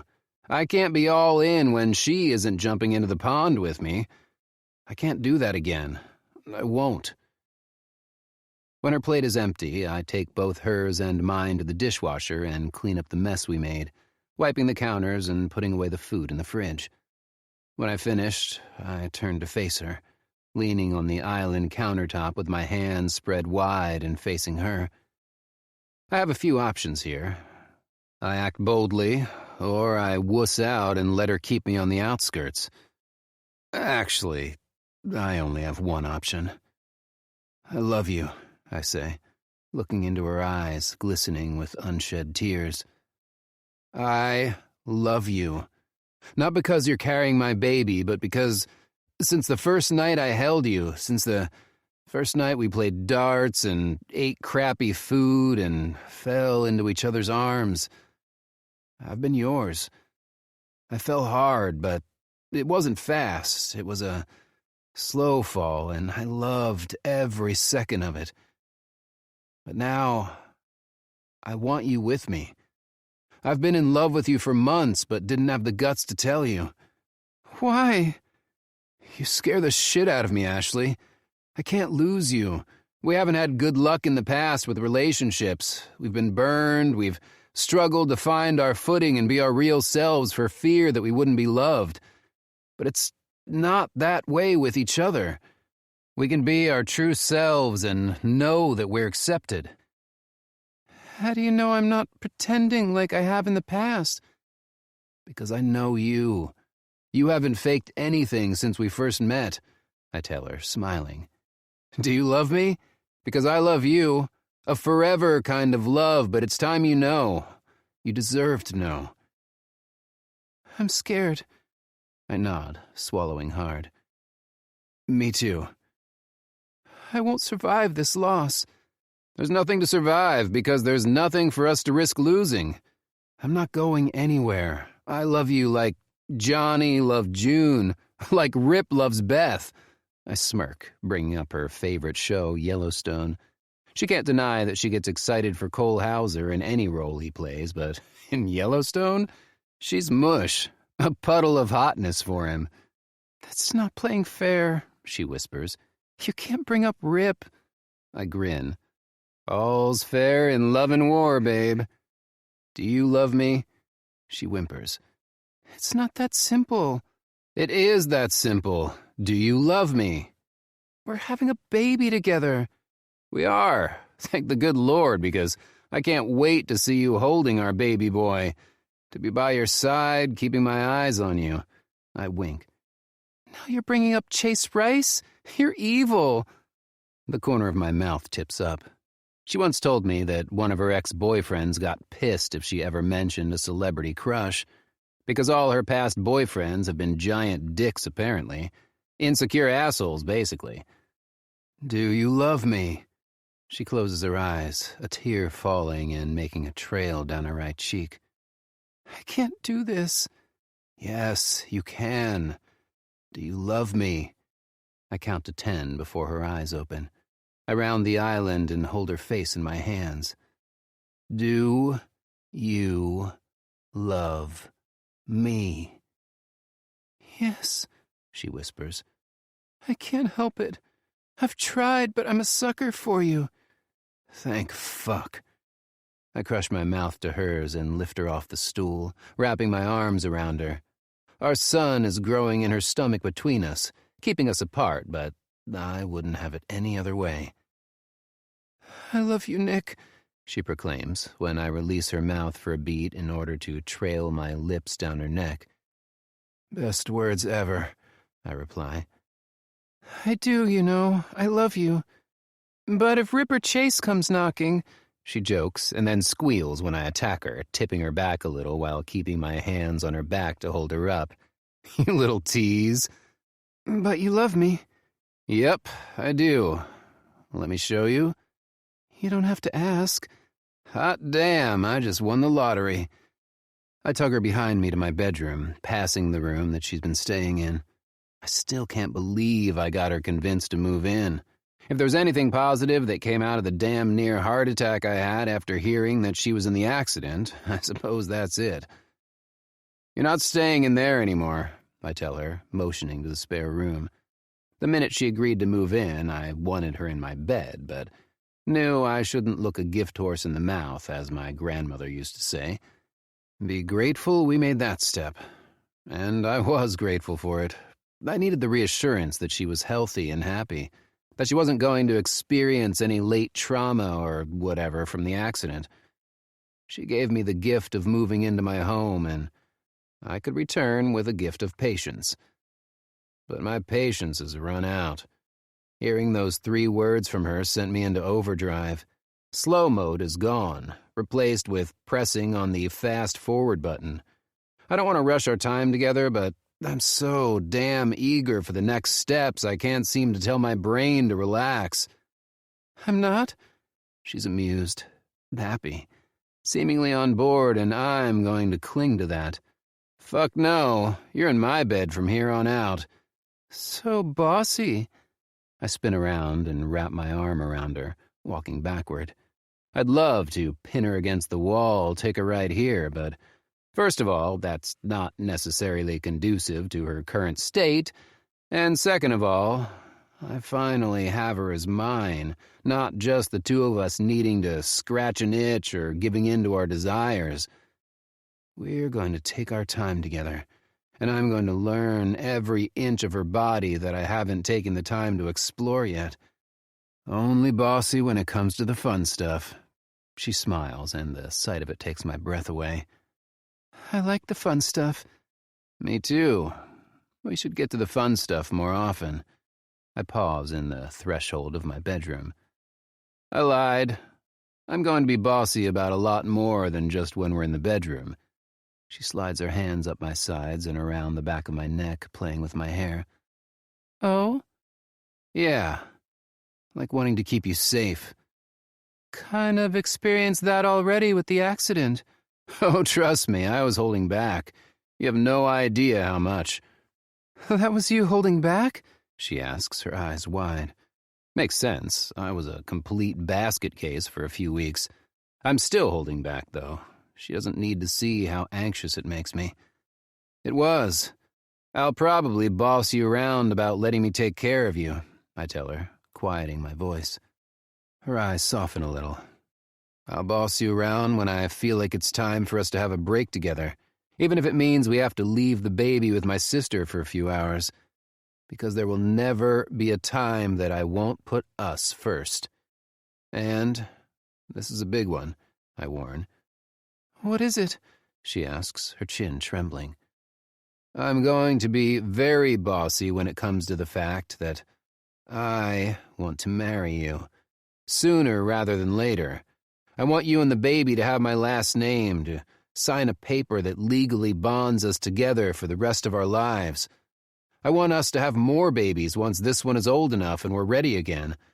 I want to take family vacations and also mommy and daddy only vacations where I drag you to the airport and you're sad until we arrive on a Caribbean island for a week of you and me and sex and sand and sun, and you realize that I was right and being away from the kids is okay. I want us to visit your parents, but not on Christmas morning because that's reserved for our family. I want us to burn dinner together and watch terrible movies and fight over finances and whose turn it is to change a dirty diaper and for you to get annoyed with me when you have to take the kids to all their appointments and demand I step up. I want all of it, the good and the bad in between, because the good can't be good unless we know what the bad is like.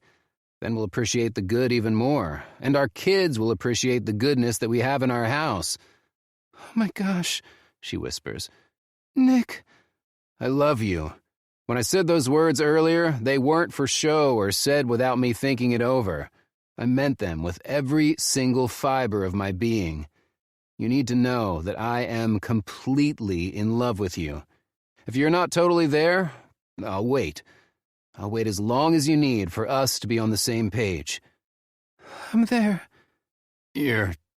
My heart beats double time as I stare at her for 1 beat, 2 beats, 3, before I close my eyes and lean my forehead against hers, breathing her in. Guiding her to the bed, I have her sit down, then go to my dresser, digging through the top drawer. When I find what I'm looking for, I walk back to Ashley and drop to one knee. Ashley? She gasps and I smile. Ashley, you know I've done this a few times. Thank goodness the last one didn't stick, huh? I tease, and we share a smile. There are a lot of things in my life that I would do differently. I wish I'd have saved it for you, that I would have followed my gut and trusted that you were out there for me. I just had to be patient. I hate that this isn't the first time for both of us, but the feelings I have for you are a first for me. I've never connected with someone the way I have connected with you. I fell in love with you when I wasn't even trying. It just happened. Because that's the way it's supposed to be, you know? Nothing forced or pressured. It's just us. And him. I lean over and kiss her stomach. The 3 of us, together. I love you, Ashley. Her hand trembles in mine. Tears glisten in her eyes. Oh my gosh. I love you too. This is probably sudden to you because we only just now told each other how we truly feel, but for me, this has been building for months. 8.5 months, to be exact. I pause, and she wipes a tear from her cheek, a watery smile firmly in place as she gazes down at me. I take a deep breath before saying my next words, because this will be the last time I ever say them. Well, unless she says no, then I'll keep saying them until she says yes. And now I'm nervous. Holy crap, I'm the worst proposer in the entire world. The first time, I just asked my friend because I thought that's what I was supposed to do. The second time, I asked someone who didn't even love me. Now I ask the woman I want to be bound to the rest of my life and know this without a doubt, but I only told her this 5 minutes ago. I told myself I wanted to hit the fast-forward button, but this is extreme even for me. The look on Ashley's face is one of confusion now, whereas moments ago it was full of love and excitement. Nick, what's wrong? Why aren't you saying anything now? I want you to be my wife, I blurt out. But I'm rushing things. I'm rushing us. I don't know why I can't get this right, but this time will be forever, so the proposal needs to be perfect. I shouldn't have just dropped to my knee because I was eager to keep moving forward. I need to give you time, give us this time, for me to woo you and for us to go on dates, find out more about each other. You are not taking back your proposal, for real? No, I'm not, but I need to do better. I needed to wait. This isn't... She holds up a hand to stop me from continuing to speak. That's fair. I'm not doing this right. Tell me, am I going to find out that you have an aversion to watching Netflix at night? Or not watching an entire season of whatever show I'm obsessed with at the time in one weekend? I scoff. That's the definition of a perfect weekend with her. No. Am I going to discover that you actually don't like cheese, which, as you know, is a definite deal-breaker? My lips twitch. No. Are you addicted to cocaine or chewing tobacco and spitting it into the bed, or that you were previously a porn star? Absolutely not. That's disgusting. And hell no. Are you going to tell me I can't drink ice water out of a coffee mug anymore?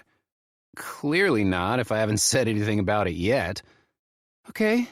Final question. Are you going to be an asshole about me losing the baby weight, or will you still love me? All of me, even if I have a little bit of extra to love? Baby, I don't care about that as long as you're happy and healthy. She shrugs and wipes away another tear that's rolling down her cheek. I don't need time, Nick. We deserve more. Stop using the word time or I'll flick your earlobe, she warns, glaring at me.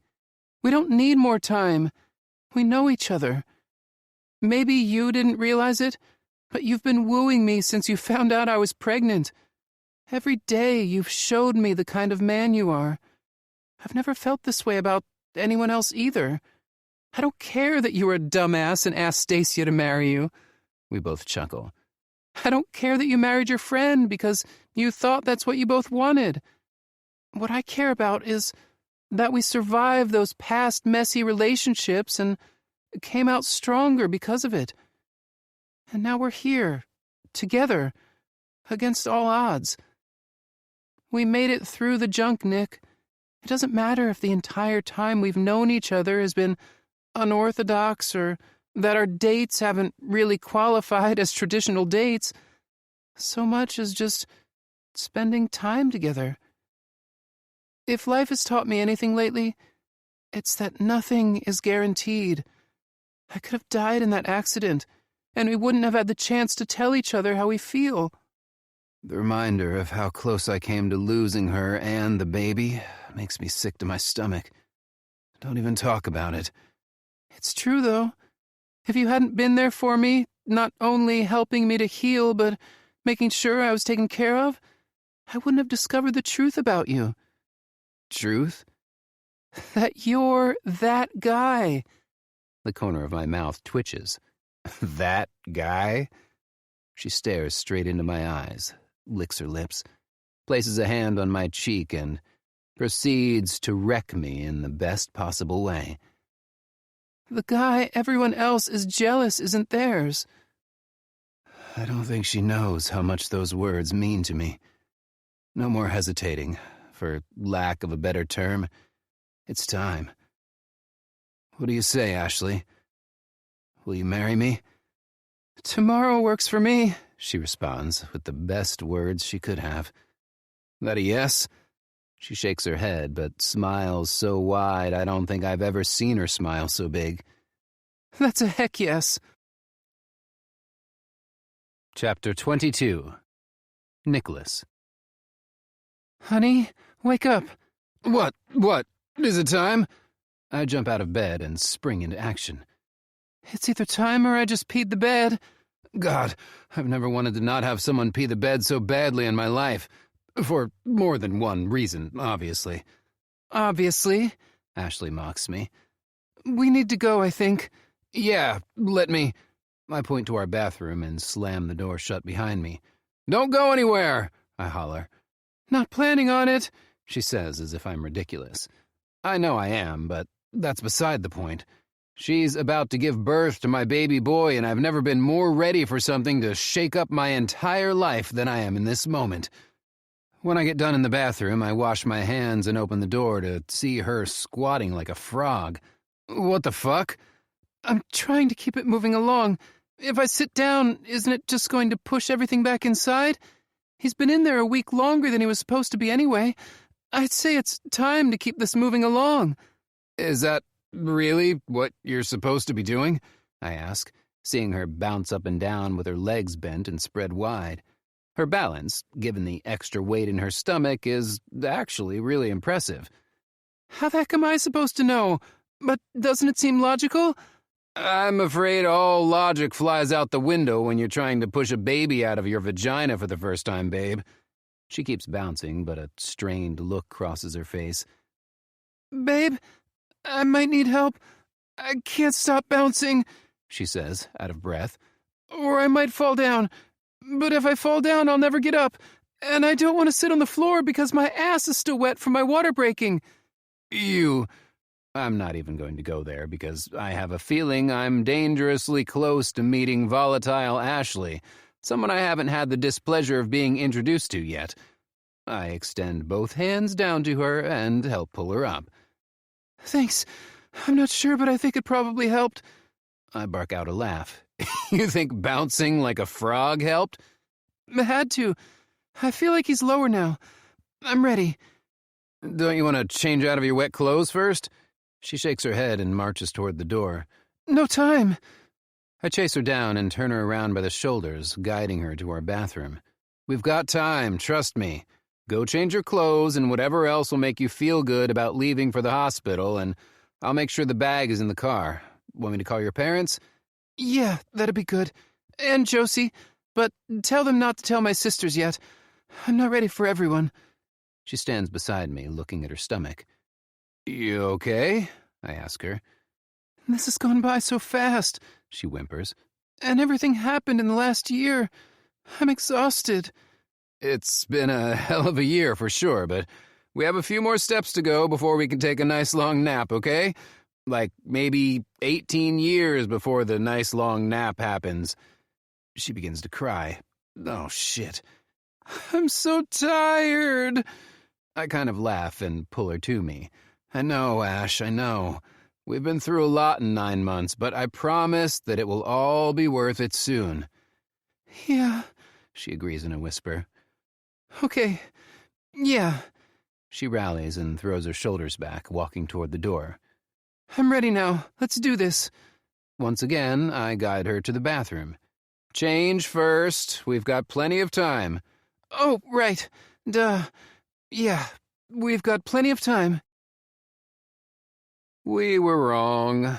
We didn't have plenty of time. Not even enough time to drive the 15 minutes it takes to get to the hospital, because her labor is progressing too fast. I have no idea how things changed so quickly, but she went from walking to the bathroom to full-blown contractions in 5 minutes' time. I was on the phone with her parents, letting them know it would be a while when I heard her yell my name. Holy shit, she groans. That frog thing really works, huh? Are you actually having him? Right now? I shout, panic setting in. Yeah. What the hell do you think is happening? Well, I thought we had time. We clearly don't. I'm freaking out, so you're not allowed to, okay? Only one of us is allowed to be dumb right now. I try to get her to the car, but the labor pains have increased tenfold. She screams out my name, and I wish with all my might that I could somehow take the pain away from her. Each new contraction doesn't give her a moment to breathe before the next one hits her just as hard. She might be handling it like a champ, doing her breathing exercises while I cradle her from behind, but when the contractions begin to hit her less than a minute apart, I decide enough's enough. I call for an ambulance because I'm not equipped to drive her to the hospital while she's this far along in active labor. I'm going to suggest something that neither of us wants to do, but this is where we're at in life right now. I'm not looking forward to it either, but I think you have to get into the bathtub. Why would I do a thing like that?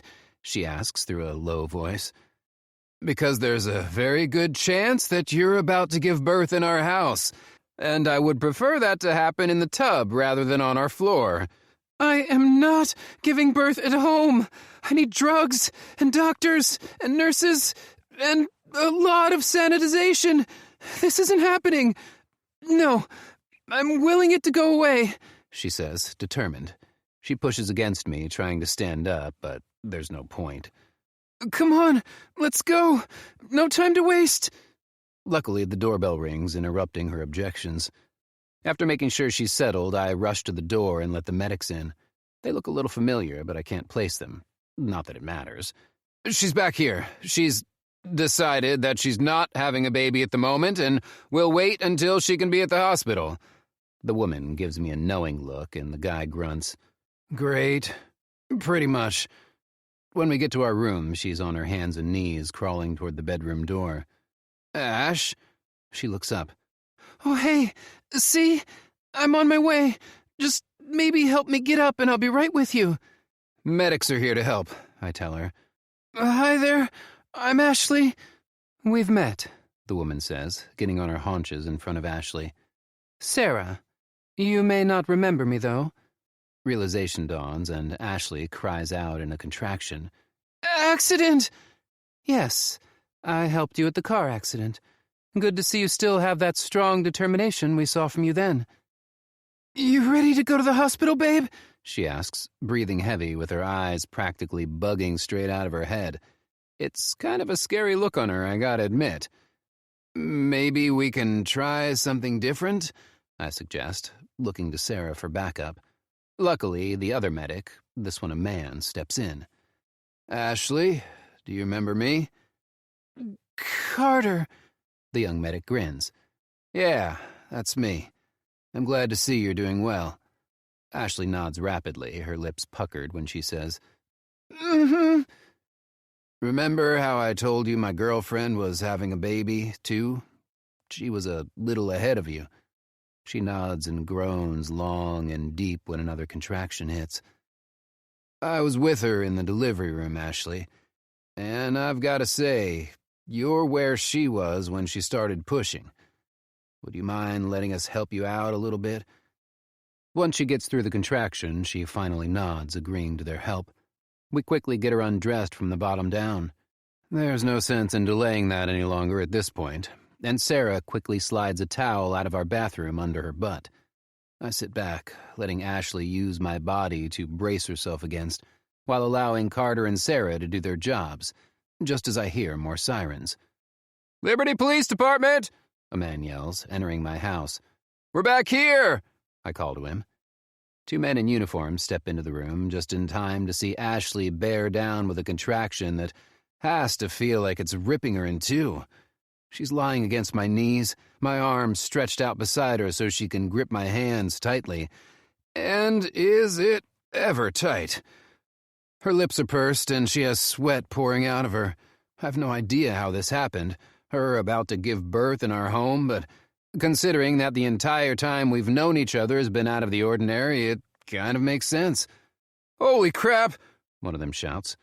The other stands by the door looking a little white before shaking his head and snapping out of it. So, what do you need from me? Sarah rattles off a few things like towels and blankets, but the rest of the items she has in her bag. Firemen show up, and all I can think is my house isn't big enough for this many people. I've no idea why firemen are here, though in emergency situations I assume the more the merrier is a general rule of thumb to go by. In this case, I feel a great sense of relief knowing that we have extra hands here to help should anything go south, though I'm not sure how much farther south we can go than having an unplanned home birth. A contraction starts, and she grunts and groans, curling her body into a C and gritting her teeth. Good. Okay, Sarah is going to need to check you to see how far you're dilated. Not to be a smartass, but it looks to me like that's not necessary, one of the policemen says, pointing to in between Ashley's legs.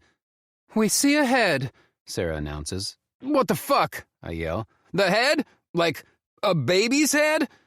Welcome to the party, asshole! Ashley groans. I think this is the part where I say this is all your fault. Carter and Sarah bark orders at all of us. Who needs to be positioned where? Who needs to hold what? Who's supposed to push and count to 10? That job, at least the pushing, belongs to Ashley, of course. But when I count to 10 for Ashley and encourage her to push, I find myself holding my breath and doing the same.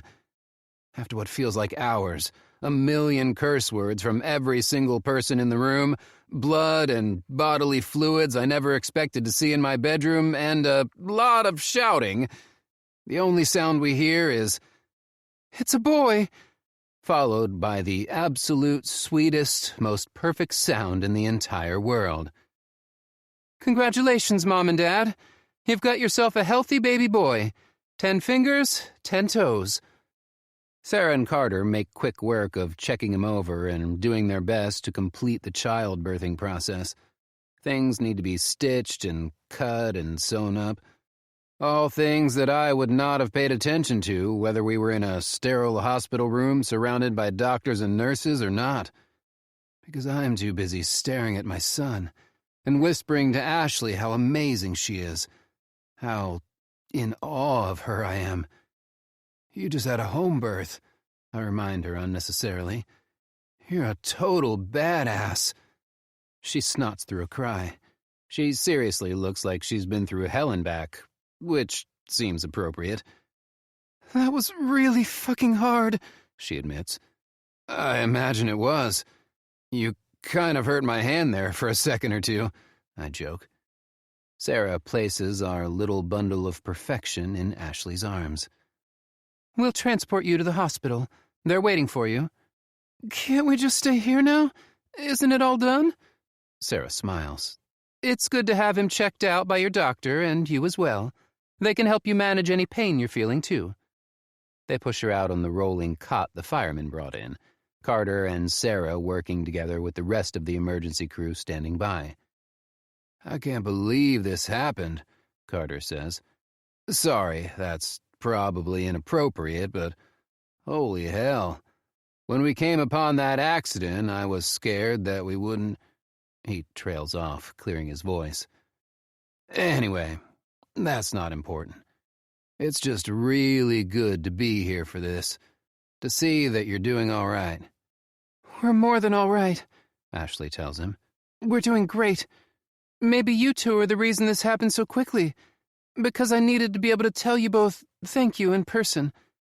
Just doing our jobs, Carter mumbles. Glad you do them well, I say. Thank you for what you did then and what you did today. All of you. The police escort the ambulance to the hospital while the firemen head back to the station. This time, they let me ride with Ashley and our son. As we're riding, Mr. Trouble Causer himself looks up at me. Dark hair, dark eyes, wrinkly olive skin, scrunched up face. How much do you think he weighs? I ask Sarah. Over 8 pounds, for sure. We'll get exact measurements when we arrive, though. But in my opinion, he looks like a healthy baby boy. Any ideas of what you're going to name the little guy? It dawns on me that we haven't said it out loud yet. Heck, we only just decided a week ago. Jackson Paul. Paul is my middle name, too. Saying his name for the first time is amazing. Jackson Paul. I love that. Welcome to the world, Jackson Paul. You sure do like to make a grand entrance. Lord help us, I mutter, and Ashley smiles, laying her head back on the bed while holding Jackson in her arms. I'm not sure if the paramedics are supposed to let her hold him, but I assume we aren't breaking any laws here. Besides, I'm not sure you could pull Jackson out of his mother's arms right now. I love you, I tell Ashley. With a smile, she replies, I love you. And I love you, Jackson. Thanks for shaking up our world and bringing us together. Epilogue. Ashley. 1 year later. Are you one? Show me one finger, Jackson. One. That's right. You're such a big boy, aren't you? Grace coos. To say we've seen a big turnaround with her over the past year would be a huge understatement. She quit her job, moved back to our hometown to be closer to our parents and Lucy. Nick and I made it clear that we were absolutely fine with her not moving to Liberty. She might have changed some, but we're still not willing to just forget that she at one point asked to adopt our child. Besides, as much as we love my family, we like our privacy even more. Over the last year and 9 months, our family of 3 has been through a lot of changes, and we've needed to adjust to those changes. My family has a tendency to be a bit intrusive. Not to say that Josie can't be, but she's busy with their own baby as well. You're such a weirdo, I tell Grace while I put the finishing touches on Jackson's birthday party decorations. She smiles and stands from her place on the floor where she's been playing with Jackson. Good. Aunties are supposed to be weird. Nick raises his eyebrows and I shrug. Grace went from being a rigid, judgmental, bitch, to the goofy one in the family. It's hard not to wonder where the complete 180 came from. Aside from her marriage falling apart, that is. Whatever you say, I mutter, tying the string for the birthday banner hanging from the mantel on the fireplace. There, I think that's about it. Nick lifts Jackson off the floor and comes to me, kissing my cheek. Looks great, babe. It's nothing. Don't do that. You worked hard to make his first birthday special. He might not remember it, but he'll see the pictures someday and see it. Thank you, honey. Want me to go change him so he's ready when the family gets here? He shakes his head. I got it. You sit down for a few minutes and rest. You're the best, I tell him, and he grins, carrying Jackson to his room. He's one of the good ones, Grace says when they're both gone. My heart swells. He is. I'm kind of jealous, she admits, and I shoot her a glare. Not because I want Nick for myself, she's quick to explain, but because I have never had that. I don't know what it's like to be loved by someone like Nick or Grant or Dean either. I'm sorry. I don't know what else to tell her. She's the one who married Samuel. It's not as if he changed after they said I do. She shrugs. It's my own fault. I was the one who married the dipshit. I snort. That's true. Wonder how he and... What's her name again? Blake. Right, Blake. Wonder how they're doing. Have you heard? I haven't talked to him since the divorce finalized, but as much as I hate to admit it, Blake seemed really nice, even if she was a little over-the-top sweet. Maybe it was all fake, you know? Either way, it's not of my concern anymore. Right. Do you want a glass of wine? You really are a mom now, aren't you? Wine at your kid's first birthday party. I'm not having any. I was asking if you wanted some. You're not having any? She asks suspiciously. Nope. Gotta keep my wits about me for the party. I'll let it pass because I have news that I wanted to tell you before everyone comes, and I'm going to be selfish. I know this is nothing new, but if it ain't broke, don't fix it, right? What's going on? I ask, chuckling. I'm adopting. I set down the platter of fruit that I just pulled from the fridge. You're kidding. Not a bit. Not a baby, though. I'm working with an agency to adopt an older child. I sit down at the table because this news is just a lot to take in. Wow. Do Mom and Dad know? Yeah. I haven't told Lucy yet, though. I started the process about a month before her babies were born, and I just didn't want to add to the stress. Plus, I wasn't sure what would come of it. But now we know. The little girl is 6 years old. Her situation is, well, it's really sad. Now that I have my own practice and can make my own hours, having a child of my own makes a little more sense. Wow. I don't know what to say.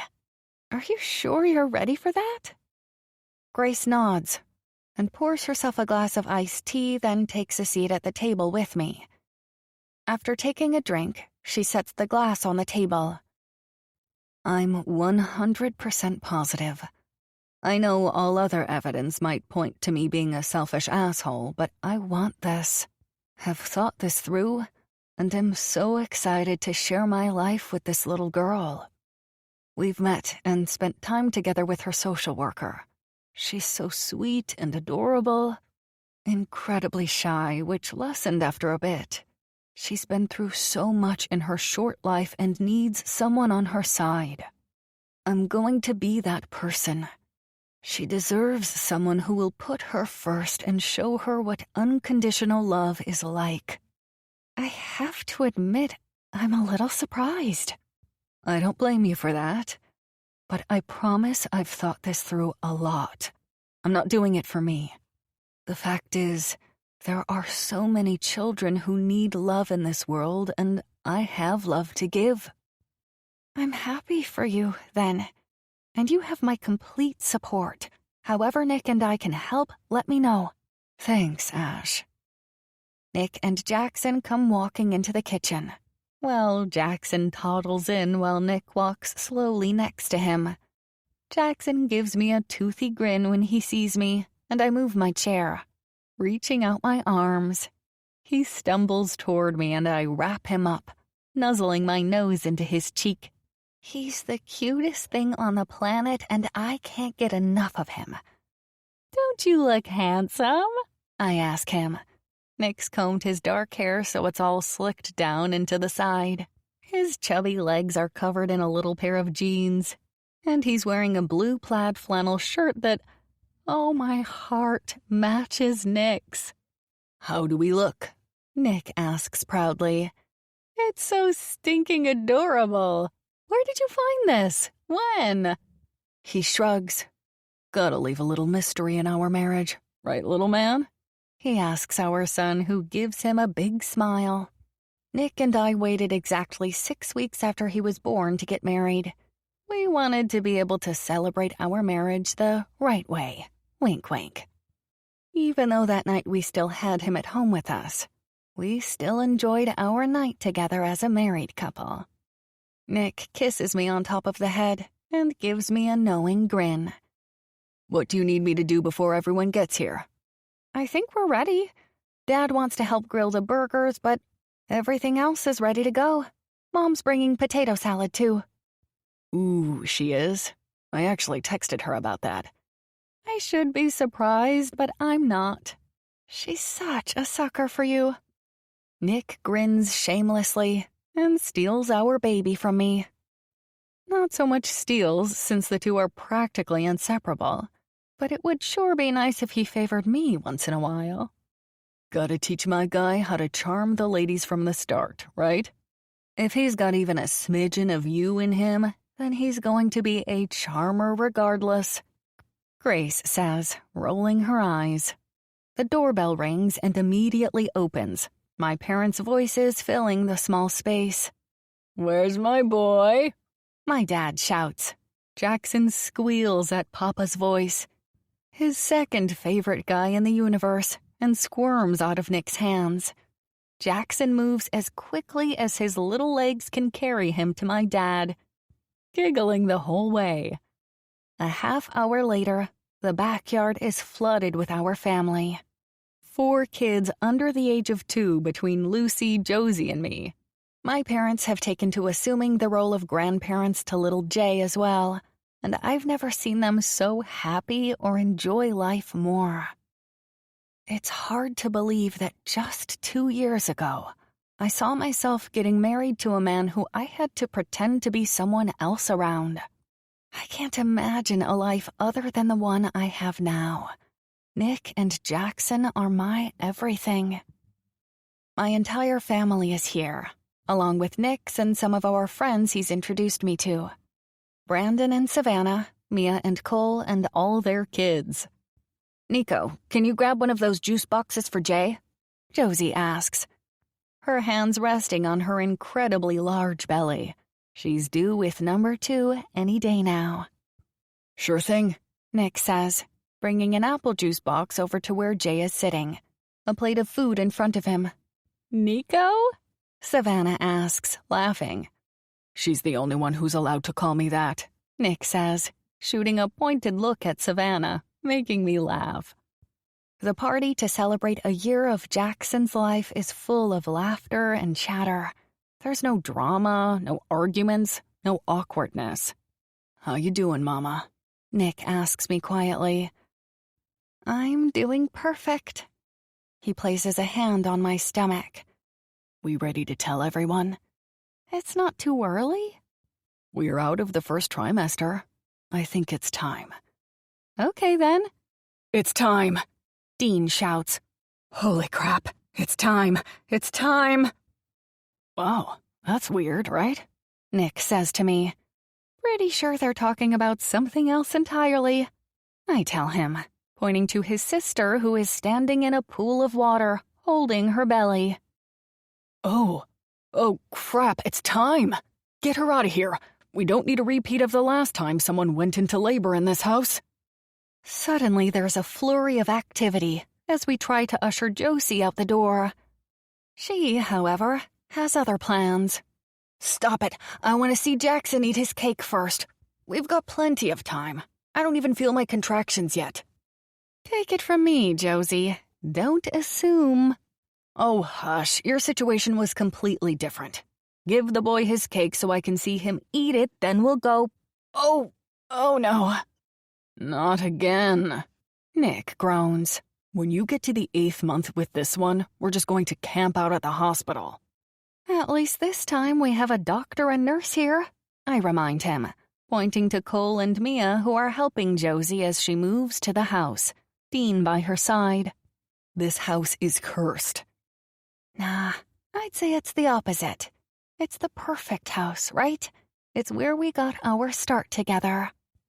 He kisses me hard, right in front of our family who's running around trying to help Josie. By the way, everyone, Ash and I are expecting another baby. Oh my gosh, you tell me this now? Josie moans. I mean, yay, but remind me again after I give birth, okay? You got it, sis. Nick hollers. I love you, I tell him. Not nearly as much as I love you, Nick argues. This concludes Together by Jennifer Van Wyck. Narrated by Jay Alder and Carolyn Eve. Copyright 2021 by Jennifer Van Wyck. This unabridged audiobook is published by arrangement with Jennifer Van Wyck and was produced in the year 2023 by Tantor Media Incorporated, a division of Recorded Books, which holds the copyright thereto. Please visit Tantor.com for more information on our growing library of unabridged audiobooks.